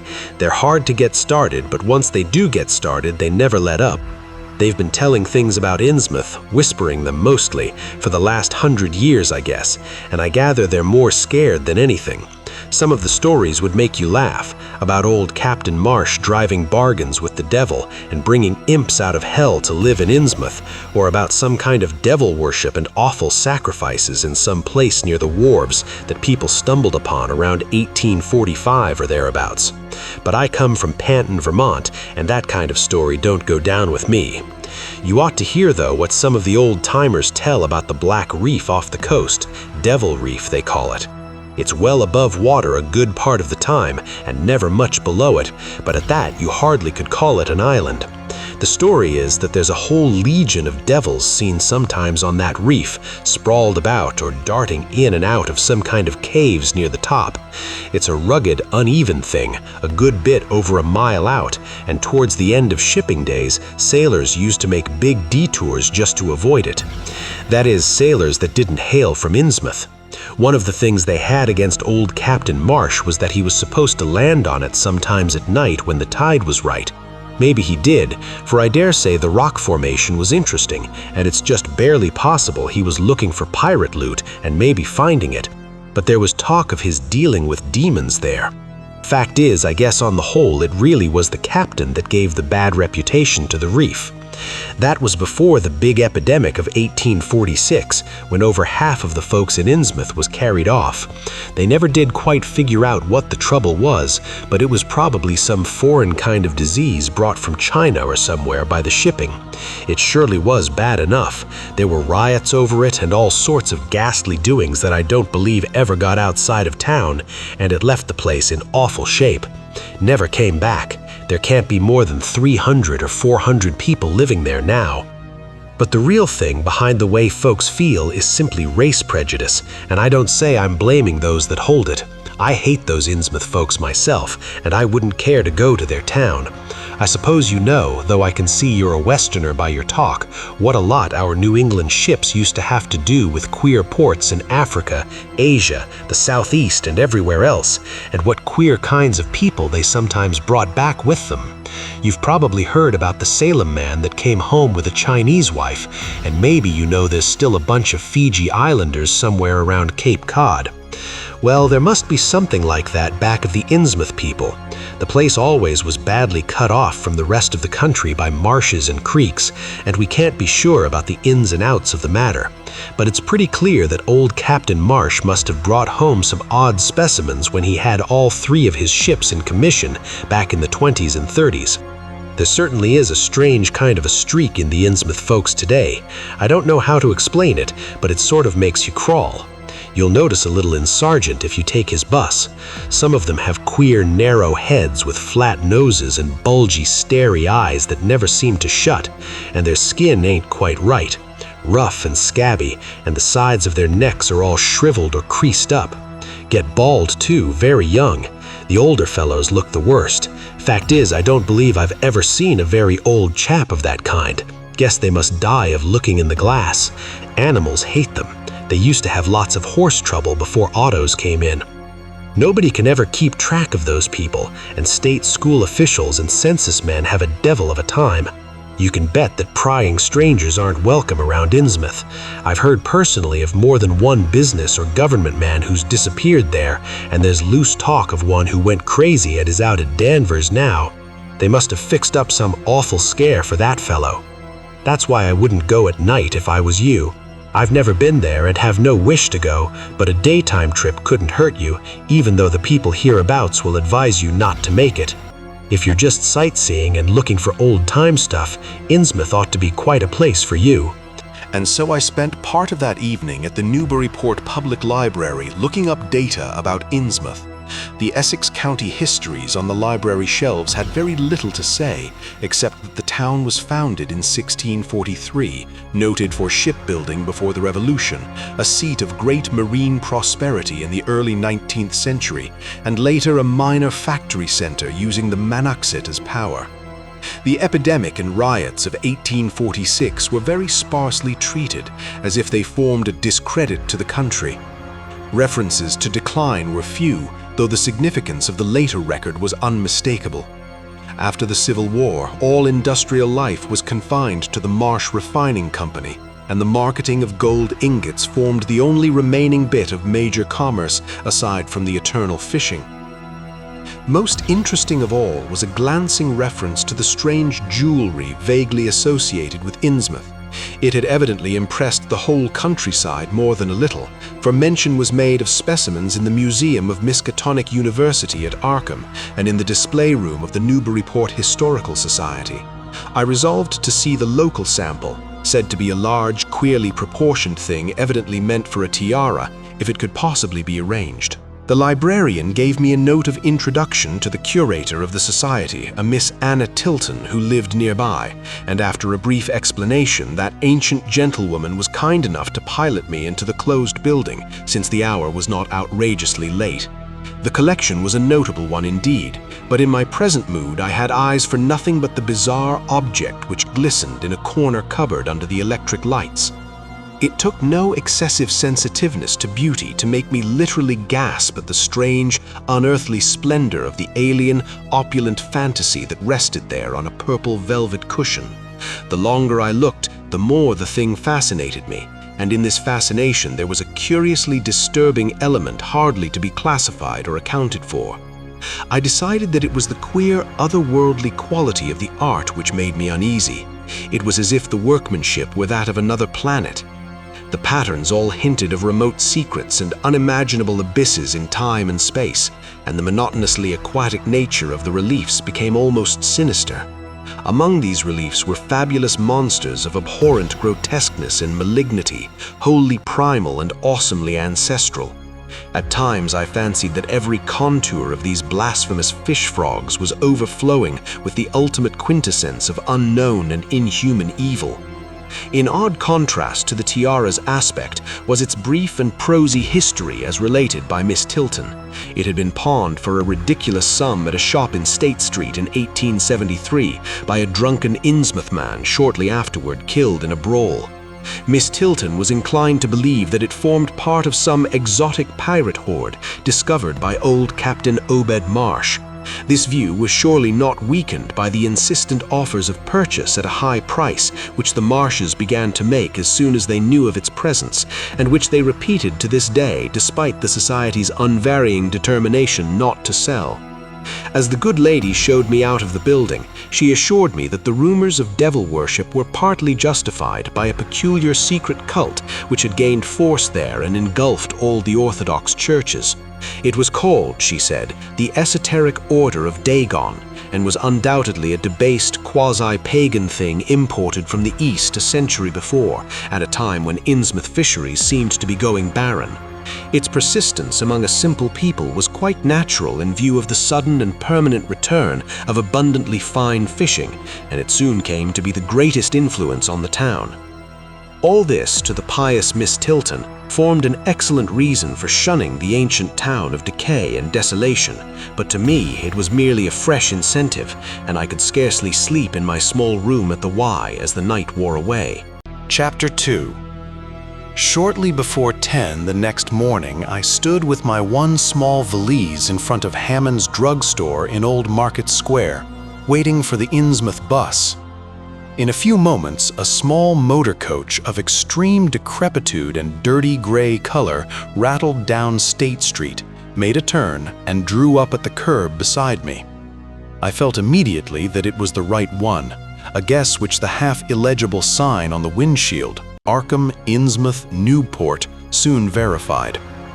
There were only 3 passengers, dark, unkempt men of sullen visage and somewhat youthful cast, and when the vehicle stopped, they clumsily shambled out and began walking up State Street in a silent, almost furtive fashion.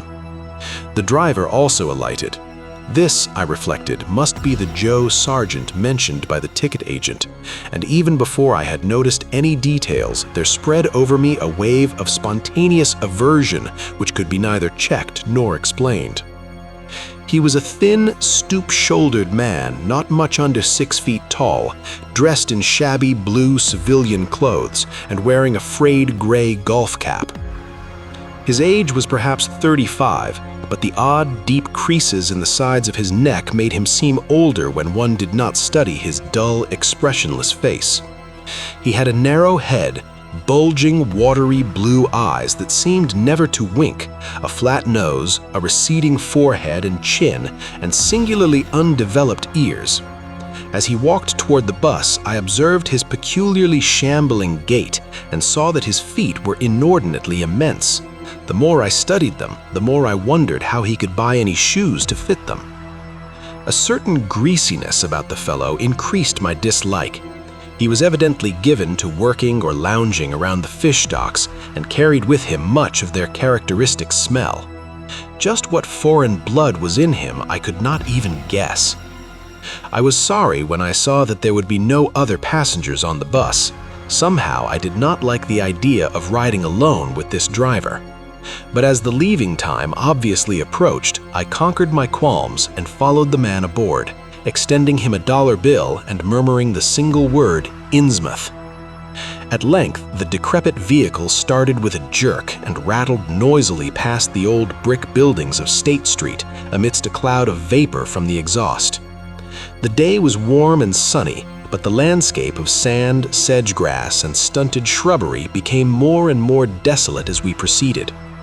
Out the window, I could see the blue water and the sandy line of Plum Island, and we presently drew very near the beach as our narrow road veered off from the main highway to Rowley and Ipswich. At last, we lost sight of Plum Island and saw the vast expanse of the open Atlantic on our left. Our narrow course began to climb steeply, and I felt a singular sense of disquiet in looking at the lonely crest ahead where the rutted roadway met the sky. It was as if the bus were about to keep on its ascent, leaving the sane earth altogether and merging with the unknown arcana of upper air and cryptical sky. The smell of the sea took on ominous implications, and the silent driver's bent, rigid back and narrow head became more and more hateful. As I looked at him, I saw that the back of his head was almost as hairless as his face, having only a few straggling yellow strands upon a gray, scabrous surface. Then we reached the crest and beheld the outspread valley beyond, where the Monuxet joins the sea just north of the long line of cliffs that culminate in Kingsport Head. All my attention was captured by the nearer panorama just below me. I realized, come face to face with rumor-shadowed Innsmouth. It was a town of wide extent and dense construction, yet one with a portentous dearth of visible life. The vast huddle of sagging gambrel roofs and peaked gables conveyed with offensive clearness the idea of wormy decay, and as I approached along the now descending road, I could see that many roofs had wholly caved in. Stretching inland, I saw the rusted, grass-grown line of the abandoned railway, with leaning telegraph poles now devoid of wires. Here and there, the ruins of wharves jutted out from the shore to end in indeterminate rottenness, those farthest south seeming the most decayed. And far out at sea, despite a high tide, I glimpsed a long black line scarcely rising above the water, yet carrying a suggestion of odd latent malignancy. This, I knew, must be Devil Reef. As I looked, a subtle, curious sense of beckoning seemed superadated to the grim repulsion, and oddly enough, I found this overtone more disturbing than the primary impression. As the bus reached a lower level, I began to catch the steady note of a waterfall through the unnatural stillness. The leaning, unpainted houses grew thicker, lined both sides of the road, and displayed more urban tendencies than those we were leaving behind. The panorama ahead had contracted to a street scene, and in spots I could see where a cobblestone pavement and stretches of brick sidewalk had formerly existed. All the houses were apparently deserted, and there were occasional gaps where tumble-down chimneys and cellar walls told of buildings that had collapsed. Pervading everything was the most nauseous, fishy odor imaginable. And I was not to reach my destination with one other very strong impression of poignantly disagreeable quality. The bus had come to a sort of open concourse or radial point, with churches on two sides and the draggled remains of a circular green in the center, and I was looking at a large pillared hall on the right-hand junction ahead. The structure's once white paint was now gray and peeling, and the black and gold sign on the pediment was so faded that I could only with difficulty make out the words Esoteric Order of Dagon. The door of the church basement was open, revealing a rectangle of blackness inside. And as I looked, a certain object crossed or seemed to cross that dark rectangle, burning into my brain a momentary conception of nightmare, which was all the more maddening because analysis could not show a single nightmarish quality in it. It was a living object, the first except the driver that I had seen since entering the compact part of the town, and had I been in a steadier mood, I would have found nothing whatever of terror in it. Clearly, as I realized a moment later, it was the pastor, clad in some peculiar vestments, doubtless introduced since the Order of Dagon had modified the ritual of the local churches. The thing which had probably caught my first subconscious glance and supplied the touch of bizarre horror was the tall tiara he wore, an almost exact duplicate of the one Miss Tilton had shown me the previous evening. This, acting on my imagination, had supplied nameless, sinister qualities to the indeterminate face and robed, shambling form beneath it. A very thin sprinkling of repellent-looking youngish people now became visible on the sidewalks. Lone individuals and silent knots of 2 or 3. The lower floors of the crumbling houses sometimes harbored small shops with dingy signs, and I noticed a parked truck or two as we rattled along. The sound of waterfalls became more and more distinct, and presently I saw a fairly deep river gorge ahead, spanned by a wide, iron-railed highway bridge beyond which a large square opened out. Then we rolled into the large semicircular square across the river and drew up on the right-hand side in front of a tall, cupola-crowned building with remnants of yellow paint and with a half-effaced sign proclaiming it to be the Gilman House. I was glad to get out of that bus, and at once proceeded to check my valise in the shabby hotel lobby. There was only one person in sight, an elderly man without what I had come to call the Innsmouth look, and I decided not to ask him any of the questions which bothered me, remembering that odd things had been noticed in this hotel. Instead, I strolled out on the square, from which the bus had already gone, and studied the scene minutely and appraisingly.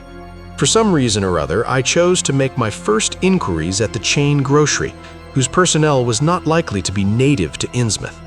I found a solitary boy of about 17 in charge and was pleased to note the brightness and affability which promised cheerful information. He seemed exceptionally eager to talk, and I soon gathered that he did not like the place, its fishy smell, or its furtive people. His family did not like him to work in Innsmouth, but the chain had transferred him there and he did not wish to give up his job. There was, he said, no public library or chamber of commerce in Innsmouth, but I could probably find my way about. The street I had come down was Federal. West of that were the fine old residence streets, Broad, Washington, Lafayette, and Adams, and east of it were the shoreward slums.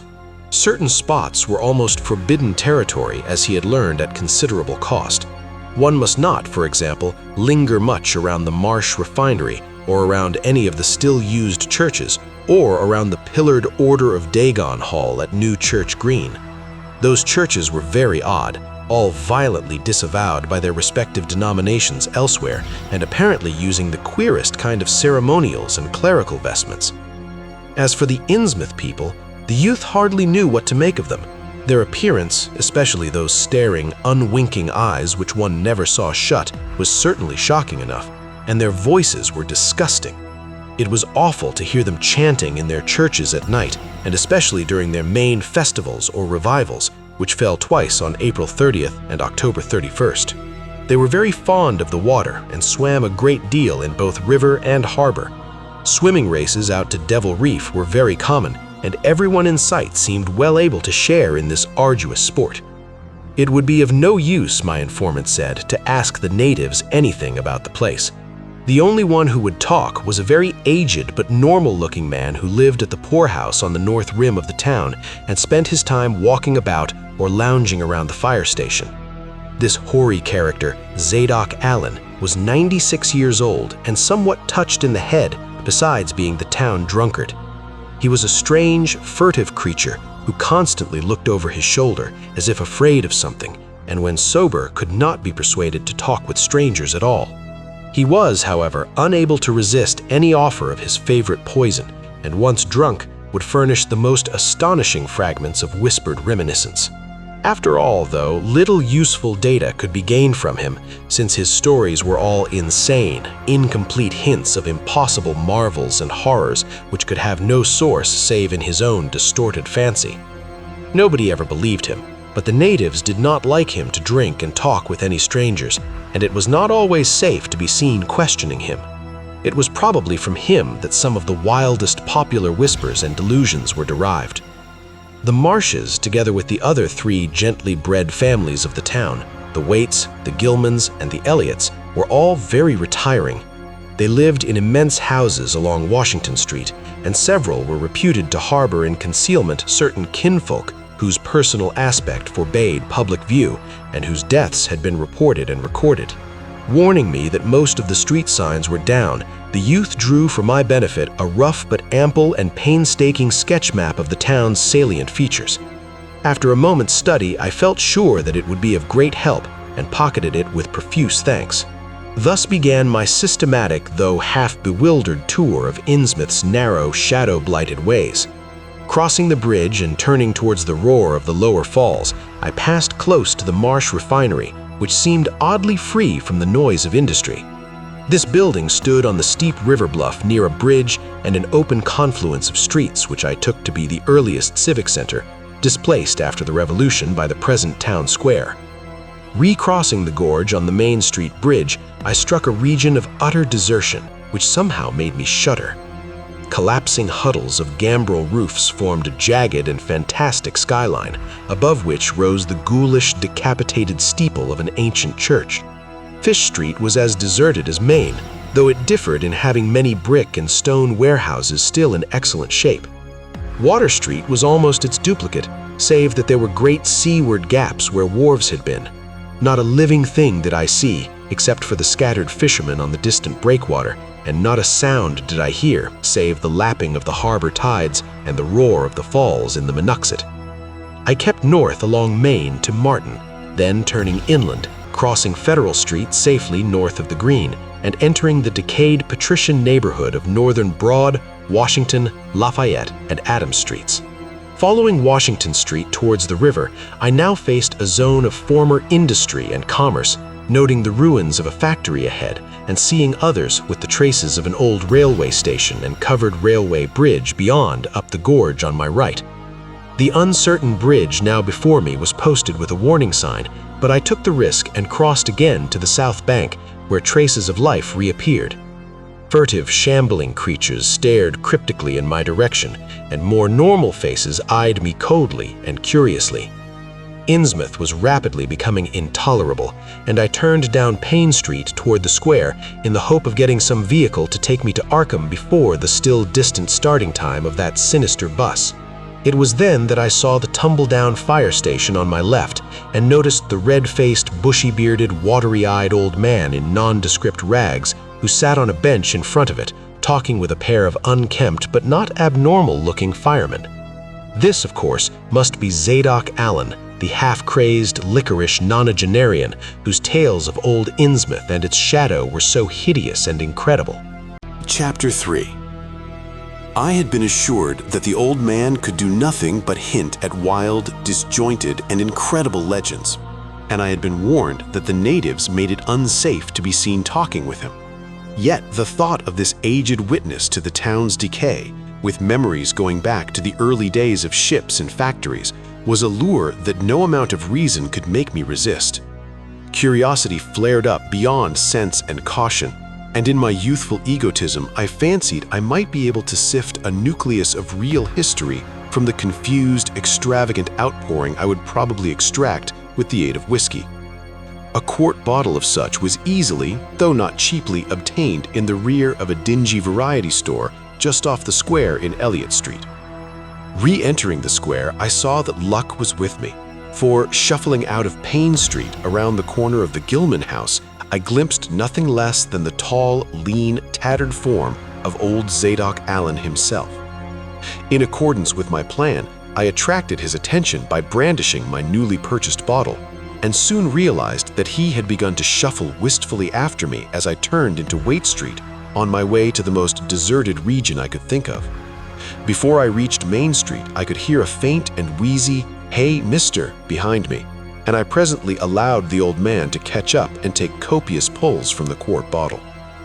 I began putting out feelers as we walked along to Water Street and turned southward amidst the omnipresent desolation and crazily tilted ruins, but found that the aged tongue did not loosen as quickly as I had expected. At length, I saw a grass-grown opening towards the sea between crumbling brick walls, with the weedy length of an earth and masonry wharf projecting beyond. Piles of moss-covered stones near the water promised tolerable seats, and the scene was sheltered from all possible view by a ruined warehouse on the north. About 4 hours remained for conversation if I were to catch the 8 o'clock coach for Arkham, and I began to dole out more liquor to the ancient tippler, meanwhile eating my own frugal lunch. In my donations, I was careful not to overshoot the mark, for I did not wish Zadok's vinous garrulousness to pass into a stupor. After an hour, his furtive taciturnity showed signs of disappearing, and something or other had caused his wandering gaze to light on the low, distant line of Devil Reef, then showing plainly and almost fascinatingly above the waves. He bent toward me, took hold of my coat lapel, and hissed out some hints that could not be mistaken. "There's where it all begun, that cursed place of all wickedness where the deep water starts. Gate of hell, sheer drop down to a bottom no sounding line can tetch. Old Cap'n Obed done it. Him that found out more than was good for him in the South Sea Islands. Never was nobody like Cap'n Obed, old limb of Satan. I can mind him a-tellin' about furrin parts and calling all the folks stupid for going to Christian meeting and bearing their burdens meek and lowly. Says they'd ought to get better gods like some of the folks in the Ingies, gods as it bring 'em good fishing in return for their sacrifices, and it really answer folks' prayers. Matt Elliott, his first mate, talked a lot too, only he was again folks as doing any heathen things. Told about an island east of Otaheite where there was a lot of stone ruins, older than anybody knew anything about, kinda like them on Ponape in the Carolines, but with carvings of faces that looked like the big statues on Easter Island. There was a little volcanic island near there too, where there was other ruins with different carvings. Ruins all wore away like they'd been under the sea once, and with pictures of awful monsters all over them. Well, sir, Matt, he says the natives around there had all the fish they could catch and sported bracelets and armlets and head rigs made out of a queer kind of gold and covered with pictures of monsters just like the ones carved over the ruins on the little island. Sort of fish-like frogs or frog-like fishes that was drawn in all kinds of positions like they was human beings. Nobody could get out of them where they got all the stuff, and all the other natives wondered how they managed to find fish in plenty even when the very next islands had lean pickings. Matt, he got to wondering too, and so did Obed. Obed, he notices besides that lots of the handsome young folks had dropped out of sight for good from year to year, and that want many old folks around. Also, he thinks some of the folks looks darned queer even for Kanakies. It took Obed to get the truth out of them heathens. I don't know how he done it, but he begun by trading for the gold-like things they wore.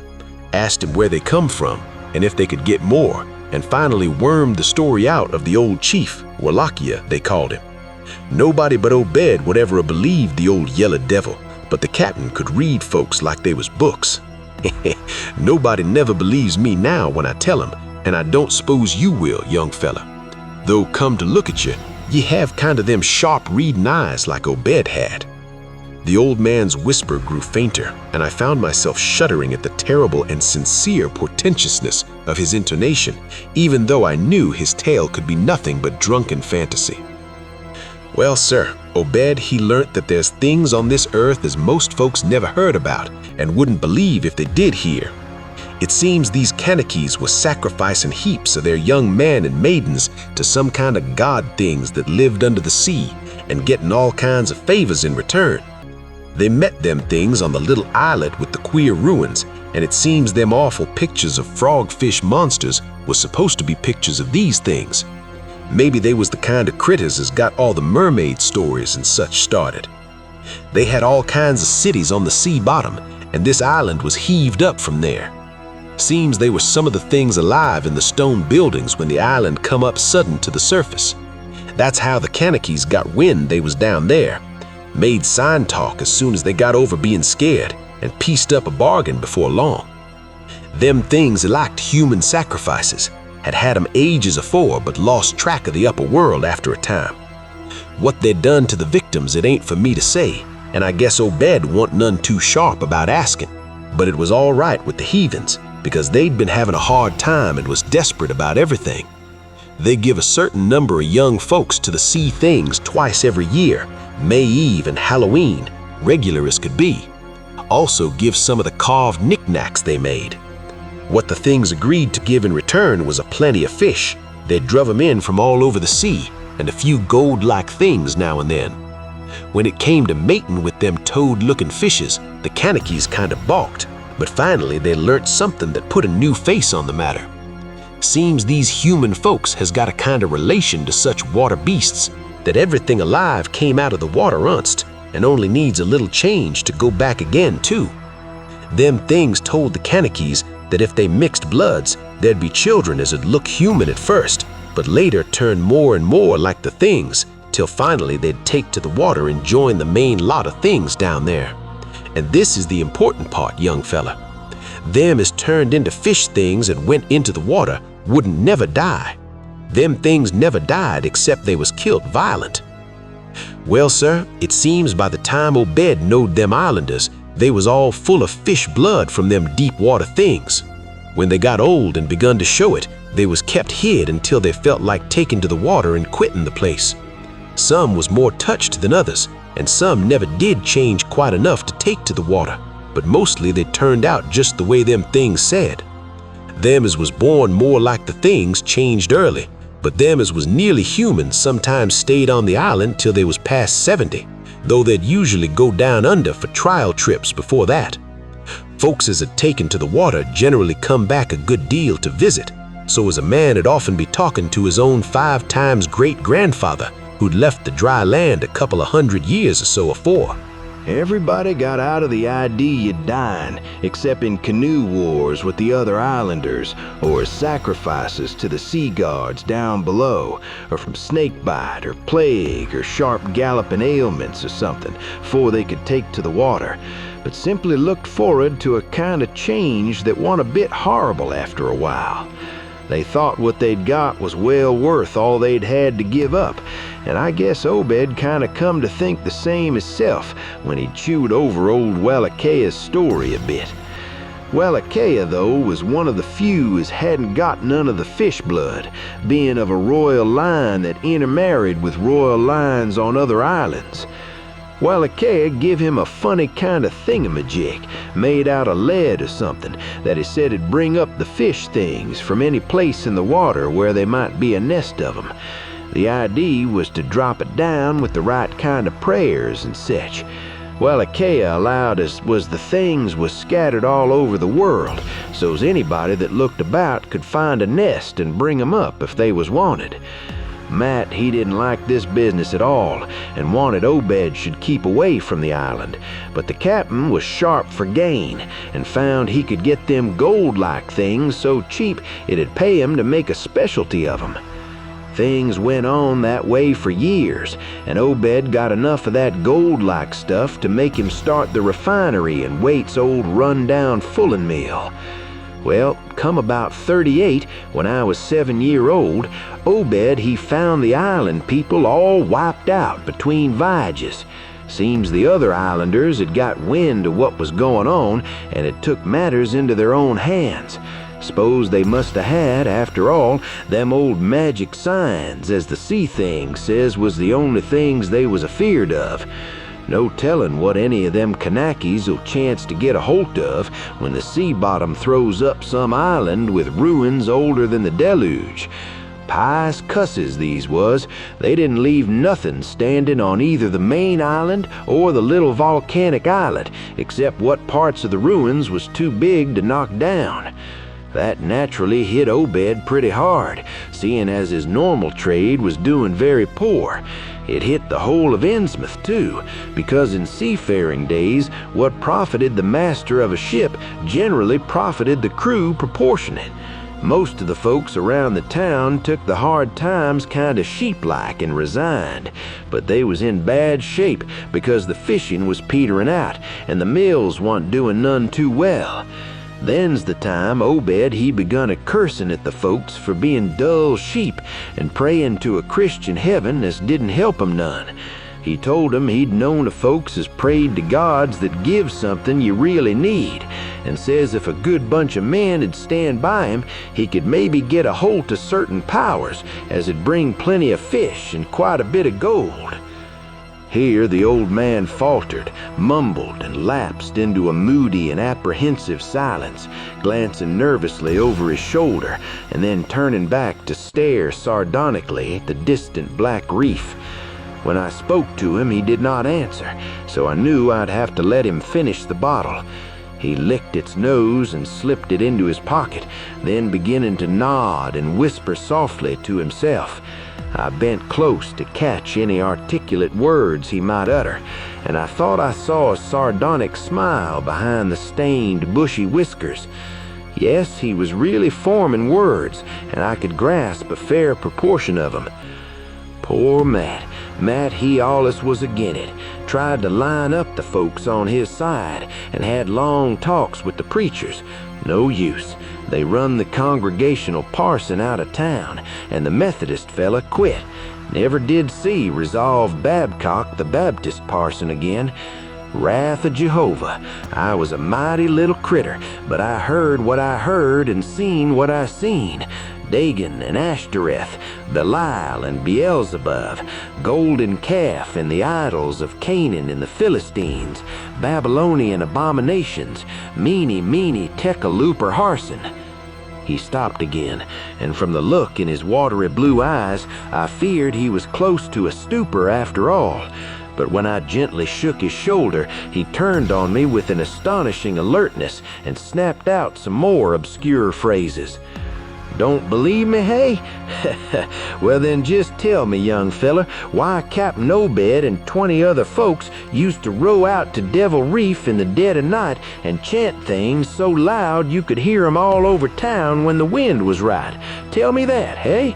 And tell me why Obed was allus dropping heavy things down into the deep water t'other side of the reef where the bottom shoots down like a cliff lower than you can sound. Tell me what he done with that funny-shaped lead thingamajig as Wallachia give him. Hey, boy? The watery blue eyes were almost savage and maniacal now, and the dirty white beard bristled electrically. Old Zadok probably saw me shrink back, so he began to cackle evilly. Beginning to see, hey? How about the night I took my pa's ship's glass up to a cupola and seed the reef a-bristling thick with shapes as dove off quick soon's the moon riz. Obed and the folks was in a dory, but them shapes dove off the far side into the deep water and never come up. How'd you like to be a little shaver alone up in a cupola a-watching shapes that weren't human shapes, hey? The old man was getting hysterical, and I began to shiver with a nameless alarm. He laid a gnarled claw on my shoulder, and it seemed to me that its shaking was not altogether that of mirth. Suppose one night you seed something heavy heaved off in Obed's dory beyond the reef, and then learn next day a young fella was missing from home, hey?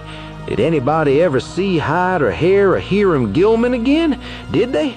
And Nick Pierce, and Llewellyn Waite, and Adoniram Southwick, and Henry Garrison, hey? Well, sir, that was the time Obed begun to get on his feet again. Folks see his 3 daughters a-wearing gold-like things as nobody'd never see on 'em afore, and smoke started coming out of the refinery chimney. Other folks was prospering too. Fish begun to swarm into the harbor fit to kill, and heaven knows what size cargoes we begun to ship out to Newburyport, Arkham, and Boston. It was then Obed got the old branch railroad put through. Remember, I ain't saying Obed was set on having things just like they was on that Kanaki Isle. I don't think he aimed at first to do no mixin', nor raise no young'uns to take to the water and turn into fishes with eternal life. He wanted them gold things, and was willing to pay heavy, and I guess the others was satisfied for a while. Come in '46, the town done some looking and thinking for itself. Too many folks missing, too much wild preaching at meeting on a Sunday, too much talk about that reef. I guess I done a bit by telling Selectman Mowry what I see from the cupola. They was a party one night as follered Obed's crowd out to the reef, and I heard shots betwixt the dories. Next day, Obed and 32 others was in jail, with everybody wondering just what was afoot and just what charge agin 'em could get to hold. God, if anybody had looked ahead, a couple of weeks later, when nothing had been thrown into the sea for that long. Zadok was showing signs of fright and exhaustion, and I let him keep silence for a while, though glancing apprehensively at my watch. The tide had turned and was coming in now, and the sound of the waves seemed to arouse him. That awful night, I seed 'em. I was up in the cupola. Hordes of 'em, swarms of 'em, all over the reef and swimming up the harbor into the Manaxet. God, what happened in the streets of Innsmouth that night? They rattled our door, but Pa wouldn't open. Then he clumb out the kitchen window with his musket to find Selectman Mowry and see what he could do. Mounds of the dead and the dying, shots and screams, shouting in Old Square and Town Square and New Church Green. Jail throwed open, proclamation, treason. Called it the plague when folks come in and found half our people missing.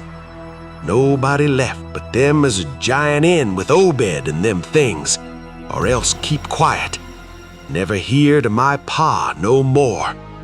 The old man was panting and perspiring profusely. His grip on my shoulder tightened.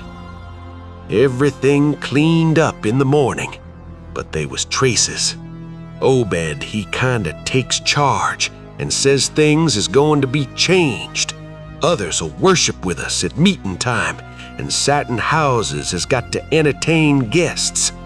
They wanted to mix like they done with the Kanakis, and he for one didn't feel bound to stop 'em. Far gone was Obed, just like a crazy man on the subject. He says they brung us fish and treasure and should have what they hankered arter. Nothing was to be different on the outside, only we was to keep shy of strangers if we knowed what was good for us. We all had to take the oath of Dagon, and later on they was second and third oaths that some of us took. Them as it helped special, that get special rewards, gold and such. No use balking, for they was millions of 'em down there. They'd rather not start rising and wiping out humankind, but if they was gave away and forced to, they could do a lot toward just that. Yield up enough sacrifices and savage knickknacks and harborage in the town when they wanted it, and they'd let well enough alone. All in the band of the faithful, order of Dagon, and the children should never die, but go back to the Mother Hydra and Father Dagon, what we all come from amongst. Ya, Cthulhu Ftan, Punglu Yimgleana Cthulhu Rilye Wignalag Ftan. Old Zadok began to moan now, and tears were coursing down his channeled cheeks into the depths of his beard. God, what I seen since I was 15-year-old. Mene, Tekel, Ufar Sin. The folks as was missing, and thems that kilt theirselves. Thems that told things in Arkham or Ipswich or such places was all called crazy, like you're a-calling me right now. But God, what I seen. They'd a kilt me long ago for what I know, only I'd took the first and second oaths of Dagon off an Obed, so was protected unless in a jury of 'em proved I told things knowing and deliberate. But I wouldn't take the third oath. I'd a died ruther 'n take that. It got wuss around Civil War time, when children born since 46 begun to grow up. Some of 'em, that is. I was afraid. Never did no prying after that awful night, and never see one of them close to in all my life. That is, never no full-blooded one. Barnabas Marsh, that runs the refinery now, is Obed's grandson by his first wife, son of Onesiphorus, his eldest son, but his mother was another of thems that weren't never seed outdoors. Right now, Barnabas is about changed, can't shut his eyes no more, and is all out of shape. They say he still wears clothes, but he'll take to the water soon. The sound of the incoming tide was now very insistent, and little by little it seemed to change the old man's mood from maudlin tearfulness to watchful fear. He would pause now and then to renew those nervous glances over his shoulder or out towards the reef, and despite the wild absurdity of his tale, I could not help but beginning to share his vague apprehensiveness. Zadok Mao grew shriller and seemed to be trying to whip up his courage with louder speech. "Hey you, why don't you say something? How'd you like to be living in a town like this, with everything a-rotten and dying, and boarded up monsters crawling and bleating and barking and hopping around black cellars and attics every way you turn, hey? Well, sir, let me tell you that ain't the worst." Zadok was really screaming now, and the mad frenzy of his voice disturbed me more than I care to own. "Curse you! Don't sit there a-staring at me with them eyes. I tell Obed Marsh he's in hell and has got to stay there. In hell, I says. Can't get me. I hain't done nothing, nor told nobody nothing. Oh, you, young fella? Well, even if I hain't told nobody nothing yet, I'm a-going to now. You just sit still and listen to me, boy. This is what I hain't never told nobody. I says I didn't get to do no prying after that awful night, but I found things out just the same. You want to know what the real horror is, hey? Well, it's this. It ain't what them fish devils has done, but what they're going to do. They're bringing things up out of where they come from into the town. Been doing it for years and slackening up lately. Them houses north of the river betwixt Water and Main Streets are full of 'em. Them devils and what they brung. And when they get ready, I say when they get ready. Ever hear tell of a Shoggoth? Hey, do you hear me? I tell you I know what them things be. I seen 'em one night when... The hideous suddenness and inhuman frightfulness of the old man's shriek almost made me faint. His eyes, looking past me toward the malodorous sea, were positively starting from his head, while his face was a mask of fear worthy of Greek tragedy. His bony claw dug monstrously into my shoulder, and he made no motion as I turned my head to look at whatever he had glimpsed. There was nothing that I could see, only the incoming tide, with perhaps one set of ripples more local than the long-flung line of breakers. But now Zadok was shaking me, and I turned back to watch the melting of that fear-frozen face into a chaos of twitching eyelids and mumbling gums. Presently his voice came back, albeit as a trembling whisper. "Get out of here! Get out of here! They seen us! Get out for your life! Don't wait for nothing! They know now! Run for it! Quick! Out of this town!" Another heavy wave dashed against the loosening masonry of the bygone wharf and changed the mad ancient's whisper to another inhuman and blood-curdling shriek. "Yah! Yah!" Before I could recover my scattered wits, he had relaxed his clutch on my shoulder and dashed wildly inland toward the street, reeling northward around the ruined warehouse wall. I glanced back at the sea, but there was nothing there, and when I reached Water Street and looked along it toward the north, there was no remaining trace of Zadok Allen. Chapter 4. I can hardly describe the mood in which I was left by this harrowing episode, an episode at once mad and pitiful, grotesque and terrifying. The grocery boy had prepared me for it, yet the reality left me nonetheless bewildered and disturbed. Puerile that the story was, old Zadok's insane earnestness and horror had communicated to me a mounting unrest, which joined with my earlier sense of loathing for the town and its blight of intangible shadow. The hour had grown perilously late. My watch said 7:15, and the Arkham bus left town square at 8, so I tried to give my thoughts as neutral and practical a cast as possible, meanwhile walking rapidly through the deserted streets of gaping roofs and leaning houses toward the hotel where I had checked my valise and would find my bus. Studying the grocery youth's map and seeking a route I had not traversed before, I chose Marsh Street instead of State for my approach to town square. Near the corner of Fall Street, I began to see scattered groups of furtive whisperers, and when I finally reached the square, I saw that almost all the loiterers were congregated around the door of the Gilman house. It seemed as if many bulging, watery, unwinking eyes looked oddly at me as I claimed my valise in the lobby, and I hoped that none of these unpleasant creatures would be my fellow passengers on the coach. The bus, rather early, rattled in with 3 passengers somewhat before 8, and an evil-looking fellow on the sidewalk muttered a few indistinguishable words to the driver. I was, it appeared, in very bad luck. There had been something wrong with the engine, despite the excellent time made from Newburyport, and the bus could not complete the journey to Arkham. No, it could not possibly be repaired that night, nor was there any other way of getting transportation out of Innsmouth, either to Arkham or elsewhere. Sargent was sorry, but I would have to stop over at the Gilman. Probably the clerk would make the price easy for me, but there was nothing else to do.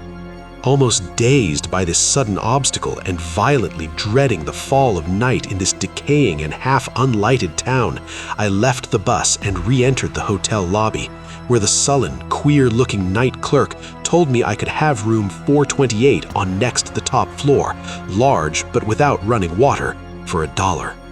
Despite what I had heard of this hotel in Newburyport, I signed the register, paid my $1, let the clerk take my valise, and followed that sour, solitary attendant up 3 creaking flights of stairs, past dusty corridors which seemed wholly devoid of life.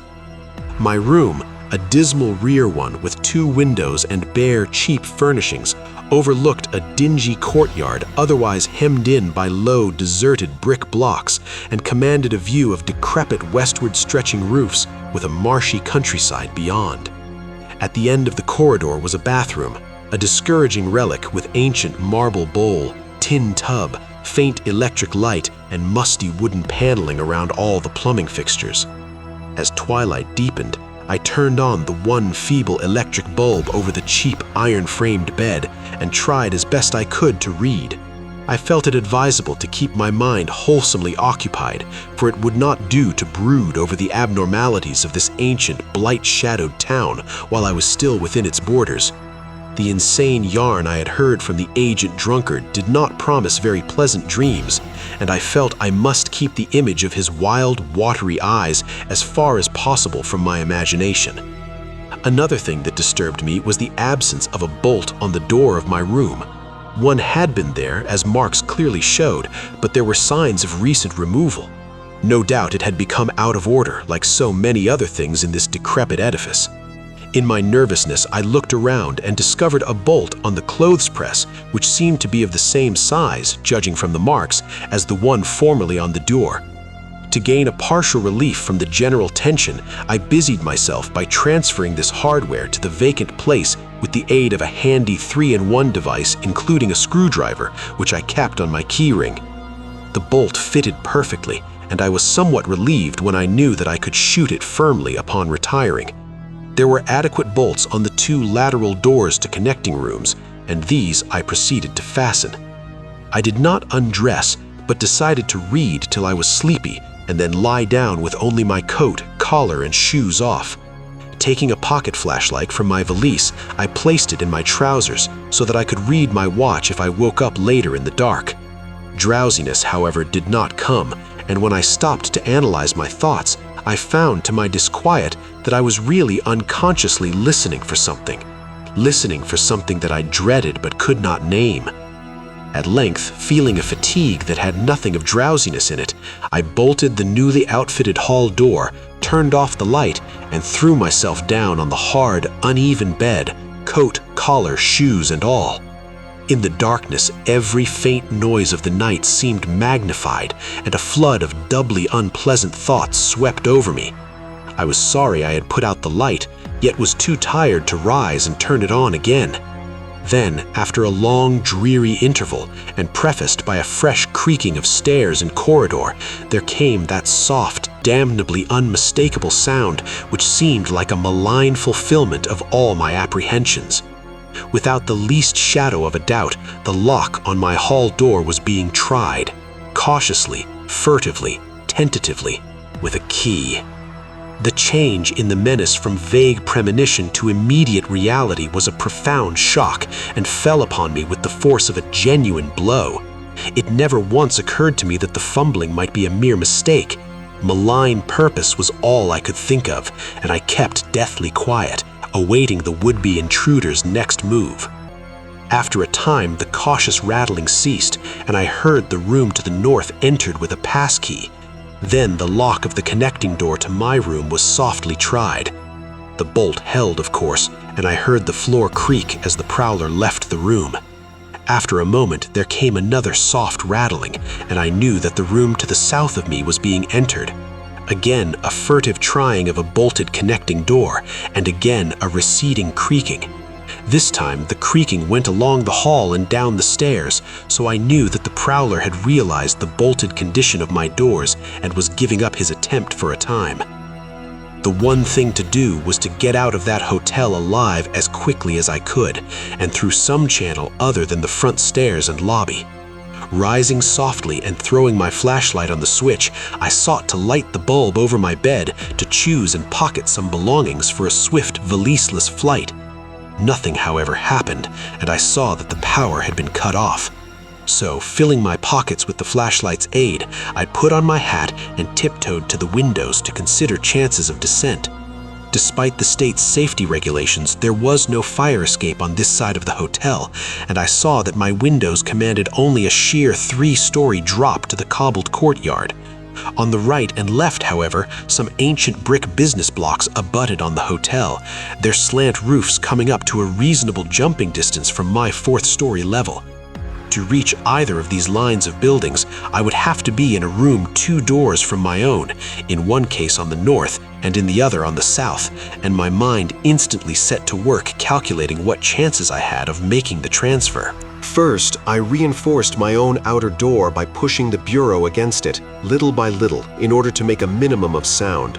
Then, gathering from the grocery boy's map that the best route out of town was southward, I glanced first at the connecting door on the south side of the room. It was designed to open in my direction, hence I saw, after drawing the bolt and finding other fastenings in place, it was not a favorable one for forcing. Accordingly, abandoning it as a route, I cautiously moved the bedstead against it to hamper any attack which might be made on it later from the next room.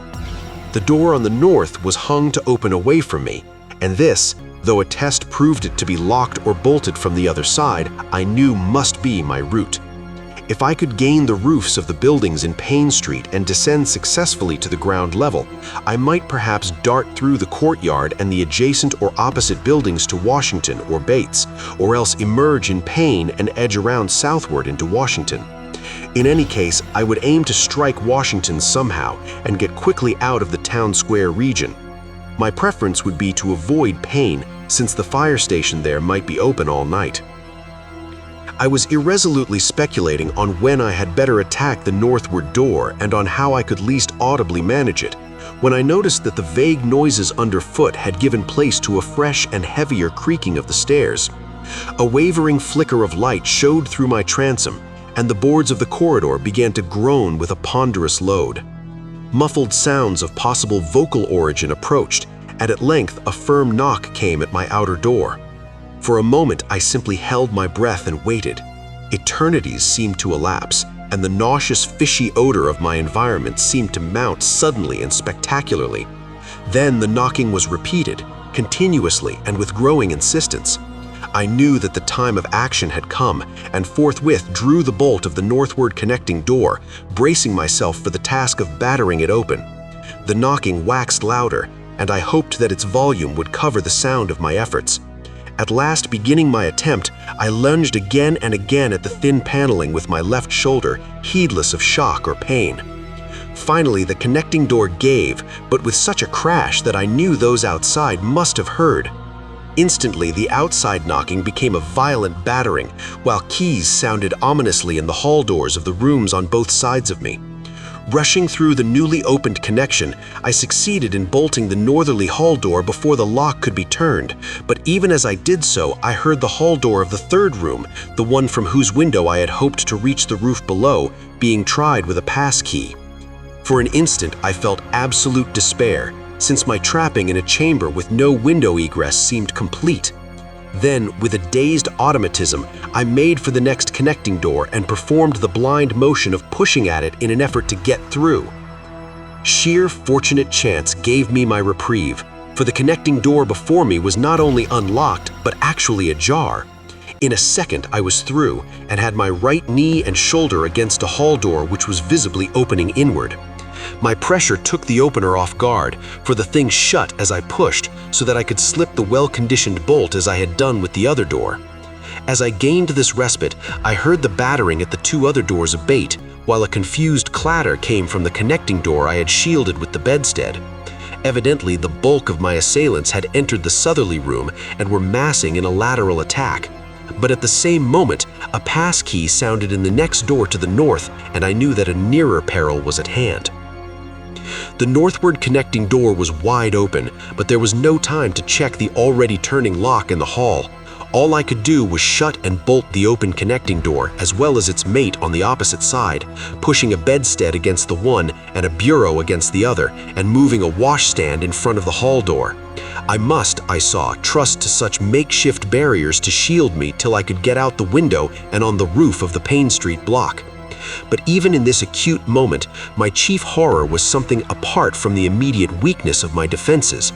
I was shuddering because not one of my pursuers, despite some hideous pantings, gruntings, and subdued barkings at odd intervals, was uttering an intelligible vocal sound. As I moved the furniture and rushed towards the windows, I heard a frightful scurrying along the corridor towards the room north of me and perceived that the southward battering had ceased.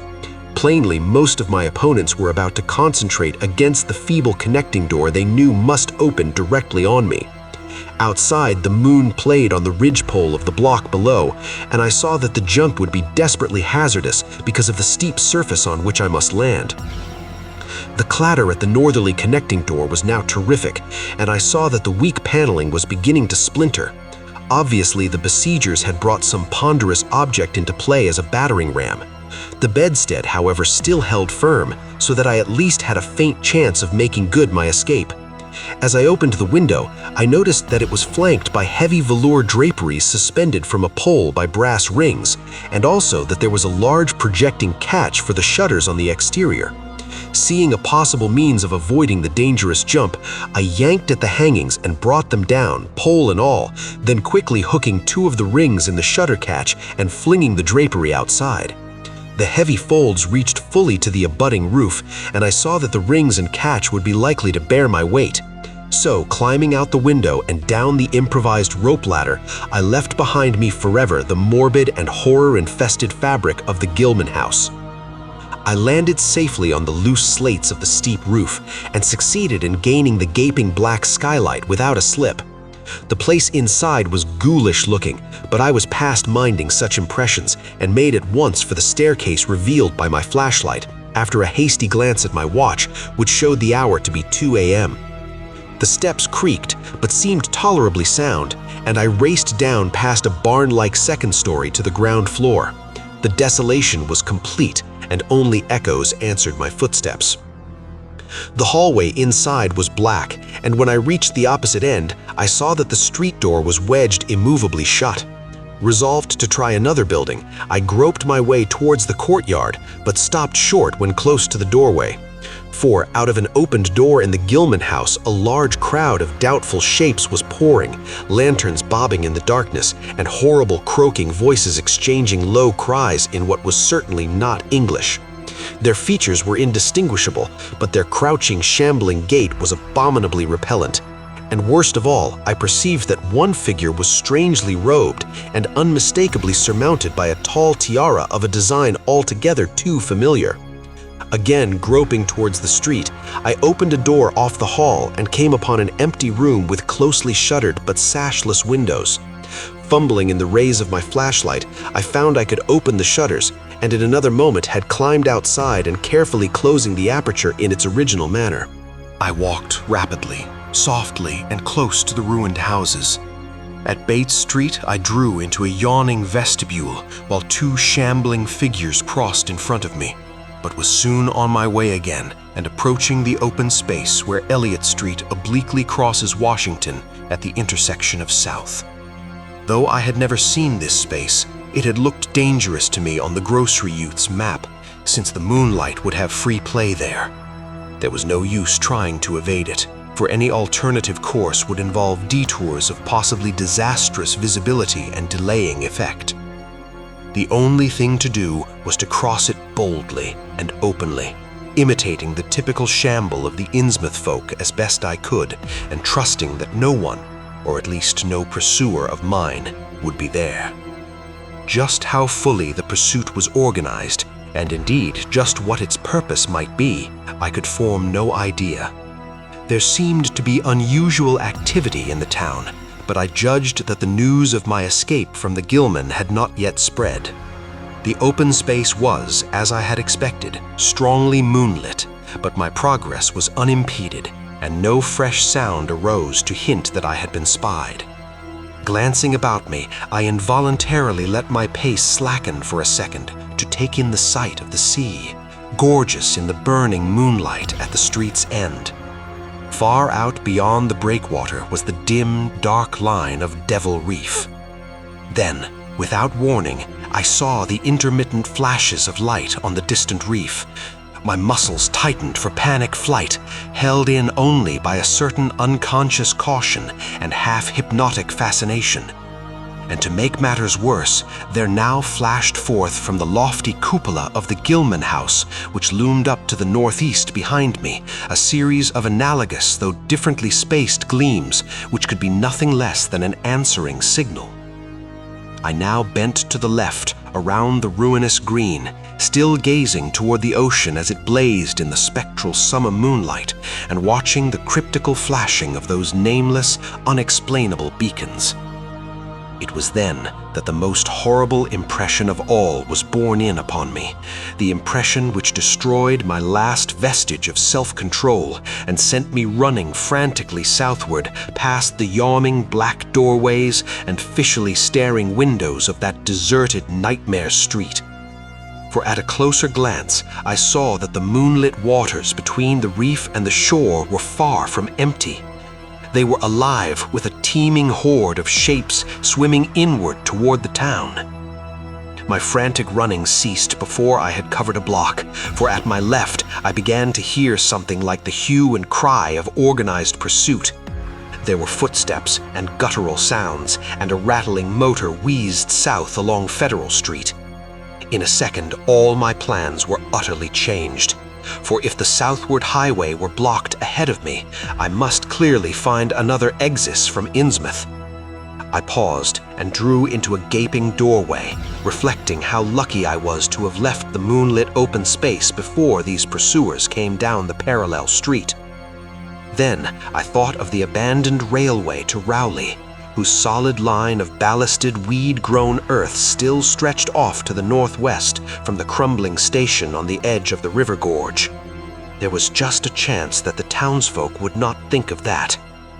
Drawing inside the hall of my deserted shelter, I once more consulted the grocery boy's map with the aid of the flashlight.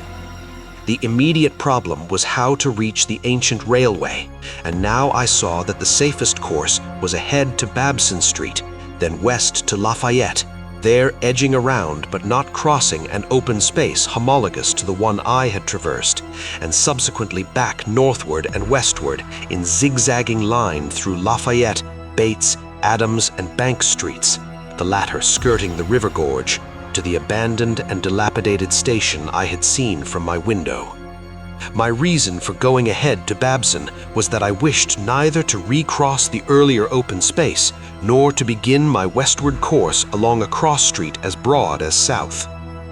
I crossed the street to the right-hand side in order to edge around into Babson as inconspicuously as possible. In Babson Street, I clung as closely as possible to the sagging, uneven buildings, twice pausing in a doorway as the noises behind me momentarily increased. The open space ahead shone wide and desolate under the moon, but my route would not force me to cross it. During my second pause, I began to detect a fresh distribution of the vague sounds, and upon looking cautiously out from cover, beheld a motor car darting across the open space, bound outward along Elliott Street. As I watched, choked by a sudden rise in the fishy odor after a short abatement, I saw a band of uncouth, crouching shapes loping and shambling in the same direction, and knew that this must be the party guarding the Ipswich Road, since that highway forms an extension of Elliott Street. Two of the figures I glimpsed were in voluminous robes, and one wore a peaked diadem which glistened whitely in the moonlight. The gait of this figure was so odd that it sent a chill through me, for it seemed to me the creature was almost hopping. When the last of the band was out of sight, I resumed my progress, darting around the corner into Lafayette Street and crossing Elliott very hurriedly, lest stragglers of the party be still advancing along that thoroughfare. I did hear some croaking and clattering sounds far off toward Town Square, but accomplished the passage without disaster. My greatest dread was in recrossing broad, moonlit South Street with its seaward view, and I had to nerve myself for the ordeal. Someone might easily be looking, and possible Elliott Street stragglers could not fail to glimpse me from either of 2 points. At the last moment, I decided I had better slacken my trot and make the crossing as before in the shambling gait of an average Innsmouth native. I had not quite crossed the street when I heard a muttering band advancing along Washington from the north. As they reached the broad open space where I had had my first disquieting glimpse of the moonlit water, I could see them plainly only a block away, and was horrified by the bestial abnormality of their faces and the dog-like subhumanness of their crouching gait. One man moved in a positively simian way, with long arms frequently touching the ground, while another figure, robed and tiared, seemed to progress in an almost hopping fashion. I judged this party to be the one I had seen in the Gilman's courtyard, the one, therefore, most closely on my trail. As some of the figures turned to look in my direction, I was transfixed with fright, yet managed to preserve the casual, shambling gait I had assumed. To this day, I do not know whether they saw me or not. If they did, my stratagem must have deceived them, for they passed on across the moonlit space without varying their course, meanwhile croaking and jabbering in some hateful guttural patois I could not identify. Once more in shadow, I resumed my former dog trot past the leaning and decrepit houses that stared blankly into the night. Having crossed to the western sidewalk, I rounded the nearest corner into Bates Street, where I kept close to the buildings on the southern side. At last, I saw the ancient arcaded station, or what was left of it, and made directly for the tracks that started from its farther end. The rails were rusty, but mainly intact, and not more than half the ties had rotted away. Walking or running on such a surface was very difficult, but I did my best and on the whole made very fair time. For some distance the line kept on along the gorge's brink, but at length I reached the long covered bridge where it crossed the chasm at a dizzy height. The condition of this bridge would determine my next step. If humanly possible, I would use it. If not, I would have to risk more street wandering and take the nearest intact highway bridge. The vast, barn-like length of the old bridge gleamed spectrally in the moonlight, and I saw that the ties were safe for at least a few feet within. Entering, I began to use my flashlight and was almost knocked down by the cloud of bats that flapped past me. About halfway across, there was a perilous gap in the ties, which I feared for a moment would halt me, but in the end, I risked a desperate jump, which fortunately succeeded. I was glad to see the moonlight again when I emerged from that macabre tunnel. The old tracks crossed River Street at a grade, and at once veered off into a region increasingly rural and with less and less of Innsmouth's abhorrent fishy odor. Here, the dense growth of weeds and briars hindered me and cruelly tore my clothes, but I was none the less glad that they were there to give me concealment in case of peril. I knew that much of my route must be visible from the Rowley Road. The marshy region began very shortly with the single track on a low, grassy embankment. Then came a sort of island of higher ground where the line passed through a shallow open cut choked with bushes and brambles. I was very glad of this partial shelter, since at this point the Rowley Road was uncomfortably near according to my window view. Just before entering the cut, I glanced behind me, but saw no pursuer. The ancient spires and roofs of decaying Innsmouth gleamed lovely and ethereal in the magic yellow moonlight, and I thought of how they must have looked in the old days before the shadow fell. Then, as my gaze circled inland from the town, something less tranquil arrested my notice and held me immobile for a second. What I saw, or fancied I saw, was a disturbing suggestion of undulant motion far to the south, a suggestion which made me conclude that a very large horde must be pouring out of the city along the level Ipswich Road. The distance was great, and I could distinguish nothing in detail, but I did not at all like the look of that moving column. All sorts of unpleasant conjectures crossed my mind. I thought of those very extreme Innsmouth types said to be hidden in crumbling centuried warrens near the waterfront. I thought too of those nameless swimmers I had seen. Counting the parties so far glimpsed, as well as those presumably covering other roads, the number of my pursuers must be strangely large for a town as depopulated as Innsmouth. Who were they? Why were they here? And if such a column of them is scouring the Ipswich road, would the patrols on the other roads likewise be augmented? I had entered the brush-grown cut and was struggling along at a very slow pace when that damnable fishy odor again waxed dominant. There were sounds, too, a kind of wholesale, colossal flopping or pattering which somehow called up images of the most detestable sort. And then both stench and sounds grew stronger, so that I paused, shivering and grateful for the cut's protection. It was here, I recalled, that the Rowley Road drew so close to the old railway before crossing westward and diverging. Something was coming along that road, and I must lie low till its passage and vanishment in the distance. Crouched in the bushes of that sandy cleft, I felt reasonably safe, even though I knew the searchers would have to cross the track in front of me, not more than 100 yards away. I would be able to see them, but they could not, except by a malign miracle, see me. All at once, I began dreading to look at them as they passed. I saw the close moonlit space where they would surge by, and had curious thoughts about the irredeemable pollution of that space. They would perhaps be the worst of all Innsmouth types, something one would not care to remember.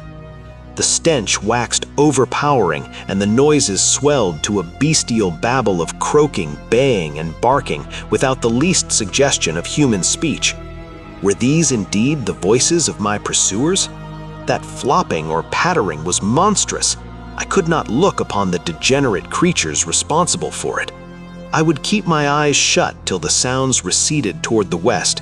The horde was very close now, the air foul with their hoarse snarlings, and the ground almost shaking with their alien-rhythmed footfalls. My breath nearly ceased to come, and I put every ounce of willpower into the task of holding my eyelids down. I am not even yet willing to say whether this was a hideous actuality or only a nightmare hallucination.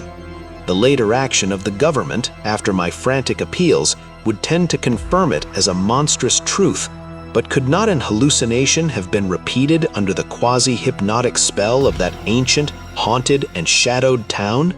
But I must try to tell what I thought I saw that night under the mocking yellow moon, saw surging and hopping down the Rowley Road in plain sight in front of me as I crouched among the wild brambles of that desolate railway cut. Of course, my resolution to keep my eyes shut had failed. It was foredoomed to failure, for who could crouch blindly while a legion of croaking, baying entities of unknown source flopped noisomely past, scarcely more than 100 yards away? For I knew that a long section of them must be plainly in sight where the sides of the cut flattened out and the road crossed the track, and I could no longer keep myself from sampling whatever horror that leering yellow moon might have to show. It was the end, for whatever remains to me of life on the surface of this earth, of every vestige of mental peace and confidence in the integrity of nature and of the human mind. Can it be possible that this planet has actually spawned such things? That human eyes have truly seen as objective flesh what man has hitherto known only in febrile fantasy and tenuous legend? And yet I saw them in a limitless stream, flopping, hopping, croaking, bleating, surging inhumanly through the spectral moonlight in a grotesque, malignant saraband of fantastic nightmare. And some of them had tall tiaras of that nameless whitish gold metal, and some were strangely robed, and one who led the way was clad in a ghoulishly humped black coat and striped trousers, and had a man's felt hat perched on the shapeless thing that answered for a head. I think their predominant color was a grayish-green, though they had white bellies. They were mostly shiny and slippery, but the ridges of their backs were scaly. Their forms vaguely suggested the anthropoid, while their heads were the heads of fish, with prodigious bulging eyes that never closed. At the sides of their necks were palpitating gills, and their long paws were webbed. They hopped irregularly, sometimes on 2 legs and sometimes on 4. I was somehow glad that they had no more than 4 limbs. Their croaking, baying voices, clearly used for articulate speech, held all the dark shades of expression which their staring faces lacked. But for all of their monstrousness, they were not unfamiliar to me. I knew too well what they must be, for was not the memory of that evil tiara at Newburyport still fresh? They were the blasphemous fish frogs of the nameless design, living and horrible, and as I saw them, I knew also of what that humped tiaraed priest in the black church basement had so fearsomely reminded me. Their number was past guessing. It seemed to me that there were limitless swarms of them, and certainly my momentary glimpse could have shown only the least fraction. In another instant, everything was blotted out by a merciful fit of fainting, the first I had ever had. Chapter 5. It was a gentle daylight rain that awaked me from my stupor in the brush-grown railway cut, and when I staggered out to the roadway ahead, I saw no trace of any prints in the fresh mud. Innsmouth's ruined roofs and toppling steeples loomed up grayly toward the southeast, but not a living creature did I spy in all the desolate salt marshes around. My watch was still going and told me that the hour was past noon. The reality of what I had been through was highly uncertain in my mind, but I felt that something hideous lay in the background. I must get away from evil-shadowed Innsmouth, and accordingly, I began to test my cramped, wearied powers of locomotion. Despite weakness, hunger, horror, and bewilderment, I found myself, after a time, able to walk, so started slowly along the muddy road to Rowley. Before evening, I was in the village, getting a meal and providing myself with presentable clothes. I caught the night train to Arkham, and the next day talked long and earnestly with government officials there, a process I later repeated in Boston. With the main result of these colloquies, the public is now familiar, and I wish, for normality's sake, there were nothing more to tell. Perhaps it is madness that is overtaking me, yet perhaps a greater horror, or a greater marvel, is reaching out. I dared not look for that piece of strange jewelry said to be in the Miskatonic University Museum. I did, however, improve my stay in Arkham by collecting some genealogical notes I had long wished to possess. Very rough and hasty data, it is true, but capable of good use later on when I might have time to collate and codify them. The curator of the Historical Society there, Mr. E. Lapham Peabody, was very courteous about assisting me and expressed unusual interest when I told him I was a grandson of Eliza Orne of Arkham, who was born in 1867 and had married James Williamson of Ohio at the age of 17. It seemed that a maternal uncle of mine had been there many years before on a quest much like my own, and that my grandmother's family was a topic of some local curiosity. There had, Mr. Peabody said, been considerable discussion about the marriage of her father, Benjamin Orne, just after the Civil War, since the ancestry of the bride was peculiarly puzzling. That bride was understood to have been an orphaned Marsh of New Hampshire, a cousin of the Essex County Marshes, but her education had been in France, and she knew very little of her family. A guardian had deposited funds in a Boston bank to maintain her and her French governess, but that guardian's name was unfamiliar to Arkham people, and in time he dropped out of sight, so that the governess assumed her role by court appointment. The Frenchwoman, now long dead, was very taciturn, and there were those who said she could have told more than she did.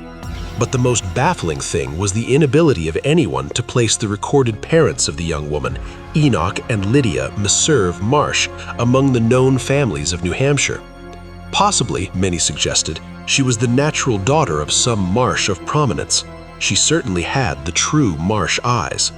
Most of the puzzling was done after her early death, which took place at the birth of my grandmother, her only child.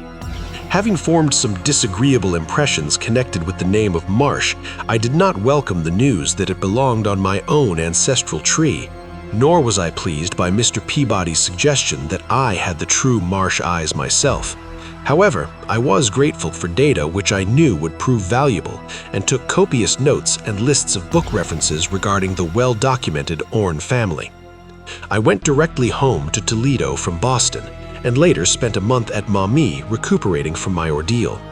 In September, I entered Oberlin for my final year, and from then till the next June was busy with studies and other wholesome activities, reminded of the bygone terror only by occasional official visits from government men in the campaign which my pleas and evidence had started. Around the middle of July, just a year after the Innsmouth experience, I spent a week with my late mother's family in Cleveland, checking some of my new genealogical data with the various notes, traditions, and bits of heirloom material in existence there, and seeing what kind of a connected chart I could construct. I did not exactly relish this task because the atmosphere of the Williamson home had always depressed me. There was a strain of morbidity there, and my mother had never encouraged my visiting her parents as a child, although she always welcomed her father when he came to Toledo. My Arkham-born grandmother seemed strange and almost terrifying to me, and I do not think I grieved when she disappeared. I was 8 years old then, and it was said that she had wandered off in grief after the suicide of my Uncle Douglas, her eldest son. He had shot himself after a trip to New England, the same trip, no doubt, which had caused him to be recalled at the Arkham Historical Society. This uncle had resembled her, and I had never liked him either. Something about the staring, unwinking expression of both of them had given me a vague, unaccountable uneasiness. My mother and Uncle Walter did not look like that. They were like their father, though poor little cousin Lawrence, Walter's son, had been an almost perfect duplicate of his grandmother before his condition took him to the permanent seclusion of a sanitarium in Canton. I had not seen him in 4 years, but my uncle once implied that his state, both mental and physical, was very bad. This worry had probably been a major cause of his mother's death 2 years before. My grandfather and his widowed son Walter now comprised the Cleveland household, but the memory of older times hung thickly over it. I still disliked the place and tried to get my researches done as quickly as possible. Williamson records and traditions were supplied in abundance by my grandfather, though for Orne material I had to depend on my Uncle Walter, who put at my disposal the contents of all his files, including notes, letters, cuttings, heirlooms, photographs, and miniatures. When going over the letters and pictures on the Orne side, I began to acquire a kind of terror of my own ancestry. As I said, my grandmother and Uncle Douglas had always disturbed me. Now, years after their passing, I gazed at their pictured faces with a measurably heightened feeling of repulsion and alienation. I could not at first understand the change, but gradually a horrible sort of comparison began to obtrude itself on my unconscious mind, despite the steady refusal of my consciousness to admit even the least suspicion of it. It was clear that the typical expression of these faces now suggested something it did not suggest before, something that would bring stark panic if too openly thought of. But the worst shock came when my uncle showed me the Orne jewelry in a downtown safe deposit vault. Some of the items were delicate and inspiring enough, but there was one box of strange old pieces descended from my mysterious great-grandmother, which my uncle was almost reluctant to produce. They were of very grotesque and almost repulsive design. As my uncle began, slowly and grudgingly, to unwrap the things, he urged me not to be shocked by the strangeness and frequent hideousness of the designs. There were 2 armlets, a tiara, and a kind of pectoral, the latter having in high relief certain figures of almost unbearable extravagance. He seemed to expect some demonstration when the first piece, the tiara, became visible, but I doubt if he expected quite what actually happened. I did not expect it either, for I thought I was thoroughly forewarned regarding what the jewelry would turn out to be. What I did was faint silently away just as I had done in that briar-choked railway cut a year before. From that day on, my life has been a nightmare of brooding and apprehension, nor do I know how much is hideous truth and how much madness. My great-grandmother had been a marsh of unknown source, whose husband lived in Arkham. And did not old Zadok say that the daughter of Obed Marsh by a monstrous mother was married to an Arkham man through a trick? What was it the ancient toper had muttered about the likeness of my eyes to Captain Obed's? In Arkham, too, the curator had told me I had the true Marsh eyes. Was Obed Marsh my own great-great-grandfather? Who or what, then, was my great-great-grandmother? But perhaps this was all madness. Those whitish gold ornaments might easily have been bought from some Innsmouth sailor by the father of my great-grandmother, whoever he was. And that look in the staring-eyed faces of my grandmother and self-slain uncle might be sheer fancy, bolstered up by the Innsmouth shadow which had so darkly colored my imagination. But why had my uncle killed himself after an ancestral quest in New England? For more than 2 years, I fought off these reflections with partial success. My father secured me a place in an insurance office, and I buried myself in routine as deeply as possible. In the winter of 1930-31, however, the dreams began. They were very sparse and insidious at first, but increased in frequency and vividness as the weeks went by. Great watery spaces opened out before me, and I seemed to wander through titanic sunken porticos and labyrinths of weedy cyclopean walls and grotesque fishes as my companions. Then the other shapes began to appear, filling me with nameless horror the moment I awoke. But during the dreams they did not horrify me at all. I was one with them, wearing their unhuman trappings, treading their aqueous ways and praying monstrously at their evil sea-bottom temples. There was much more than I could remember, but even what I did remember each morning would be enough to stamp me as a madman or a genius if ever I dared write it down. Some frightful influence, I felt, was seeking gradually to drag me out of the sane world of wholesome life into unnameable abysses of blackness and alienage, and the process told heavily on me. My health and appearance grew steadily worse, till finally I was forced to give up my position and adopt the static, secluded life of an invalid. Some odd nervous affliction had me in its grip, and I found myself at times almost unable to shut my eyes. It was then that I began to study the mirror with mounting alarm. The slow ravages of disease are not pleasant to watch, but in my case there was something subtler and more puzzling in the background. My father seemed to notice it too, for he began looking at me curiously and almost affrightedly. What was taking place in me? Could it be that I was coming to resemble my grandmother and Uncle Douglas? One night I had a frightful dream in which I met my grandmother under the sea. She lived in a phosphorescent palace of many terraces with gardens of strange leprous corals and grotesque brachiate efflorescences, and welcomed me with a warmth that may have been sardonic. She had changed, as those who take to the water change, and told me she had never died. Instead, she had gone to a spot her dead son had learned about and had leapt to a realm whose wonders, destined for him as well, he had spurned with a smoking pistol. This was to be my realm too. I could not escape it. I would never die, but would live with those who had lived since before man ever walked the earth. I met also that which had been her grandmother. For 80,000 years Pfethia Lai had lived in Untitled, and thither she had gone back after Obed Marsh was dead. Untitled was not destroyed when the upper earthmen shot death into the sea. It was hurt, but not destroyed. The deep ones could never be destroyed, even though the Paleogene magic of the forgotten old ones might sometimes check them. For the present they would rest, but someday, if they remembered, they would rise again for the tribute great Cthulhu craved. It would be a city greater than Innsmouth next time. They had planned to spread and had brought up that which would help them, but now they must wait once more. For bringing the upper earthmen's death I must do a penance, but that would not be heavy. This was the dream in which I saw a Shoggoth for the first time, and the sight set me awake in a frenzy of screaming.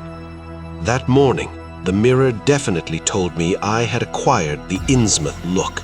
So far, I have not shot myself as my Uncle Douglas did. I bought an automatic and almost took the step, but certain dreams deterred me. The tense extremes of horror are lessening, and I feel queerly drawn towards the unknown sea deeps instead of fearing them. I hear and do strange things in sleep, and awake with a kind of exultation instead of terror. I do not believe I need to wait for the full change as most have waited. If I did, My father would probably shut me up in a sanitarium as my poor little cousin is shut up. Stupendous and unheard-of splendors await me below, and I shall seek them soon. Ya Rai Li, Cthulhu Tung, Ya, Ya. No, I shall not shoot myself. I cannot be made to shoot myself. I shall plan my cousin's escape from that Canton madhouse, and together we shall go to marvel-shadowed Innsmouth. We shall swim out to that brooding reef in the sea and dive down through black abysses to Cyclopean and many-columned Yananthli, and in that lair of the deep ones we shall dwell amidst wonder and glory forever.